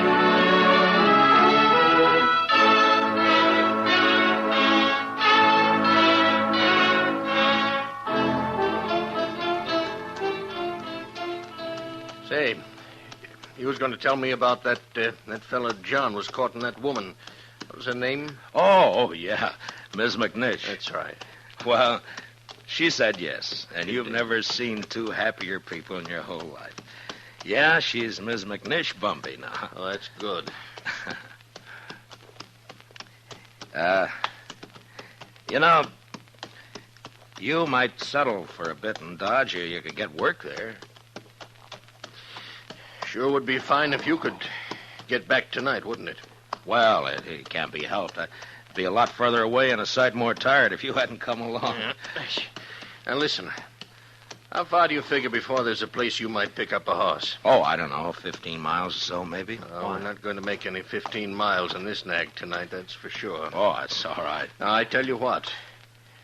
You go on alone, you see. Oh, no, forget it. it. Now, you go on alone. She'd hold out with one man on her. And then you get a fresh horse and you ride into Dodge tonight. Well, thanks. That's now, very I'm kind. telling you, I want you to go. I'll be fine. I've walked before. Probably make it almost as quick as you. Look, it's real nice of you, Mr. Colley, but no thanks. Now, Christmas don't mean nothing to me. You got friends waiting for you. Well, I'll see them tomorrow. You're a fool. Well, that may be. All of them nice folks. You're going to make them feel pretty bad. Look, I'll stay. If you want to go on along, thanks for the ride. Well, might as well make camp then. I guess so. And listen, you want to tell me some more about what you was telling me before we turn in? Well, sure. I take it kindly, mister. I'll get yourself settled. I got some stuff in my pack we can eat and maybe get a fire going. Then after we eat, you can tell me some more.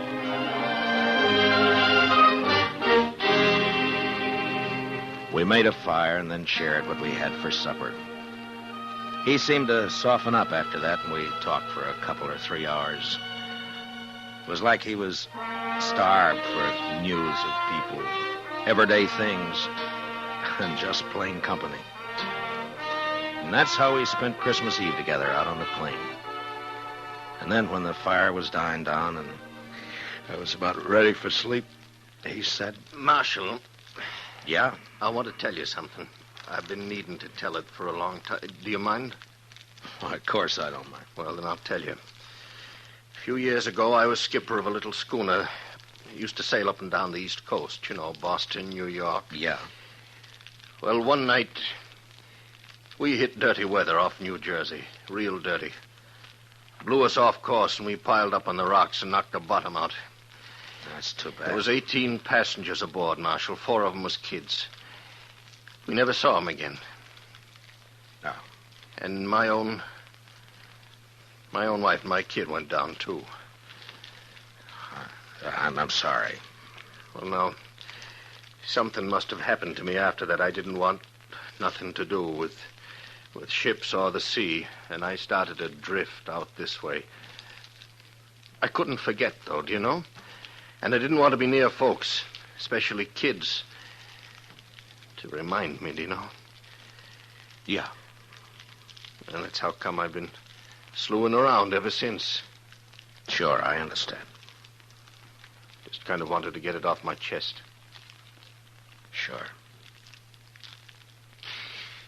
Marshal, I'd like to ride into Dodge with you tomorrow. You think I might meet some of them folks you was telling about? Oh, I don't see why not. That'd be all right. Maybe I wouldn't need to drift no more. Maybe I could drop anchor, do you know? Yeah, you might at that. Yes. Well, good night. Good night. Merry Christmas, Marshal. Merry Christmas, Mr. Cowley.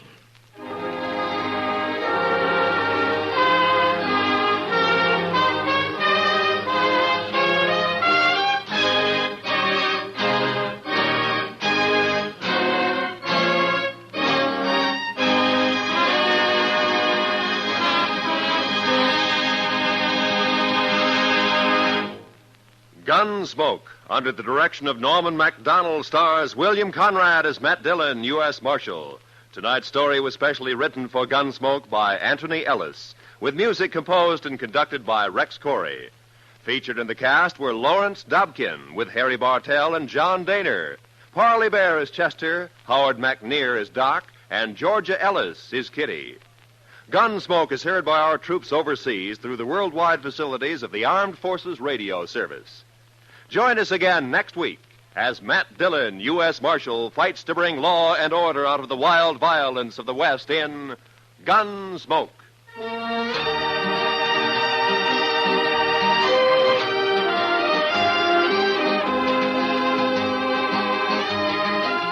Tomorrow night, Edgar Bergen's real-life daughter, Candy, pays him and you a visit on The Edgar Bergen Show with Charlie McCarthy. Candy and Charlie hit it off fine, but Edgar has cause to regret his hasty decision to invite his 6-year-old daughter into the show, especially when she starts throwing her voice. Sounds like fun tomorrow night on most of these same stations when CBS Radio presents The Edgar Bergen Show with Charlie McCarthy. This is Roy Rowan speaking.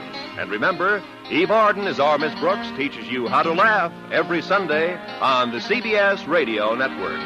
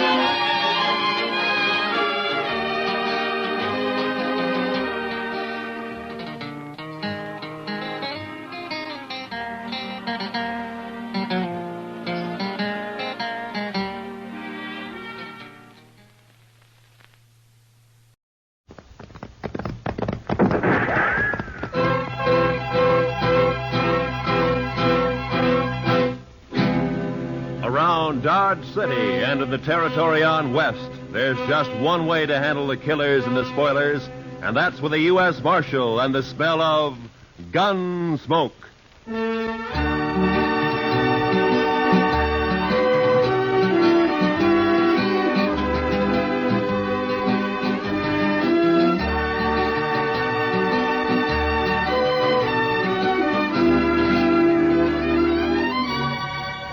Gunsmoke, starring William Conrad. The story of the violence that moved west with young America. The story of a man who moved with it. Matt Dillon, United States Marshal.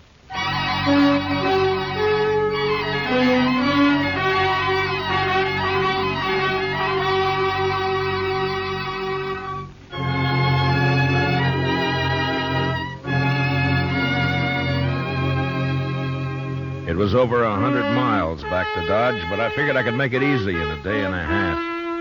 I'd been in Hays City as a government witness in a murder trial, and I was anxious to get back. So I rode out of Hays one morning a couple of hours before light. The ground was clear of snow, but it was midwinter, and it was sharp cold. When the day came, there was no sun, only dark gray sky drilled by a high, cold, searching wind. The air was as thin as I could ever remember it being. And behind me in the north lay a great slab of blackness. When I saw that, I should have turned back, for the wind stood out of the north, too, and sooner or later it would drive that black slab right down on top of me. This was blizzard weather, the kind of weather that kills the land and everything on it. I don't know why I went on, maybe because of the wind. You know, a high wind will distemper a man, make him drunk like. Anyway, I didn't turn back. And about noon, the sky began to turn white with snow, and I could smell a touch of moisture in the air. And finally it came, the sleet, shrilling in on the wind like small buckshot as the blizzard howled down the prairie. I couldn't look right or left without being stung blind, but as long as I kept the wind on my back, I knew I was headed south.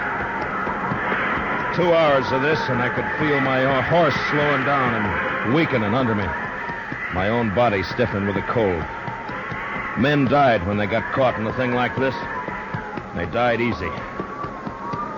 Another hour passed, and my horse was carrying his head close to the ground. I figured he'd stumble soon, so I kicked my feet out of the stirrups and braced myself against the horn.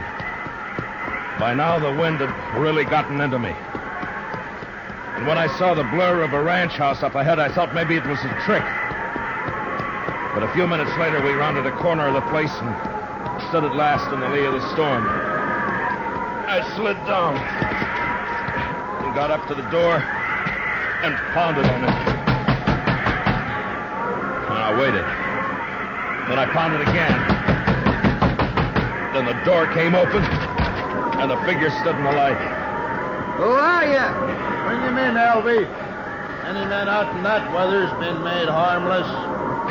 Get inside. Out of the way, Alvy, you fool. All right, stranger. Hands in the air. High. That's better. Unload him, Alvy.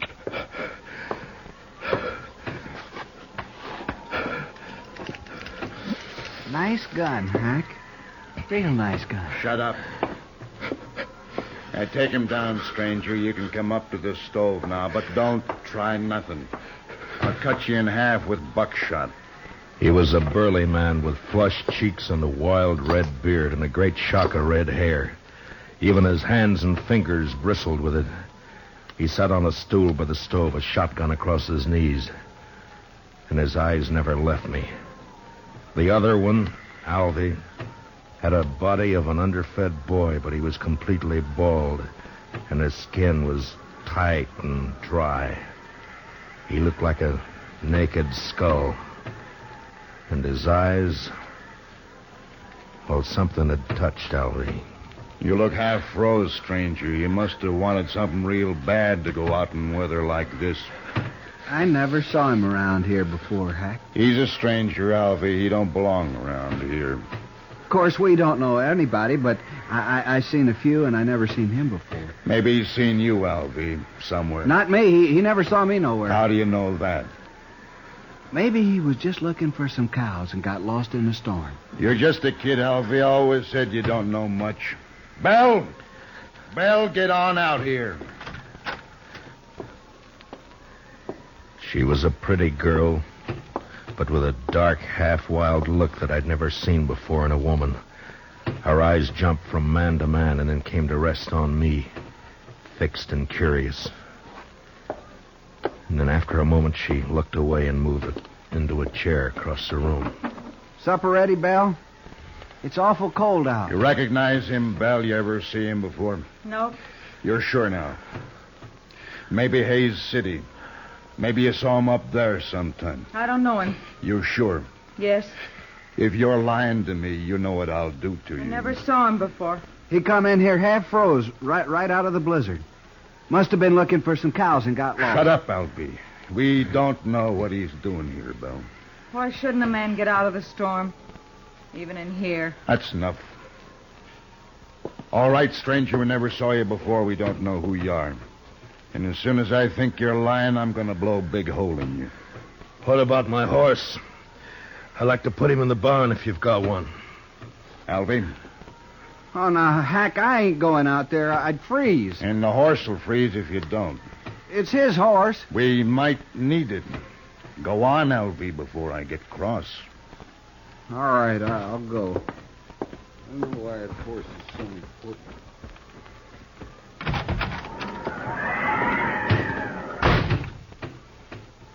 Alvy's a good boy. He'll put your horse up. Thank you. Supper's about ready. Leave it. I want to talk to our friend here first. Maybe we won't have to feed him. Potatoes will get mealy. They better not, that's all.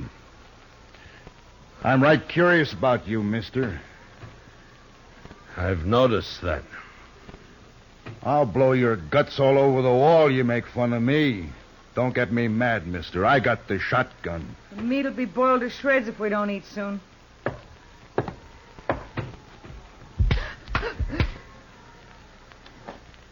You just won't understand any other way, will you, Belle?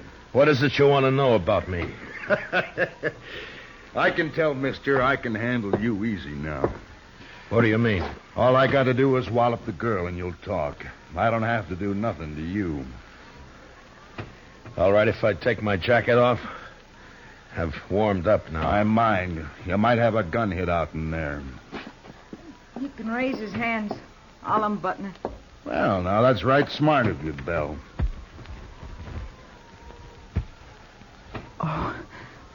I'll hide it. No, leave it be. Belle. Come over here, Belle. Drop the jacket, Belle. Now hold out your other hand. Open it, Belle. Open your hand. That's real bad what you did, Belle. Real bad. You know what I'm going to do? I'm going to put you outside for a spell out in the weather. After supper, after you've cleaned up supper, you can be thinking about it till then.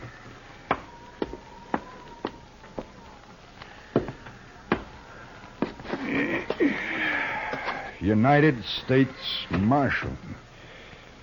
You're in bad company, Marshal. You shouldn't have come here. Oh? It looks to me like I sort of struck gold coming here. Now, why do you talk like that, Marshal? I still got the shotgun. Let me hit that stove. Seems like it's getting colder and colder. You didn't see any sign of nobody outside, did you, Alvy? What? Who? Somebody might have come along to cover the marshal here, that's all. Marshal? What marshal? Me. I'm a marshal, Alvy. Shoot him, Hack. Shoot him. Shut up and answer me. Was there sign of another horse, footprints, anything like that? Oh, I didn't see nothing. Maybe you didn't look. Would I have walked in here the way I did if I'd been after you people? Maybe your head got muddled with the cold. Where'd you ride from, Marshal? Hayes City. Left there this morning. It was a fool thing to do with a blizzard coming up. Maybe. Did you think you could get the jump on us easier in a storm? Was that it, Marshal? Yeah. You knew we'd be trying to keep cozy in here. I'm curious, Hack. What are you and Alvy on the run for? Don't you tell him, Hack. I don't trust him at all. Alvy, it'd be mighty dull without you, boy. Don't laugh at me, Hack. Now stop it. I don't like laughing. You know that, Hack. And don't you do it no more. I got ways. Yeah, I seen you and your ways. But don't try 'em on me, Alvy. Maybe I won't. Look, Alvy, now you don't understand. It's all right to tell the marshal about us. He ain't going nowhere. No? No, of course not. We'll kill him, Alvy. We'll kill him and bury him somewhere.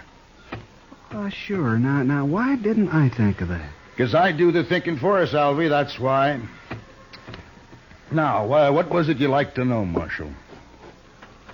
Stop playing games, Hack. Me and Alvy are wanted for murder. Up in Cheyenne, Wyoming. Seems a mite unfair, though. We didn't aim to kill nobody. It just happened that way. We was robbing a bank. Yeah, and a couple of the people there wouldn't do what we told them, so Alvy used his knife on one, but it just made the man holler. You could hear him all over town. And we had to shoot our way out after that. Must have killed 3 or 4 people. I know I killed 2. Worst of it was, Marshal, all we wanted just then was some money. We didn't care about killing anybody. But you know how it is, Marshal, when you're robbing a bank and all. Yeah, sure. No, I don't suppose you do it that. Anyway, we're wanted for murder, and we didn't even get any money. Nary a dollar. So we rode out here and lighted for a spell. I see. What about Belle? And whose place is this, anyway? My place, now that Pa's gone. You mean you were living here alone? No. They killed your pa, is that it? Yes. How long ago? I don't know. Maybe a month. Yeah, it's been about a month, hasn't it, Alvy? 35 days. There, you see? Alvy always knows just how long everything's been. No, that's fine. Tell me what you do with him. Who? The old man. Oh, we buried him out back. Couldn't afford a funeral. Could we, Alvy? Hack, we told him that. Now let's shoot him. No, I've been thinking it over. People in Hayes City know he started for Dodge, and when he don't show up, they might come looking for him. But you said we'd bury him, Hack. That's what you said. Yeah, that's right, but we can't bury his horse, too. Not in this ground. It's froze solid. And if we turn the horse loose and they find it and can't find the marshal's body, then they'll suspect something. You're pretty smart, Hack. Too bad you don't know enough to stop killing people. Too bad for you, anyway. Well, what are we going to do, Hack? I'm getting hungry. That supper won't be fit to eat. Shut up! One more word out of you, Bella, and I'll whoop you good. Come on, Hack. I'm really hungry. No, listen to me, Elvie. Now, my idea is to knock the marshal on the head and throw him outside to freeze. Now, he'll keep real good that way. And when the storm breaks, we can carry him off 20 miles or so and dump him on the ground. Look like he got throwed and hit his head and froze. Oh, that's fine, Hack. That's just fine. Then we'll break his horse's leg, make it easier for them to find him. You just don't care about anything, do you, Hack? Just me. Sometimes, Alvy. Sure. Me and Hack are friends, ain't we, Hack? Of course, if it don't go on snowing, we'll have to think of something else. Can't leave tracks for them to follow back there. Oh, Hack, ain't we going to kill him now? Well, sure we are, Alvy. I didn't mean that. Let me hit him, huh? You keep the gun on him, and I'll get up behind and hit him. There was a branding iron around here somewhere. I'll hit him with that. Hack, you've sunk pretty far, but I'm sort of wondering just how far. What do you mean? I'm wondering if you're low enough to kill a man before he's been fed. Here it is, Hack. Here, see? I found it. Leave it be, Alvy. We're going to eat first.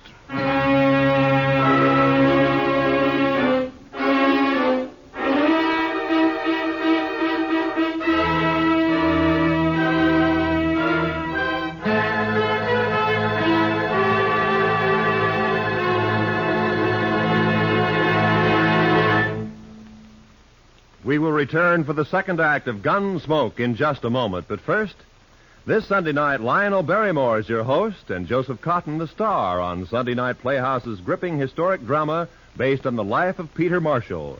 Hear how a Scottish immigrant lad rose to the position of chaplain of the United States Senate. A story you'll agree is far more fascinating than fiction. Remember, it's tomorrow night when Lionel Barrymore introduces another Sunday Night Playhouse on most of these same CBS radio stations. Now for the second act of Gunsmoke.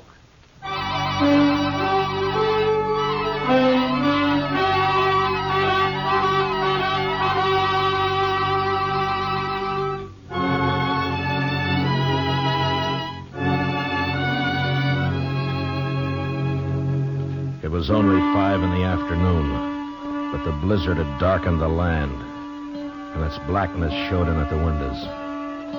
Here and there along the walls of the ranch house, tricklets of snow blew in through the warped timber. In the kitchen, Hank sat directly behind me while I ate. Later changed places with Alvy and fed himself heartily, as though he had nothing at all on his mind. Hank was just a nerveless brute, born with no conscience at all. His intelligence was the instinct of an animal that snapped at or killed whatever got in its way of survival. Every living thing was his enemy. And Alvy? Well, there was no way to figure Alvy. Too much of him was missing. My only chance lay in the girl, Belle, even though Hack had pretty well beaten all resistance out of her. Supper was over soon enough, but Hack seemed in no particular hurry to get on with his plans. I've eaten better food on the trail than that. Can't blame me for it. Get it cleaned up, Belle. You can talk your head off when you're outside alone, and you're going outside. I'll learn you to heel if I have to break your neck. No, don't do that, Hack. Not till we're ready to pull out, anyway. Why? Well, I ain't gonna do the cooking. Well, I hope not. I've eaten your cooking. My sister was a good cook. Yeah, we should have brought her along, Alvy. No. I don't like her. Where are you from, anyway? Which, me or Alvy? Well, you to start with. Wyoming, place called Crowheart. I didn't stay there long, though. What about you, Alvy? Now, where were you born, Alvy? I never did know. Republican River. That's not a place, you fool. Well, that's what they told me. Republican River. They always lived in a wagon, my ma and pa. Had a lot of kids, too. Of course, most of them died. I'm about the only one that made out any good at all. And you did fine, Alvy, fine. Give me the shotgun. All right, Marshal, let's get back by the stove while Bell cleans this mess up. Shall we hit him and throw him out to freeze up now, Hack? Not yet. I want to punish Bell first. You know, someday you're going to get caught without that shotgun, Hack. Somebody's going to tear you apart. That's fair enough, Marshal. Give me a fair chance at you then, huh? Barehanded? No. Oh, you're bigger than I am, Hack. Might be fun for you. I don't know nothing about fun. I ain't gonna kill you because it's fun. Oh, come on, Hack. I want to go to bed. Bell, come out here.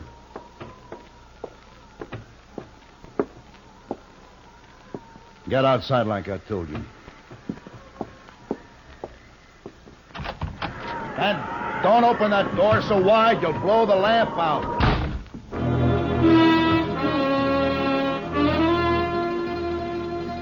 Belle had walked through the room and out the door without a glance at any of us. I figured she'd go down to the barn where she'd be all right for a little while anyway. But I knew I'd have to make a move soon. I sure wasn't going to sit there like a fall hog and let Alvy knock me in the head whenever he got ready.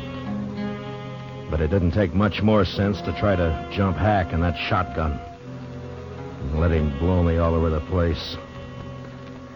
It was a beggar's choice, and the more I thought about it, the madder I got. Hack, I'm sleepy. I'm going to hit him and go to bed. You can do what you want after, but I ain't staying up all night. Alvy's got his mind made up, Marshal, I can tell. Just what do you call his mind, Hack?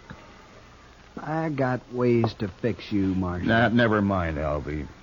Wrap something around that iron, otherwise it won't look like he hit his head on a rock. What difference it makes? Do what I say, Alvy. All right, Hack. Here, I'll use this curtain. Now, keep your eyes on me, Marshal. Alvy moved around behind me and was getting a good grip on his branding iron. I leaned slightly forward in the chair and was tensed and waiting for the split second when my instinct had told me to jump. And then suddenly the door was flung wide open and the wind roared in, almost lifting the room as it came. The lamp flared and then went out as I plunged sideways from the chair. Did you hit him, Alvy? Did you hit him? You bloody fool. Don't you try nothing, Marshal. I got some more shells right here. Don't you move now. I crawled across the room and was out the door before Hack could reload. In the snow outside, I stood up and turned to find Belle waiting by the side of the door, a pitchfork in her hand. I couldn't see her face very well in the dark, but I could tell she was shaking with cold. I reached out and took the fork from her and then flattened myself against the wall and waited. I was afraid it was you he shot. That was a smart trick, Belle, throwing the door open that way. He shot Alvy, didn't he? Yeah. Good. I think he's found out I'm not in there. What are you going to do? Wait. Marshal! Marshal! I'm going to kill you and the girl both now. I waited, praying he'd come through the door before my hands got too cold to hold the pitchfork. And finally, the barrel of the shotgun appeared waist high and began to poke its way around in our direction. It was stupid of him, but a man behind a gun often gets a false sense of power. I let him shove it out 3 or 4 inches, and then I slammed down on it. Then I jumped into the room. Hack tried to club me with a gun, but he missed. And I got in under him with a fork and lifted him off his feet. And he struggled for a moment like a speared fish and then went limp. And I let him fall. One of the prongs had reached his heart.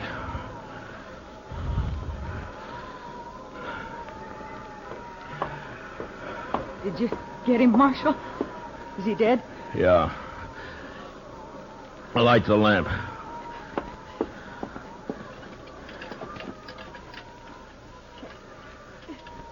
I can't do it, Marshal. My fingers are too stiff. Here, I'll do it.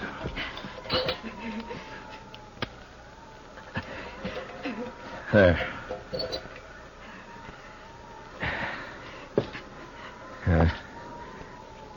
Quite a mess in here. Why don't you wait in the kitchen, Belle? I'm all right, Marshal.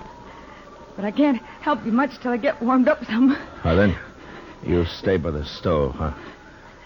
I'll lug these people outside. Thank you, Marshal.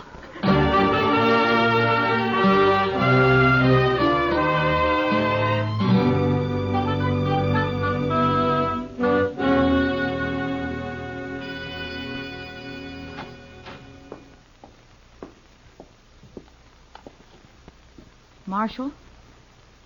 Marshal Dillon. What? Oh. Morning, Belle. Come on out in the kitchen, Marshal. It's warm there, and I got some hot coffee waiting. That sounds good. Say, it looks like the storm's lifted. It has. The wind's gone, but it's mighty cold out. Well, I don't mind the cold. It's that wind that breaks a man down.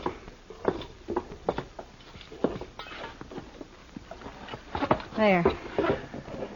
Get some of that in you.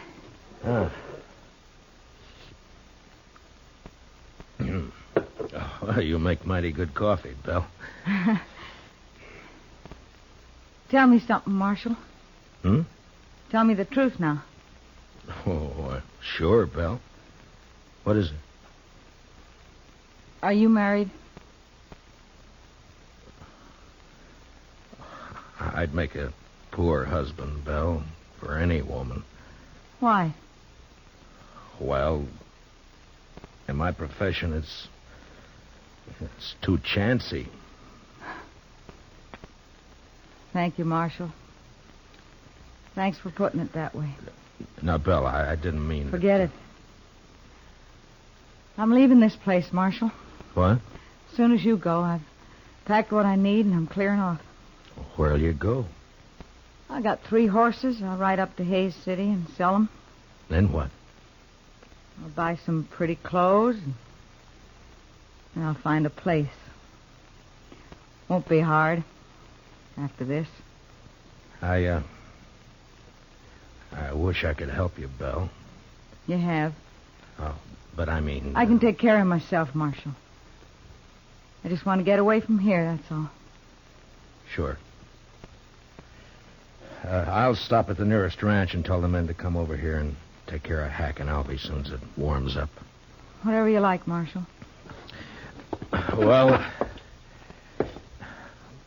goodbye, Belle. Goodbye, Marshal. Look me up in Hayes City next time you're there. Sure. Sure I will. But, Belle, don't let all this make you bitter. There are a lot of good men in the world. So they say. So long, Marshal.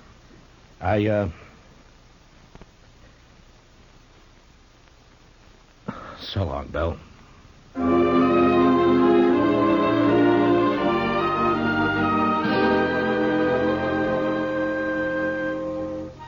A few minutes later, I'd saddled up and was on the trail to Dodge. The sky was low and a slate gray all over, but there was no wind. The blizzard had gone, leaving the land still and white and bitter cold. There wasn't a sign of life anywhere. It was like riding through a vast tomb. I found myself feeling like a trespasser, as though something had gone wrong. And I wasn't supposed to be there at all.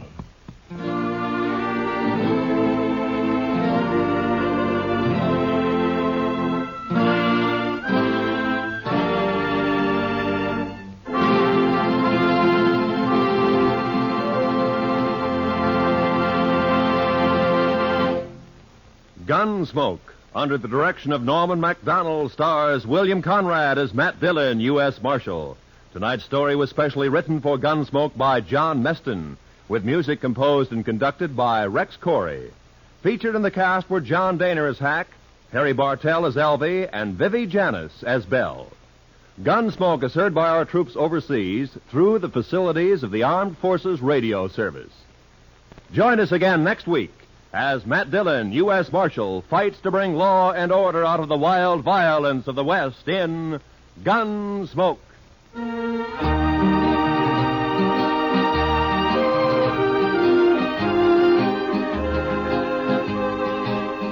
Starts this Monday, a new run for Road of Life, returning to CBS Radio to join the rest of your daytime listening favorites at the Star's address. Road of Life, telling the day-to-day story of surgeon-scientist Dr. Jim Brent, will keep your interest at a high point every Monday through Friday on most of these same stations. Remember, starting this coming Monday, Road of Life in its 16th year will be heard again on CBS Radio. Roy Rowan speaking. America now listens to 105 million radio sets and listens most to the CBS Radio Network.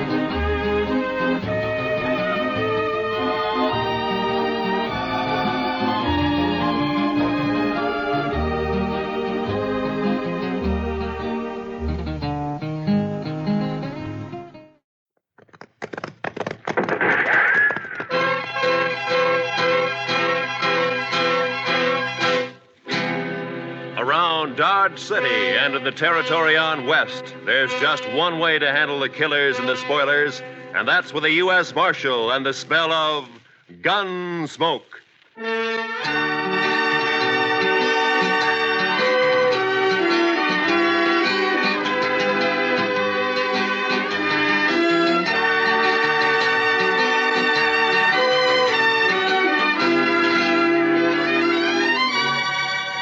Gunsmoke, starring William Conrad. The story of the violence that moved west with young America. The story of a man who moved with it. Matt Dillon, United States Marshal.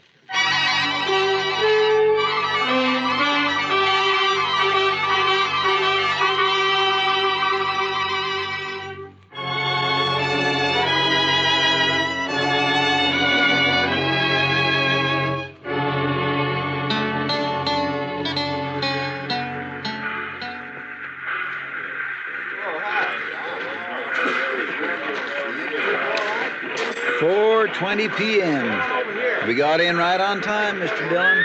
Yeah, the railroad's getting better every month, Chester. Looks like they're going to civilize this prairie yet. Well, I'm glad to hear it. All right, let's go.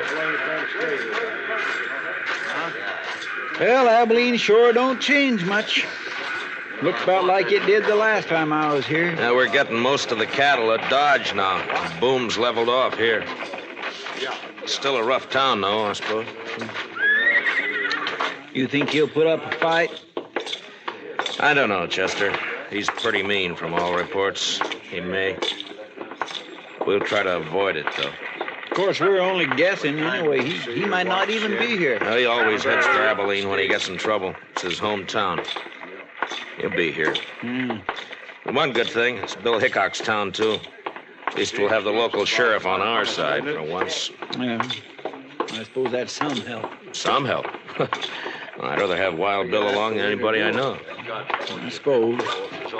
Chester, what's the matter with you? You're acting like a man at his own funeral. Mr. Dillon, I've had an uneasy feeling ever since we left Dodge. Kind of a hunch, you might say. It's nonsense. They're going to pick up a killer and take him back for trial. That's all. Maybe. And maybe not. Look, Chester, any man who lives by a gun knows down inside that he's going to die by one someday. But if he's got any sense, he keeps from thinking about it. Of course, he can't help getting a hunch now and then.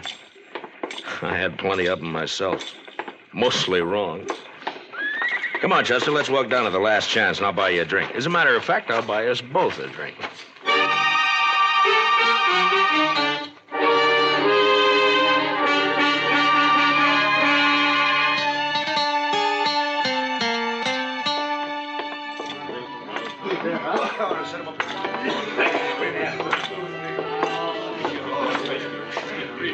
What'll you have, boys? Rye for me. Yes, sir. You can make mine the same. A bottle of rye and a couple of glasses. Quite a crowd in here for this time of day. Yeah. I've been looking around for Wild Bill, but I don't see him. Suppose the Daggett kid might be in here, Mr. Dillon? Well, he spent most of his time hanging around the saloons while he was in Dodge.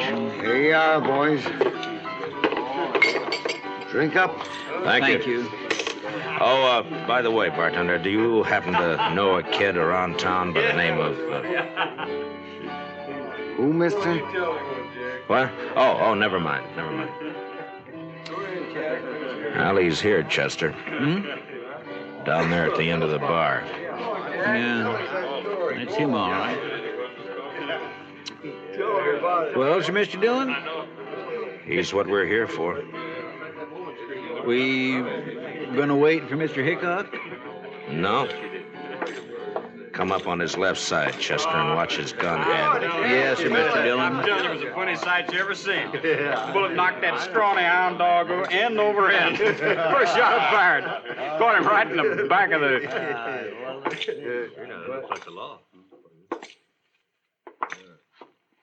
You're Jack Daggett, aren't you? That's right, mister.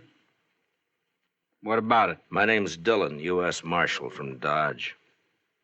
You're under arrest. You're kind of out of your territory, aren't you? Marshal's territory's anywhere. I'll take that gun of yours now. You will, huh? All right. Drop it. Drop the gun. Let go of my wrist. The gun. Drop nothing. You heard the marshal. Oh! That was easy, Mr. Dillon. A lot easier than what I thought it'd be. All right, Chester, put the cuffs on him. Yes.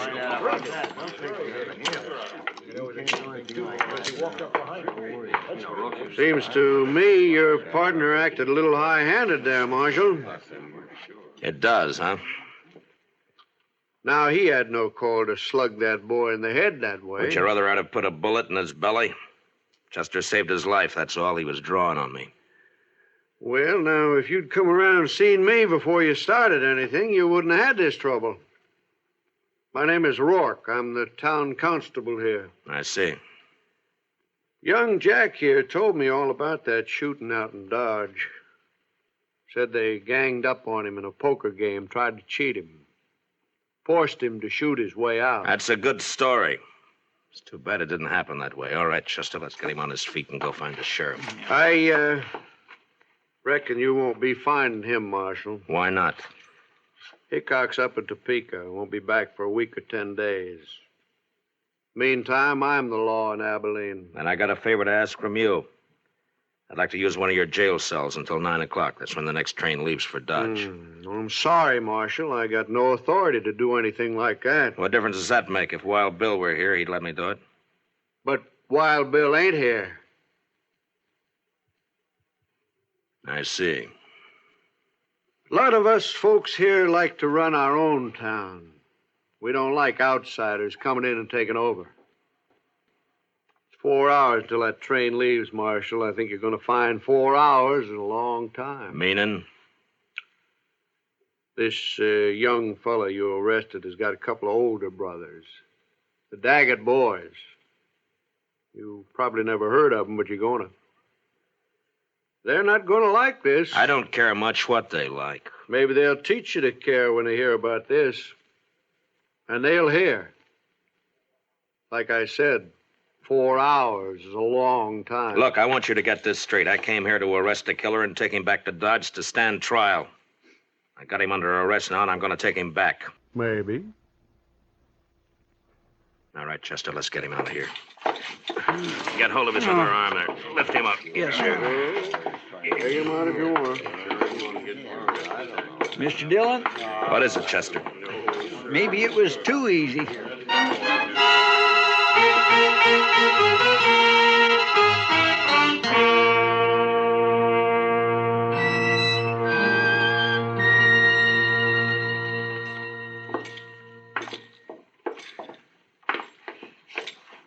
Yes, gentlemen. What can I do for you? We'd like to get a room, please. Well, I have a very nice one right at the head of the stairs. If you'd care to look at it. That won't be necessary. We'll only need it for about 4 hours until the train leaves for Dodge. Mm-hmm. Well, if you'll just sign the register here. Thank you. My, your friend seems to have suffered quite an injury. Yes, sir. He bumped his head. Oh, really? Well, it's certainly a bad cut just to have had.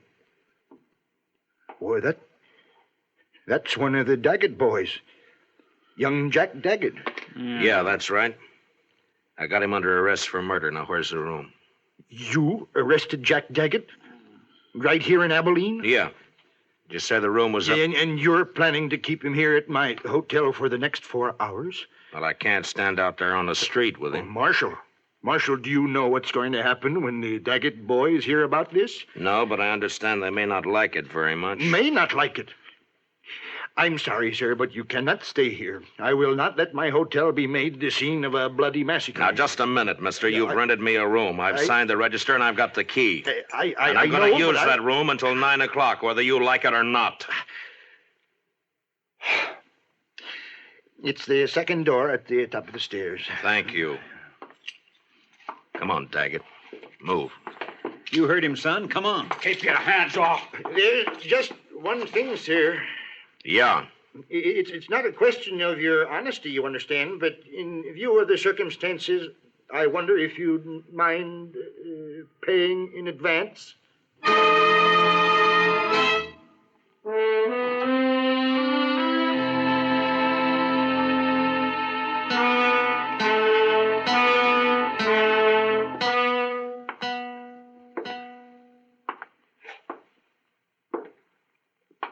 What time is it, Chester? It's 6:23, Mr. Dillon. I thought it was later than that. Yes, sir, I know. He goes pretty slow when you're waiting for something like this. I swear I wished it was 9 o'clock. I wished we were leaving on that train right now. You're not leaving on no train.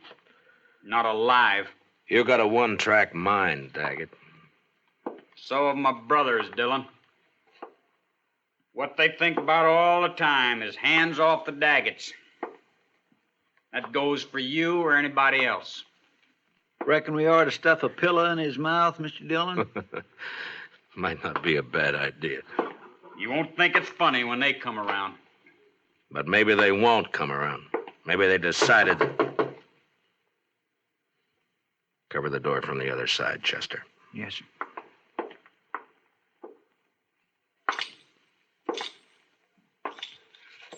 Yeah, who is it?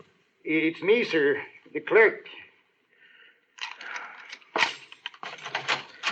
What do you want? It's the Daggett boys. They're across the street at the last chance right now. And you're hoping I'll go over there instead of waiting for them to come here, huh? Well, All right. I'd rather jump them than have it the other way around.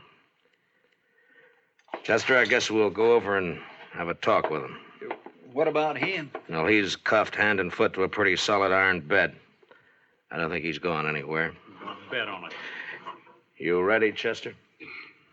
I'm ready whenever you are, Mr. Dillon. All right, let's go.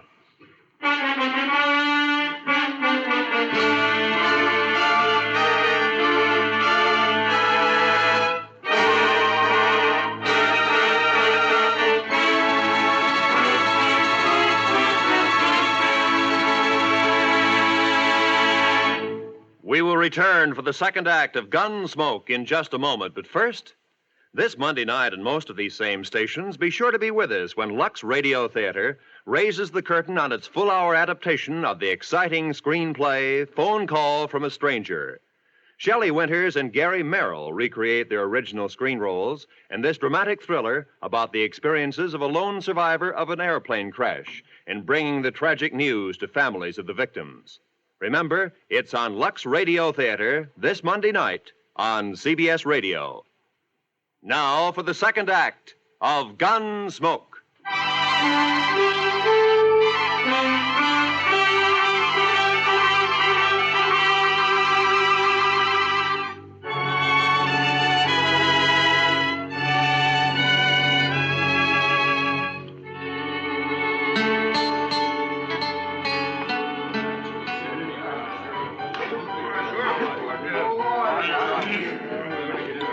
That must be them, Mr. Dillon. Across the room there. Yeah, I guess so. They look a lot like Jack. And they look mad. And there's quite a crowd around them. Well, Chester, the only way to get it over is to get it started. Yes, sir. How will we do it, Mr. Dillon? I haven't got a plan, Chester. Just face them down, that's all. Yes, sir. Don't mean nothing to him. Go ahead, it's your deal. You the Daggett brothers? What if we are? This is him, Jim. This is a fellow. Shut up, Rourke. You've been glad enough to stay out of this so far. Stay out of it now. My name's Dillon, United States Marshal from Dodge City. I got your brother Jack under arrest for murder. You probably heard about it. Yeah, rumors got around. I'm taking him out of here on the 9 o'clock train. He's going back to Dodge to stand trial. My guess is he's going to hang. Now, the point is, what are you going to do about it? Why didn't you wait? We'd have looked you up. You didn't answer my question. Still 2 hours and a half till 9 o'clock. I reckon we got plenty of time yet. We'll wait. Why wait? What's the matter with now? We'd rather wait. Maybe you're trying to pick up some helpers among this bunch of hangers-on, huh? Well, look at them. Each one trying to sneak behind the man next to him. If you're counting on any help there, you better forget it. You're pushing your luck, Dillon. I don't think so. You boys are full of talk, and that's all. You never even intended to start anything. You're a dirty liar. We're going to do plenty. Now, don't you move, either one of you. You covering my back, Chester? Yes, sir. All right. I'll take that gun. Thank you. Yours, too. Sure. Sure play, Dillon. Where it stands now. Thank you. Here, Chester. Kick those back onto the tables. Yes, sir. All right, folks, just leave them lay, please. Don't nobody touch them. Here, Chester. Now hold on to my gun. All right, Mr. Dillon. Now just keep them off my back. Yes, sir. You. Come here. Sure.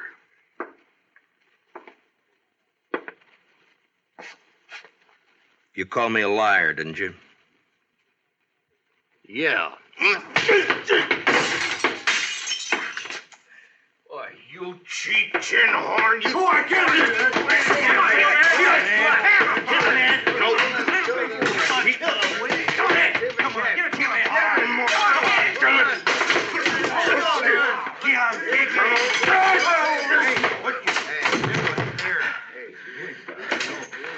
I thought you Daggetts were tough. Hey, watch this. Watch. All right, you. You're next. I'll wait, Marshal. I'll get to you later. You're a no-good coward, Daggett. All right, Chester, I'll take my gun back now. Here you are, sir. Thank you. All right, boys, the show's over. Unless, of course, one of you'd like to take up where the Daggetts left off. Any one of you still figuring on helping them try to take my prisoner away from me? No, I didn't think so. You're all fine, upright citizens now, huh? A pride and joy to Constable Rourke here. That's enough, Dillon. I thought I told you boys the show was over. All right, get out. Go on, get out, all of you. Move! All right, let's get out of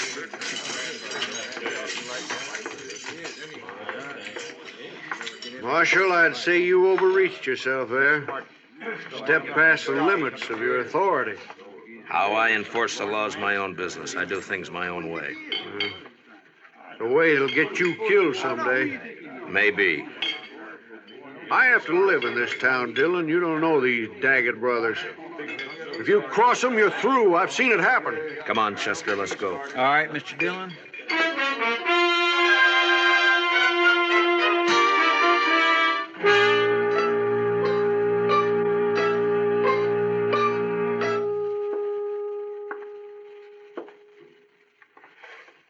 What time is it, Chester? It's 7:45, Mr. Dillon. Yeah, the time's dragging. Yes, sir. It's still an hour and 15 minutes till that train leaves. What difference does it make? You're not going to be on it. Neither one of you are. The way I'm figuring, Jack, we'll all three be on it. You wait and see. You'll never get to that train. My brothers will take care of you. They don't seem to be in any hurry about it. You wait. I sure do wish I hadn't had such an uneasy hunch about this trip. Forget it, Chester. They'll stop you. You just wait.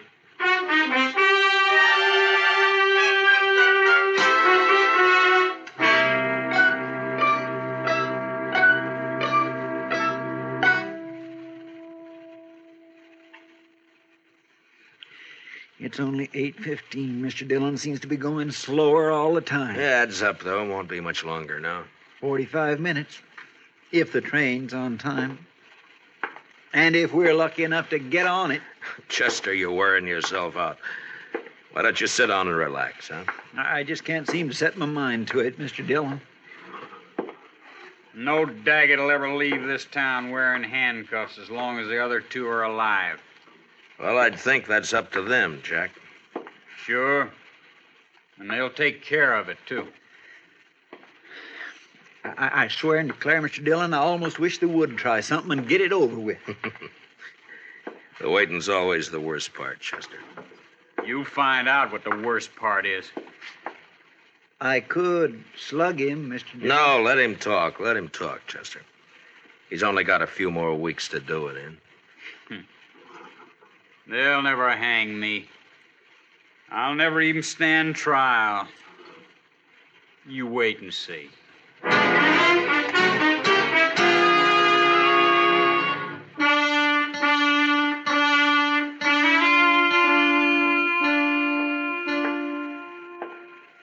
Chester?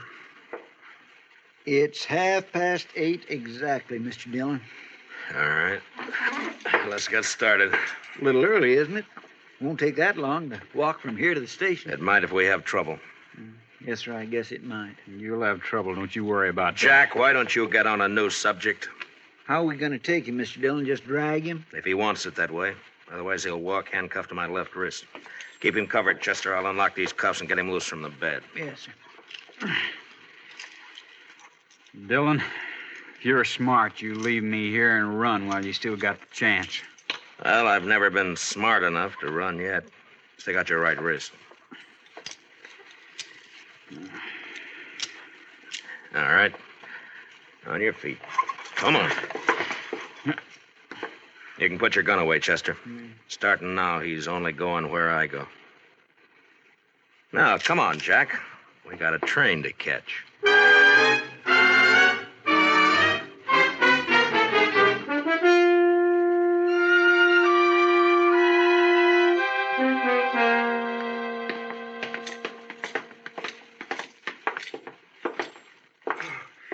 Thank heaven, gentlemen, you're leaving. Yeah, we're leaving. And I want to thank you for your wonderful hospitality. I'll be glad to recommend your hotel to anybody who plans to stop over in Abilene. Oh, I hardly know what to say, Marshal. You simply don't understand. You don't know these Daggett brothers. No offense personally, Jack. I have to live in this town, and I... Come on, Jack. Well, you boys must run quite a bluff. You got everybody in town jumping sideways. You'd be smart if you did, Dillon. Good luck, gentlemen. Best of luck to all of you. All of us. Well, that's hedging his bet. Look there, Mr. Dillon. Not a soul on the street. Quiet as a graveyard. Yeah. They're going to make a play, Chester, somewhere between here and the depot. We can count on that. Yes, sir, I kind of figured they would. Especially after getting beat up over there at the saloon. Well, they would have anyway. And jumping them like that did one good thing. It scared the pack off. At least we only have to worry about the Daggets, not a mob. You'll think it's a mob Shut by up. the time... Now, from here on, you keep your mouth shut. If you don't, so help me, I'll slug you and drag you to the depot. All right, now let's go.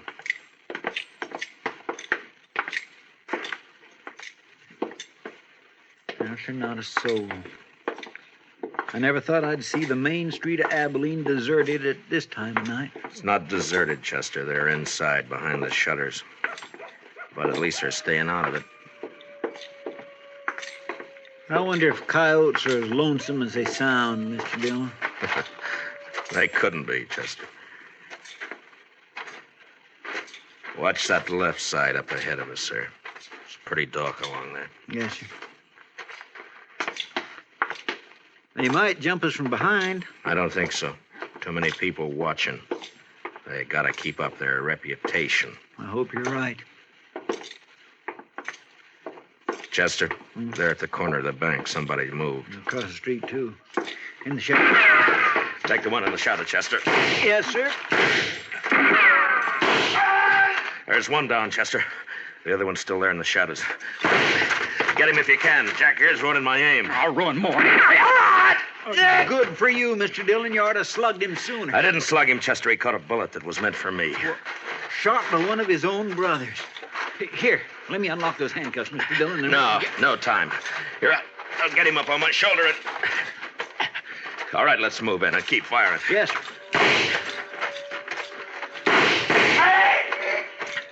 Hold it, Chester. Well, I guess we got the other one. Here, let me get him off my shoulder. Get these handcuffs off.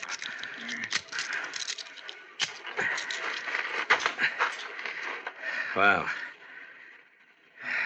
there's our prisoner, Jack Daggett. Wanted for murder, killed by his own brother. Let's take a look at the others.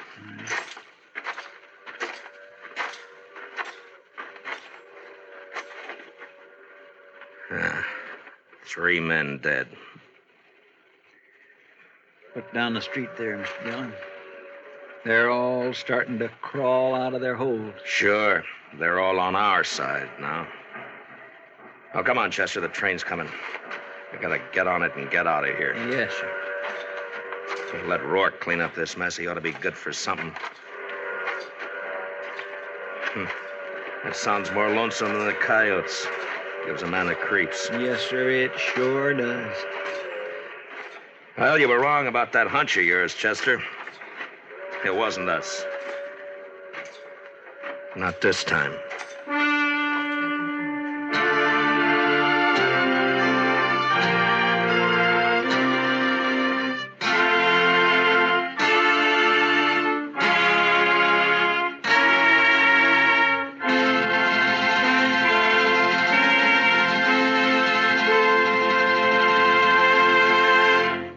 Gunsmoke, under the direction of Norman Macdonald, stars William Conrad as Matt Dillon, U.S. Marshal. Tonight's story was specially written for Gunsmoke by Les Crutchfield, with music composed and conducted by Rex Corey.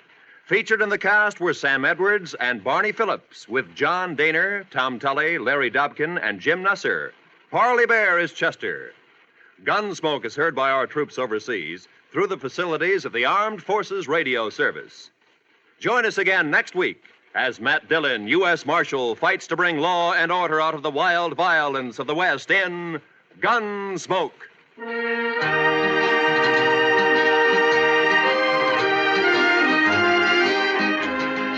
Tomorrow night, Lionel Barrymore and your Hallmark Playhouse invite you to enjoy another Hollywood cast bringing you another drama in the tradition of this fine program. Every week, your Hallmark Playhouse features Lionel Barrymore as host. Frequently, Mr. Barrymore stars as well. Historic dramas, stories about the human side of patriots, presidents, pioneers, and adaptations from literature. Enjoy them on Hallmark Playhouse over most of these same stations, presented by CBS Radio. This is Roy Rowan speaking. And remember, for thrilling dramas of escape, listen Sunday nights to the CBS Radio Network.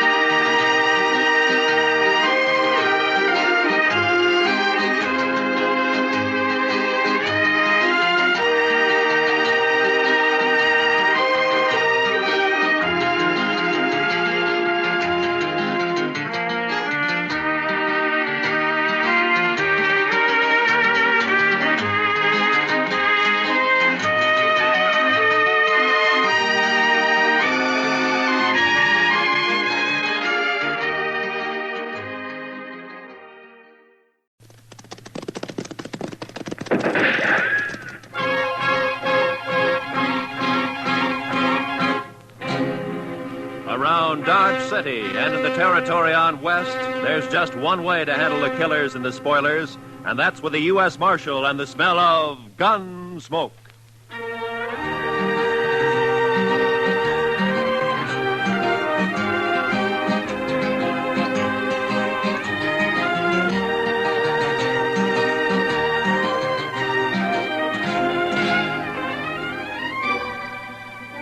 Gunsmoke, starring William Conrad, the transcribed story of the violence that moved west with young America, the story of a man who moved with it, Matt Dillon, United States Marshal.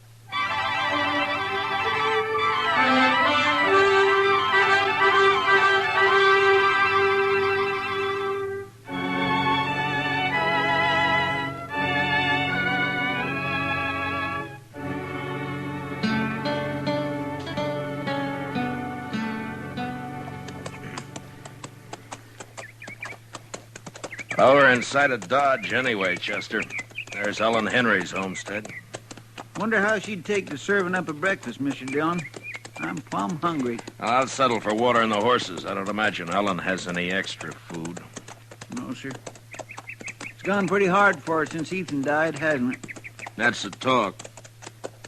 Look at her place.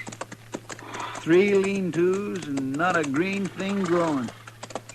I don't know how she makes out. Well, maybe Luther helps more than the folks give him credit for. For a son, he's not much good to my way of thinking. I don't know when he turns a hand for his mother between stops at the Texas Trail and the Long Branch. At least not much like his father was. Or Ellen either, for that matter. It's a mite early. Nobody's stirring. Oh. We better just water our horses and ride on, Chester. Yes, sir. Quiet-like, isn't it? Hey, where'd you come from, Mr. Dillon? From the house, I think.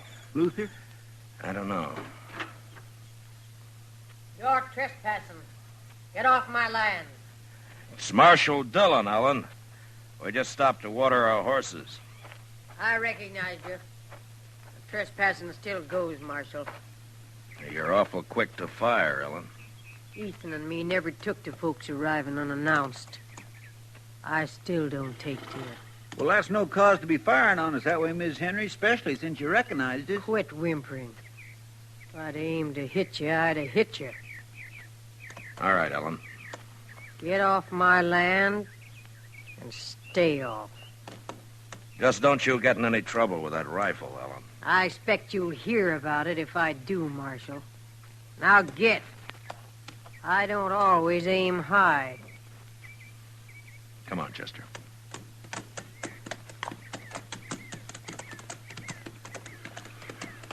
How old did you say she is, Mr. Dillon? Well, she can't be over 40, I guess. If that. She looks like an old woman. 60 or more. She's dried up. Dead inside. Remember when Ethan and her and the boy came out here, Mr. Dillon, right after the war? She was an awful pretty little thing. Mm-hmm. Luther was a little more than a baby then. No, Mr. Dillon, I was just thinking. Ethan was so proud of his homestead and his boy and Ellen. Now he's 5 years dead. The boy's gone bad. His wife and his homestead, they've just dried up. It's kind of sad, ain't it? Yeah, it is. Well, come on, Chester. Let's get on into Dodge.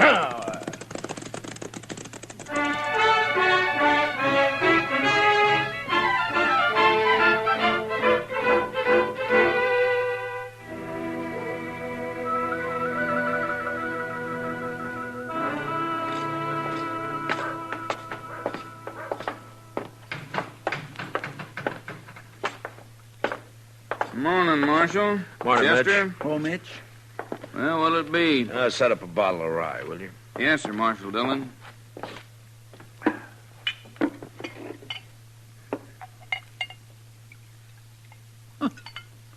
Look, there's Luther over there at the table, alone. Yeah, I saw him. Thanks, Mitch.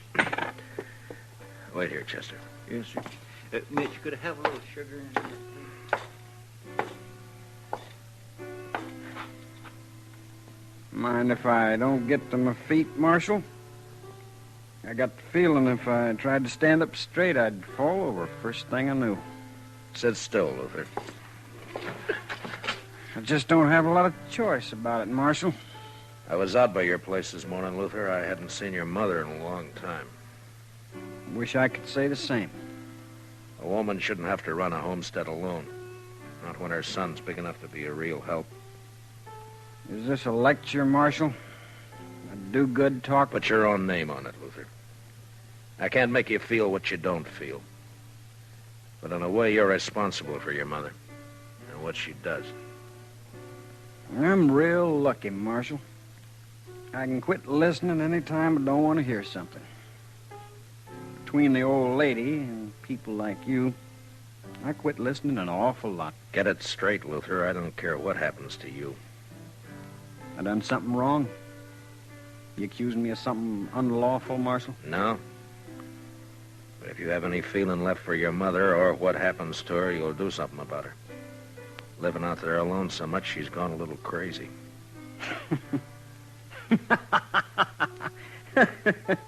She shot at you. Is that all's concerning you, Marshal? Half the time I do go home, she levels off at me. I got a ride in under fire. Or crawl in on my belly. She's crazy, like you said. I swear, she's crazy. Then you ought to bring her into town. Get a keeper for her. Maybe I would. If I cared what happened to her. I don't care. I don't care at all. Well, that's up to you, Luther. Now, that's just another one of them things I didn't hear you say, Marshal.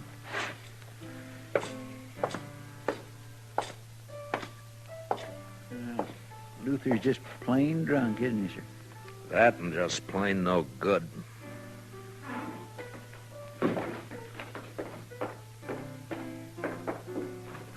Well, whatever you said drove him right out of here, Mr. Dillon. Mm-hmm. Well, we haven't been in the office since early yesterday, Chester. All right, sir. Only what? Well, sir, Mitch has got a catalog in the back room, and he's not busy, and he says it's just full of things you can order straight from St. Louis. I thought well...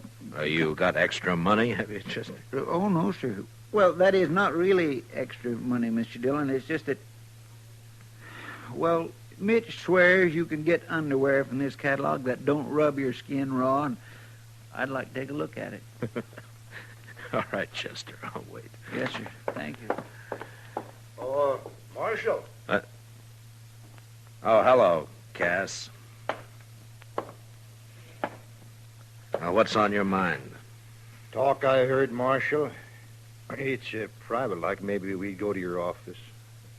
We can do our talking here. I thought you was always of a mind to get me inside there, Marshal, where you could turn the key on me. Maybe I will someday, Cass. Now, come on, speak out. Yeah, I heard talk at Luther Henry rode cattle off Carnes' place last night. Saw you talking with him just now. Wondered if you'd heard the same. Haven't heard a thing, Cass. Odd you wouldn't know. I was out of Dodge last night, all night. I wonder if it's so.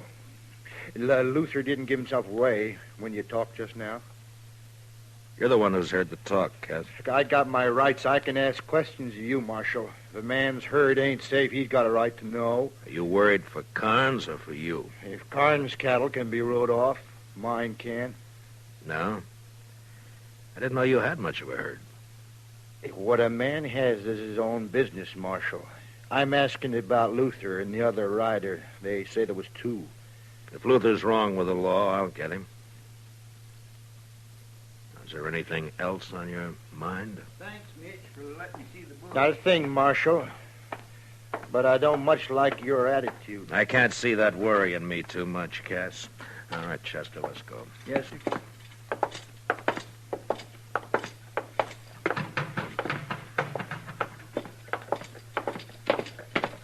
Mr. Dillon, I was watching him from the back there.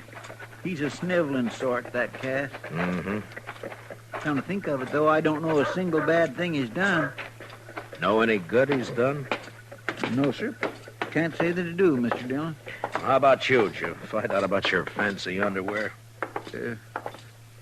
Yes, sir. All right, now we can tend to business, huh? Come on.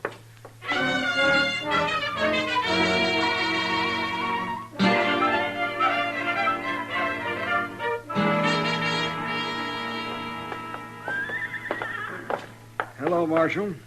I was waiting for you. Oh, good morning, Mr. Carnes. Howdy, Chester. Well, how do, Mr. Carnes? You got the key, Chester? Yes, sir. Well, I don't see you in town much, Mr. Carnes. Only when I got business, Marshal. Yeah. Well, come on in, won't you?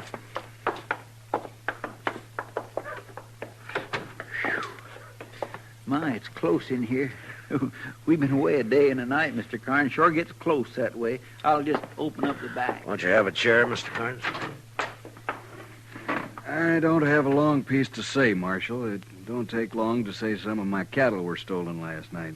Yeah, I heard. So soon? Yeah, Cass Stetter told me about it a few minutes ago. Well, I don't know how Cass come by the information, but it's true. This is the second time it's happened in the last few weeks. You don't keep much cattle, do you? Hardly any. I suppose 100 head's the most I ever had at one time. Mm-hmm. But last night I lost 5 or 6, about the same time before. Cass was of the mind that Luther Henry did it.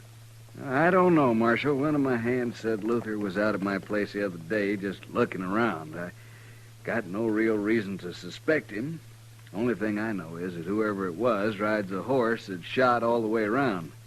You don't see a lot of that on the prairie. No, you don't. Do you think there was just one rider, Mr. Carnes? There was 2 from the tracks, but the boys and me lost them in the rain. I thought I'd tell you about it, Marshal. I can't afford to lose a little I got. No, I'll do what I can, Mr. Carnes. I kind of hope it isn't Luther.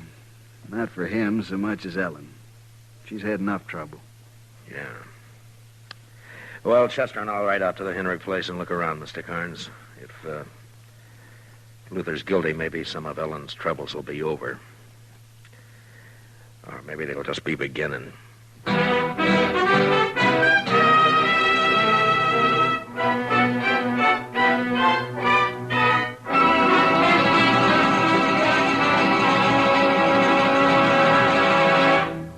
We will return for the second act of Gunsmoke in just a moment. But first, in the 17th annual poll of Noted Daily, CBS Radio won 12 first places.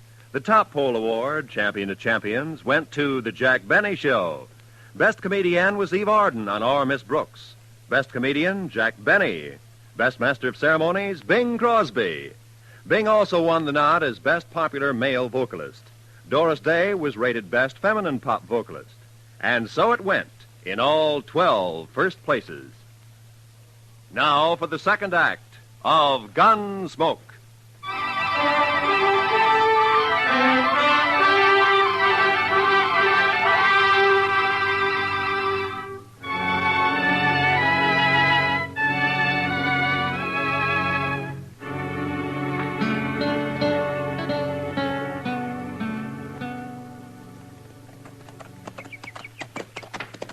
I swear, Mr. Dillon, I feel like I was riding right into the camp of the enemy, coming back to Ellen this way. You think we should be flying a white flag as we ride up, Chester? No, I'd feel a little safer to tell the honest truth. She's got no reason to fire on us. But I'll agree, that's a pretty small comfort. Oh. Look yonder, Mr. Dillon. I think I saw her peering out. It's all right, Chester. Come on.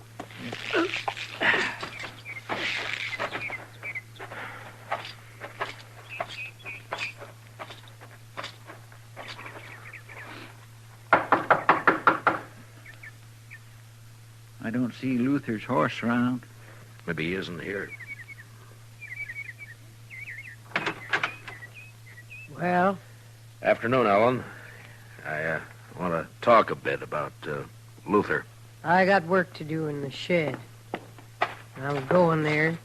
You want to talk?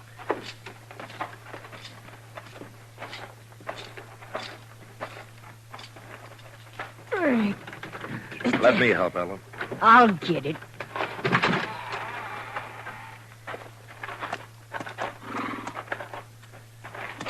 He's got a loose shoe.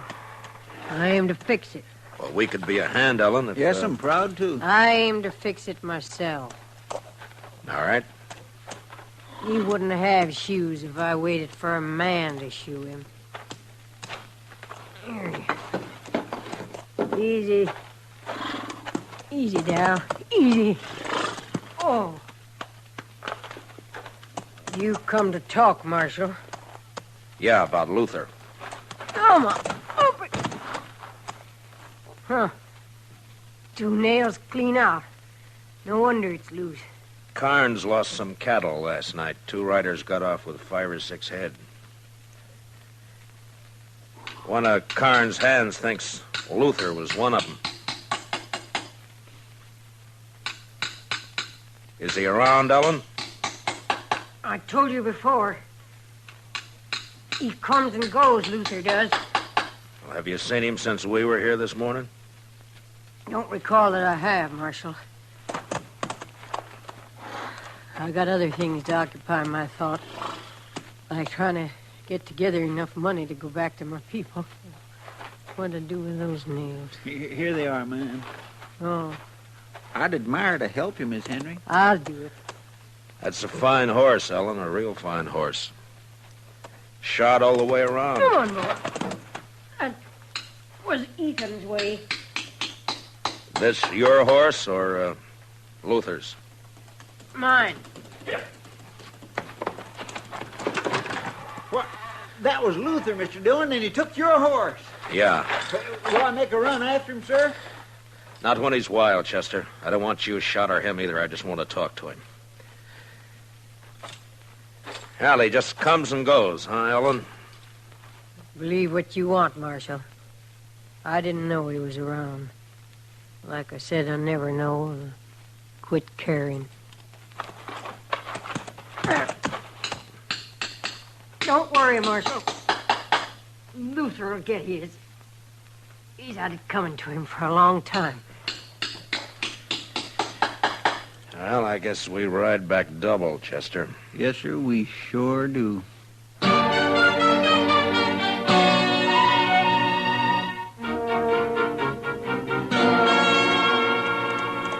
Luther sure cut out quick, Mr. Dillon. Maybe he did run those cattle off Carnes' place last night. Maybe. He's running away from something. Wonder where he'll hide. Everybody around here knows your horse. Oh, he's made a lot of mistakes. He'll make more. Nothing says he's going to turn bright all of a sudden. You're not worried about your horse then, Mr. Dillon? I don't think so, Chester. What kind of a woman is that, Mr. Dillon? Ellen? Yes, sir. I don't know. I'm not much of a hand to understand women, Chester, any woman. I don't know. You think she knew Luther was home all along? Maybe. I just don't understand it, Mr. Dillon. It's not right somehow, a woman not caring about her own son. You hear her? She said right out, I quit caring. It just don't seem right.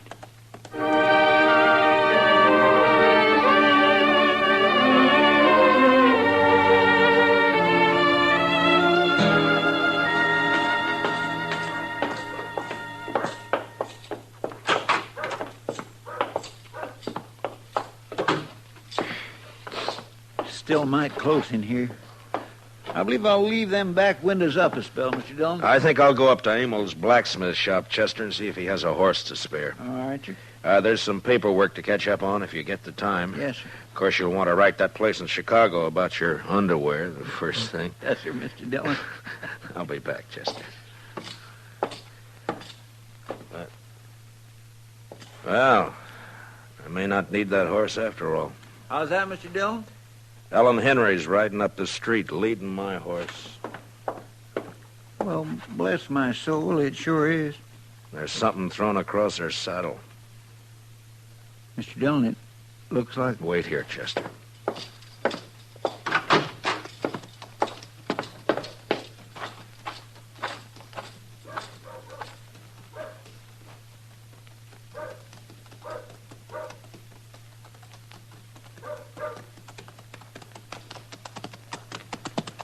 Hello, Ellen.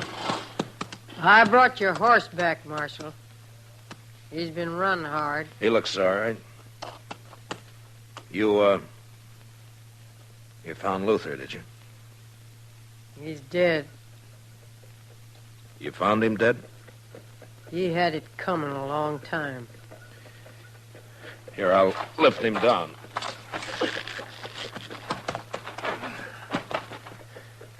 Chester! Easy. Easy, Darryl. Easy.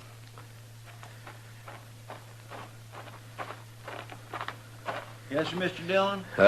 Chester, take the body up to Doc's, will you? Yes, sir.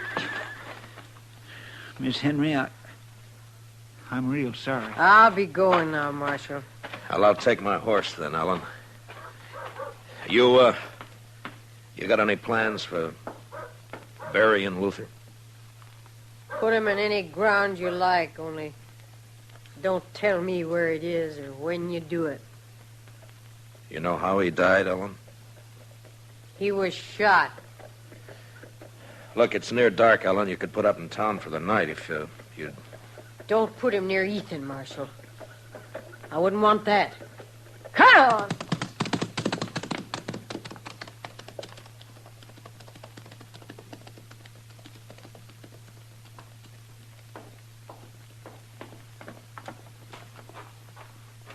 Doc's working on Luther now, Mr. Dillon.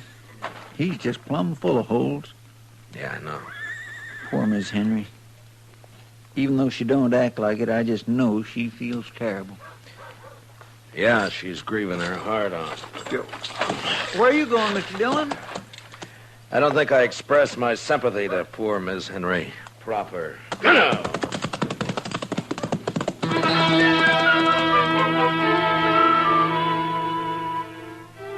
I followed Ellen Henry west toward her homestead. The sun was down now, but I could see her ahead riding hard. There were clouds to the south and the smell of rain on the easy wind that blew in little circles around me. Ellen bore west, and I lost her past a clump of cottonwoods near Carnes' place, so I rode harder. And when I came even with the trees, there was just enough sun ray left to see her head south toward the dark clouds. She wasn't going home. It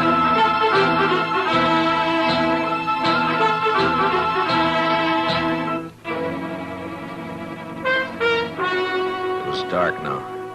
I couldn't see anything. The storm clouds stretched black from the south and fastened over half the sky. And I rode hard against them till I saw the flicker of lantern shine ahead. It was Cass Steader's place. I left my horse out away from the house and Walked in as softly as I could. Cass and Ellen were having their talk in a cattle shed near the You've house. trusted me before about money, Ellen. What's the rush this time? My work's done, Cass. It was done last night when Luther and me drove them last few from Karn's place over here. I want my share and Luther's. Him not cold dead yet, and you want his share. Ain't a mother entitled to whatever her son leaves? Mother? You never had no mother feel for him, and him no love for you either. Huh. Ain't you the one to talk about love, though? It takes courage to love with all of you. When the love goes, they take it and bury it in the ground. There's nothing left but hate. I wouldn't kill my own kin. You wouldn't be that honest. You won't even steal cattle yourself. You buy it off of them as has the courage to ride in and rustle it. Yeah, well, how'd it feel, killing your own, Ellen? Like it'll feel killing you, Cass. If you don't give me the money here and now, like nothing at all. Luther's dead and gone because he tipped his hand, showed his face around Karn's place, talked big in the saloons. He was no use. No use at all. There's no woman in you at all. I've been dead 5 years. And your time's running short, too, Cass. I'm in a hurry. Too late to hurry, Ellen. What's he? Too late to move for guns, Sue. Well, I'm sure glad to see you, Marshal. Are you, Cass? Oh, I sure am. I guess I called a trick on Luther, all right, didn't I? Yeah, you were a big help. You and Luther stole the cattle, Ellen, and brought them to Cass for pay. Is that it? Only sometimes, like now, we didn't get paid. Don't believe her, Marshal. You wouldn't take the word of one as murders your own son, would you? I don't have to, Cass. Karn's brand won't be hard to find on any cattle you got here. Cass was just slow to move 'em on, Marshal. If he'd have gone on toward Abilene with him last night like we planned... You're lying, Helen Henry. You're lying. Now get your horses. Both of you. Why are you taking me, Marshal? Well, there's some kind of a law, Cass, about buying and transporting stolen cattle. Yeah, the Marshal knows his law, Cass. You know what she did to Luther, don't you, Marshal? Yeah, I know. Now, come on. You'd like it better, wouldn't you, Marshal? If one of us made a move, so you could use your gun. I said, come on, Ellen. I think I'd like it better if you used your gun, Marshal. I ain't going to get back east now anyway. You'd be taking a coward's way out, Ellen, if you made me kill you.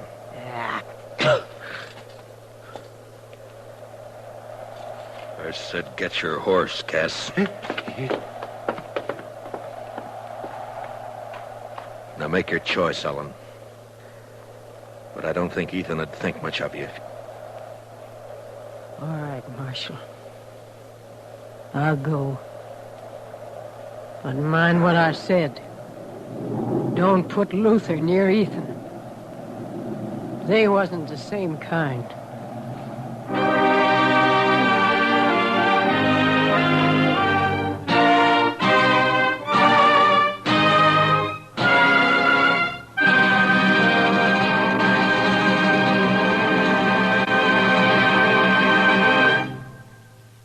Gunsmoke, transcribed under the direction of Norman MacDonald, stars William Conrad as Matt Dillon, U.S. Marshal.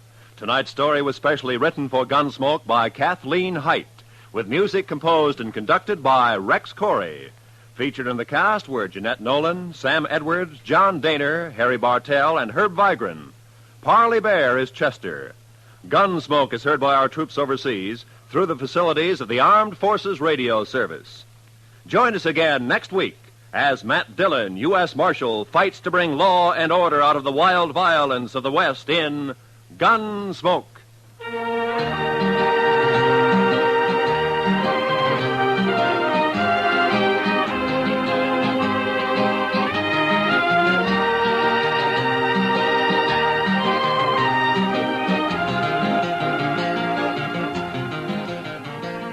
This coming Monday evening, hear Richard Widmark as one of the desperate Spencer brothers riding against time and death in a suspense drama well calculated to keep your interest high. Also Monday night, you'll want to hear CBS Radio's Lux Radio Theater starring Joan Fontaine and Joseph Cotton in the strange drama September Affair. Remember, both this Monday night on most of these same CBS radio stations. Suspense and Lux Radio Theater.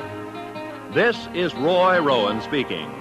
America now listens to 105 million radio sets and listens most to the CBS Radio Network.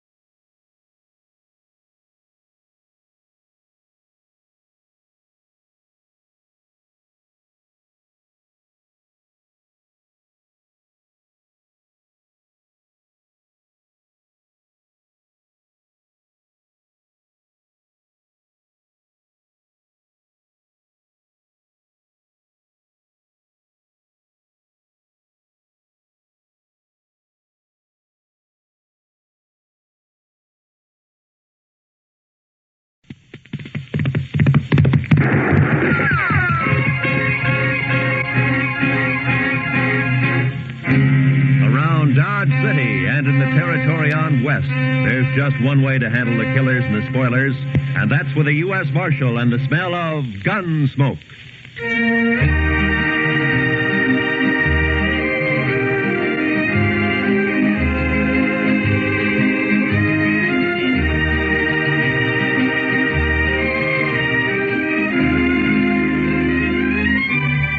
Gunsmoke, starring William Conrad. The story of the violence that moved west with young America. The story of a man who moved with it. Matt Dillon, United States Marshal.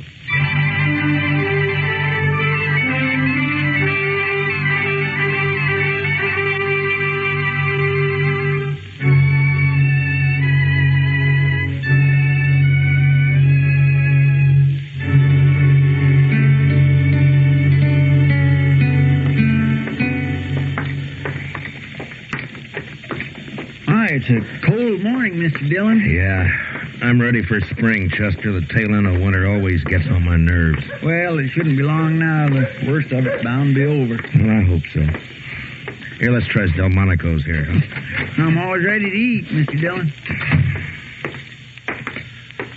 Morning, Matt. Chester. Oh, hi, Kitty. How about joining me, huh? Well, thank you. Pull up a chair, Chester. Yes, sir. You're up early this morning, Matt. Usually you don't even start breathing till noon. It's too cold to sleep, Kitty. That jail stove always burns itself out about 5 o'clock in the morning. From then on, you just have to... Well, what is it, Matt? Chester, that second table from the window over there. Those three men there, you know them? No, sir, I don't think I do. Well, I do. Ran into them about 4 years ago out in Arizona territory. That's the Pueblo gang. Never heard of them coming this far east before. Well... You want some help, Mr.? No, just sit tight, Chester. Matt? Order me some sausage and buckwheat cakes, Kitty, will you? I'll be right back. I don't want to stay in this town. I don't like it at all, but go ahead. Morning, boys. It's the Parks brothers, isn't it? Ed and Rio and Chuck Evans. Well, what about it? Easy, Rio. It's Dillon, the U.S. Marshal, the one I told you about. Yeah, I bet you did. What'd you tell him, Chuck? Look, Dillon, our food's getting cold. You got something on your mind or not? Nothing important, Rio. I figure it's quite an honor to have the Pueblo gang in town. I just thought I'd drop over and tell you how I felt about it. And how do you feel? Well, that depends, Ed. Are you boys here on business or pleasure? Does it make a difference? Yeah. Yeah, it makes a difference. I know your reputation west of here. Half the stage holdups in the last 5 years from Colorado to the California border can be laid right at your door. But as far as I know, you're clean in Dodge City so far. All right, you just keep it that way. You make one move here and your time's up. Right then, you're short and I'll take you, all three of you. You understand? Sure, we understand. We'll think it over, Dillon. Let you know what we decided to do. Rio, you talk too much. Now, see you around, boys. You can put the gun away now, Chester. All right. I was just going to be ready in case. Matt, I thought I'd tell you. Those boys are mean.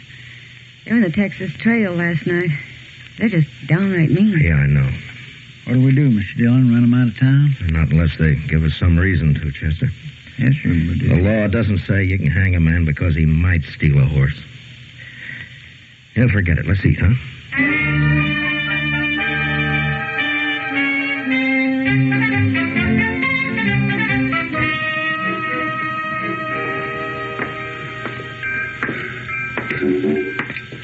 Our old train just about ready to pull out, looks like. Yeah, it's on time. It's 3 o'clock.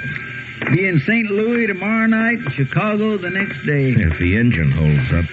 Well, they don't break down so much anymore. They're getting them worked out so they're pretty dependable. Yeah, I guess so.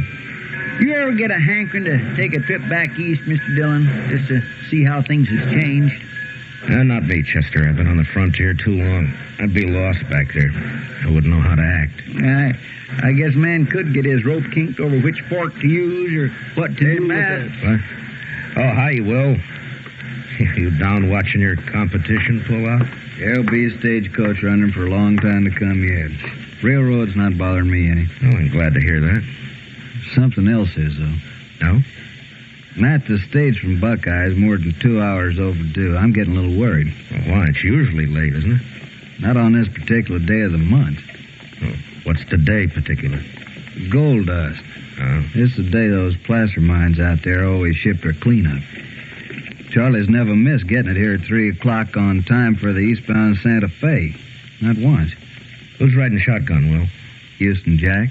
He's a good man. I doubt if there's any cause to worry. That shipment runs $80,000 or $100,000 sometimes, Matt. Never been laid before. Oh, Charlie will probably roll in any minute now. We'll see you later, Will. So long.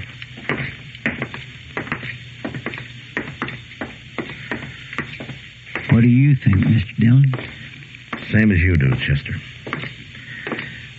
Let's ride out and meet that stage.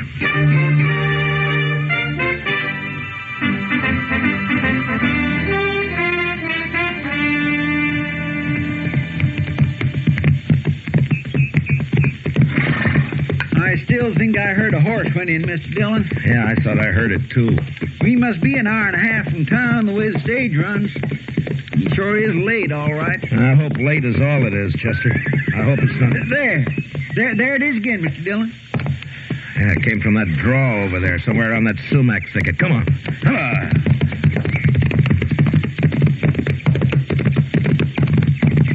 Look, Mr. Dillon, wheel tracks leading off the trail. Yeah.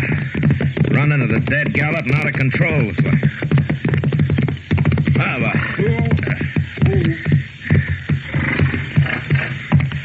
Chester, there's the stage. I don't see any sign of life, Mr. Dillon. No. Let's take a look. There's tracks all around. Must have been 3 or 4 horses here. 3, the way I'm figuring it. I'll lay any odds you want that this is some of the... That's Houston Jack, Mr. Dillon. Yeah. Shot in the back of the head. And they didn't take any chances. They must have ridden up behind the stage and fired without any warning. That's probably what spooked the horses and started to run away.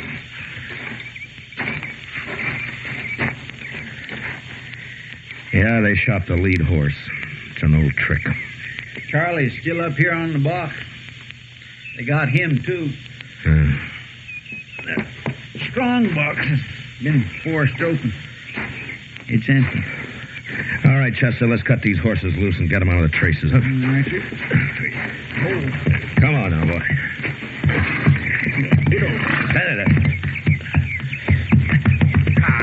It's the same way they used to work it out west. Shoot the guard in the back and let the team run until they're far enough off the trail and then kill the lead horse to stop them. You mean that Pueblo gang? Yeah, who else? Oh. That's a good thing there wasn't any passengers. They'd have got the same treatment. All right, there you go, boy. I think there were some passengers, Mr. Dillon. One, at least. What? There's a couple of trunks tied on top and a carpet bag of some kind inside the stage. Here, let's have a look.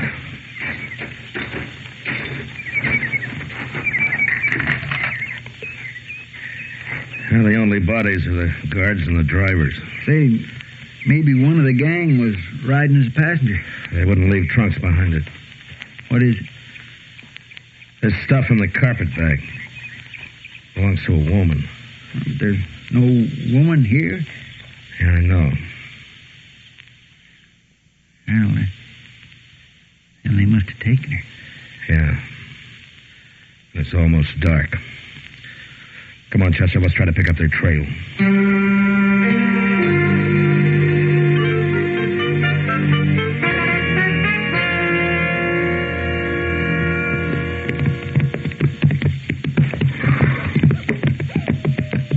It's just no use going any farther, Mr. Dillon. It's too dark to tell what we're doing. Oh, they were heading towards the river here.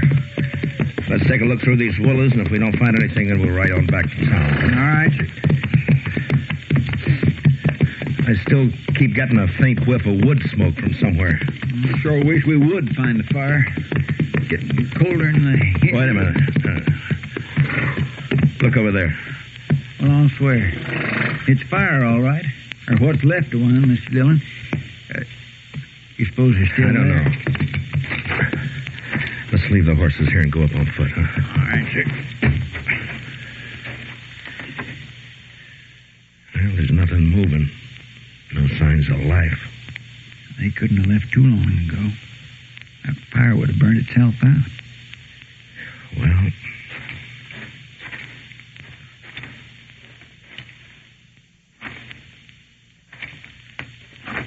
I'd say we're too late, Mr. Dillon.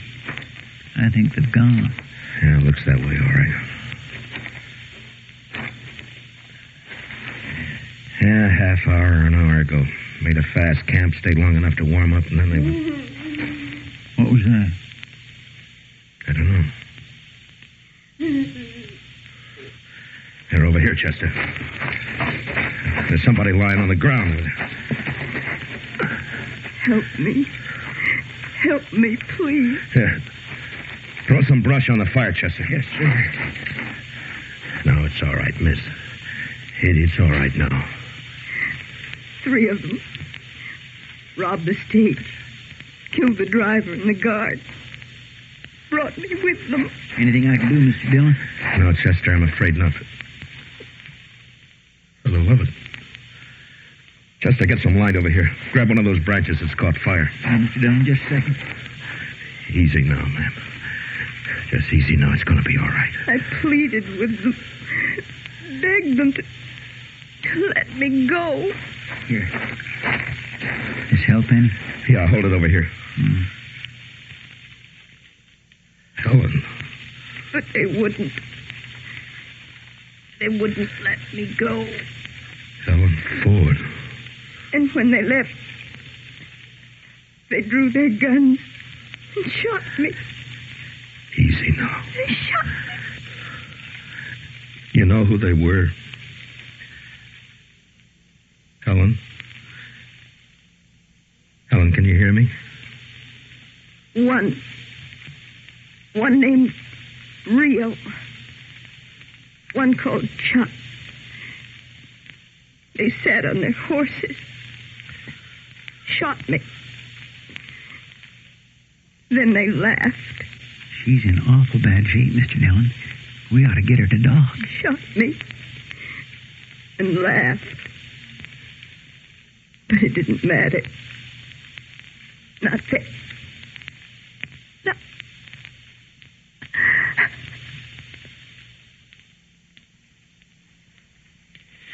Well, I guess it's too late now.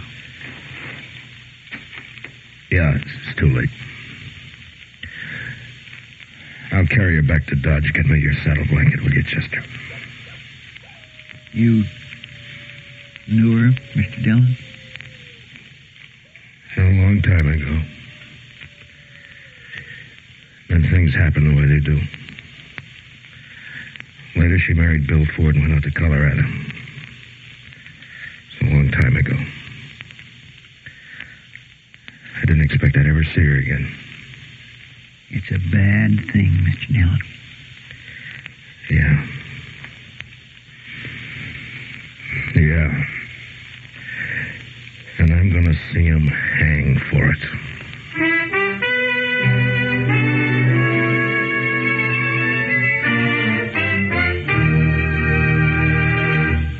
We will return.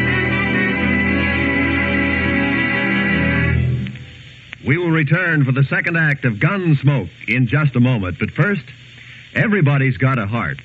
That's a plenty solid reason for everybody to support with generous contributions the annual fund drive of the Heart Campaign.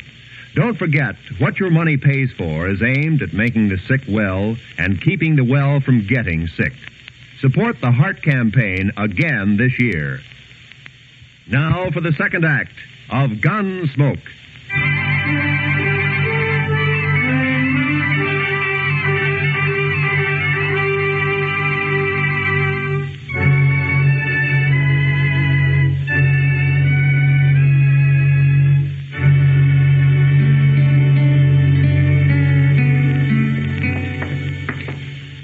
Over here, Chester. We'll check the livery stable first. Yes, sir. They could have pulled out, of course, but I'll lay odds they came straight back into town. It won't take long to find out. Now, let's go in. Who's there? Who is it? It's Matt Dillon. Is that you, Mr. Kelvin? Oh, yeah, sure is, Marshal. Here, let me get a lantern lit. I'm just fixing to lock up the stable and go over and grab myself a bite to eat. Running things alone again tonight. The confounded boy didn't show up. I'd like he's not drunk and seen... There. Now, come on, Marshal. We got a fire going back in the office. Come on back. Set us. I'd like to, Kelvin, but we don't have time. I'm looking for some horses. Well, I got 'em, Marshal. You want to buy, trade, or hire? Just look. Yeah. There are 3 fellows staying over at the Dodge House. They've been there about a week. Ed and Rio Parks and Chuck Evans. They're keeping their horses here. Yeah, they are, right back here. And if I ever saw a ruination of good horse flesh, this is it. There. Take a look there. That one belongs to the oldest Parks boy, Ed, and the one next to it's Rio's. They've been rode, Mr. Dillon. They've been rode plenty. Yeah. What time they come in, Kelvin? Well, about an hour ago, more or less. They're gone since forenoon, just come back a little while ago. Look at that horse. Been rubbed down twice. He's still wet. They didn't say where they'd been, did they? No, not them. They ain't the talking kind. Just left their horses and went on over to the hotel. Well, wherever they was, though, they must have been riding like the devil himself was chasing them. Well, maybe he was. Thanks, Mr. Kelvin. Well, yeah. Sure. Well, I guess there's not much doubt of it, Chester. No, sir. It was them, all right. And I could have stopped it before it happened. A man shouldn't be jailed on suspicion, I figured, just because he might do something wrong. Well, my. Everybody has to play it the way he sees it. Yeah, only sometimes you can see it a lot plainer afterward. What are we going to do? Go get him, that's all.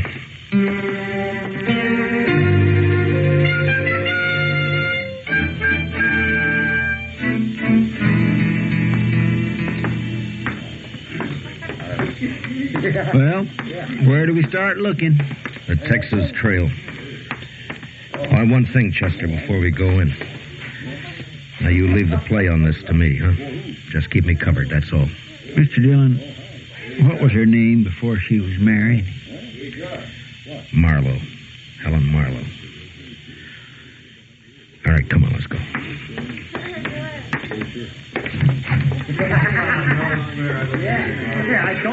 Well, it was a real dull evening up until now. How are you, Matt? Chester? Hi, Miss Kitty.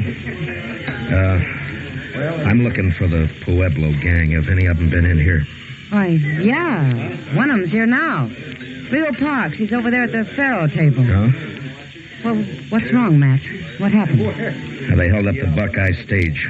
Killed Charlie and Houston Jack. And a passenger. A woman. Helen Ford. Ah. All right, Chester. Be careful, Matt. Yeah, sure, Kitty. Just cover me, Chester. That's all. Yes, sir. Man over 500 there. 500 says I've got the car. That's too much for me. Are they going to cover me or not? What's the matter? You all a bunch of pikers? Maybe they haven't been out robbing stagecoaches, Rio. What do you mean by that? Maybe they don't make their living by killing women. Dillon, a man could get in trouble shooting off his mount that way. You're already in trouble. All right, boys, Rio's checking in his hand. The game's over. You can slide out at the end of the table over there. You're under arrest for murder, Rio. I don't know what you're talking about, Dillon. Murder. A murder that you're going to hang for. Now, where are the other two? Go find them if you want them. I'm going to as soon as I finish with you. I said you're under arrest, Rio. Now get your hands up. Supposing I don't? You're not going to make any play. You don't have the guts. Shooting a man in the back is more your line, Rio. You're killing a woman. Now get your hands up. That's better. All right, Chester, get his gun.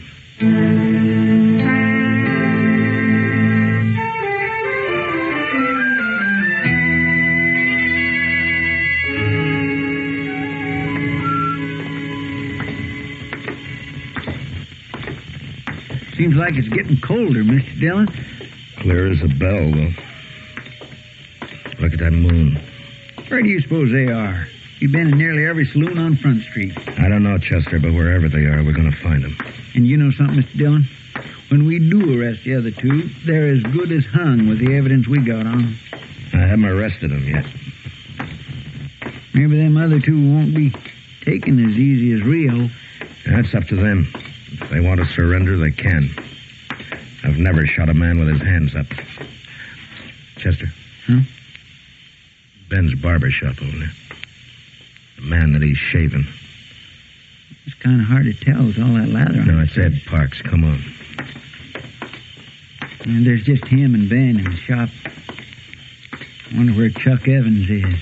We'll worry about him later. Just help yourselves to a seat, gentlemen. Be ready for you just as soon as... evening, Marshal. How you been? I didn't know you were in the habit of shaving outlaws. Maybe you're mistaken, Marshal. You just have a seat there and... No, I recognize him, all right. It's Ed Parks. Looks like you got the advantage of me, Dillon.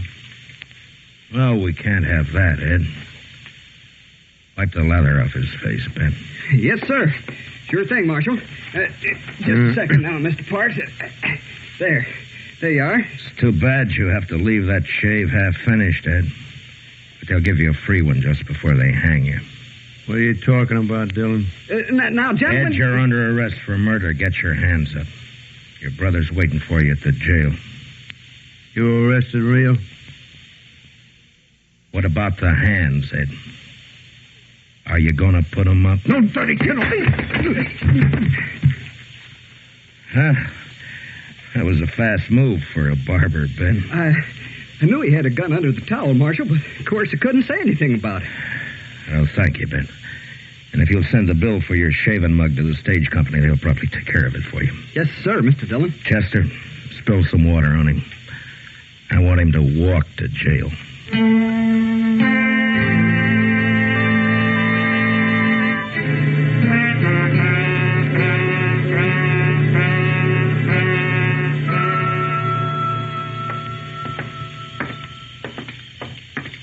I'll bet Chuck Evans got clean away, Mr. Dillon. The word must have got to him. Well, he had to do it awful fast. The clerk said he checked out of the hotel less than 10 minutes ago. Kelvin? The light must hurt his eyes. He never keeps a lantern burning. Afraid of fire, maybe. Kelvin? Are you there, Kelvin? Yes. Yeah, what's wrong? Who is it? Matt Dillon. Oh. Strike a light. A man could fall over something in this stable and break his neck. All right. I just don't get excited. I'm used to it myself. I know just where everything is and don't see any point in wasting oil when Now, what's on your mind, Marshal? Chuck Evans. Is his horse still here? Yes, indeed. It most certainly is. As a matter of fact, he's back there saddling up right now. Good. I told him it seemed like a fool time of night to start out on a trip. You can't reason with anybody that treats horses the way that bunch does. I guess not. Calvin? What? Well, go on, answer him. Yes? What is it? Give me a hand back here, will you? Tell him yes. All right. I'm coming. What's this all about, Marshal? Nothing to get yourself worked up about. Just stay right here and stay out of the way. All right, Chester. Yes, sir. He's got a lantern back there at the stall. Yeah. Now, you were right about one thing, Chester. He's trying to leave town. Give me a hand with this, Kelvin. I can't seem to get the... You going somewhere, Chuck? Now, look, Dillon. You got nothing on me. Lay off. The Parks boys are in jail. I don't know anything about it, Dillon. You can't prove a thing, and you can't shoot me. I'm not even wearing a gun. It's hanging there on the saddle horn. Yeah. So I see. If the other boys did something, I don't know anything about it. You're a liar, Chuck. And you're a coward. You've got no call to talk like Shut up. Now, you're under arrest. Chester, get his gun off his saddle. Look out, Mr. Dillon. He's got another gun. I'll kill you, Dillon. Say, help me. You're scared, Chuck. You're too scared to shoot straight. Help me.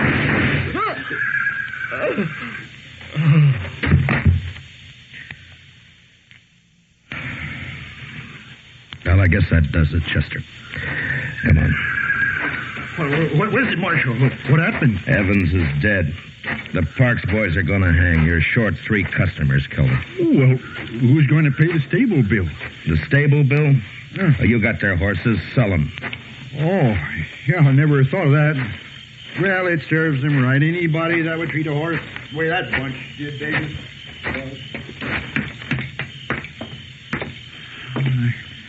Guess it's over, Mr. Dillon. Yeah, it's over, Chester. And it's just as well.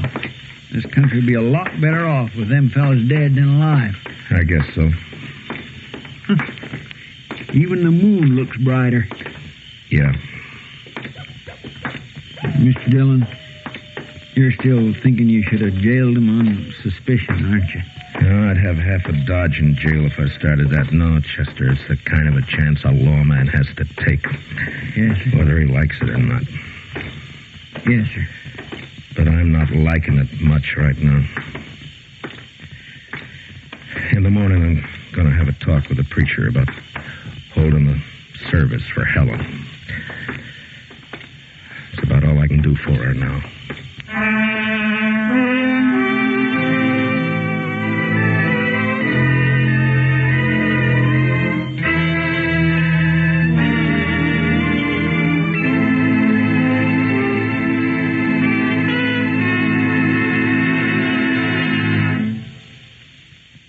Gunsmoke, under the direction of Norman MacDonald, stars William Conrad as Matt Dillon, U.S. Marshal.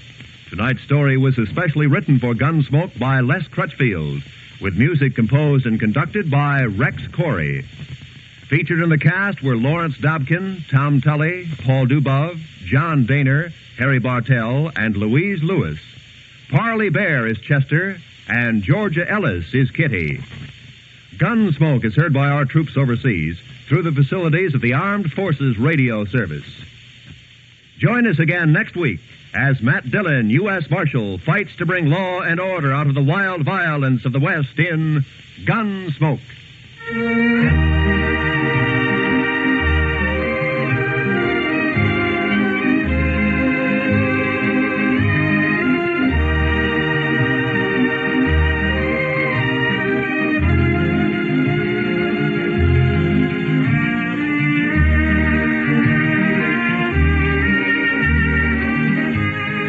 Godfrey. Yes, starting tomorrow on most of these same CBS radio stations, there will be more Arthur Godfrey and his gang, presented by CBS Radio for our Sunday listeners. Folks who are regular Arthur Godfrey fans know there's been a 30-minute roundup of Arthur Godfrey time Sundays at the Star's address. But starting tomorrow, there'll be 30 minutes more with Arthur Godfrey and all the wonderful Arthur Godfrey gang. This is Roy Rowan speaking. And remember, Lionel Barrymore is your host on the Sunday Night Playhouse on the CBS Radio Network.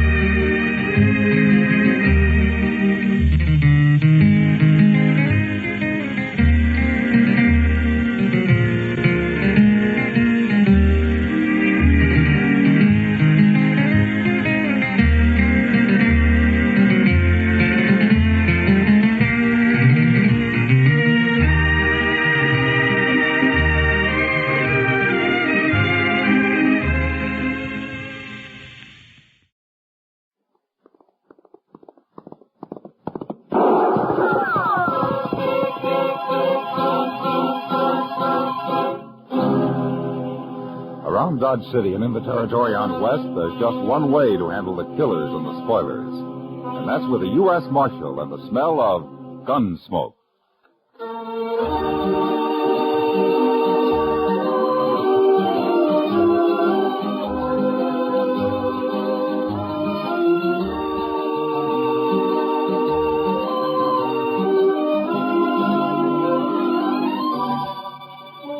Gunsmoke, starring William Conrad, the story of the violence that moved west with young America. The story of a man who moved with it, Matt Dillon, United States Marshal.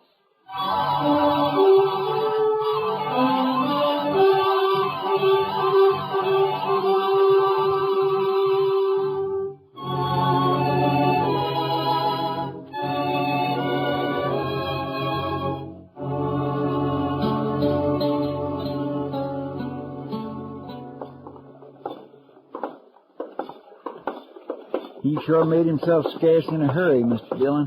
Yeah, it looks that way. The plaza seems pretty quiet. Maybe he got the wind up and rode right on out of town. You're giving him credit for too much sense, Chester. Yes, sir. The only time that Mallard bunch stops is when somebody stops them. Hey, come on, let's take a look in the Texas trade. All right.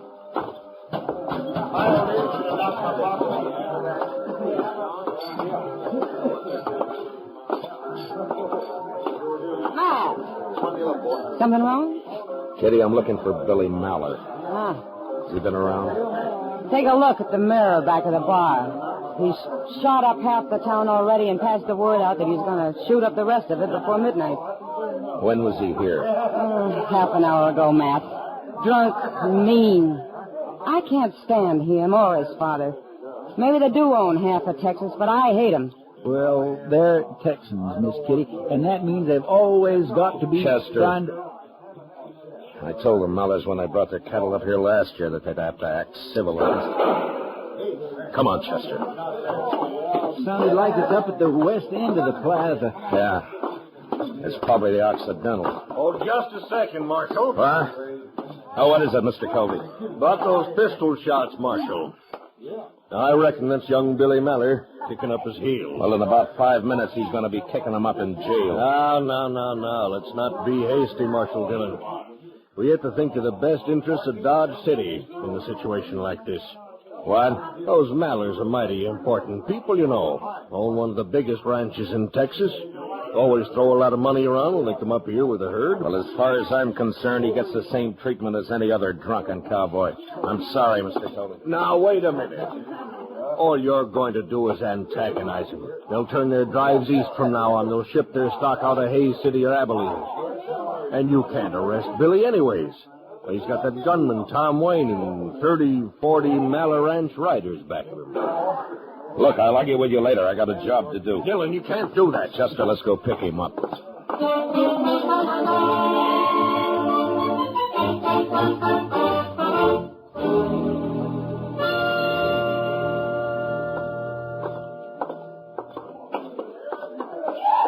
That's him, all right, Mr. Dillon. Standing there in the light. Yeah. I see him. Must be a dozen or more of his riders with him. Chester, you keep Tom Wayne covered. The rest of them will wait for him to make the first move. I'll take Billy. Yes, sir. Maller! Ah? Hold on, Billy. Well, now. What do we got here? Local marshal, huh? Put the gun away, Maller. Why don't you try to put it away for me, Marshal? All right. Mr. Wayne, you'll keep your hands still and in plain sight. I said put the gun away, Billy. You're talking mighty big, Marshal. For a man with empty hands. That 10 star of yours makes a good target. I got me a whole collection of stars like that. That's far enough. You'd better hold it right where you are.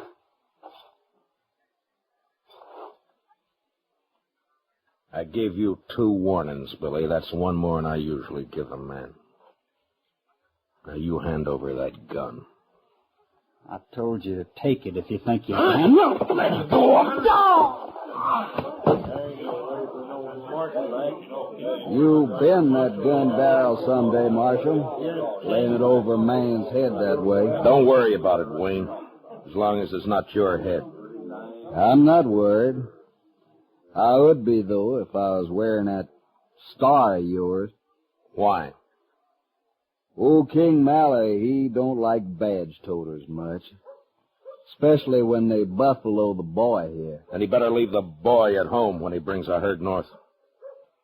Does he get away with this kind of behavior down there? He does. Well, here it's different. You can see for yourself. Maybe it ain't over yet, either.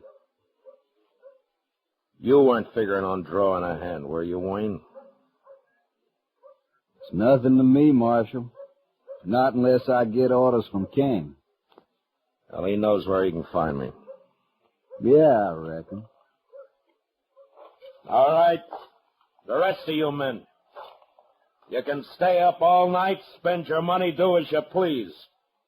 With one exception. If any one of you pulls a gun inside the city limits of Dodge, you'll get the same treatment as young Maller here. Is that clear? Come on, Tom. Let's go. All right, Chester, let's drag him over to the jail.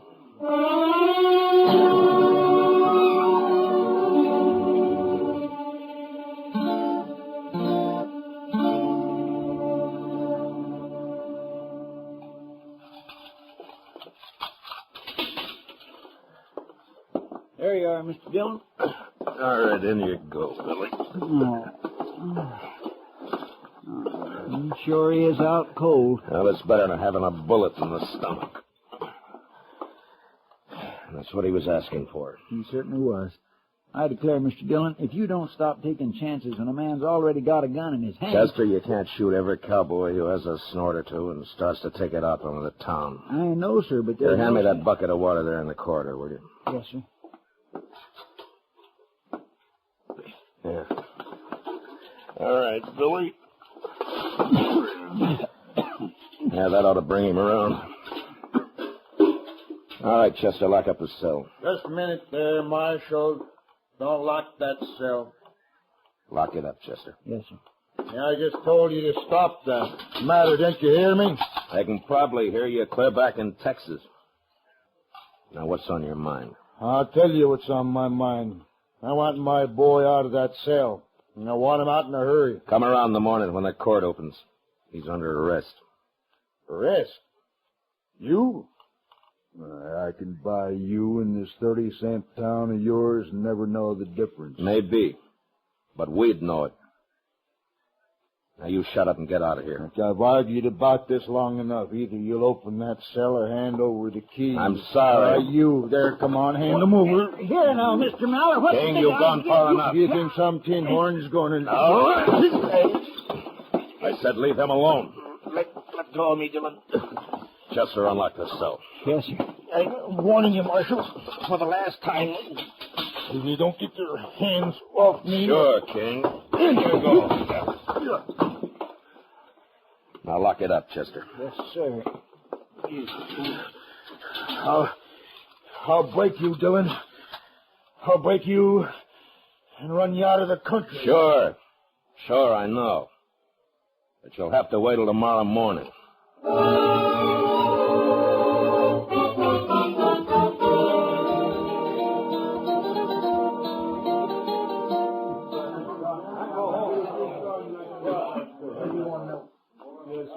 Kind of quiet around town, Mr. Dillon, with them Mallards locked up.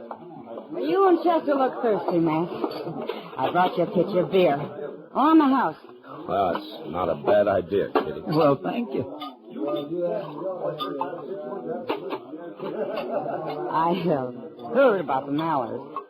They ought to be locked up in the same cell. They're two of a kind. Well, Kitty, I don't know. Kid always has had his way paved for him by the old man's money. I don't know who's more to blame. Excuse me, Kitty. Uh-huh. But I don't know exactly what I'm supposed to do here. Well, you'll learn, honey. Oh, Matt, I don't think you've met Nora Beale. Huh? Matt Dillon, Nora, and Chester Proudfoot. Proud to know you. How do you do, ma'am? Well, Nora, honey, all you got to do right now is just stand around and look beautiful. I'll be along in a second and show you the ropes. Oh, well, thank you, Kitty.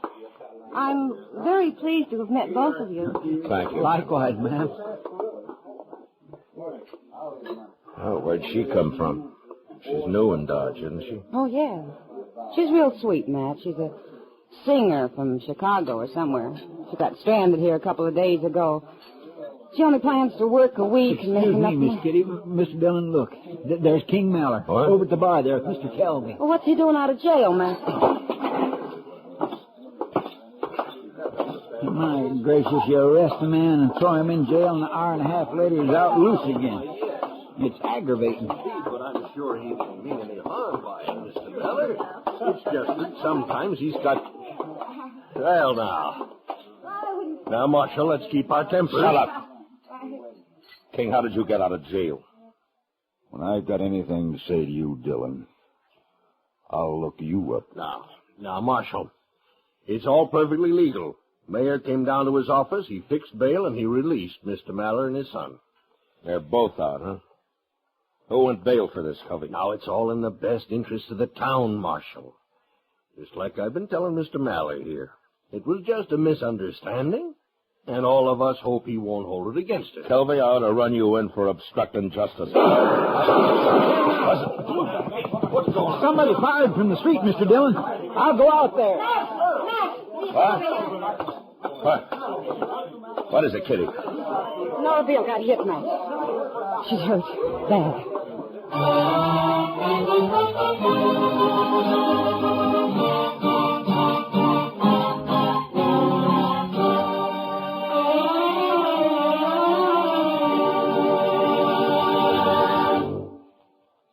return for the second act of Gunsmoke in just a moment. But first, giving medical and welfare assistance to our armed forces and veterans, collecting much-needed blood, training our citizens for service in case of a national emergency, and always on the spot first with disaster relief, these are some of the many services of the American Red Cross.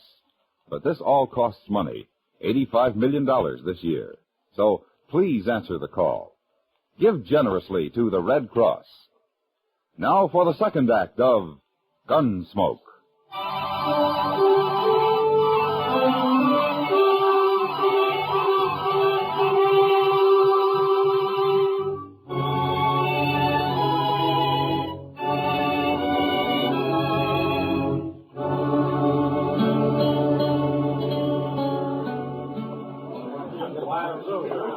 Over here, Matt. Lay her over here on the poker table. All right, Kitty. Oh. Easy now, Matt. It's all right. Sorry, boys. Whoever has a high hand's out of luck. There, Matt. All right, Kitty. Here, let me slip this coat under her head. There. Did somebody send for Doc? Yeah, and the dealers went after him. There now. Now look, Nora. Don't try to move now. Looks like she was hit twice. Matt, do you think that she have a chance at all? I don't know, Kitty. Poor kid. It's all right, honey. Doc will be here soon. Why did they shoot me? Well, I think they were trying to get me, Nora. Not you. Why did they do it? Why? Oh, where's Doc? Why doesn't he get here? You want me to go after him, Mr. Dillon? Oh, please, I feel so...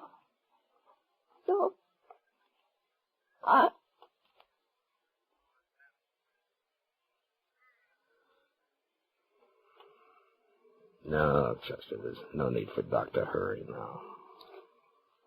Matt, she was so... Yeah. Well, Doc can take care of it when he gets here.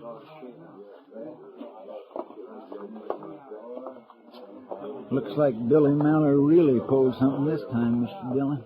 No? How do you know it was Billy, Chester? Well, sir, half a dozen people saw him fire through the window and then ride off down the street. Yeah. I got a feeling those shots weren't wild. They were aimed. Only they were aimed at me. You were just lucky, Mr. Dillon. Where's Billy now, Chester? I don't know, sir. I heard the Mallard bunch is getting ready to pull out. They're milling around the street out in front of their hotel. King Mallard and Tom Wayne are there. Yeah. Well, they'll cover Billy, of course. It's going to be a lot tougher this time. Yes, sir. A whole lot tougher, I reckon. Kitty? Yeah. Will you sort of take charge of things here until Doc shows up? Oh, sure, Matt. You go on. Get your posse. Posse? You'll need one, Matt. When you move in with a posse, you ask for a gunfight. Works on a man like an out-and-out challenge. I'm going to handle it alone. But there must be 50 of them, Matt. Only 3 that count. As long as we can control the Mallards and Tom Wayne, the others don't matter. Marshal! Huh? Oh, Kelby. You got another suggestion for the best interests of the town? Now listen here. You can't go up there, Marshal. That'll just lead to more killing. Won't do anybody any good. This wouldn't have happened, you know, if you'd taken my advice, not thrown that boy in jail. And it wouldn't have happened if you'd have stayed out of it and left him in jail, Kelby. Tomorrow morning, he'd have sobered up and cooled off. Well, what's done's done. But they're getting ready to leave now. You can pass the word for King not to bring the boy along when he comes up next year and let it go at that. Don't make it any worse now, Marshal. Now, let it go at that, huh? Don't antagonize him, huh? Look the other way. It's just Billy Mallard kicking up his heels, so let's stay real quiet. Maybe he won't commit another murder. Murder? It wasn't murder. That was an accident. It was murder. He meant to kill somebody, and he did. The only accident about it was the fact that he didn't kill me. Well, it's just a common dance hall girl. Nobody's going to pay any mind. I mind, Calvi. And the law minds. And you stay out of this from now on. You understand me. Well, now, Dillon, you're not talking to some saddle bum. Yeah. Chester. Yes, sir. Matt, Yeah, Kitty. you're not going to help to go get yourself killed. It seems to me I'm being sold awful short around here. They outnumber you 20-1. Kitty, if I let Mallard get away with this, I'd be through in Dodge City, and so would the law. It was hard work bringing the law in here. And it's been hard work keeping it here. And it'd be 10 times harder trying to bring it back if it ever got shoved out. Yeah. All right, Matt. But do one thing, will you? What? Wait here. I'll be right back. Give me the shotgun, Red. Right. Here. Take this shotgun with you. Red keeps it back of the bargain. You take it, Matt. It'll help the odds a little, at least. It's a good idea, Mr. Dillon. I'd sure feel a lot easier in my mind if you took it. Well, all right. Thanks, Kitty. I'll see you.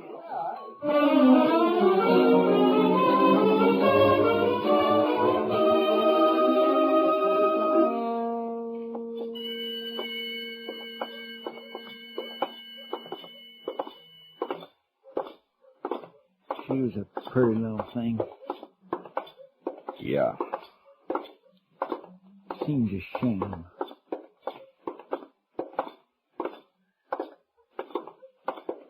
There they are, Mr. Dillon. Out there in the street in front of the hotel. Yeah, I see him. Looks like the whole Mallard mob. This ain't going to be very easy. King and Wayne are there, but I don't see Billy. No, sir, I don't either. Those two are the ones to watch, Chester. Don't let them start a play. Yes, Mr. Dillon, I understand. Here comes the marshal, Mr. Mallard.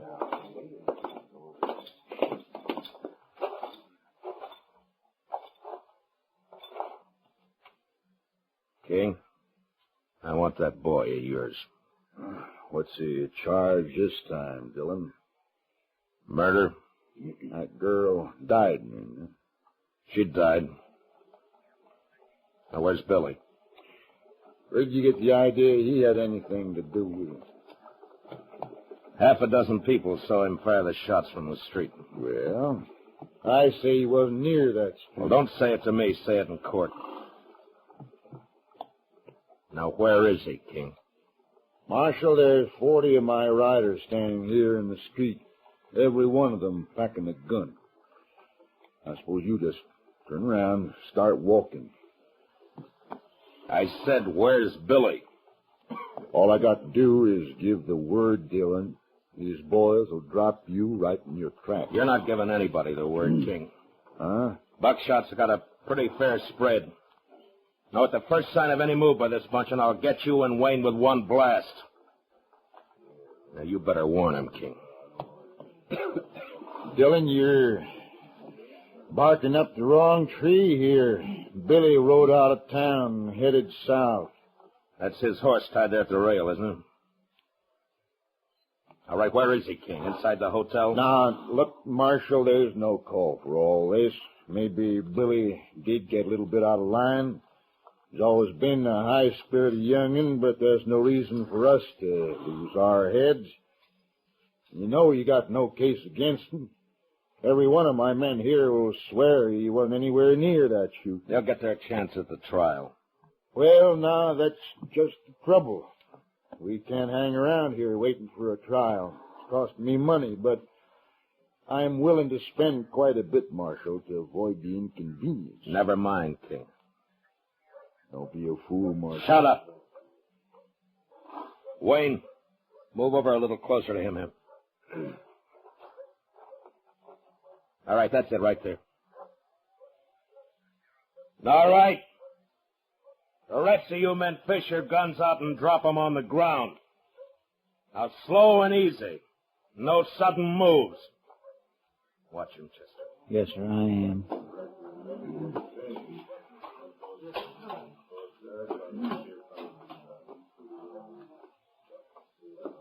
All right. Back up now, out into the street, away from those guns. A whole bunch of you. Move!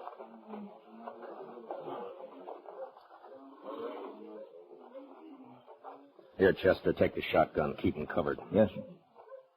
Hold it now. Just like you are. Nobody will get hurt. Dillon, what you gonna do? I'm going in the hotel and bring out that kid. Watch him, Chester. Yes, sir, Mr. Dillon.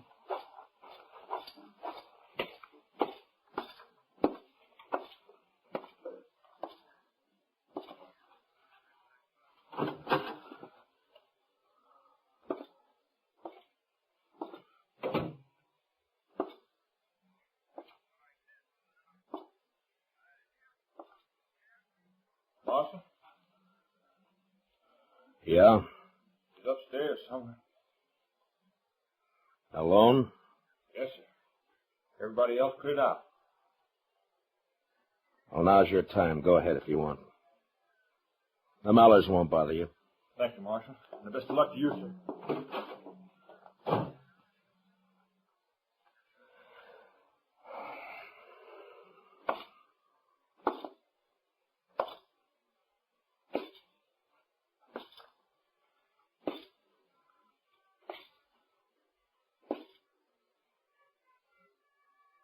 Billy?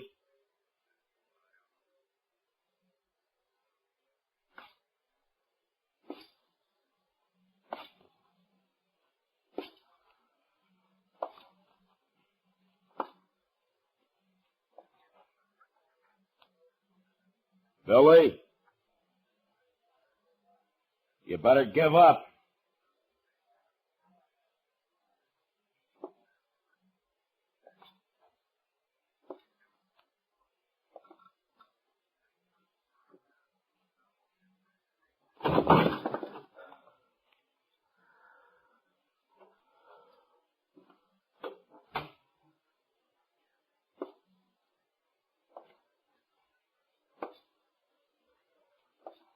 Billy, you haven't got a chance if you know what's good. Now hold it, Billy. Throw your gun out into the hall. I'm gonna kill you, Dillon.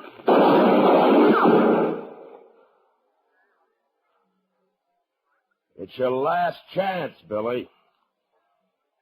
Now come out into the hall and give yourself up. I'll kill you, so help me.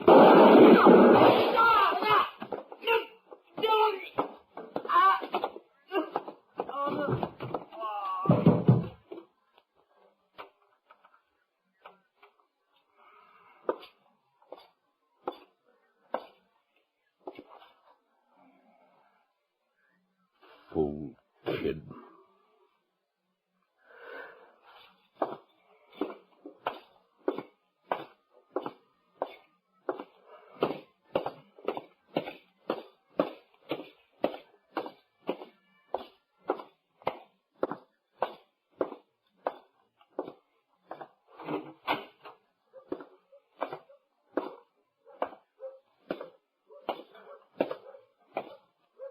Dillon?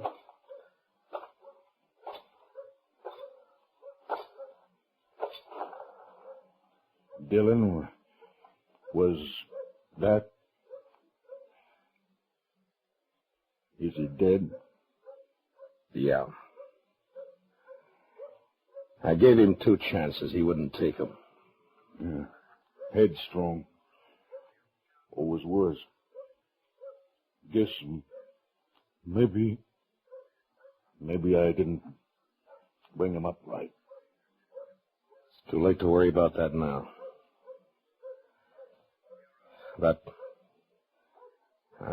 I'm sorry, King. For Billy and for the girl both. He had it coming. I know that, Marshal. I tried to stop it. Too late. The only way I knew But you wouldn't bluff. Tom, go get him. We'll have to bury him in Kansas. All right, King.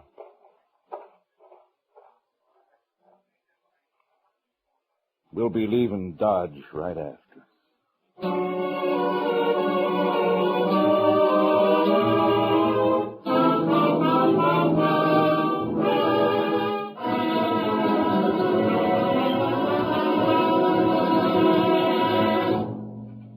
Gunsmoke, under the direction of Norman Macdonald, stars William Conrad as Matt Dillon, U.S. Marshal. Tonight's story was specially written for Gunsmoke by Les Crutchfield, with music composed and conducted by Rex Corey. Featured in the cast were Sam Edwards, John Daner, Lawrence Dobkin, Harry Bartell, Charlotte Lawrence, and Barney Phillips. Polly Bear is Chester, and Georgia Ellis is Kitty. Gunsmoke is heard by our troops overseas through the facilities of the Armed Forces Radio Service. Join us again next week as Matt Dillon, U.S. Marshal, fights to bring law and order out of the wild violence of the West in Gunsmoke. Every Sunday evening, CBS Radio presents My Little Margie, a hilarious comedy show starring Charles Farrell and Gail Storm. It's a worthy addition to the Sunday Fun Day lineup, a program that's packed with laughs from start to finish. Listen for My Little Margie on most of these same stations, tomorrow night presented by CBS Radio. This is the CBS Radio Network.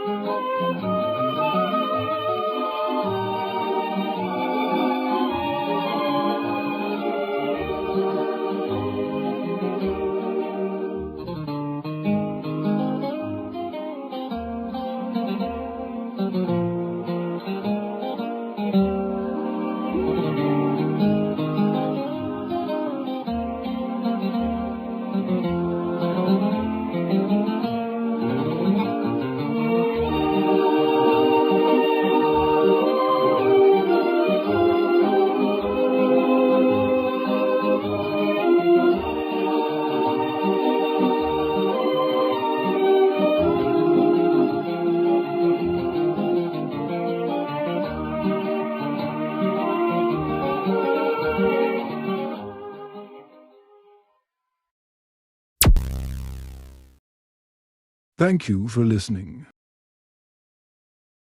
Please like and subscribe.